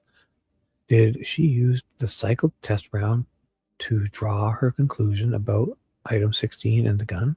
No, sir. So her notes indicate when she compared test fires from Mr. Allen's firearm to the cartridge in item 16, it wasn't dummy rounds, but they were live rounds from the reference collection. That when those were hand cycled, the marks that were on them weren't prominent, if they were reproduced at all. And so in order to effect a final conclusion, the majority of what she was relied on for that opinion were the fired cartridge cases from the firearm. Not firearm. Oh, okay. Are you generally okay with that process? The idea that you're taking a fired cartridge case and extrapolating? No. So the AFTE generally accepted in our field and expressed in AFTE as well as the ISP protocols are that in order to form an identification, oh fuck, this guy talks a lot, you have to first prove that the tool marks are both repeatable and reproducible. There were We spoke of some of the other guns. There was one firearm in particular, I think it was item 101, where the discussion in the notes was very clear that the markings were both repeatable and reproducible across both. See, she did say that. He fucking says it. So these guys noticed it. And the unfired cartridge. So I'm going to clarify both the fired cartridge cases and the unfired cartridges. In this particular case, with item 314, that was not the case. So, but it was because one of them was 5 years before the other one. So she just guessed on that last one. She, out of the three that she first had, she chose the SIG as the most likely. Like, you know, now, how does that has to be what they're talking about. I'm going to clarify both the fired. So I'm going to be back here looking for this for sure. There was one firearm in particular. I think it was item 101. Yeah. Oh, across both the fired and I should read this again. There was one firearm in particular. I think it was item 101, where the discussion in the notes was very clear. The markings were both repeatable and reproducible across both the fired and the unfired cartridges. So I'm going to clarify both the fired cartridge case and the unfired cartridges. Wait, with the one from beside the crime scene? Or just like the test ones to compare it? No. In this particular case, with item 314, that was not the case. So the reproducibility and the repeatability for that apples to apples comparison had not been established. So that would not be something I would rely on. Are you familiar with the phrase error rates? Yeah, I am. Okay. There's been some discussion about that in the courtroom. Not today, but previously. Are there any error rate studies that are based on comparing a cycled unfired round with a fired round? No, there are not that I'm aware of. Oh, okay. Let's get back to subclass and Miss Oberg's findings, okay? Oh, okay. All right. Tell the jury, what are the three tools here that are really in play in her examination? Wow. Why does she get to use all three? Because she's firing it and then she's saying that the striation, the unspent round matches this unspent round. Therefore, when I fire Richard Allen's gun, I can now use the barrel and the hammer thing also. Because she says, wow. So the three tool marks that are in play, to use your terms, are the extractor, the ejector, and what she calls the chamber face. I generally call the barrel hood. Okay, and let's start with the ejector. What is your opinion about the possibility existence of subclass characteristics with the ejector? So the ejector is objection, Your Honor. If I may ask a preliminary question, you may. You indicated to the jury that you were familiar with item 16, right? 016, correct? Yes, that's correct. You've never seen it before, though, have you? I have not seen any of the evidence in this case in person, no. And therefore, you really can't answer the question that was posed to you, since you hadn't specifically seen or examined the evidence in question, correct? No, that would be incorrect. That's all I have, Your Honor. Can I ask a couple foundational questions to educate the jury? Sure. First of all, did you review Miss Oberg's case file, the 14-page report that has all the details in it? Yes, I did. And did you look at the photo of the item 16? I looked at the photos of item 16. That's correct. The microscopic photos, both the macroscopic taken with the regular point and shoot camera, as well as the microscopic photographs as well. And in the course of your industry, your profession, is that adequate enough for you, in your opinion, to draw a conclusion? For the conclusions I'm drawing in this case, yeah. Okay, so the question is with the ejector. The first tool was, what was your opinion about possible existence of subclass characteristics? So Miss Oberg, in her case file, documented the ejector quite well. She took photographs of the ejector directly, as well as of the ejector marks that were left on the unfired cartridges and the fired cartridge cases. When those were then compared to the cartridge in item 16, she also noted that the machining surface on the ejector had a high potential for subclass, and based on her photographs, I would agree with her. So again, if you go back to subclass characteristics, typically when an item is molded, it's stamped or it's CNC machined. CNC stands for computer numerically controlled. Essentially, it is a fancy way of saying you put it in a big box and a computer controls the grinding, cutting. These have the highest propensity for leaving subclass marks. So you think about that chip on the knife blade, and you cannot rely on those for an identification. And that is something that in her documentation, Miss Oberg notes as well. And then with regard to the extractor mark, what did she document regarding the potential for subclass and how well that documented? So there was no documentation of an evaluation for subclass in the extractor itself. Research, so there are probably in excess of 20 particles specifically relating to subclass on extractors. And the general consensus among these articles across different firearms, the types of machinings that occur on extractors lend themselves to subclass marks.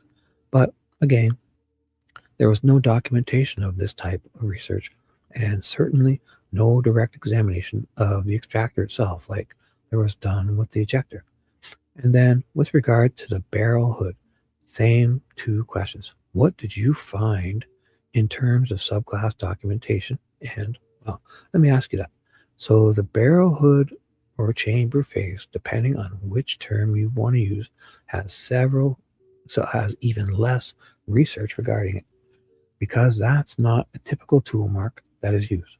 It's actually a tool mark that I've never heard be used until this particular case. There's just not any research out there on it to determine specifically the types of machining operations that occur, whether there's a potential for subclass like there are for the more common tools that are usually relied on, like the extractor and the ejector, or even the breech face and the firing pin impression.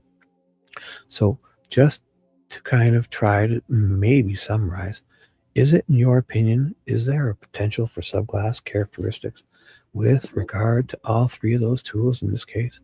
Yeah, there's certainly the potential for subclass on all three tools.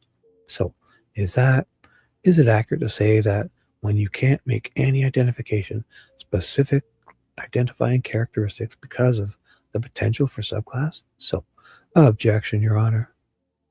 I'm sorry. Can I rephrase my question? I'm sorry. Can I rephrase the question then? Sure. I think I agree with you. We're talking, so is it possible, in your opinion, based on what you've seen from her work, to draw conclusions about individual characteristics in this case? So, no, you can't draw conclusions about individual characteristics unless you have done the appropriate research and determined what the differences are. So, which markings are individual and which ones are subclass? Once you've done that, if there are individual characteristics, once the subclass characteristics have kind of been subtracted from the equation, then you can make a potentially a conclusion regarding that. Okay, and was that done here? Only for the extractor. Okay, so may I approach, Judge? You may. Let me hand you what's been marked previously as Defendant's Exhibit 000. If you would just take a look at this then, before I ask you a question about it, all right? Are you familiar with that, the exhibit? Yes, I am. Or that photograph? So I reviewed specifically for this report and the associated case documentation. I believe there was 13 or 14 photographs that I reviewed, and I recognize this as one of them. Okay. And just tell the jury what that tool mark is that they're seeing, that triangular tool mark. Yes. So the triangular tool mark would be the ejector mark. So if you were looking at zoomed out, the primer of the cartridge would be down here. That circular part that the firing pin strikes. May I, Your Honor, may I approach so I can see what? Yes, you may. He's talking about.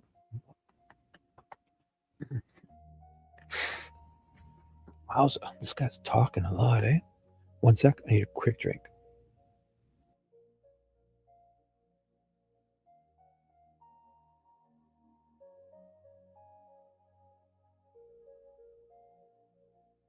And we're back.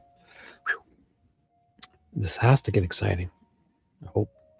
So the triangle portion would be the impression from that ejector as the cartridge is being drawn rearward under the pressure of pulling that slide back, or the force of that slide being pulled back. And the ejector is essentially a stationary pin. So as that slide is being drawn back, the cartridge case is being pulled rearward with the extractor. It strikes that stationary ejector, which causes it to pivot and come out of the gun. And so what you're looking at is the impression that is left as the cartridge is being pulled rearward and striking the ejector. So just to orient the jury again, is this the hairline down the middle here that kind of separates the image on the right and the image on the left? Yes. So on a comparison microscope,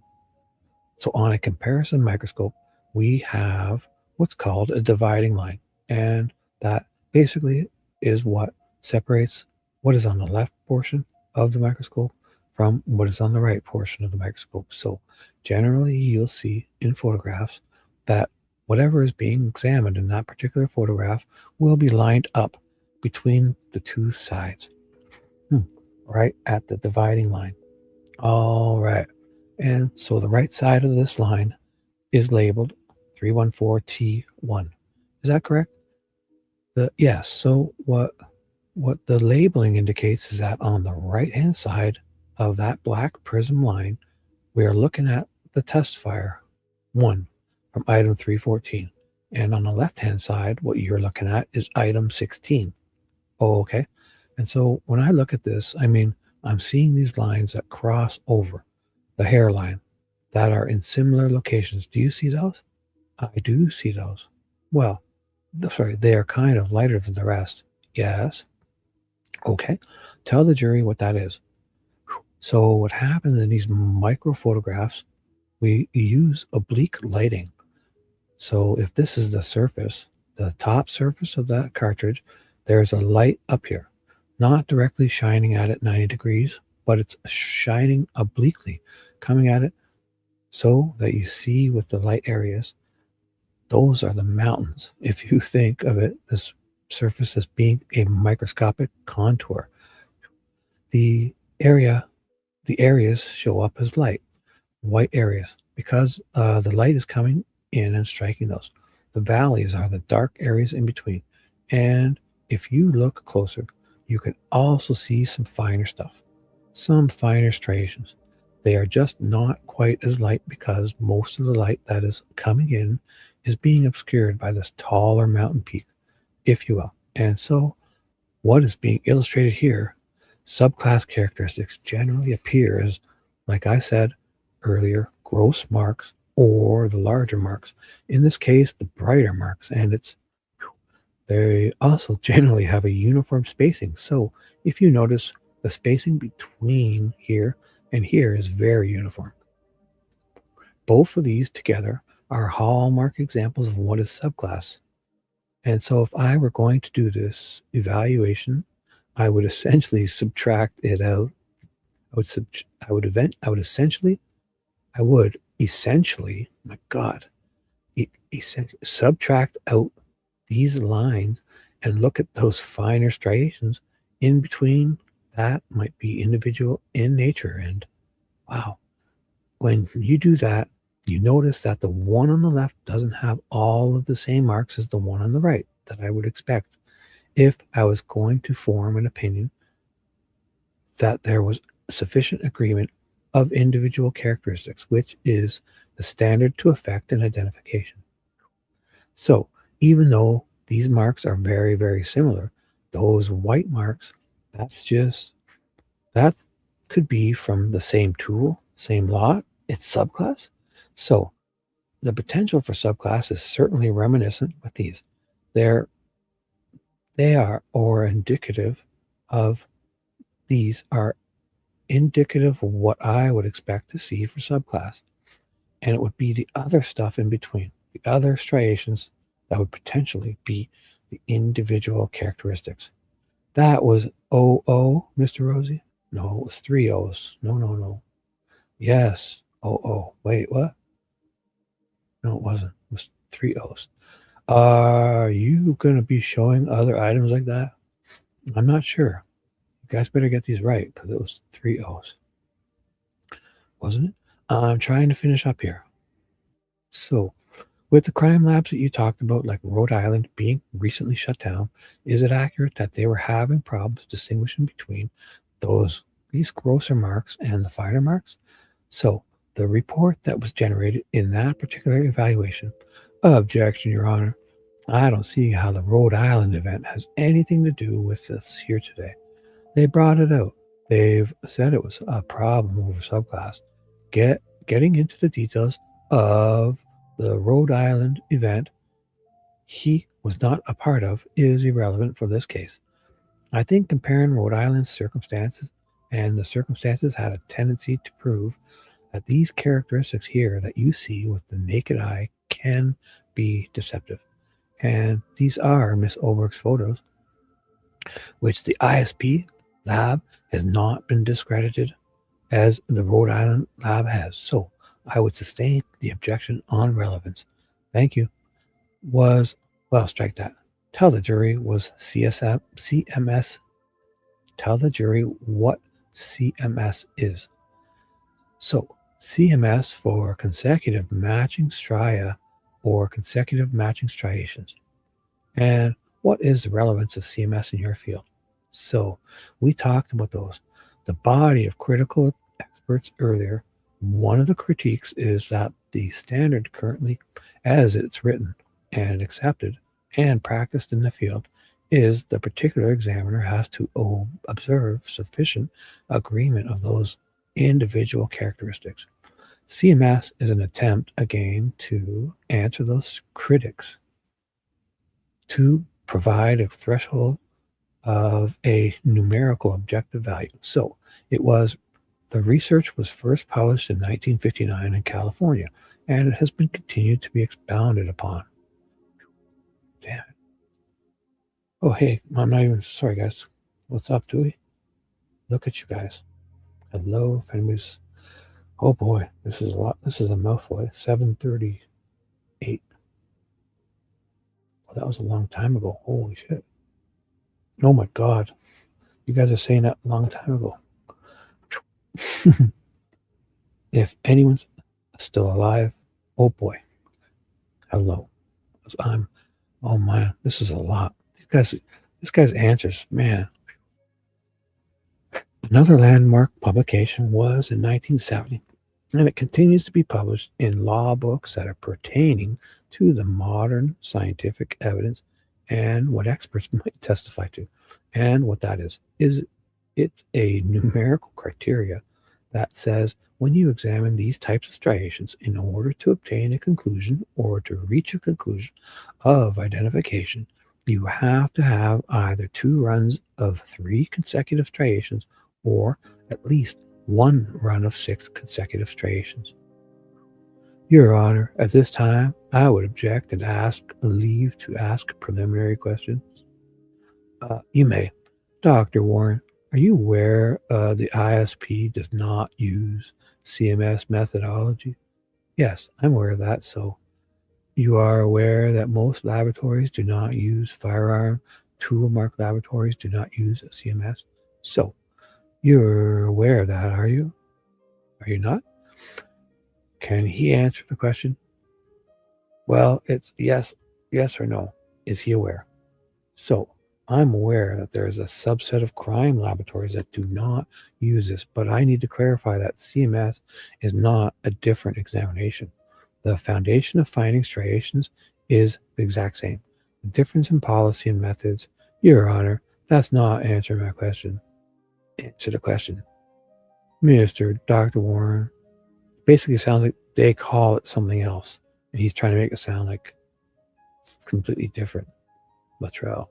So, Dr. Warren, the question is, most laboratories and firearms tool mark examinations do not use a CMS criteria, is correct? So again, as I just testified, I would say I know that some do not. I do not know that I could qualify it as most. And you do not, do you? No, sir, I do use CMS. And when you have been trained on, and when have you been trained on CMS? I was invited by John Murdoch to California in the beginning. It was either the end of 2022 or the beginning of 2023. He invited me out to help him teach a course in California and be his guest out there. I didn't see that on your CV, Dr. Warren. Yes, sir. I believe that's under the list of training. I have no further questions at this time. Thank you. Would counsel approach, please? As a sidebar. I'm sorry to interrupt, but needs a break. I'm almost done. I'm the last 3 or 4 questions. And I apologize. I forgot. Apology accepted. Give me 5 minutes. I don't want to say I'm asking 3 questions and then ask 4 and I'm getting. All right. So 5 minutes. You know, I'm pretty much okay. I'm sorry. Go ahead. No, I'm trying to move on hastily. Is this CMS process the subjective process? Is that a process that AFT has adopted? I'm not sure if that's the right word. If they've adopted or they recognized, maybe is a better word. Yes, so CMS is recognized by AFTE. It is not addressed in the AFTE theory of identification. And that's what I testified to earlier. The standard is just that there's sufficient agreement. CMS takes that one step further to try and set an objective criteria that since 1959 has been established. Okay, so it's kind of like a score sheet, right?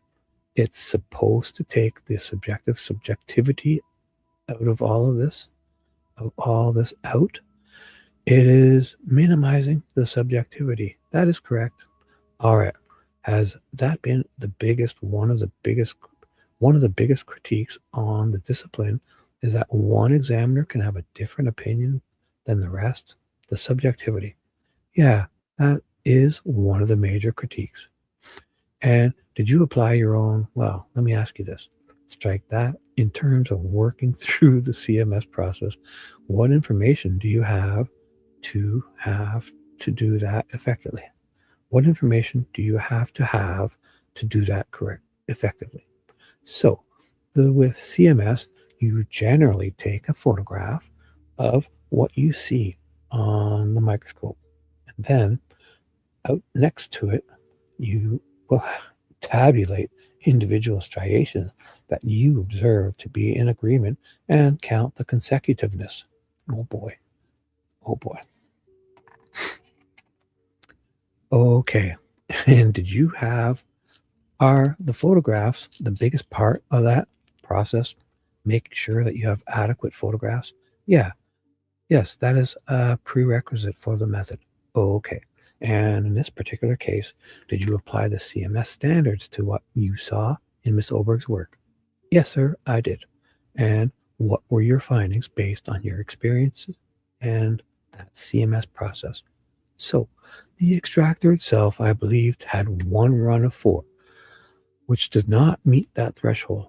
The barrel hood or chamber face, depending on the terminology, I did not find any consecutive runs. I found multiple runs of one. And the ejector, if you ignore or subtract out the potential for subclass, again, I did not find any consecutiveness. So, would you, based on that objective score sheet, would you have drawn a conclusion that there was no sufficient agreement or insufficient agreement? So he's comparing these guns to see if they could be made at the same time on the lines. So no. So there would be insufficient agreement. I don't have any further question. All right, ladies and gentlemen, we are going to take a quick break, give you an opportunity. So they're taking a break. Something's up. Wow, what's going on? So all rise. Taking 15 minutes off record, back on. 15 minutes, a little more. 20 minutes or so. 19, whatever. 19 minutes, so are you ready to conduct your cross? Yes, Your Honor. This will probably go faster because he's probably just going to give this guy one-word answers, I hope.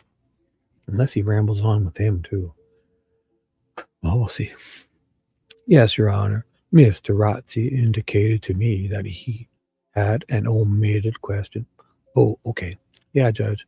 It's just really based on the question we got from a juror earlier. So I'm going to ask him when they came in and maybe kind of cleaned that up. Okay, sure. All right, gentlemen. All right. All rise. Bailiffs, blah, blah, blah. Mr. Rotzi.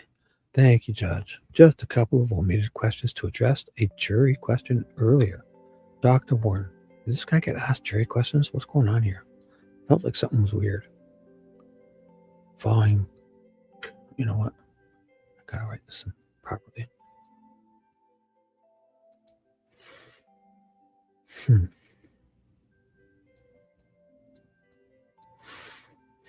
Something feels weird here. Was there questions? Page 1 was the same from earlier.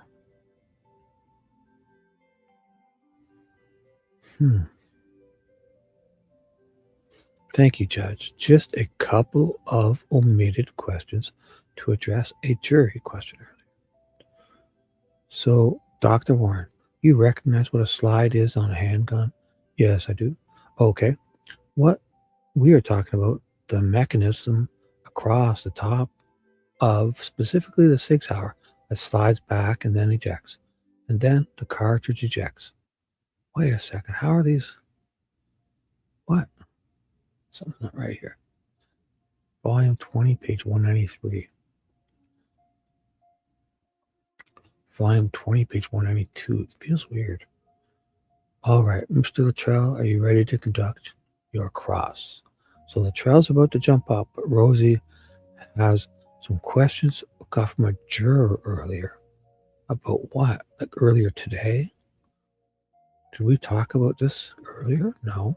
It was all Dr. Polly Westcott and who was the other one? Betsy Blair. Or, yeah, and this other doctor, which wasn't about, he was like a psychologist. This doctor's, no, it was Betsy Blair, then Stuart Grassian, and then this guy, right?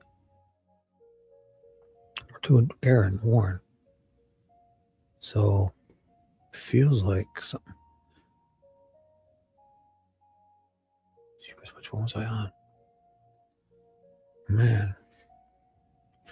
Dr. Erin Warren. Something doesn't feel right.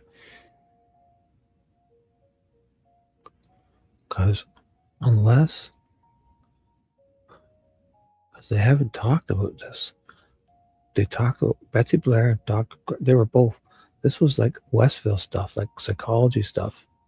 And this was nothing, How can they say unless it's a different day? Am I doing these in the wrong order? Or do they have them listed in the wrong order? Shit. Is there anyone else? Straight? No, that's computer. Yeah, because these are computer. Or like forensic, digital forensics, right? This is just Betsy Blair.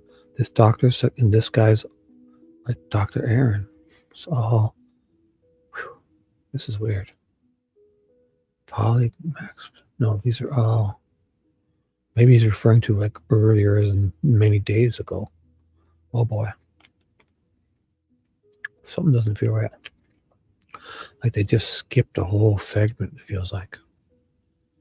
Because how do we get to these juror questions? There weren't juror questions yet. It was sidebar. I'm sorry to interrupt. Give him 5 minutes. Sorry, I'm trying to move. ATF, blah, blah, blah. How did they start talking about juror questions? So it was based on. All right, Mr. Reddy. Yes, Your Honor. Indicated to me he had an omitted question. From where? Okay, it's really based on the questions we got from a juror earlier. As in a whole other day? From like when Oberg was in? Like that was like 3 or 4 days ago, 5 days. Last week or something.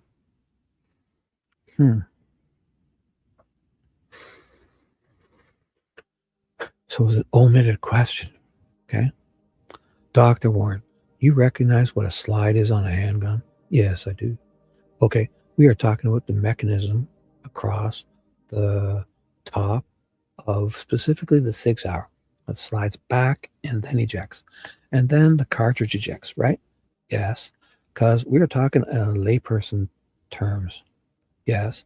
What do the firearms manufacturers, I'm trying to think of the right word, do they pay particular attention to the amount of force that is necessary when they construct these guns? The forces that's necessary to slide or rack that slide? Yeah, they do. So, I mean, that's one of the blueprint, if you will, characteristics that the manufacturers will have to work out before they even start manufacturing. So, that force is generally dictated by the recoil spring, and so there would be a calculation and measurements that would be for manufacturing that spring that would give us particular tension or require a particular force to rack that slide. Okay, and so is there actually research focused on the integrity of that slide as it's used over time? In other words, how does that force change?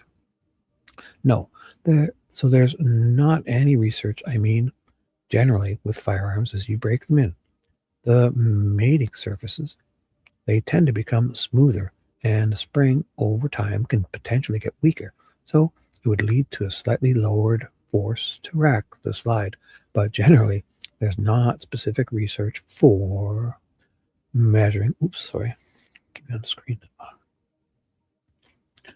For measuring or determining the amount of force.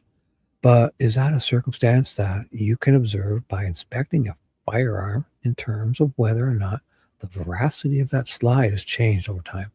So, I mean, you can look at the tool surfaces on the slide themselves.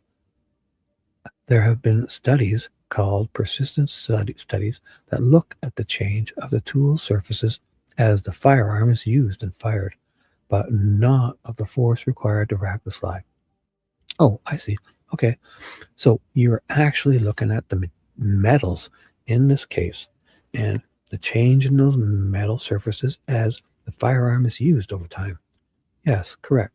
So there are several studies that will take, say, a machine gun, for instance, because you can rapidly fire a whole lot of rounds and compare, test fire 1 to 10, 10 to 1,000. And generally the research shows that those marks are persistent across, up to 1,000 rounds in some cases. It's also been done in pistols, not just machine guns. I do want to clarify that. So, yeah. Generally, our tool surfaces, the marks that they leave do have persistence to them. Okay. And so is a 6-hour, how would you describe a 6-hour as a brand in terms of the quality of handguns they make? So 6-hour is generally perceived as a high quality handgun.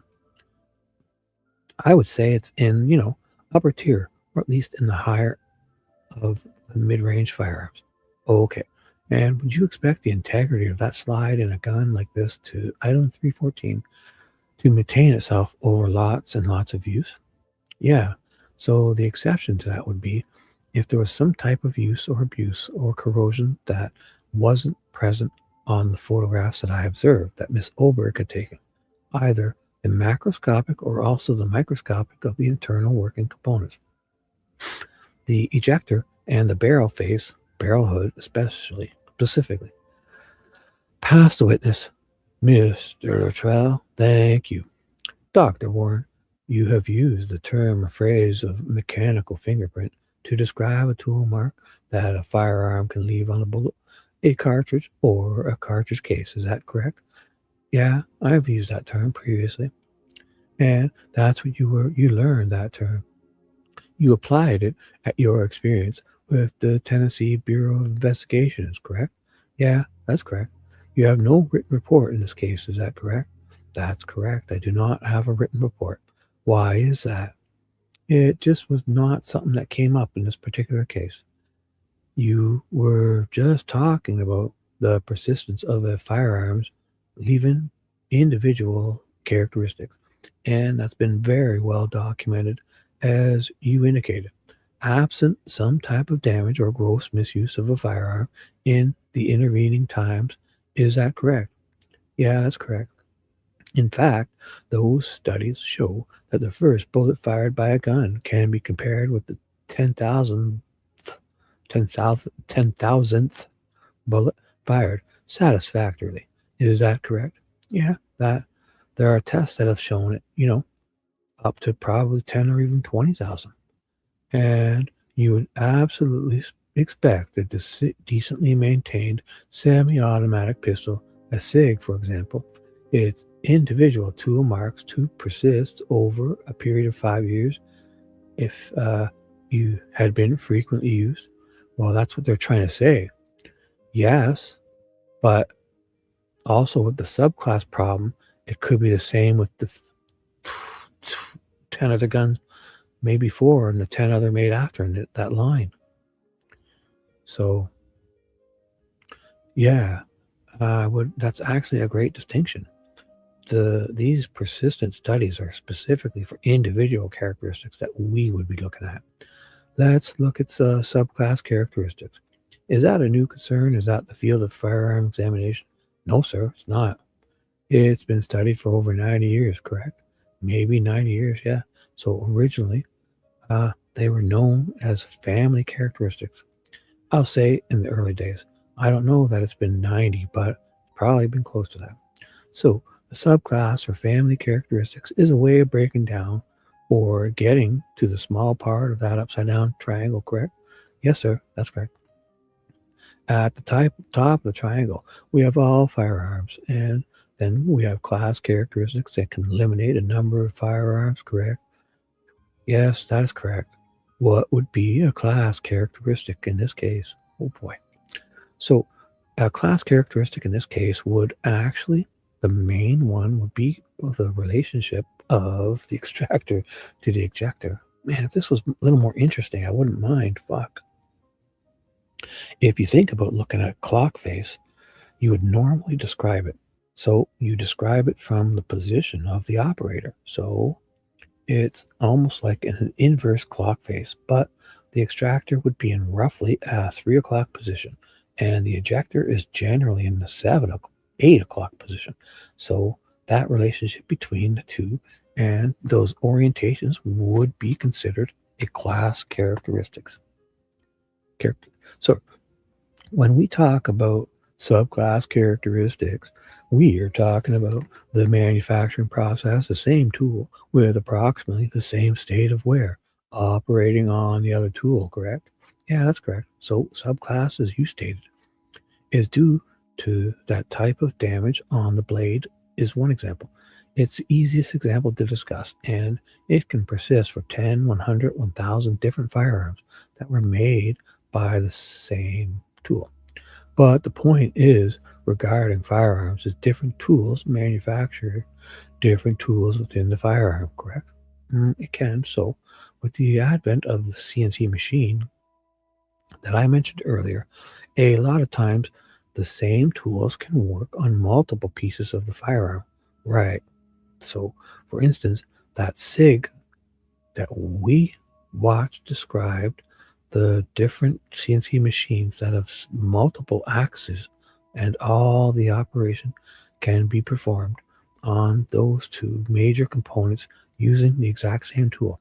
Axes should be an I believe, not axis. Axes, like axis, like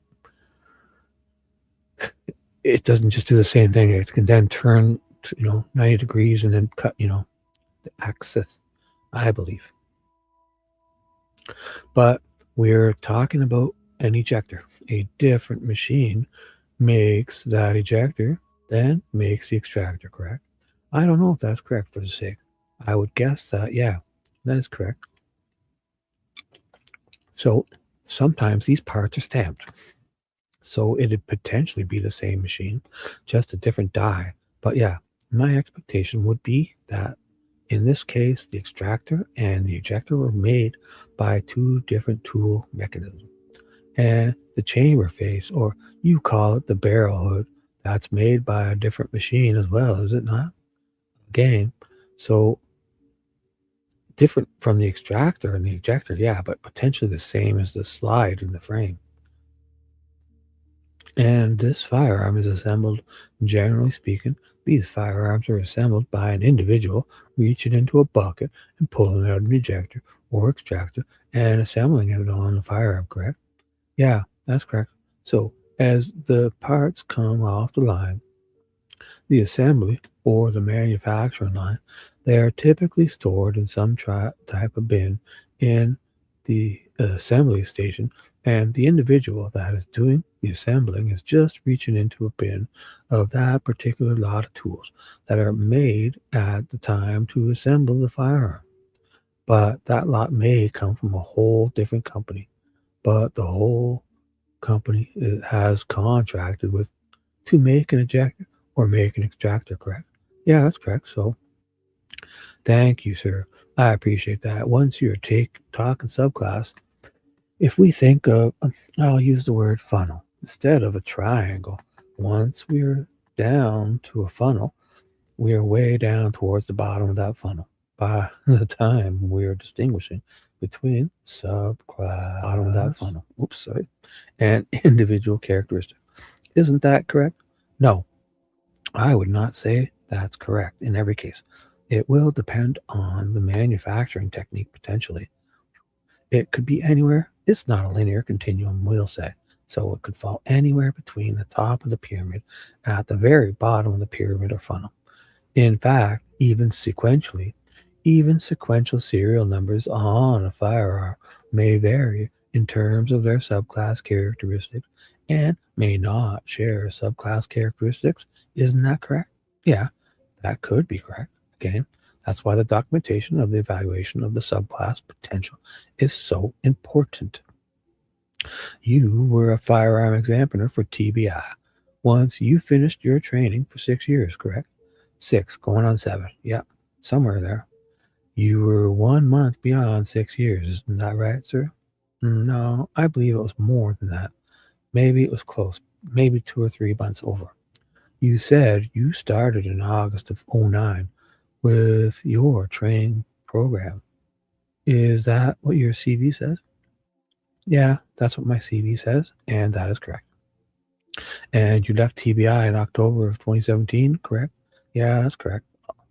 A trained, experienced firearms and tool mark examiner would always consider the potential for subclass, correct?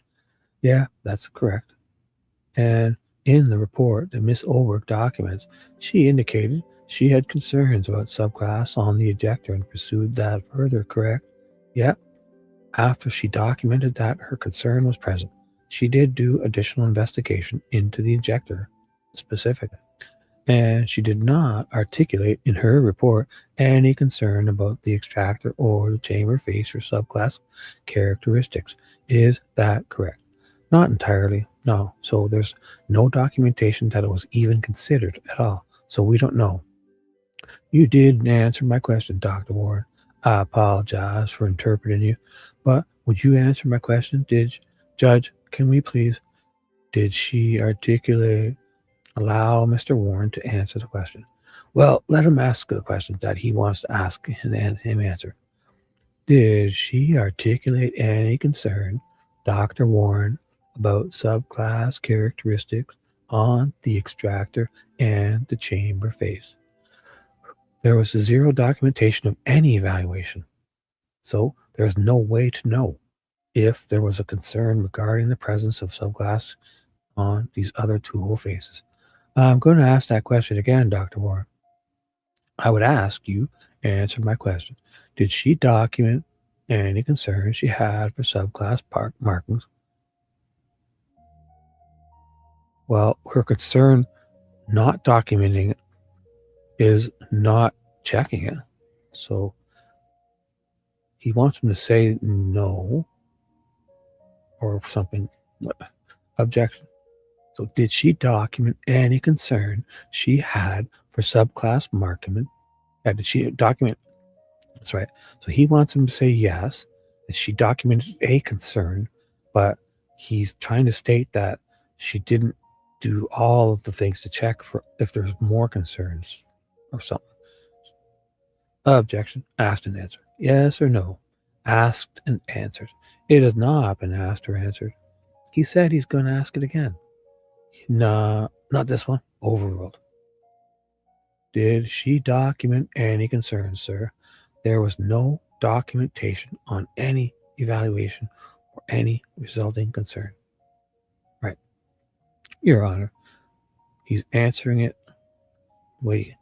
not the way you want, right? Your Honor, he's not answering my question. He's giving a speech to the jury. I'm asking the question. I'd like him to answer my question. It's a yes or no question, sir. Did she document any concerns she had for subclass characteristics in the extractor or the chamber face? As I've testified, there was no documentation of any concern or any evaluation. Wait. Did she document any concerns? There was no. Your Honor, I would ask him to directly answer my question. Sir, it's a yes or no question. Yes, sir. And the answer is no. Do you know how many years Miss Oberg had as a firearm and tool mark bullshitter at the time she did this examination in October 2022? I do not know how much time she's been bullshitting. She had, would you be surprised to know she had well over the amount of time you've had to be a firearm and tool mark bullshitter? No, that would not surprise me. Time does not factor into it in my mind. You, a good firearm and tool mark bullshitter, would conduct research all the time while they're doing their craft, their discipline. Is that correct? No, it would depend on what was in front of them. So if it was something that was routine, I would not expect there to be additional research that was performed. But they're always doing research as they're being tool mark bullshitters, correct? I'm going to object to speculation on what a good firearm bullshitter would do. Sustained. We have the board of AFTE here, Your Honor. I think he can. A board member of AFTE. I think he can answer. Well, let me rephrase it. And he can answer it. Rephrase it then. Sir, does AFT encourage its membership to continue to do research as they're maturing and gathering knowledge on firearm and tool mark bullshitations? No. So AFT does encourage research by its practitioners. It does not qualify that the research should occur from one case to the next. And in fact, I would disagree that that happens. They encourage them to do research and gather knowledge, correct? Yeah, that's correct. Are you suggesting to this jury that Miss Oberg, after bullshitting about the ejector and noting potential for subclass characteristics, forgot about subclass characteristics when she bullshitted the extractor or the chamber face? I'm saying that it's possible because nothing was documented regarding that process. And you pull all of your research and your knowledge that you'd gained in your 6 years at TBI into a report and document everything about your experience, training that's led to your opinion. Yeah, so my 6 years with the TBI, in my 14 years total doing this, if I do research that's specific to my conclusions for a particular case, I make every effort to document all of it to the best of my ability. So everything you rely upon, your bullshitting, everything that you're learned over time, everything you learned to distinguish subclass from individual characteristics, you actually had to your report. You attach that to your report? No. As I testified just a second ago, any time I have to do research for a specific case, something that directly relates to my opinion in that case, I do note it. Ms. Oberg identified 3 different tools having made tool marks on this particular cartridge, item 016. Is that correct? Wait, Ms. Oberg identified 3 different tools. Ms. Oberg identified 3 different tools having made tool marks on this particular cartridge. Yeah, she did determine, actually, the 3 tool marks were what she based her opinion on. And by basing her opinion on 3 separate tool marks that strengthened her opinion, that she ultimately came to identify the defendant's 6 hour as having cycled item 016. Isn't that correct? I don't believe that. Objection to speculation about what was going on in her mind at the time she made these conclusions. I don't think he's in a position to testify about that. I'll rephrase that question. Okay. The fact that she notes 3 different tools that she identified as making specific, distinct tool marks on that cycled cartridge strengthened the result that she obtained. Isn't that correct? I don't believe that it strengthened the results. There was subclass agreements noted on the ejector. There was some agreement which does not meet the AFTE sufficient agreement stated by her and her report on the extractor. And I didn't see any agreement on the barrel face. So to me, no, they do not strengthen the final conclusion. Ms. Oberg found agreement on the chamber face markings and of the defendant's SIG and item 016 through, though, didn't she? She does state that she found some agreement. She found sufficient agreement, didn't she? No. So her case file says some agreement. The report does indicate at the bottom there's a stipulation that says when she reaches an identification that is sufficient agreement, but that is not reflected where she was showing her work and illustrating that basis. The bottom line on the question, the bottom line is a tool mark is a tool mark. When you are talking about cycled only versus fired cartridges, isn't that correct? No, that's not correct. This is where it's getting good, I guess. The task of the examiner is to look at the fire test casing and see if it actually creates the similar markings that are on the question item 016. Isn't that correct? Yeah, as I testified earlier. It's the reproducibility and the repeatability of a particular tool mark of a particular tool that needs to be evaluated. So it's not apples to oranges. She's actually confirming, an examiner can confirm that the test fired. The test fires are appropriate and adequate to compare to the cycled cartridge, correct? That is something that can be determined. But specifically in this case, she actually determined that it was not sufficient, that she could not find the agreement from the fired cartridge cases to the cycled cartridges. In fact, she found that she could find that the test fired cartridge was suitable for comparison to 016, correct? So that was her conclusion. Yeah. In fact, you just did that in front of the jury with defense exhibit 00. Isn't that correct? Right? Well, you'll have to clarify what that is. You documented for the jury that you could use that the ejector mark from the test fire was suitable for comparison to 016, the cartridge. No, sir, I did not testify to suitability or anything. I simply looked at the photograph itself and pointed out what was visible on that photograph. I asked you earlier if you actively use CMS, and you say you do actively use it. Yes, sir, I do. And in 2021, you testified 2 years ago, October 2021, that you did not use CMS, correct? What a whole bunch of bullshit this is. How is this even in court? Fucking jurors are fucking sleeping by now. So, and I'm not sure which case you're referring to, but if that was my testimony, it was probably that I didn't use it in that particular case. So with CMS, it is mostly, well, only applicable to striated marks. If anybody's even still here, I'm sorry, this is boring as shit. I want to get this done so I don't have to ruin the next show. So this one's toast. So if you go and you don't listen, I understand. If you shut this down, I do. This has been a weird show. I covered some shit at the beginning. I fucking watched Dave's stream. I sniped it. Oh boy. I don't even know what's happening. Fuck this. I'm getting it done because I do not want to deal with this again. And I'm not skipping it because I'll never stop thinking about it. So, rant over. So, where the fuck was I? I'm not sure which case you're referring to, but that was my testimony. It was probably that I didn't use it in that particular case.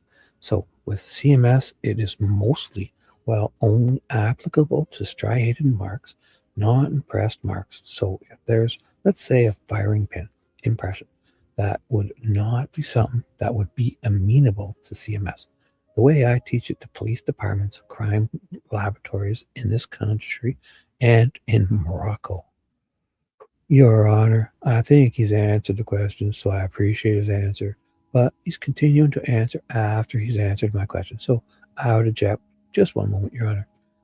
Would you, and you received training, you indicated in 22 and 23 on the CMS, use of CMS? Yes, sir. That's some of the most recent training where Mr. Murdoch invited me out. Yes, sir. And were you trained to use another examiner's photographs that were created to show one aspect of the firearm in your evaluation? Holy fuck, of CMS? Yes, sir. During the training course itself, that's exactly what is used to is the photographs that another examiner had taken. And when these guys don't even know what they're talking like this. They're not even communicating. So they're just kind of saying things at each other. Were you trained that you could go into court and testify on CMS based upon your examination of another examiner's photographs? Yeah. And in fact, that's regularly occurs. Are you the Dr. Warren who testified in the case in Flagstaff, Arizona in 2021, October 2021? I have testified in Flagstaff, Arizona. I will have to take your word if you say it's 2021. I don't recall. And did you indicate in an interview in that case that you did not use CMS methodology? I don't recall an interview associated with that case. But again, it might have been a situation where it wasn't applicable. Or, yeah, I didn't use it in that case. If it specifically was asked whether I used it in that specific case, but I don't recall. Do you recall telling them that it's a West Coast thing? It's not something that you do or that's done in the Midwest or the East Coast. Yeah, that's certainly true. So CMS was started in 1959 at UC Berkeley. And so that is generally where you find the majority of practitioners. It has migrated, across the U.S., but as I stated earlier, there are some laboratories that do not use it. Have you testified in the past that you cannot come into court and offer a conclusion based upon photographs alone? I'm going to object. That's asked and answered. Overruled. Thank you. Have you said that? Can you repeat the phrase that you used? Have you testified in court that you cannot render a conclusion on a result by looking at another examiner's photographs alone? Yes. I can image, like what? Sorry, I can image Wait, one? What the fuck? Yeah, I can imagine there are situations where the photographs are such that I could not testify to any specific conclusions. And did you say because you need to look at the exhibits yourself on the microscope and look at it all, different phases and possibilities, you would not make a conclusion of off of a handful of photographs? Were those your words? Again, I don't recall the specifics of that. I could certainly imagine that I think in the Flagstaff case, those bullets were very soft lead bullets fired through a micro-grooved barrel, which means they are teeny tiny marks. So it is possible that I would say along those lines that, yeah, in that particular case, there'd be so many different phases and possible combinations, and things would be so microscopic that I would need to physically examine the evidence in order to render a bullshit conclusion on a source opinion. You did not say that in this particular case. I could not. You just said, as a general rule, you could not render an opinion based upon a handful of photographs. Aren't those your words under oath? Again, that may be my exact wording. I'm not sure. I can only say that my recollection right now is with that case. In those specific situations, yeah, that would be a correct statement, is that I could not or would not even look at the photographs and make a source conclusion determination from the photographs. What's the most important? Well, we withdraw that and ask you what's the most you have done. You have your own laboratory, correct? Yes, I do. And is it not an accredited laboratory? No, we are not accredited. But you have testified, you have tried to make it up to the standards that would be required by accreditation.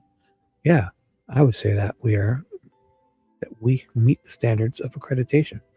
Of course, the whole concept of accreditation is you are not making that decision. An outside party affirming that. Isn't that the whole point of accreditation? No. The way I understand accreditation is essentially you are paying a body, a peer of yours, to come into your laboratory and look at your procedures, and then, let's say, 5 cherry-picked cases. See, he is disgruntled, this guy. And make sure that to close specific cases that were presented to your peer actually reflect that you are doing what you're supposed to say. Yeah, so you're saying it's bullshit. And so it sounds like you don't have a lot of confidence in accreditation. I do not have a lot of confidence in accreditation that in certain circumstances would be fair. And as an example, the Rhode Island and the Wyoming crime labs are both accredited. Perfect example. Yeah, and they got accreditation, meaning it's just bullshit. Basically paying someone to come in and say, yeah, you're great. So what's the most important tool in your laboratory, sir? You'll have to be more specific. I have many tools that are very important for specific tasks. What's the very most important everyday tool you use in firearms tool mark examination? In firearm and tool mark examination, the most important tool would be myself. How valuable to you is your comparison microscope when you do examination? So if you are conducting microscopic examinations, then you would need to have a comparison microscope in order to accomplish that. How crucial and essential is that if you're going to make an examination to use your comparison microscope? If you're going to do a comparison of the physical items of evidence, then you would need to use the comparison microscope to do that. And why is the comparison microscope so central to firearm tool mark bullshitting? Judge, I'm going to object at this point to relevance. He's just asking broad-based questions that have nothing to do with this case. It has everything to do with this case. Your Honor, I disagree. Overruled. Why is your comparison microscope so critical to your examination of the evidence? Again, my comparison microscope is one tool that I have.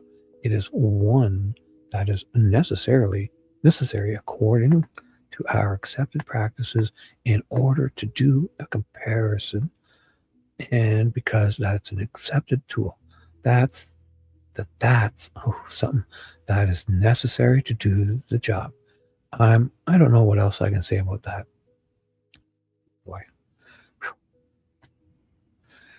So you could either use it or not when you do an examination comparing test fires to an unknown piece of evidence. Yes, sir, you can use that tool, or you can use another tool, like a 3D microscope. You know, these guys are like being so petty. Like, there are multiple different tools that can be used. You were trained on the AFT Standards Training Manual. So I was trained using the TBI Training Manual, but it was based on the AFT Training Manual. And despite the question Mr. Rutzi asked you about critics of firearms and tool marks, you strongly endorse the AFTE manual and its methodology, correct? So for firearms bullshitters, I strongly recommend AFTE membership and participation. I don't have a specific strong, recommended, or whatever your term was for how an agency uses that particular training notebook. They are provided to AFTE members as guidelines and as some type of starting point for the agency to take it and make it their own. So it sounds like the comparison microscope, you can take it or leave it. Is that what you were telling us today? If you want to look at it that way, sure. The role of forensic scientists is to let the evidence speak for itself. Is that correct? Yeah, there. Judge, I'll object again to relevance. We're talking very broadly here. Sustained. You have that term yourself in talking about your role in firearm tool mark bullshitting, that you let the evidence speak for itself. Isn't that correct? Same objection. Overruled. Is that correct, sir? Yeah, the statement. So those are statements that sound familiar, like something that I would make. And is that something you would take it or leave it? It is. Or is that something you firmly believe in? No, I would firmly believe that as a forensic scientist, or even outside of forensics as a scientist, I'd document the evidence to the best of my ability and then demonstrate that evidence and let it speak. You offer services to individuals or institutions that wish to hire you, that you can do consulting like you've done in this case, correct? Oh boy. Yes, sir. So I have a website and an email address and a phone number published. I'm equally available to whomever needs those consulting services. And part of that consulting is reviewing the documents and giving your opinion about those documents. That documentation, isn't that correct? Yeah, that is correct. So, and thank you, sir. Routinely review. You've answered my questions. I appreciate that. And you also do your own examination on evidence in cases. Isn't that correct? Is that something, if that is something that, yes or no, sir, is requested, then yes, that is something that I'm capable of doing. So when you were asked by Mr. Rutzi if you had received everything you needed in this matter, you did not include item 016 or the various firearms in this matter, including the defendant's firearm. You didn't ask for those, did you? I don't remember what the discussion with the attorney was regarding that.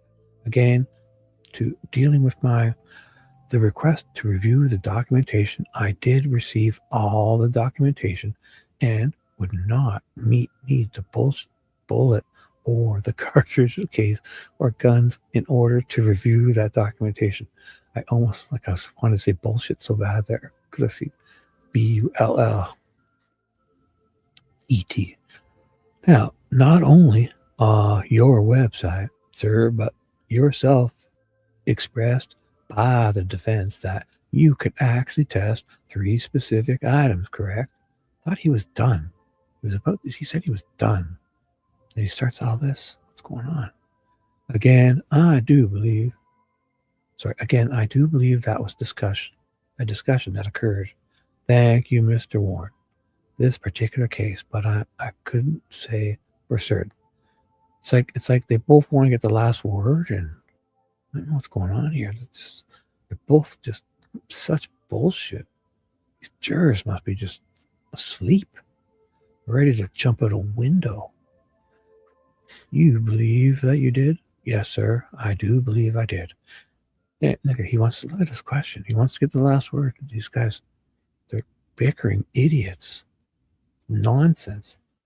And you know that whole process, how an order is sent to the court to obtain the evidence from the ISP, and it's appropriately shipped to you in your laboratory, where you can examine under your comparison microscope, should you choose to do so, this evidence and test fires that you yourself would take, correct? I'm not familiar specifically with the process in this state, but generally what was just described is the most common occurrence whenever I do physically examine evidence. And did you ask the attorneys for that opportunity? Again, I don't remember. This was over a year ago, where these discussions probably would have occurred. I do make it a routine to explain all the services that I can offer. Physical examination of the evidence using a comparison microscope is one of those options. Regarding that, if you have received these items to compare the defendant's firearm with 016, create your own test fires and test cycle and compare them to 016. Would you have decided to use your comparison microscope to do that? I'm going to object at this point. This calls for speculation. Overruled. Oh boy, I need a drink. 1 second.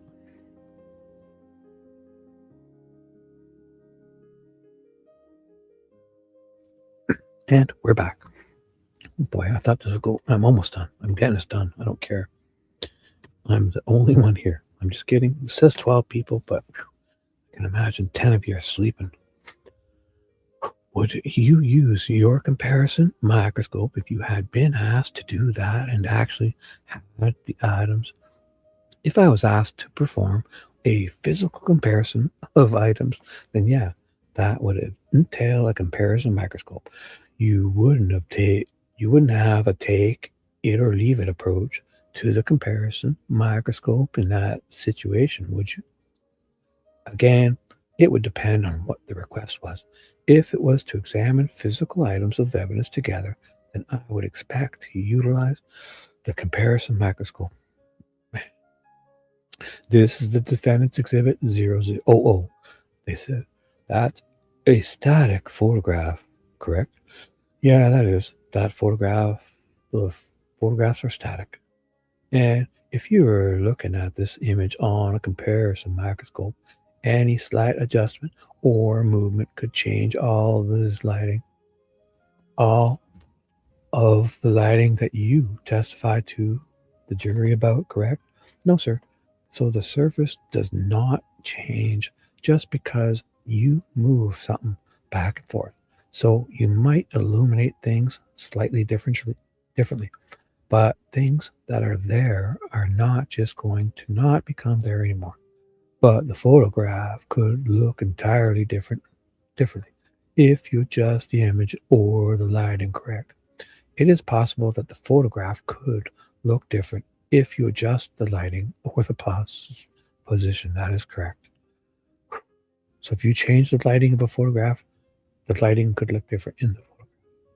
Oh, what are these guys bickering about? This is nonsense. What is Gull allowing this? Oh my God. I have no further questions. Thank you. Mr. Rotzi. Yeah, thank you, Judge. Rosie's back up. Dr. Warren, how long ago would you estimate it was that we first started working together? It was over a year ago, I would say. So based on my case number, in this case, we could have been before September of last year. So more than a year. Okay. And did I ask you to generate any reports? I do not recall that request. No. Okay. Did you make yourself available to the state of Indiana when they wanted to depose you? Yes, I did. And approximately when was that? It would have been, so I was in Morocco at the time, so maybe 3 or 4 weeks ago. Nothing further. I have no further questions. Does anybody in the jury have any questions for Dr. Warren? All right. Would counsel approach? Oh boy, tons of notes. They're having a sidebar. Okay, tons of notes. Bunch of questions. Yes or no? No answers. You stated the change of position and a slight turn of the tools in a handgun can change the marks on a cartridge. How would CMS or objective testing be usable?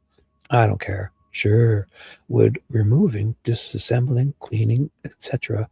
change the position of individual striations? And if so, would you have to test a cartridge in all iterations to consider it objective or relevant? Sure. I don't know the answer to that. Are you okay with the question? I'm okay with it. Do you know if the manufacturer keeps track of subclass characteristics? That's fair. If he knows, would the presence of subclass characteristics only be something to acknowledge in pursuit of individual characteristics? Whew. I guess we're going to have to get some bullshit questions to finish this whole bullshit segment, right? Well, let's do it right. I think the answer is clearly yeah, but I think it's confusing. I have no idea half the time what I'm reading. Is there a reason you didn't verify the results in the report by conducting your own analysis rather than reviewing the pictures and findings of Miss Oberg? No objection. I think that's fine. Would doing your own analysis have been more conclusive? Fair. Do you believe that using 2 runs of 3 or 1 run of 6 would be the gold standard to observe sufficient analysis? And would you have done this to come to any conclusions about the items? Kind of loaded. Yeah. Is that okay? It's somewhat consistent with the testimony, I guess. It's fine. Okay. Would individual marks be lighter or darker depending on who is manually cycling the cartridge due to the force? They tried to get into that a little. Yeah, I'm not going to object. Do you look at the subclassification marks on the cartridge? Yeah. What is the relevance of the cartridges having similar subclass characteristics? Oh, geez. They must not have been here for that last. Oh my God, they're like, we just talked about this for fucking. That's the whole thing. They're like, okay. Like they're both saying something dumb. They probably left that out purposely. Like, did you guys just not hear what we just said for the last? We just went over all that bullshit. Over was are sequential serial numbers to guns made within the same lot, assuming there isn't a change in lot numbers? Wow, we are in the weeds. I don't think you really talked about that. You didn't. Serial numbers, though, did we? Yeah, he didn't. You didn't really. I asked him a question about the machines. Yeah, the tooling. Okay, so no. That just goes to the the frame, whatever. The assembly or something at the time or frame. Yeah, the video talked about it. So yeah, sure. Ask. I don't care. Rosie's like, fuck. I don't care. Just get me out of here. This one's really weedy. Can you speak to the 1.5% false positive and 2.8% false negative percentages in consecutively made tools? Sure. Blah. That's not really, actually, that question is just entirely wrong. It's conflating 2 totally separate issues. I thought we were into separate. He talked about error rates, but not in this, in the course of making tools. Right. Okay, so no on this one. Okay, thank you. That was my memory as well. Miss Oberg cycled numerous dummy cartridges through Mr. Allen's gun with the same characteristics markings? Are you saying these are false findings? She didn't do any dummy. Negative. Plus, it's not a true statement. So, okay, so no on that. So that tells us she doesn't know what's going on. Are you a certified firearm and tool mark bullshitter? Yeah. Have you completed proficiency testing and black box studies? Oh, nice. Somebody was paying attention. Paying attention? Yeah. So okay on that one? I'm okay with that one. I don't know that those things are really mutually exclusive. Proficiency testing and black box studies are not. So no, they're not related. He could answer it. I don't think it's kind of mixing the two. Okay, so no on that.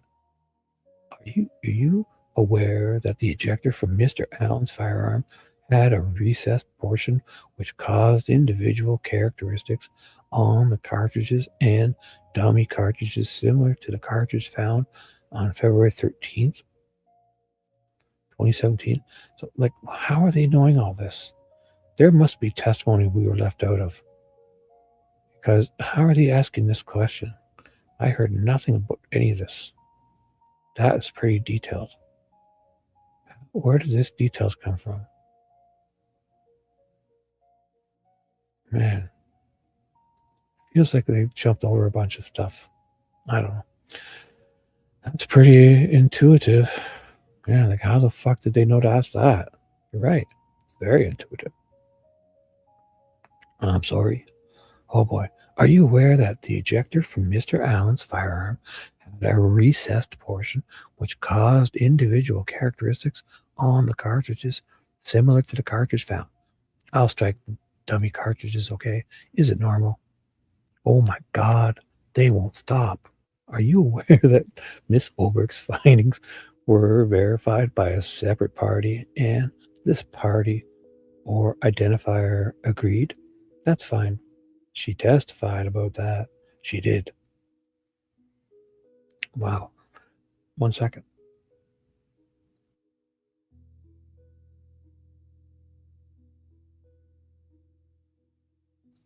Man, even calls like this is weird.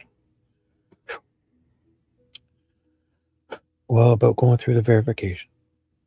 Verified by a second party. Yeah. Is it normal practice that you to not issue a report when conducting examinations or consultations? Well, he didn't do an examination. Well, it said when conducting examinations or consultations, as you did for this case. If not, please elaborate why a report was not included in this case. Why what? Why a report was not. So both of those are okay. Yeah, I think they're fine. And what are the chances that the cartridge found at the scene would have the same subclass markings as the Indiana State Crime Lab test round? That's very intuitive. Wow, okay. And then we break for lunch. Okay. Here's the questions. Oh my God. Okay, lots of questions. Let's go. Yep. Okay, you stated that the change of position and slight turns of the tools in a handgun can change the marks on a cartridge. How would CMS or objective testing be usable? So the CMS or the standard patterns matching would still apply the same way.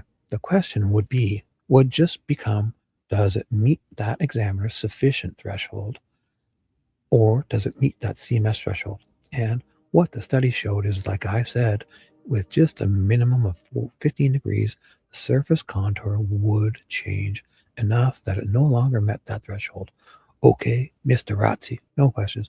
Mr. Luttrell, no questions. Okay, would removing, disassembling, cleaning, etc.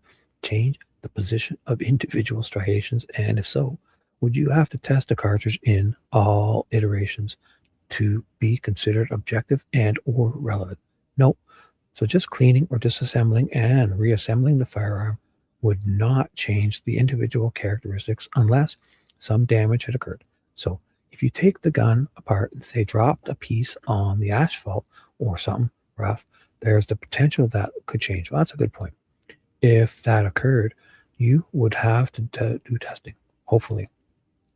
You'd have the testing from before the disassembly occurred.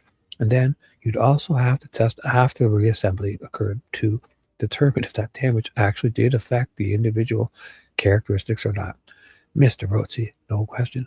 Mr. Luttrell, briefly, Your Honor. Oh, God, this fucking guy. As if it relates to the extractor in this case, there was no photograph of the extractor, correct? That is correct. That is correct. There was no direct photograph of the extractor. I mean, the extractor is visible in some of the macroscopic photos of the whole firearm. You know what's funny? So there's no photo of it, but this is also the same piece that Oberg disintegrated on one of those other guns. It's the extractor arm. She disintegrated one. But to actually see the tool working surface, there was not a photograph. You'd have to disassemble the firearm, correct? Yeah. Sorry. You'd have to disassemble the firearm, correct? Yeah, you would. And that could lead to problems if there ever was another examiner deciding to test that firearm after you disassembled it, correct? No, sir. So again, only if it had been dropped and damaged, but prior to that point, you would have tests made before it was then disassembled and evaluated. I have no further questions. Next question. Do you know if the manufacturer keeps track of subclass characteristics? No, manufacturers don't keep track of that kind of thing. It's all microscopic that pertains to what we do not so much to what they do. Mr. Rozzi, no questions. Mr. Luttrell, no. Is there a reason you didn't verify the results in the report by conducting your own analysis rather than reviewing the pictures and findings of Miss Oberg? So in that particular case, that's what I was testifying to earlier. That was a discussion that, for whatever reason, we decided, or it was requested of me, to evaluate the documentation to see if there was even sufficient documentation that to support a particular conclusion that was reached. So my role, as I saw it and was discussed, is to both educate the attorney on what the conclusion was and then to explain if the documentation supported that conclusion or not. Mr. Rosie, you going to follow up? Rosie, follow up. I mean, is that something you do on a pretty routine basis in your line of work? Yeah, this is a pretty common process. Okay, nothing further. Mr. Luttrell, oh my God, follow up with Luttrell. You made it clear you could do an examination, and the defense did not ask you to do so, correct? Yes. Yes, I would say that was not a request that was made that I recall. It would have. That is something that I could do if it were requested, I guess. Was that like a money thing or what? Who cares? Anything else, Mr. Luttrell? No, I'm sorry, Your Honor. Thank you. No. Another question. Would doing your own analysis have been more conclusive? So it's hard to say without actually doing an analysis. Doing the analysis. It could have. There's the potential that I could have said, hey, I agree with her.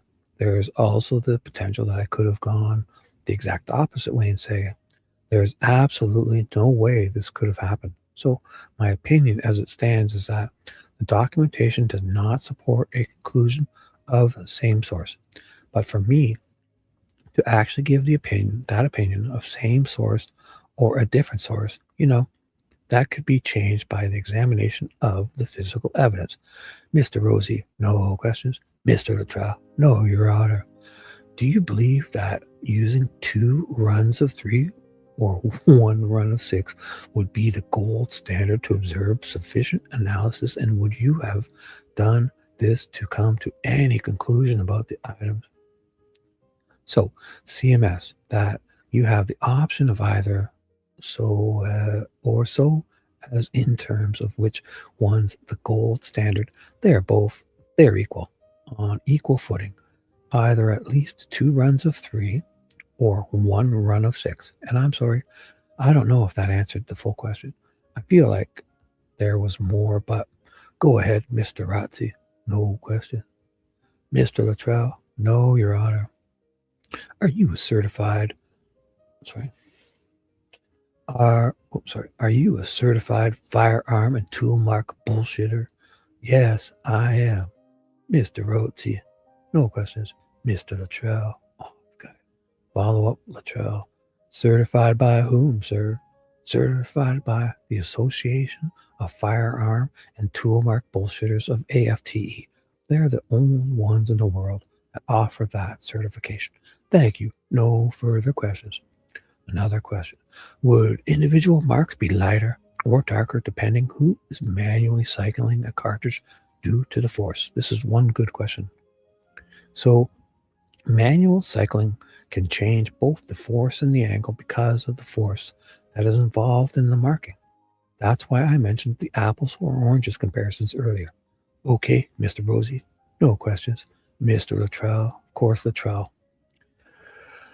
The greater the force used in the manipulating the slide can make more pronounced, prominent, I should say, marks on the cartridge, correct? For the extractor, probably not. It would be more the speed of which it was done. But for the ejector, because it is more impressed, that is certainly true. It could become more pronounced. Thank you. Another question. Do you look... wait, Rosie's jumping in. She's like, do you look... I'm sorry, what? You passed? I asked you, did I pass? I did. Did you even ask him? No, you just asked Luttrell. Yeah, I asked you and you said no, and I looked at Mr. Luttrell. Okay, sorry. I just lost my train. So Rosie blanked out. But he didn't. And at the same time, they didn't write it. Or he did before, right? Yeah, he did. And then he blanked out and forgot he... Dude... So, sorry, I just lost my train of thought there. Forgot, I said. Did you look at the subclassifications and marks of the cartridge? So, the cartridge itself it is possible for an unfired round to have subclass markings from the manufacturing tools. Actually, in fact, there was a 2016 article that specifically looked at Winchester manufactured ammunition. The photograph that was taken of the extractor rim, I can't determine from the photograph if that is the type of subclass manufacturing mark or if it could potentially actually be from an extractor because the tool that is used in that manufacturing process to create the tapered cartridge case is almost the same process as an extractor mark would be. Mr. Rosie, no questions. Mr. Luttrell, yep, follow up. You'd have to look at it under a comparison microscope, wouldn't you? No. So it could be better documented through photographs, and I could evaluate it, or I could evaluate it using a comparison microscope. Either would be sufficient. Which would be the best? Again, it depends on how good the documentation is. If there's good documentation, then I would say they're on equal footing. If there's not, then a comparison microscope would be better if I were going to be opining as to whether or not what that source tool was. So a photograph is just as good as the comparison microscope? Can be. Thank you. What is the relevance of cartridges having similar subclass characteristics? Can you read that again? I'm sorry. What is the relevance of cartridges having similar subclass characteristics? So it would depend if we are talking about subclass from cycling or from tools inside of a gun that were cycled or ones that were manufactured. Manufacturing marks. So manufacturing marks subclass would just mean that the live round would have been manufactured in a close timeline with that same tool in the same state of wear as another cartridge, unfired round. If we're talking about the subclass on the firearm, again, it just indicates that you're restricting or you're funneling or pyramiding that. Oh my goodness, my stomach just growled. Hope you didn't hear that. The potential firearms, I'm doing this, I don't care. And reducing the pool that could have left those marks. Mr. Rotzi, no questions. Mr. Luttrell, no, Your Honor, are sequential serial numbers of guns made within the same lot, assuming that there isn't a change in lot numbers. So you really can't you can't associate a serial number with a specific lot because they do get dumped into the bins. So like we talked about, and there could be multiple lines of manufacturing running at the same time.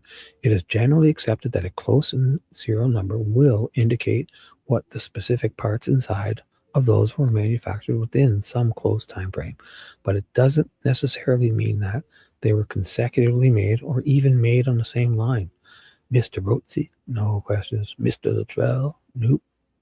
Are you aware that Miss Oberg's findings were verified by a second party, and this party or identifier agreed with hers? Identifier, that's the word. Yeah, I'm aware of that. It was. We'll leave it at that. Mr. Rosie, follow up. And are there many different types of verification processes? Yeah, so there are. So verification can be done non-blinded, where there's essentially a dialogue between the two individuals, and that's the least desirable. It's the one that gives rise to the most bias. Then there's a semi-blind type level where there may be minimal communication or maybe policy. Oh my God. What's up? Yes, I'm still alive. I think I'm half dead. I'm going to finish this, guys. Hey, good morning, guys. I didn't even look. I'm just going to get this done. Sorry. So much gobbledygook here. So that the verifier can already assume what the conclusions were based on how it's done. And that was partly how it took place in this case. And then, of course, there's fully blind, where all the markings are removed that the examiner might have put to indicate where they were looking. All the items are kind of put in one big batch so that they are not previously grouped, so that you give the verifier no context clues, if you will, of what that initial bullshitter's opinion might have been. I've put bullshit in with the examiner. So when you hear bullshitter, that's them saying examiner. It's the only thing that's keeping me going. Mr. Rotzi, does the verification process involve the verifier looking at the case file, kind of like the report of the original bullshitter, and saying, hey, you need to add some more information here? Or is that part of the process or not? It can be part of the process. Okay, I have nothing further. Mr. Luttrell. Luttrell's up.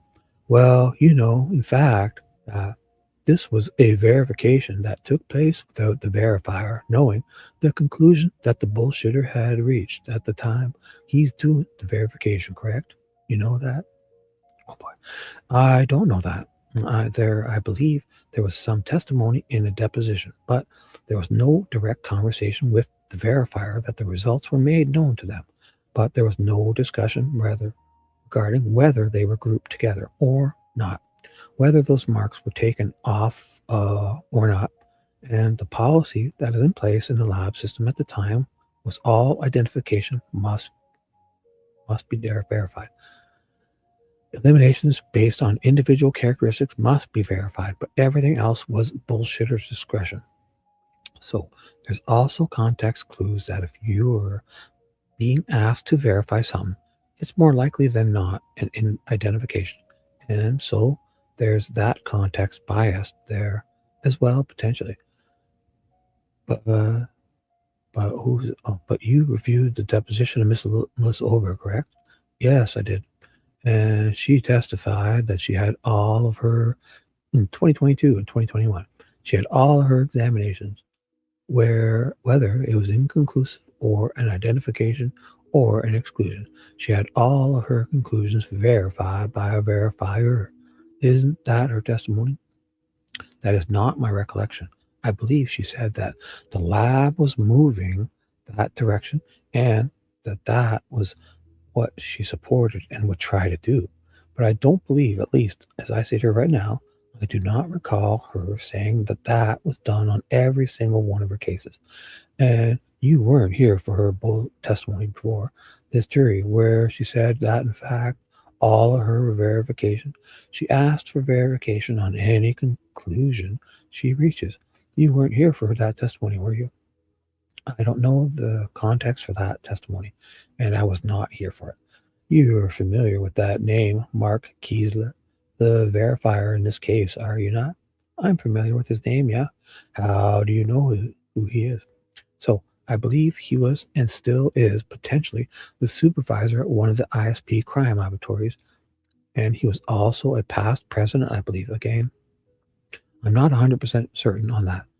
And he also published some articles in the AFTE journal as well. Past president of who? Of what? Of AFTE. I'm sorry if I did not state that. Thank you. No further questions. Next question from the jury. By go. Are you aware that the ejector from Mr. Allen's firearm had a recessed portion which caused individual characteristics in the cartridge and similar to the cartridge found on February 13th, 2017? So generally, the extractor has a recess. It's essentially a claw. So if you were looking down from the top of on the gun, this is what the extractor would look like. And there's a groove on the cartridge that it will grab to extract and pull it out when the slide is cycled, whether through firing or manual.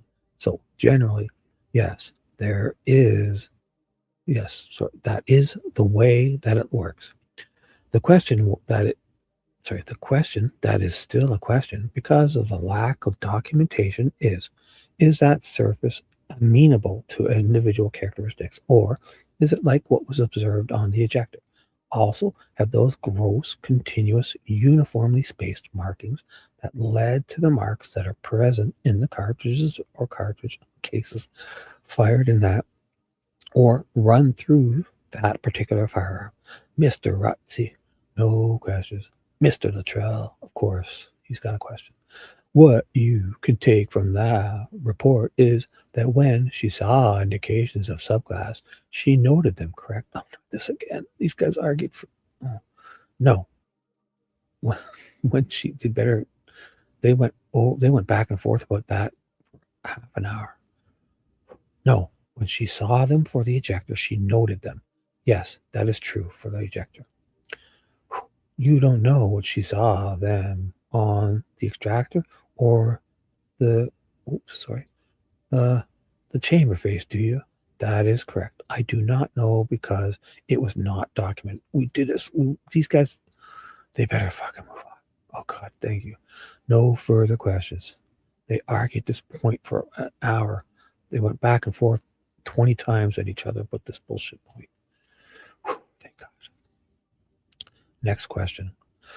Is it normal practice for you to not issue a report when conducting examinations or consultations as you did for this case? Yes, that is. I would say probably greater than 50% of the time. The reports typically occur if I'm doing an actual examination of the evidence, because I will list, just like what all the crime labs do, list the evidence that was examined and what those results were. Mr. Rotzi, no questions. Mr. Luttrell, no questions. Next juror question. What are the chances that the cartridge found at the scene would have the same subclass markings as the Indiana State Crime Lab test results? That's a great question. We unfortunately don't have statistics for that. There are so many guns that get manufactured, and we can only collect so many of them. I would say that because of this idea of the consecutive manufactured parts, so generally, when a firearm manufacturer is making firearms, that manufacturing process occurs. They build up some certain amount of stock. They wrap the pallet and send it to a location. and then all of those at least start out their lives in the same general area. So the chance of any 6 hour in this area is going to have a higher likelihood of having subclass than, let's say, guns that got shipped to Florida, at least initially, when the firearm starts its life and leaves the factory. Mr. Rosie, no questions. Mr. Luttrell's up. Dr. Warren, the ejector is made by its own machine, correct? Yeah, so in order for something to be manufactured, a machine has to do that. And the extractor is made by a different machine, correct? Not necessarily, no, but it could be. And the chamber face or the barrel hood is made by a whole other machine, correct? Again, not necessarily, but it could be. No further questions. Thank you, Doctor. You may step down. Oh my God, thank you. Thank you, Your Honor. All right, well, ladies and gentlemen, it's a little bit late, but we are going to go ahead and break for lunch. While you're outside the courtroom, please do all this bullshit they say every time. All rise. 12:42. Let's be back at 1:45, Jody. You can go off the record. 12. So they're back on 1 hour later. All right, we're back on the record. Is the defense ready to proceed? Yes, Your Honor. Oh, yeah? Yeah, Judge. I have an exhibit, which I think is triple G, that I redacted the portion of it that we discussed yesterday. This is the letter. Oh, okay. So I'm just going to publish it, if that's okay with the court, once the jury gets back in, and that would be triple H. Oh, okay. Yeah, it's the printout. No, wait, triple G. That's right. Triple G is the letter. Triple H is the printout. You didn't admit triple H. And I admitted it as a redacted version. Did you want the unredacted version for purposes of the record? Yeah, it's already marked, so let's do that too. Okay. I think I've made some arguments at the sidebar. You did, but I think we should probably have the unredacted. And if we don't have that, okay. So we have the unredacted version. Okay. Did you mark the page behind it also? No. Jody says no. Okay. I thought maybe you said she marked it triple H. Of course, we need to end this with confusion. The worst testimony I've read with utter confusion. So, no. It was G. 2 pages. It was a letter and the envelope. Yeah, that's Jody. So that was okay. So you now have copies for the jury? Yes, ma'am. This one needs to be marked because we are going to mark both of them now. That's triple G. Submitted and denied, or no. God, I admitted it with the understanding that you were going to provide a redacted copy. Oh, okay. To the jury. I'm sorry, I misunderstood. Yeah, no, I admitted triple G, but it was the comments that we were having over here about all the other information in there that was objected to by, I think, Miss Diener. You're just giving me my copy back. Is that what you were doing? Yep. Okay, perfect. So with that understanding, when the jury comes back in, you'll ask to publish triple G. Then, are we ready to go? Yes. Are you doing the next witness? I am, Your Honor. Okay. I just have some exhibits I was going to ask. Okay, to be marked. Judge, from the state's perspective, I believe the next witness is going to be a phone expert. Whew. And the state would ask for an exception from the separation of witnesses to have Christopher Cecil and Brian Bunner sit in on that testimony for rebuttal purposes. Any problems with that? Did you ask? I'm asking defense generally. Is there any concerns about that? No? Okay, so yeah, that'd be fine. Okay, I'm going to bring them in, Judge, before the jury gets in. Okay, all right. Okay, are you ready then, Miss Auger? Yes, Your Honor. Hey, Mr. Rotzi, do you have an extra copy of the redacted of the redacted so that we can attach that. So if there is a conviction, the Court of Appeals has the opportunity to review the ruling that I made on the redactions. Just give that to Jody. Thank you. All rise. Oh my goodness. Thank you. You may be seated. Gentlemen, well, welcome back, ladies and gentlemen. I hope lunch is okay. We are ready to continue. Miss Auger, you may call your next witness. Whew. Thank you, Your Honor. Oh my God. Judge, can I move? Go ahead and publish. Oh, I thought you were going to get up and stretch. Oh, yeah. Hold on. I apologize. Yeah. I'll go get her while that's okay. Ladies and gentlemen, we are going to publish now Defendant's Exhibit Triple G. Thank you.